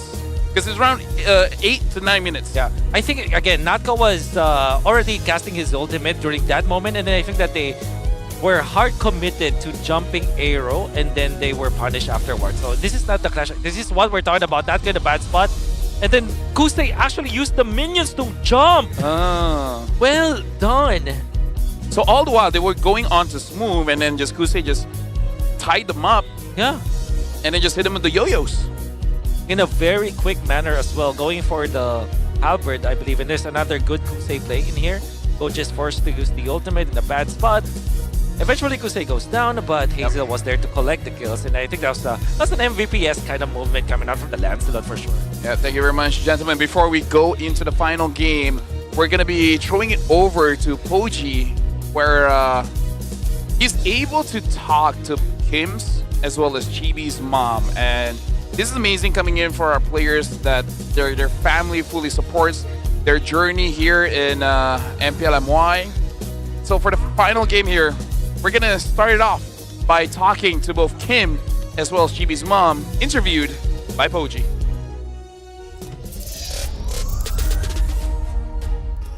Terima kasih panel-panel yang kacak bergaya. Saya sekarang bersama dengan dua ibu. Dua penentu doa kepada anak-anak. Tanpa mereka doa, tawakal dan juga tanpa berkat daripada mereka, tidak mungkin akan adanya kejayaan seorang anak. Bersama saya pada hari ini adalah ibu kepada Kim dan juga ibu kepada Chibi. Assalamualaikum. Assalamualaikum juga. Waalaikumsalam. Inilah ibu-ibu yang sentiasa berada di belakang anak-anak. Tidak kira jatuh ataupun bangun, sedih ataupun gembira, merekalah tulang belakang kepada anak-anak ini. Jadi soalan yang pertama, kalau boleh kan, kongsilah sikit dengan saya kan. Melihat kejayaan anak sekarang kan bermain dekat pentas yang besar MPL ni sendiri kan, apakah perasaan Acik sendiri tak macam bangganya anak macam tu atau rasa macam mana? Perasaan saya setakatnya alhamdulillah sangat bangga dengan Chibi kerana dia seorang yang sangat berusaha dan sangat berminat dalam MPL. Sangat so saya sebagai seorang ibu sentiasa memberi sokongan kepada anak saya Chibi. Berusaha. Dan inilah dia, macam dia cakap, sentiasa memberikan semangat. Macam mana pula dengan Acik? Tiap-tiap minggu saya nampak. Apa perasaan tengok Kim tadi? Memang seronok lah saya tengok dia main. Dan saya berbangga dia dapat masuk MPL. Alhamdulillah. Jadi kan, kalau boleh kan kongsi dengan saya sikit kan, pernah tak kan macam anak-anak ke apa ke kan, bila dah main ni kan, apakah perasaan lah kan, apa perasaan bila tengok anak-anak tu momen kebenaran, kegemaran lah semua. Bila anak tu menang ke, bila anak tu dapat kill ke, ataupun macam mana? Macam yang memberi kenangan dekat diri sendiri tu. Memberi kenangan memang, kalau menang memang kenangan yang terbaik lah saya. Kalau kalah pun saya terima je lah. Yang penting sokong. Itu memang saya sokong lah. Kalau menang ada perlawanan. Sangat positif. Pada Haji sendiri, apakah momen kegemaran sebenarnya? Bagi saya, semua sama ada dia menang ataupun kalah, saya tetap menyokong dia. Tak kisahlah, tetap menyokong. Tapi tetap menyokong sebab dia sangat berminat. Tapi kan bila cakap sentiasa menyokong kan kita kena faham. Kadang-kadang ini adalah pertandingan. Ada menang dan ada kalah. Ya, ada menang, ada kalah. Kalau kalah tu macam mana nak kawal emosi anak? Kadang-kadang mak tak nak main dah, nak balik. Pernah tak macam tu? Biasa kalau CP ni walaupun dia kalah, dia tetap bersemangat untuk meneruskan permainan dia, perlawanan dia untuk masa-masa akan datang. Dia tak berputus asa. Tak berputus asa. Macam Kim pula macam mana? Kalau bila dia kalah tu, sedih ke? Ada tak Asyik cakap, adik, jangan putus asa. Ya, kalau dia kalah tu memanglah dia sedih. Tapi kami kena pujuk dia je lah. Sebab kita dah masuk perlawanan, kena terimalah hakikat. Menang atau kalah tu adab je lah. Jangan nak bersedih sangat. Mungkin kita bagi sokongan, akan datang kita masuk lagi. Sebab setahu saya MPL ni pun dah diiktiraf oleh kerajaan Malaysia. Jadi bila saya tahu dia masuk MPL, saya memang seronok lah. Saya terus bagi sokongan lah. InsyaAllah. Jadi perlawanan akan bermula sekejap saja lagi. Diorang pun dah bersedia dekat bahagian belakang kita. Kata-kata kepada Kim yang mungkin ini adalah jadi penentu untuk mereka menang ataupun game terakhir mereka untuk musim kali ini. Mama harap Kim AERO boleh berjaya lah lepas ni. Menang yang game yang kelima ni, agak harap menang lah. Semoga kita menang lah. InsyaAllah menang. Kata-kata kepada Chibi yang berada di atas sana, Asyik. All the best, Chibi. All the best, Chibi. Inilah dia dua nadi besar di antara Fly with AERO ataupun Hala Vamos. Terima kasih kepada ibu, kepada Kim. Terima kasih ibu kepada Chibi. Satu momen yang sangat memberi arti, memberi makna kepada kita sebagai anak-anak yang ingin berjaya di pentas yang tertinggi. Tanpa mereka, doa seorang ibu, apalah daya kita sebagai seorang anak. Dan kini kita bakal masuk ke dalam game kita yang seterusnya. Kita lihat siapa yang akan pulang ataupun melangkah terus di dalam playoff ini. Thank you very much, Poji and W's in chat for Kim's mom and Chibi's mom. And yes, we're reading the chat, so you know what? W chat as well. Yeah. And you know what's interesting here, Wolf? What's interesting? Kim and Chibi are trash talkers, but the mom are so sweet. Yeah. Yeah. So, hey, maybe they got it from the dad. Or maybe they're very close friends, and that's why they trash talk each other a lot. And then when you're like your parents, right? They just want the best for you, and I think that's really what I learned from Kim and JB's mom. They just want what's best for their kids. Unfortunately, we're now officially in Game 5, which means that by the end of this, we will know which of these teams is moving on and which will be ending their journey here at the MPL MY Playoffs. The stakes could never be higher. I mean, at least we're starting fast. True. Yep. Right. That's something that we can claim, you know, in Malaysia where we're starting things fast. Oh yeah. AERO, they got the winning bands, man. Yuzong, Elkert, Ruby out of table. So now like, okay. Gorgeous, what can you play? So this should be a Lancelot ban or Farsa ban, I mean, for Vamos from game, just reading from game number 2. I know how they are approaching it. I believe magic is my so they life. ban Harith instead. Your team is They can first pick the Yi Sun Shin or the Lancelot, or a Farsa first pick for AERO. How likely is it that a Farsa is first pick? It's not the most likely, but also not impossible, because Kim does play a mean Farsa, also a hero that doesn't get countered all too easily, but they will go with Lance. Okay, so the answer here for Vamos should be either Eve or Farsa. And then the CC as well. Shout outs to Mercury's in chat. He's saying W for us and B word for Wolf. Okay. Yeah, I'm pretty sure you know what it is. But yeah, that's our first pick here for AERO. Yeah. This is gonna be the last one for both teams. So the Eastern Shin has been picked basically for 4 games in a row now for Chibi. This time they pick up the CC and YSS. Yep. All right, so no Farsa steal whatsoever, but now now AERO can go for Uranus Farsa. I think that is the right answer here for AERO. I couldn't think of any other heroes that they will pick as when it comes to their priority. Or maybe Alice is another option. Alice Farsa could be good, but I think Uranus Farsa is such a good pick and such a good answer against the existing heroes of Famos now. Yeah, and we did talk about how certain heroes really hate Farsa, namely anyone with marksman in the title, maybe except for Roger. Yeah. Oh, but it's like going to be Farsa and Uranus. Yeah. All right. Hey, it won them the game, right? It won them the game. I think at this point you do just have to fall back on the compositions you know work, and you have the sample space to be able to use that. Yeah, I think for Vamos, it's better to pick up the Alice now. Apart from that, either Eve or Lunox. It's easy to be baited into a Lunox pick in this game because of the Uranus, but it felt like it didn't work as much in the previous game. I think it's much better to pick up the Eve, but then Alice is great. A Valentina. Or actually, you know what I want from Zorn? I want something like a choke, something that can go to the back line. Yeah. But they do pick up the Eve, but yeah, like legit, I'm sorry, I feel like Go just can't do it. Yeah. I think it's better to let Zorn do it. Like, let Go just be on healing duty, and let Zorn, like, remember Leonie on that damage Cho? Oh. Like, that's something that I want, and Cho is one of Zorn's... That's something that Zorn specializes in, actually. That's the whole reason why they banned the Hellcurt. We've not seen it.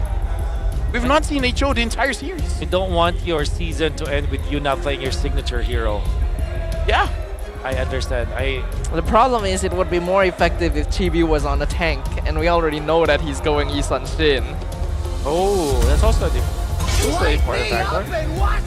With the export, this is them saying that they want to make the CC play an easier game. But then, if you're AERO, you ban the Cho now, right? And the Kalea, actually. Yeah. There's also an option for banning the Gatot Catch-up because Gatot Eve with the CC is also a super duper good combination. So I'm thinking Gatot Catch-up as well as Kalea or Cho or AERO as the bans. Yeah. I don't know. My mind is kind of locked because I really want... Because Kim has been having free reign, and I think like that's criminal. If I was Vamos' owners or management, I'm like, what's going on? Sun always has to be banned here. Of course, the Sun. Man, I'm so curious. Like we really about need an this interview. Sun. We really did an interview. Like either they're getting like crazy win streak in scrims, yeah, or I mean like Nako has used Sun before, but I don't think even this season in the previous season, right? So. I don't think we've seen Sun at all this entire season. Hasn't been buffed. The items that Sun uses hasn't been buffed. Yeah. Unless tank Sun is a thing. I have no idea. I hope not. Because logically the item changes should be a nerf to Sun as well. Vamos banning the Kalea themselves. So they probably want Cho then, right? I hope so. I hope so. They should ban the Cho for AERO. Sand rises but they when I ban a give the Kalin word. instead. Which honestly is a pretty okay ban as well. But yeah, I'm really looking for a Cho here because if not, then AERO can pick it up. And honestly, there's no one for AERO to kick, but still, might be a good deny. Yeah. I'm thinking Lapu-Lapu for AERO. So there is also an angle for Vamos to steal it away, or maybe just go for the Esmeralda. But then for AERO, they can also go for the Esmeralda themselves. Give us a throwback where Uranus and Esmeralda are in the same team. Gatot Kacha, as we also expected to be the pick here. Not the most Zorn kind of hero, but at the same time, it fits perfectly with the composition that Vamos has right now. I want to say AERO wants to pick up the Lapu-Lapu, but then again, the Esmeralda can be available to the opponent. So I think it's much better to just pick up Esmeralda here if you're AERO, or a Bane. Hopefully, it will appear. In that scenario, you can go Badang for Zeki. Apart from that, and maybe even a Matilda. Matilda Bane last 2 picks. The thing is, Bane just doesn't scale as well as he used to, and teams are just Esmeralda is way avoiding better, him. actually. Go for high-lows. Alright, that makes a lot of sense. Against Eve, it's a sustain hero. Yep. And actually, basically nullifying the slows. Oh, going back to basics. I feel like AERO picked this up because they have this in the back of their mind. What if we do go late game, right? Yeah. You just need a little bit more. And honestly, if this comp snowballs, the range that Granger Esparza has, it will become almost impossible for them to defend again. So now becomes the question, will this time Nako be using a late game scaler? Because right now, it's all on Easton Shin and the Eve. Well, I mean, CC does actually do quite a lot of damage. It depends on who's using it. To lead the charge. Yeah. Maybe. Oh, Hilda. Hilda, okay. So Gorgeous wants to redeem himself because his Hilda was not in game number 1. And he's trying to give his team the face of confidence, be like, I can do it, I can do it. I know I had a rough game, and it's against the same matchup as with Uranus, so it's kind of like game number 1 again. But Uranus is not really a good matchup for Hilda. Like, you kind of lock her in lane, and we already saw what happened. No, it happened in game number 1. That's what I'm saying. Yeah. Right? So he wants to redeem himself. Yeah, he wants to redeem himself. Because, that's risky. Because you can see the faces. They're like, can you use the Hilda? This is good against the lands here, but you're going up against Uranus, right? I feel like that was the conversation going on, and then they're like, hey, what else do we have? Maybe it's really time to prove himself, right? Maybe it is time for Gorgeous to ask himself the question, if I am not able to do this, do I deserve to stand on this stage? Can I bring my team forward? That kind of looks like a pause. Yep, we're jumping into a pause real quick, everyone. The problem I have with picking up the Hilda is that they don't have an actual good stun, apart from the immobilization of the real-world manipulation, the taunt, as well as the knockoff from AOG. Now that you're listing it, it's like, okay, there's quite a few. There's quite a few, but they're not like guaranteed. Yeah. And also, it's easy to get away from it. So they don't have like a, maybe a Cho stun, for example, or Throne of Ruin even. Honestly, I would have prepared the Alice for Gorgeous in this game. After the previous game, I don't know about that. Every single time you want to say a hero, you gotta put it into context, Wolf, okay? You can't just assume. Yeah. Right? Okay? Thank you very much. Thank you very much. But if we're going off of that, then we've already seen this Hilda once before as well, and it also wasn't the greatest vote of confidence. So now we get to see it again. Yeah. I'm sorry, that does not make it better. Yeah. I'm just stating what's going on. So a pause is going on, and I remember what happened was that Hilda committed with the Blade of Heptases, which made it so that Vamos had no front line. That's right. So this time I do want to see a change. And like, it's basically going up against the same draft, right? Yeah. Except this time they don't have a Khalid. They have a Gatot, right? So instead of going for Blade of Heptases, you're going up against the Farsa and the Uranus.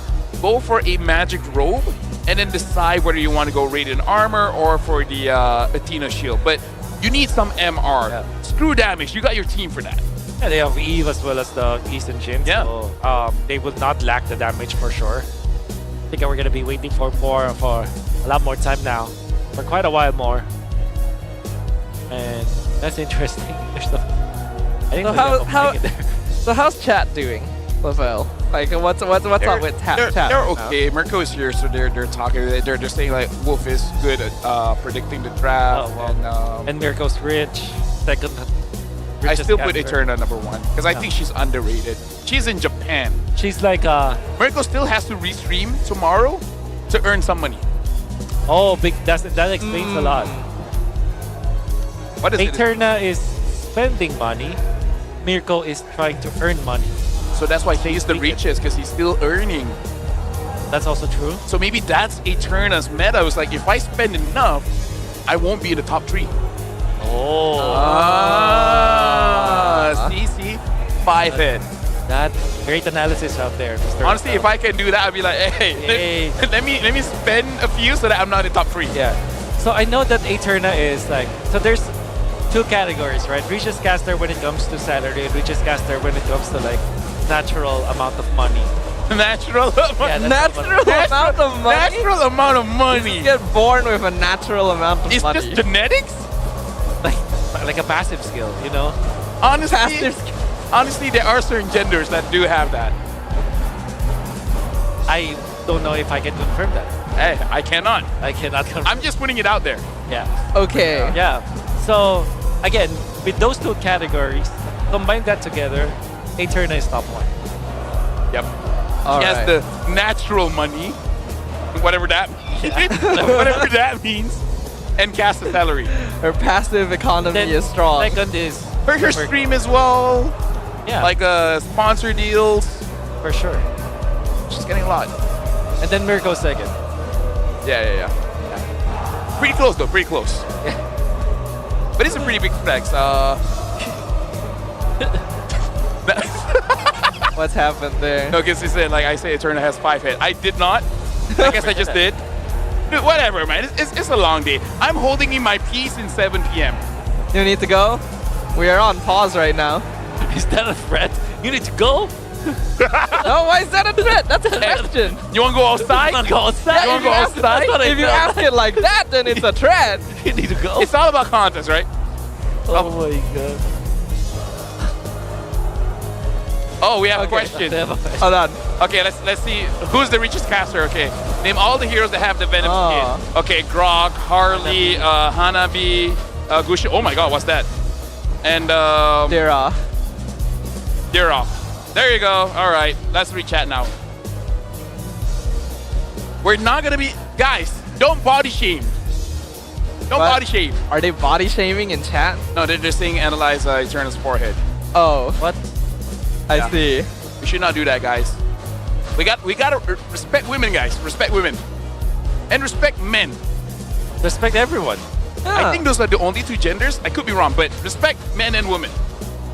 Respect everyone, actually. Even Mirko. Respect Okay, apparently we forgot Angela. Yeah, I forgot. I didn't forget. I just don't want to say it. That's fair enough. So there's 6 of them? Yeah. Ichni, Sun, Yongo, Roku. Yeah, 6. I was wondering if you would get tripped up. 1, 2, 3, 4, 5, 5, 6. Yeah, alright. Damn, Staffa standing on business. They say you're standing on business. I'm standing up business? Because you asked me like, you want to go outside? Oh, I see. You want to go outside? Alright. Nah, man, I'm just asking if he wants to take the piss. DJ Wise just rich overall. Okay, you know what? Got another question apparently. Staffa, do you? I trust you. Do you know that? Name the hero plus 0 form of crowd control. Wolf, do you know that I trust you? But y'all got this. I'm gonna pee. Okay. All right. Yeah. So he does want to go outside. See, it was a valid go, question. It was a valid question. Actually, wait, who has 0 crowd control? Leslie. No, Layla. Leslie does have a crowd control. Oh, yeah. Layla. No, that doesn't. Layla kind of. She has a mini stun. Yeah, mini stun. Wait, who doesn't have crowd control? Angela has. There is someone. I remember it, but Estes has crowd control. Slows are counted, right? Wait, great. Annie. Wow! Oh yeah. Oh, actually, yeah. You're right. So this is Fanny the only hero without some sort of CC? I'm gonna presume that's the case, because otherwise there would be more Of course, answers. there will be more answers. I did not. Interesting. Yeah. I did not have enough time to think about that. Yeah, definitely. I think that once LaFell comes back from the bathroom, it's gonna be my turn. And then my turn afterward? Yeah, you wanna take turns? Wanna go? You wanna go outside? Shout out to everyone. Don't forget to drink water, everyone. Yeah. Chat. Alright, there's the next question. Who is the Rizla's son? Oh, I know this. Julian? Yeah. Oh, that's actually Julian. Yeah. Yep. They've got the same hair color, you know? I wonder who's the mother. Because do we know it? Actually? Julian does not look like Charizda apart from the hair. Well, we don't know because there's a mask, right, for Charizda. I mean, no, he just has like half his face covered. And I can just see like a why you pop. would, you would say that he doesn't look alike because, Yeah. right, he's green. Okay, so the answer is... But yeah, that just Julian. happens, you know. You know, I said Julian because I assume because of the chain. Because of the skills for the penalty zone. I see, I see. Yeah. That- The well, BM you casters- actually guessed it right. Yeah, the BM casters were surprised that Julian was Teresa's son. They didn't know? Bro, Yeah. amateurs. This Wow. guy touch grass. No, that's something you know if you don't touch grass. Yes, that's right. No, I knew that. It's in the lore. Yeah. Yeah. It was I in like can't their read. teaser I don't know videos how and to everything. Do you know the story of Alice and Farsa? Okay. Alice was the one that took Farsa's eyes. And Alice turned Farsa's husband into the bird. What an evil person. Alice is Yeah, evil. Alice is evil. If you look at She's all, just straight up the main villain. if you see everything that Alice has done in the Land of Dawn, she's evil, dude. Which year did the very Let's first? all cancel Alice. Which year did the very first MPL Malaysia season take place? 17. And now my question is, Yeah. is this a trick question? Are they Oh. asking MPL Malaysia or MYSG? All right. You're No. Because if it's Malaysia, then it's season 7. Yes. Which is Hold on. 22. 2022. I'll take your word for it. I don't want to do math right 2017 now. or 2022, yeah. Like, Yeah. I know the season and how much years it has been. Ah, wait. 2017 to 2022. That's big jump. That's like 5 years? Oh, because there was a pause in 2020. And then so 2018 You know is what? the first season. I'm gonna go to the bathroom as well. All right, so here's that. Go ahead. 2018. What? 2018, yeah. So not 2017, it's 2018. All right. So we roughly know when. It's just, you know. Yeah. So Alex is the Mirko main said- villain. Mirko said make a joke about 100 plus. It's an amazing drink, by the way. Our sponsor, you know, amazing sponsor. We love the sponsor. Yeah. But if it's a hot joke, then yeah. What? Can't think of a joke.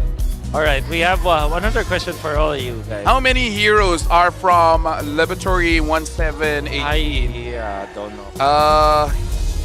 Laboratory 1718. I think Xborg is one of them. Saber? Fair. Alpha? Oh, Saber Cyclops. Yeah. Saber Cyclops. Is Alpha part of it? Because someone had to build Alpha. And Laboratory 1718 sounds like a place where you build stuff. And then Alpha is the first one. It's Yeah. Alpha. So Alpha, I think Cyclops is there. I have Alpha Cyclops. Jace is there. Oh, Or Jay-Z. Jay-Z. Hey, What's up, man? we're actually live now, man. It's crazy that he's a Alpha Saber. Saber. Okay. Unchip. See, I got two. I got Alpha and Saber. Yeah. I should have seen Angela. Chip, I have no idea. Right, Angela looks like a that Because expert Angela did say that she was created. that was created. Yeah. And then and she's like a puppet. She's like a popping, boom. And then Chip is like a mutated. All right, I'm back. What did like I a miss? mutated Squirtle or something. Mutated Squirtle? So they asked what heroes were made in Laboratory 1718. Oh. I got 2 out of 4. Interesting. Oh, we're back. All right, thank you very much, ladies and gentlemen, for being patient with us. Officially, we shall now jump into the Land of Dawn for the very last game of day 1. Will it be AERO or Vamos who make it to the next stage? Oh, Soren's already getting chunked down as well. Zeke. Ooh, he's in danger. Here comes Gojas, the Revitalize, keeping him alive for a while. First blood claimed by Clockhood. More members of Vamos into that mid lane, collapsing against AERO, and that is such a good start. Now Kustik in trouble. Ooh, damn. He's actually alive. That's surprising. But he will lose a lot of his farm in the bottom lane. And now, looking at the situation, Vamos is already having a pretty good lead. But we got to remember, that kind of happened in the last one as well. Yep. So it's really about, I would say, 8 to 9 minutes. I feel like that's the crucial timing where a little bit of a fatigue comes in, where it could affect both teams. So that's the timing that we really have to care about. I kind of feel like for the first 4 minutes, which usually is important, but for the teams, like, whatever. Yeah. Yeah, I think both these teams kind of hit a peak around that mid-game spike, right? The second turtle to first Lord range. I guess. Yeah. That's where you really see the game come to a heel. But I think what's different here is that him and Takeep are getting pinned down in the mid lane. Which means that they would not be able to move around as much as they would in the first 5 minutes of the game. And also, Kusei is playing a Granger this time, so he's not going to be connecting constantly to his teammates. He's going to be farming some of the time just to stack up with the passive of the Granger and get the Sky Granger as well. So that really is a big difference between the baskets of the team. Oh my goodness, that's so much damage! Hazel just walked in and he's just gone! First turtle claimed by Vamos, Feather Strike does so much damage though. TB gonna be traded away, go just one hit away from death, and Smooth will find him for the double kill. But in the meantime, Zorn as well as Dako are chasing down Zkif and they will find the kill. Well, let me tell you what, if Go just keeps doing that, then he would redeem Game 1 Hilda, because he was able to survive against Smooth and actually got onto Hazel. That's right. And most importantly for AERO this time, Kim's Farsa is, he just pilots this hero so well. The way that he is moving actually baited Zorn into committing that upper of the Guardian off the mark and then able to output damage, pops the flicker to get out, and he's 0 deaths as of this moment. If there's any light that can shine for AERO right now, it's gonna be Kim's Farsa. Oh yeah, for sure. I would say the reason why he's able to shine right now is Vamos is putting a lot of emphasis on Hazel. Both Gorgeous and in a way Clockun as well, because I saw that when he was using the RWM, he was trying to pin it so that he gets caught. It instantly initiates on Zorn as he walks into the bush. Glorious Pathway comes out, but the RWM going to be used in counter. Zkeep is in danger, and Gorgeous will take him down. Immediate move from Vamos. They want to go to the bottom lane or that Crammer, especially with the broken walls, they can actually find an angle. I don't know who got it, but the go-ahead play coming out from Vamos is such a good decision in this scenario where they have a lead and they want to extend that lead slowly and surely in the early stages of the game. And make sure you don't make a mistake in between, because again, this is game number 5 and this is for playoff life. Because even if you make mistakes today, you still have the opportunity to fix those mistakes for tomorrow and just do better. Because tomorrow at least you'll lose, you will go to the lower bracket, right? So there's more life. Now the turtle has spawned here. Vamos did pretty cleanly in the previous turtle fight, so wondering if they can do the same or AERO this time will catch them off guard. AERO's gonna need to make use of their positioning. Hazel is nearby. Gorgeous will scout him out. Storm also still waiting in the bush the entire time. Turtle starting to drop. They get the stun on Gorgeous. Force the flicker backwards. Glorious Pathway used. RWM dropped inside the pit as well. Nako dives the backline. He's looking for Hazel. Gets the curtain call in. GB secures the turtle. And now the fight is completely disengaged. My god, what a play coming out from Vamos. Especially with the control, the floor control coming out from Vamos. Having access to this Eve ultimate and then Zorn just in the right position to pop his ultimate. And this time, like I said, Gorgeous in the right place at the right time for Vamos. The box that they were able to move around, it seems like AERO just cannot penetrate through. And this is mainly because of the fact that they don't have a fighter in the gold lane, unlike Vamos, for example, where they can activate their heroes much faster. That's not to say that AERO does not have a chance to win this game. I think that just in the first 5 minutes of the game, Vamos has been taking the right steps to win this match. And I would say it's good on Gorgeous as well to respect the damage, using the flicker to get out of the Feather Strike. So this time he's definitely playing more cautiously, more calculatively, and now Smooth gets caught. They found him, but the Glorious Pathway allows him to get out. Feather Strike as well, just for good measure. So there's gonna be no casualties here. Yep. So right now, looking at how Vamos has been playing, I feel like the next step is try to get one objective on the field, because we saw how big of a momentum shift it is when you're able to get these turrets, especially considering that they're using double fighters. Eventually it will be more difficult for them to get those objectives. So, you know, personally for me, if Smooth is having a hard time, then hey, maybe go for that. If Kusei is having a hard time, go for that. Yeah. Gonna be the effect of this for Kusei is he needs to wait for more time for AERO. This scenario, I think the big power spike here for AERO might be, I guess the reliable power spike is the second Lord if they do survive up until that point. To be fair though, we know that AERO does have the right tools to last that long. They have the Granger for the wave clear. They also have this Warsaw for the wave clear as well. Smooth, to be fair, has been having a good game. Yep. Towards pathway once again, Feathered Airstrike poking Gorgeous down to half HP. Zorn not able to find the taunt on Smooth, but ultimates have run out now. Natko gonna be forced back as well. Turtle gets reset. Yes, right now Vamos is doing quite a good job of baiting quite a lot from AERO. So it looks like Vamos is quite calm in this game. They're not rushing, so much different than game number 4. TB back on top of the Turtle. Nako gonna get stunned from the bush here. He's dropping quite low. Gorgeous comes from flank. RWM used by Clarkun. Finds Hazel! Shuts him down. Zorn somehow secures the Turtle. And Vamos is going all in. Him gonna wings by wings out of there. But Zkif is not gonna be quite as lucky as TB takes him out. Right now, Zkif is not having an amazing game here, guys, where either he gets caught or the plays that he makes really doesn't enable the team that much anymore. And such a weird decision there coming out from a Hazel. But even more so, the entirety of AERO, that was a fight that they did not have a chance to win anyways. They should have forced the issue before the fight or after the fight.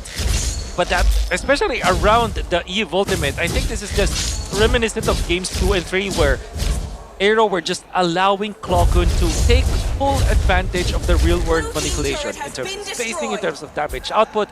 I will not be surprised if in the end of this game you will see Clarkun being the carry, dealing the most damage out of all the members in the lobby because of how AERO is allowing Clarkun to shine. And I gotta say, Hazel's gotta respect Gorgeous at this point because game number 1 didn't do much, but look at this. He's starting to make it so that Hazel can do any kind of farm. Move just walks into the wrong corner. He goes down. RWM stops Zkif from chasing them down, and the AOG connects in the backline. Hazel almost dead. Gorgeous slays the Lancelot. Vamos now in full control of the mid game. No damage coming out from AERO. There were so many shots that Kusei was able to land, but they're not dealing as much. And it's mainly because they have taken out Smooth faster in this game. That's the dominant ice carrier of AERO. That means that the sustain from the revitalized of Zorn, the natural healing from the kit of the heroes of Vamos cannot be stopped. Smooth has to also take care of his own game. Because if it doesn't, if there is no dominant ice carrier from AERO, Kusei will not be able to output enough damage against Vamos. If Vamos keeps on forcing out the Feather Airstrike, I see no way that AERO has enough damage because Kusei, honestly, he plays very well when his team, especially the mid trio, is able to get some kind of map pressure. But when the mid trio is losing, Kusei so far does not have the best reputation of getting back the map control for his team. I agree. Well, TV already on the Lord, down to 20%. I don't think AERO will come anywhere close to challenging this. Even Gora's Pathway and Feathered Airstrike don't do much. And now Zkif gets caught from the flank. Mountain Stalker locks him down. It's killing spree for TV. And now they're looking for Smooth as well. But AERO will be able to back off to the base with the rest of their members. Critical mass has been reached by Vamos.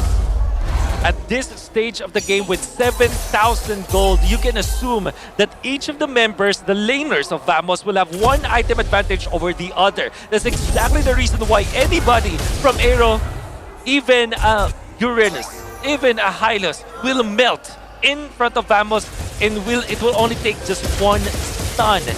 This is a very scary spot to be in if you're AERO, and they're reaping the disadvantages now of what they did in the early stages. The mistakes that they committed is now going to be biting them in the mid-game. Right now, honestly, what I want to talk about is the initiator for Vamos. And that's Clarkun, man. This Eve has been starting fights with RWM, basically putting it on top of the opponents, giving that initial stun, and then Chibi following up, Zorn following up, Nako following up. It's rare that we hear this, but the mid's the one starting a perfect fight for the team. For sure. Definitely seems like mid laners have been getting a new breath of life here, but they're just pushing straight into the base, ignoring the Glorious Pathway. AOG comes in, Zkif pops to revitalize. Will be able to keep his team alive for now, but they've lost the top inhibitor in exchange. Clarkun still poking them out. 11 minutes and almost 10,000 gold. This is the most amount of gold difference we've seen the entire series. It took a while, but it looks like Vamos has gotten themselves in the game now. Yeah, and now they are Oh, they're holding doing that it. position. They're doing it. Go to the mid lane. They're doing Oh, it. Let's show it. Come on. Come on. Even the audience was like, oh, come on. They know what's happening. Like, even Wolf knows what's up. Yeah. You know the V. You know the V. And I think it's reversed in our perspective because Yeah, playing in the it was middle. the A. It was A for us, but it's V for them. So this is what it is. I feel like, you know one other segment of people that was upset? Yeah. It was the Clippers, man. Oh, for sure. They were waiting for it. They were waiting for it. I think sure they were waiting. I think Prod knows, so they're like, nah, fam, nah. Or maybe they're like, you know what, Vamos, you don't deserve it. Yeah. Do it against other teams, and then we'll talk. It's interesting because in our perspective, it doesn't look like a Vamos. It actually looks like an AERO. AERO, yeah. From our perspective. It could be pumping themselves up or mocking the opponent. Either way, right? Go just tries to run through. Nako already got the curtain call. Locked down. The AOG comes in. It's a mega kill! And a killing spree for Gojis. Vamos is not letting go of the gas pedal. We keep getting reminded on how strong Gatot Kacha with the CC is because of the curtain call as well as the taunt. There's just so much ways for them to connect with the skill, and of course the Eve to go with it. It's just so good when it comes to synergy. It looks like Vamos might want to try to force the end here. They're 5v3, but they only have 1 minion wave. I don't think they're going to be able to fully push it through, but they will be able to strip the base bare. No towers left standing for AERO. Yeah, right now in chat we were like, cameraman. Cameramen might be like us as well, where they're very experienced. They're like, we know what's up, and nah, not yet, fam, not yet. This will get people talking way more. Oh, Ziki actually trying to turn the fight around. I don't think that's wise though. We can already see the damage from Natko really building up to a fever pitch. And GB able to solo the Lord for free. You know when it's over, when the beat is there. I kind of want to interview Chibi's mom. How does it feel when your son just does that on game, and then she's like, oh, I think it's cool. Don't know what's going on. Yep. But you know what's going on. It's the entirety, the 13,000 golded of Vamos hammering through AERO's base right now. This could be the final blow. Vamos one step away from making it to the next stage of the playoffs. They drop through blow. AOG comes in. Better Dare Strike cancelled already. Zeke goes down first. RWM keeping them away, and the crystal is wide open. Move goes down one by one. The members of AERO Esports are dropping like bowling pins. As team Vamos cements their position. They will take the victory in this full best of 5 series and officially eliminate AERO Esports from the competition. There were a lot of painful moments, but now the pain is felt by AERO, where their journey ends here.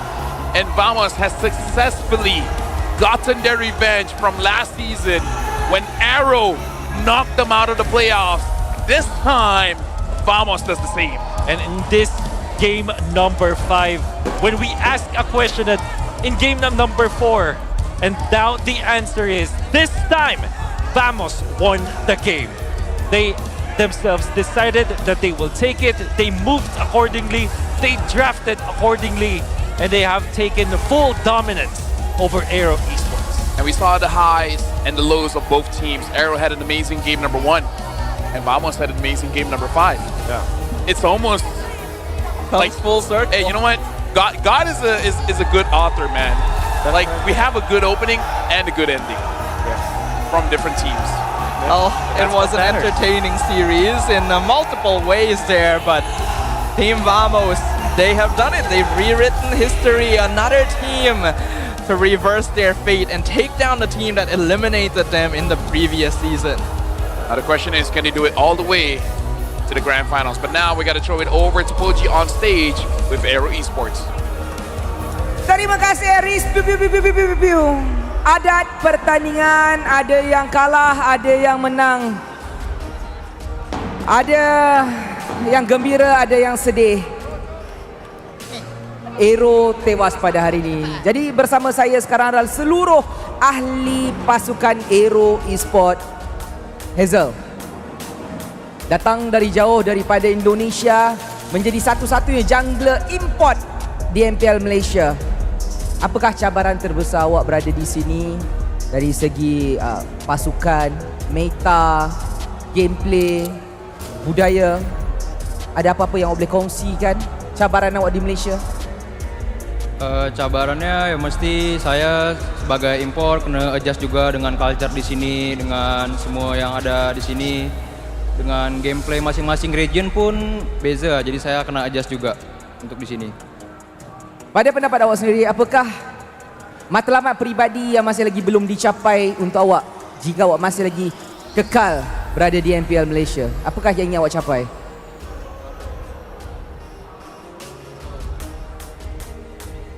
Apakah misi awak sebenarnya? Target, personal target jika awak masih lagi kekal berada di MPL Malaysia? Target saya di sini, saya nak bagi yang terbaik lah sebetulnya. Buat diri saya sendiri juga, buat ya, baik. Apa lah. Itu je lah. Tak mengapa, saya faham banyak perasaan di dalam hati, tapi mungkin saya boleh dapatkan Kim.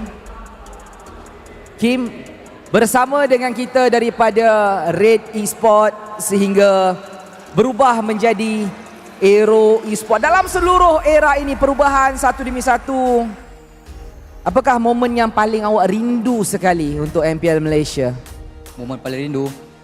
Kalau momen paling rindu, Playoff season 14 lah kat Johor. Masa tu kita orang lawan Vamos juga.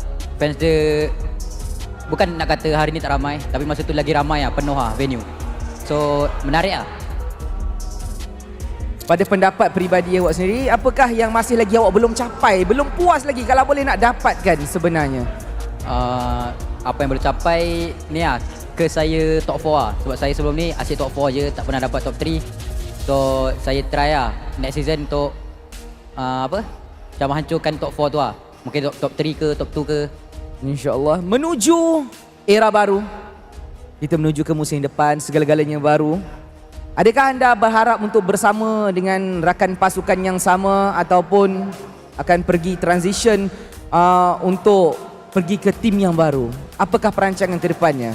Itu tak pasti lagi sebab kita orang pun tak expect kita orang balik awal. So tak tahu lagi next season macam mana untuk saya. Faham.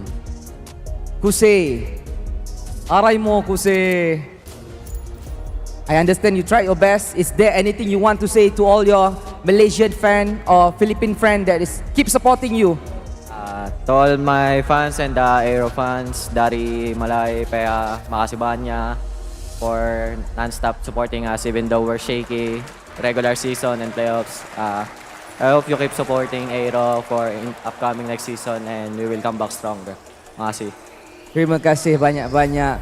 Jadi sebelum kita mengucapkan selamat tinggal kepada AERO Esports, mewakili pihak MPL Malaysia, ada surat dan amanat yang akan saya sampaikan kepada ahli pasukan mereka, dan dengan rasa hormat dan rendah dirinya, surat ini saya serahkan kepada Kim.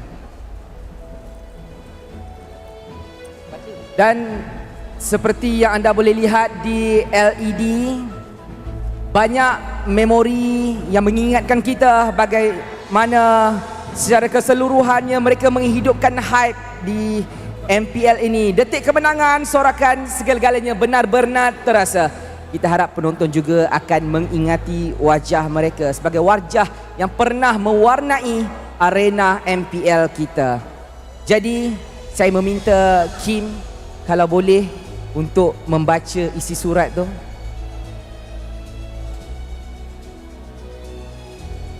Buat AERO Esports, sebuah pasukan yang sudah sebati dengan sejarah MPL Malaysia, kisah anda semua bermula sejak awal perjalanan liga ini. Dari era MYSG pada season 6, kalian berkembang seiring dengan liga ini.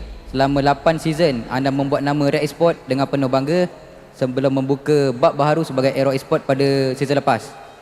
Perjalanan anda semua adalah tentang ketabahan dan keyakinan. Saat kejatuhan melanda, termasuk tersingkir pada season 12, anda semua bangkit semula, kembali pada season 14 dengan semangat dan keazaman baharu untuk bersaing. Selain pencapaian, legasi sebenar kalian terletak pada masa depan yang kamu semua telah bentuk. Musim demi musim, kamu membina dan melahirkan bakat muda, memberi pentas kepada bintang yang sedang meningkat seperti Mel Cuti, Kim, Zekif dan ramai lagi. Dan itulah dia, nama yang terukir menjadi sejarah. Nama yang membentukkan MPL Malaysia kita. Datang dengan harapan, kadang-kadang kita terpaksa pulang dengan kesedihan. Dan inilah dia, AERO Esports. Inilah dia final bow anda yang terakhir. 3, 2, 1. Terima kasih AERO Esports. Anda boleh turun. Dan sekarang kita akan bersama dengan Rose dan juga pasukan Vamos yang baru saja melangkah ke pusingan yang seterusnya. Dipersilakan. Dan inilah dia Vamos yang mask off di hari pertama MPL Malaysia Playoffs. Dan sekarang Rose bersama dengan the entire team of Vamos. First of all, Maib Serdang, a round of applause. Chibi, kita straight to the point lah. Musim lepas Chibi tak main dan unfortunately Vamos pulang awal. In exactly the same scenario. 3-2 tapi masa tu AERO yang dapat menang. Tapi kali ni the opposite happen di mana sama juga 3-2 tetapi Vamos yang menang. Apa yang beza sangat dengan musim lepas dengan musim ni? Bezanya sebab diorang bantai Vamos tak ada saya kot. So season ni diorang tak boleh bantai saya Vamos lah sebab ada saya. Oh, tak boleh lah sebab you ada? Tak boleh. So hari ni adakah you happy sangat? Happy lah sebab boleh balas dendam kan. Sebab season lepas diorang pulangkan kita orang. So season ni kita orang pulangkan diorang. Okay, now biasanya bila Chibi cakap mask off ni biasanya clean sweep. Tapi kenapa hari ni 3-2? Sebab kita orang fikir kalau kita orang kalah kita orang pulang. So dia macam pressure sikit lah. Pressure, overthinking macam tu lah. Agak susah lah, ganggu sikit. Apa dia? Dia ganggu sikit lah. Pressure tu ganggu kita orang. Kalau tak, mungkin kita orang akan menang dalam 3-1 lah. Oh, 3-1. Alright, nampaknya pressure memang plays a big part dalam pro player punya kehidupan, especially dalam mentality mereka. Tetapi selepas kita saksikan a full best of 5 series, hanya seorang yang boleh menjadi MVP of the game. Agak-agaknya siapa? Mari kita sama-sama tengok MVP of the game in 3, 2, 1. MVP jatuh kepada Zorn! Ni tak scripted dia just beria. Now, Zorn, di regular season, Vamos menang 2-0 menentang si G. Esok pula di upper bracket semi-finals, sekali lagi akan bertemu si G. Firstly, daripada prestasi yang Vamos keluarkan tadi, apa yang you rasa akan jadi di perlawanan esok? Rasanya kita orang akan bagi orang kata perlawanan yang sengit lawan CG, which is kita orang takkan kalah dengan mudah dan kita orang pun tak nak kalah dengan CG sebab gol kita orang masih sama lagi untuk pergi ke M7. Gol masih lagi ke M7. Nampaknya ramai orang akan stay tune untuk match esok. But like we always say, di upper bracket maksud tu korang ada 2 nyawa lah esok. So adakah esok all out punya game ke macam ada reservation sikit lagi? Boleh cakap besok kita orang punya performance lebih pada santai lah sebab kita orang dah ada 2 nyawa kan. Hari ni agak pressure sikit sebab kita orang takut season lepas punya tragedi terulang. So kita orang tak boleh nak keluarkan full potential kita orang lah. Tak Zon, tadi Chibi cakap tak nak ulang balik so dia pressure tu yang 3-2, bahaya. You pula cakap esok nak main santai, so macam mana ni? Sebab besok kita orang ada 2 nyawa, so kita orang boleh main asal boleh. So macam tak kisah. Janji tak troll ya? Boleh. You know what Zon, thank you very much. Rose nak borak sikit dengan kita punya Natko.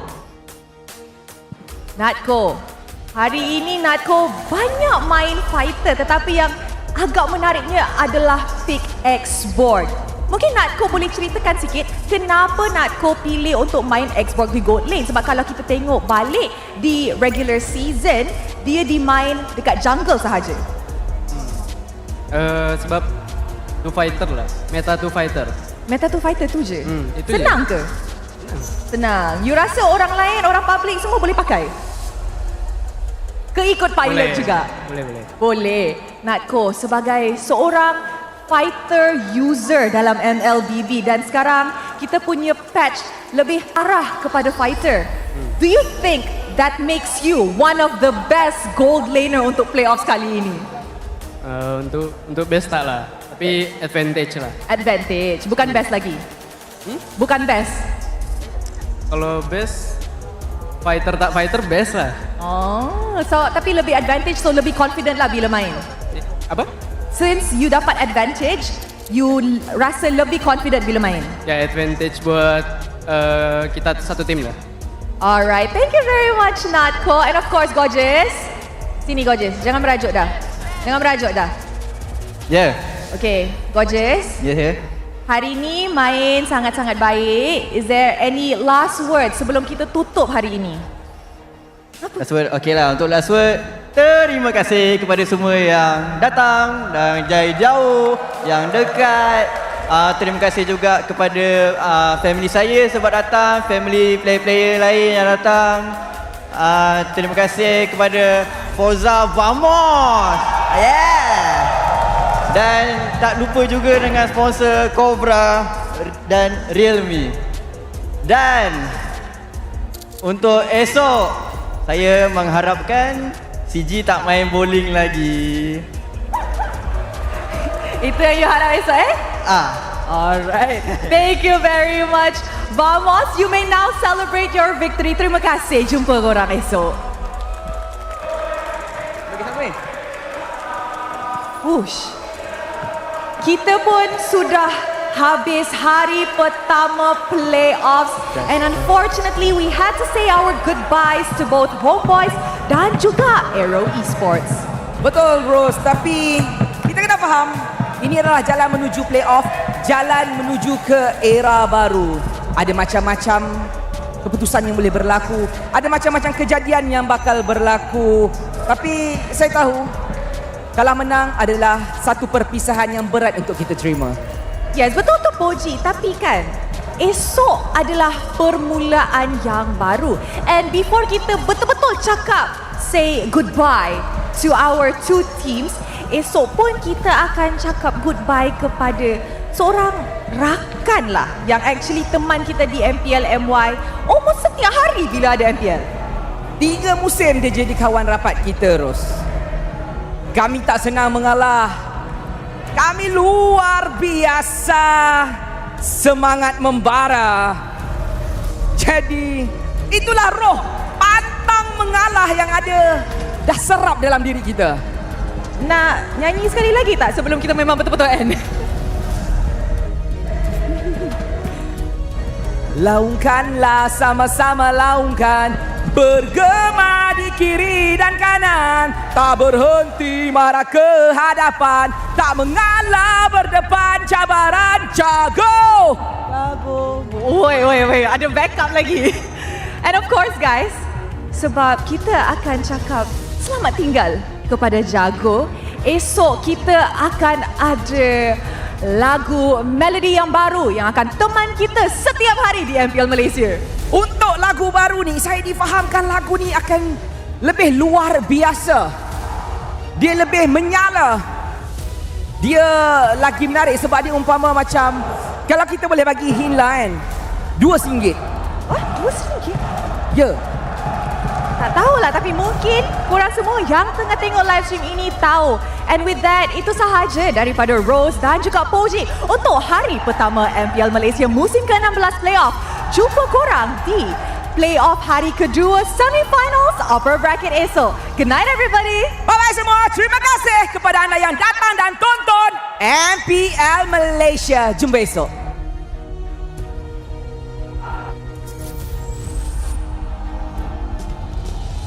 Okay, I thought it was the end, but here we are. Storm being the MVP, 0-0 and 12. It was very confident coming in. By the way, shout outs to BTR. Just saying it because Chad is talking about it. BTR? Yeah, BTR. Oh, why are they talking about BTR though? I missed it, and I'm too tired to care. Fair enough. Unfortunately, okay. Just But I'm gonna not throw too tired to care about this because this guy, again, like this guy is just he's probably gonna be the face of MPL Malaysia, or is he not? Who is the face of MPL Malaysia apart from Zorn? That is a good I think it's question. just SRG in general. No. We have a few candidates, right? We have a few candidates. Chiku. Okay, Chiku, that's true. Chiku, Zorn, and in a way, out of all of SRG, I think it's either Yums or Sakai's. Yums has legendary status. Like out of all, like he has the most individual achievements This here. is the in Malaysia. winningest, probably. He's the winningest. I can He go actually by with is. Yums, actually. It's just that he just doesn't have that interesting like interviews and etc. Oh, so yeah, that he's people, a little bit so people, shy. yeah, so people don't remember him. Yeah. And Romer, you know, so But Zorn, you can definitely remember Zorn. If you Yeah, say Zorn because- in the Philippines, they know it. yeah, because he recalls, That's also true. Yep. he emotes, One of the original. and then he you know trash talks on interview. That's right. Everything that Yums doesn't do. So there you go, guys. Do you guys want to be good or remembered? Or good and remembered. I'm not good, but people remember me. I hope people remember me. See, now you see the problem, right? Because hey, we're working in front of cameras. They remember you, sir. Do you want to be good or do you want to be remembered? That was a question that someone did brought it to me. So you know what? I guess I don't have to be good. Just gotta be remembered. Yeah. I hope they remember No, me in hey, a good way, though. chat. Just drop it down below. Yeah. Rather be good or remembered? All right. The other question that people brought to me is, would you rather be good or lucky? I choose lucky all the time. Yeah, dude. Right? I don't. Dude, I want wanna be natural lucky. money. There are no I want natural boundaries to luck. money as well. Yeah. Right? Dude, Luck can encompass so many different things. Exactly. you can be good and unlucky. Like, every time you avoid an accident, you're lucky. But hey, I don't care. I'll take that. Yeah. Like randomly getting what, 100 ringgit somewhere? Yeah. Money, right? No. Lucky enough? So you walk and then someone's like, yo, I can't finish my food. You want it? Something like that. And I'm like, yo, you know what? I'll take it. Yeah. No. Especially if it's good food, you know? Yeah. But, you know, in the But if case it's good of, food, I don't think people give it away. in the case Hey, of if Vamos, you're they lucky- weren't lucky this game. They actually took it for themselves. Yeah. They were good this last game. My worry for Vamos was actually Klokun, because he was supportive kind of mage. But here in the playoff, he was clearly a carry. So Klokun really improved in these few weeks. I have to say, throughout the regular season, Klokun was one of those players that I didn't He's good, but we don't feel remember him. particularly memorable about, right? Like, he does his job, but he does it in such a typical way that, okay, you never really think about him too much. But here, he did have a lot of good pop-off moments, and that's exactly what we're hoping for. I would Zekil just saying that you will be missed. Is that good or bad? That is... you will be missed. I feel like That's that's usually what you say when somebody just, yeah. you know... Died? Yeah, became unalive. Yeah, unable to respawn. Unable to respawn. Yeah. Actually, so- that's clever. I'm going to use that. This person is unable to respawn. Yeah. Either ways, Vamos is technically looking we're good. all unable to respawn though. It's been a long day, Stafa. Yeah. You are correct. This guy needs to touch grass. Yeah. That's a big takeaway. And I need to touch my pillow. Not in that way, but meaning like go to sleep. Not chat. No, pause. That really could have led in a different direction. Chat, pause. No, like I meant sleep. I meant sleep. All right. I need food. I need to send Wolf home. I need my cats. Don't need. And I'm gonna sleep. You know, after the end of today, we have seen last season's 2nd and 4th place teams go home. Oh yeah. So it does look to be the rebuilding of an era here as we prepare for M7. It's just Legos. Wait, can you even say that? Is that a brand thing? Let's avoid that. A little bit. Let's look at the brackets. How about that? All right. Yeah, that sounds good. All right. I can say day one we didn't have a 3-0, so that's good and bad, right? Yeah. So after today, Homeboys has been eliminated, only getting 1 game off of MV. MV breaking the curse of day 1 knockouts. But tomorrow, they got to go for a different beast. SRG OG. Yeah. They'll be their debut after like what, 3 weeks of not playing. Yeah. So we're gonna see hopefully something fresh Yep. coming in. And Vamos, just defeated AERO 3-2 and now going up against CG, which CG is number 2 in the regular season, but a lot has changed since the regular season. I wonder if they're on form. Yeah, CG was actually one of the shakier teams towards the end of the season, and only remained in the upper bracket because of how well they did in the first half. That's right. So it's a very strange situation here where we don't really know how well they'll actually perform despite being our second seed. It's gonna be interesting. I think I'm just gonna be watching tomorrow from the sidelines, and I'm already excited about the second match because I feel like between all of the matches that we've seen so far that's been laid out, the 4 matches that has been laid out today, CG versus Vamos probably will be the better matchup. Actually, no. SRG and I MV. think we can't count out MV. Yeah, I think there's potential there. I think there's potential. Okay. Because MV is one of those teams where they adjust according to their opponents. Meaning, like, if you're bad, we're bad. If you're good, we're good. You know? Okay. Yeah. By the way, about our conversation, would you rather be good or remembered? Yeah. You know who they brought up? Todak. Todak is definitely memorable. Oh. Right? What a good example. Exactly. Well done, chat. Right? People are like, hey, we all remember Nafari. Then the next time that somebody asks me, is X player good? My answer will be, he's remembered. he will be remembered, or he will be missed. No. No. Okay. No. I will say he's memorable. So he's not good. He's memorable. Darren asked me one player. Name one player and ask me like. Okay. Someone that is memorable. What do you think about Gorgeous? Gorgeous is memorable. It works. It's valid. It works pretty well. Yeah. Is that valid? He popped off in game 5. That's memorable. Guys, that is all for today. We tried our very best to entertain you guys. Hopefully it's good. Give us W's in the chat. After this, we will be hearing the mic checks. But we got to talk about tomorrow. For tomorrow, you know, SRG, blah, blah, blah, blah, blah, that happens, everything. Make sure you guys scan the QR code and let us know what's good, right? You guys like Wolf, say there. Say that, you know, he's memorable. And I've been reading chat. You guys want Eterna to come next, you know, Merkel, whatever. Like, let us know. Let us know. And give us some money so that we can actually bring them in. And then we're good. Yeah, sounds good to me. Man, what a memorable day. What a memorable day. So, right, everyone. Thank you very much, Tava. Thank you very much, Wolf. And finally, we can end for today. Bye-bye. Pasif. Tengok bro. Boleh. Belikan. Gua aman. Gua aman. Gua aman. No jump. Nak go no jump. Ya, gua aman. Gua masih aman, bro. Aman. Boleh. Boleh. Gojek. Kalau dia ke depan guys. Entah boleh. Aku plan. Tawer aja, bro. Nice one guys. Go. Let's go. Beo masih Beo 1 ya, guys. Reset guys. Say. 5. Dulu. Let's get to. Gol. Mantap. Ada gua. Satu. Nice. Let's go. Respect guys. Aku teknik. Mati. Nice. Let's go. Kau ni. Guys, let's go. Liang guys. Wah, kena bi.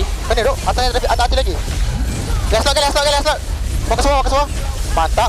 Main. Main ada selang. Dekat sikit. Nice. Let's go. Boleh kan, Dok? Boleh. Kasih bang. Nah, speed. Go ahead. Boleh dulu. Aman. Ayah. Lapor dulu. Saya miss. Bela.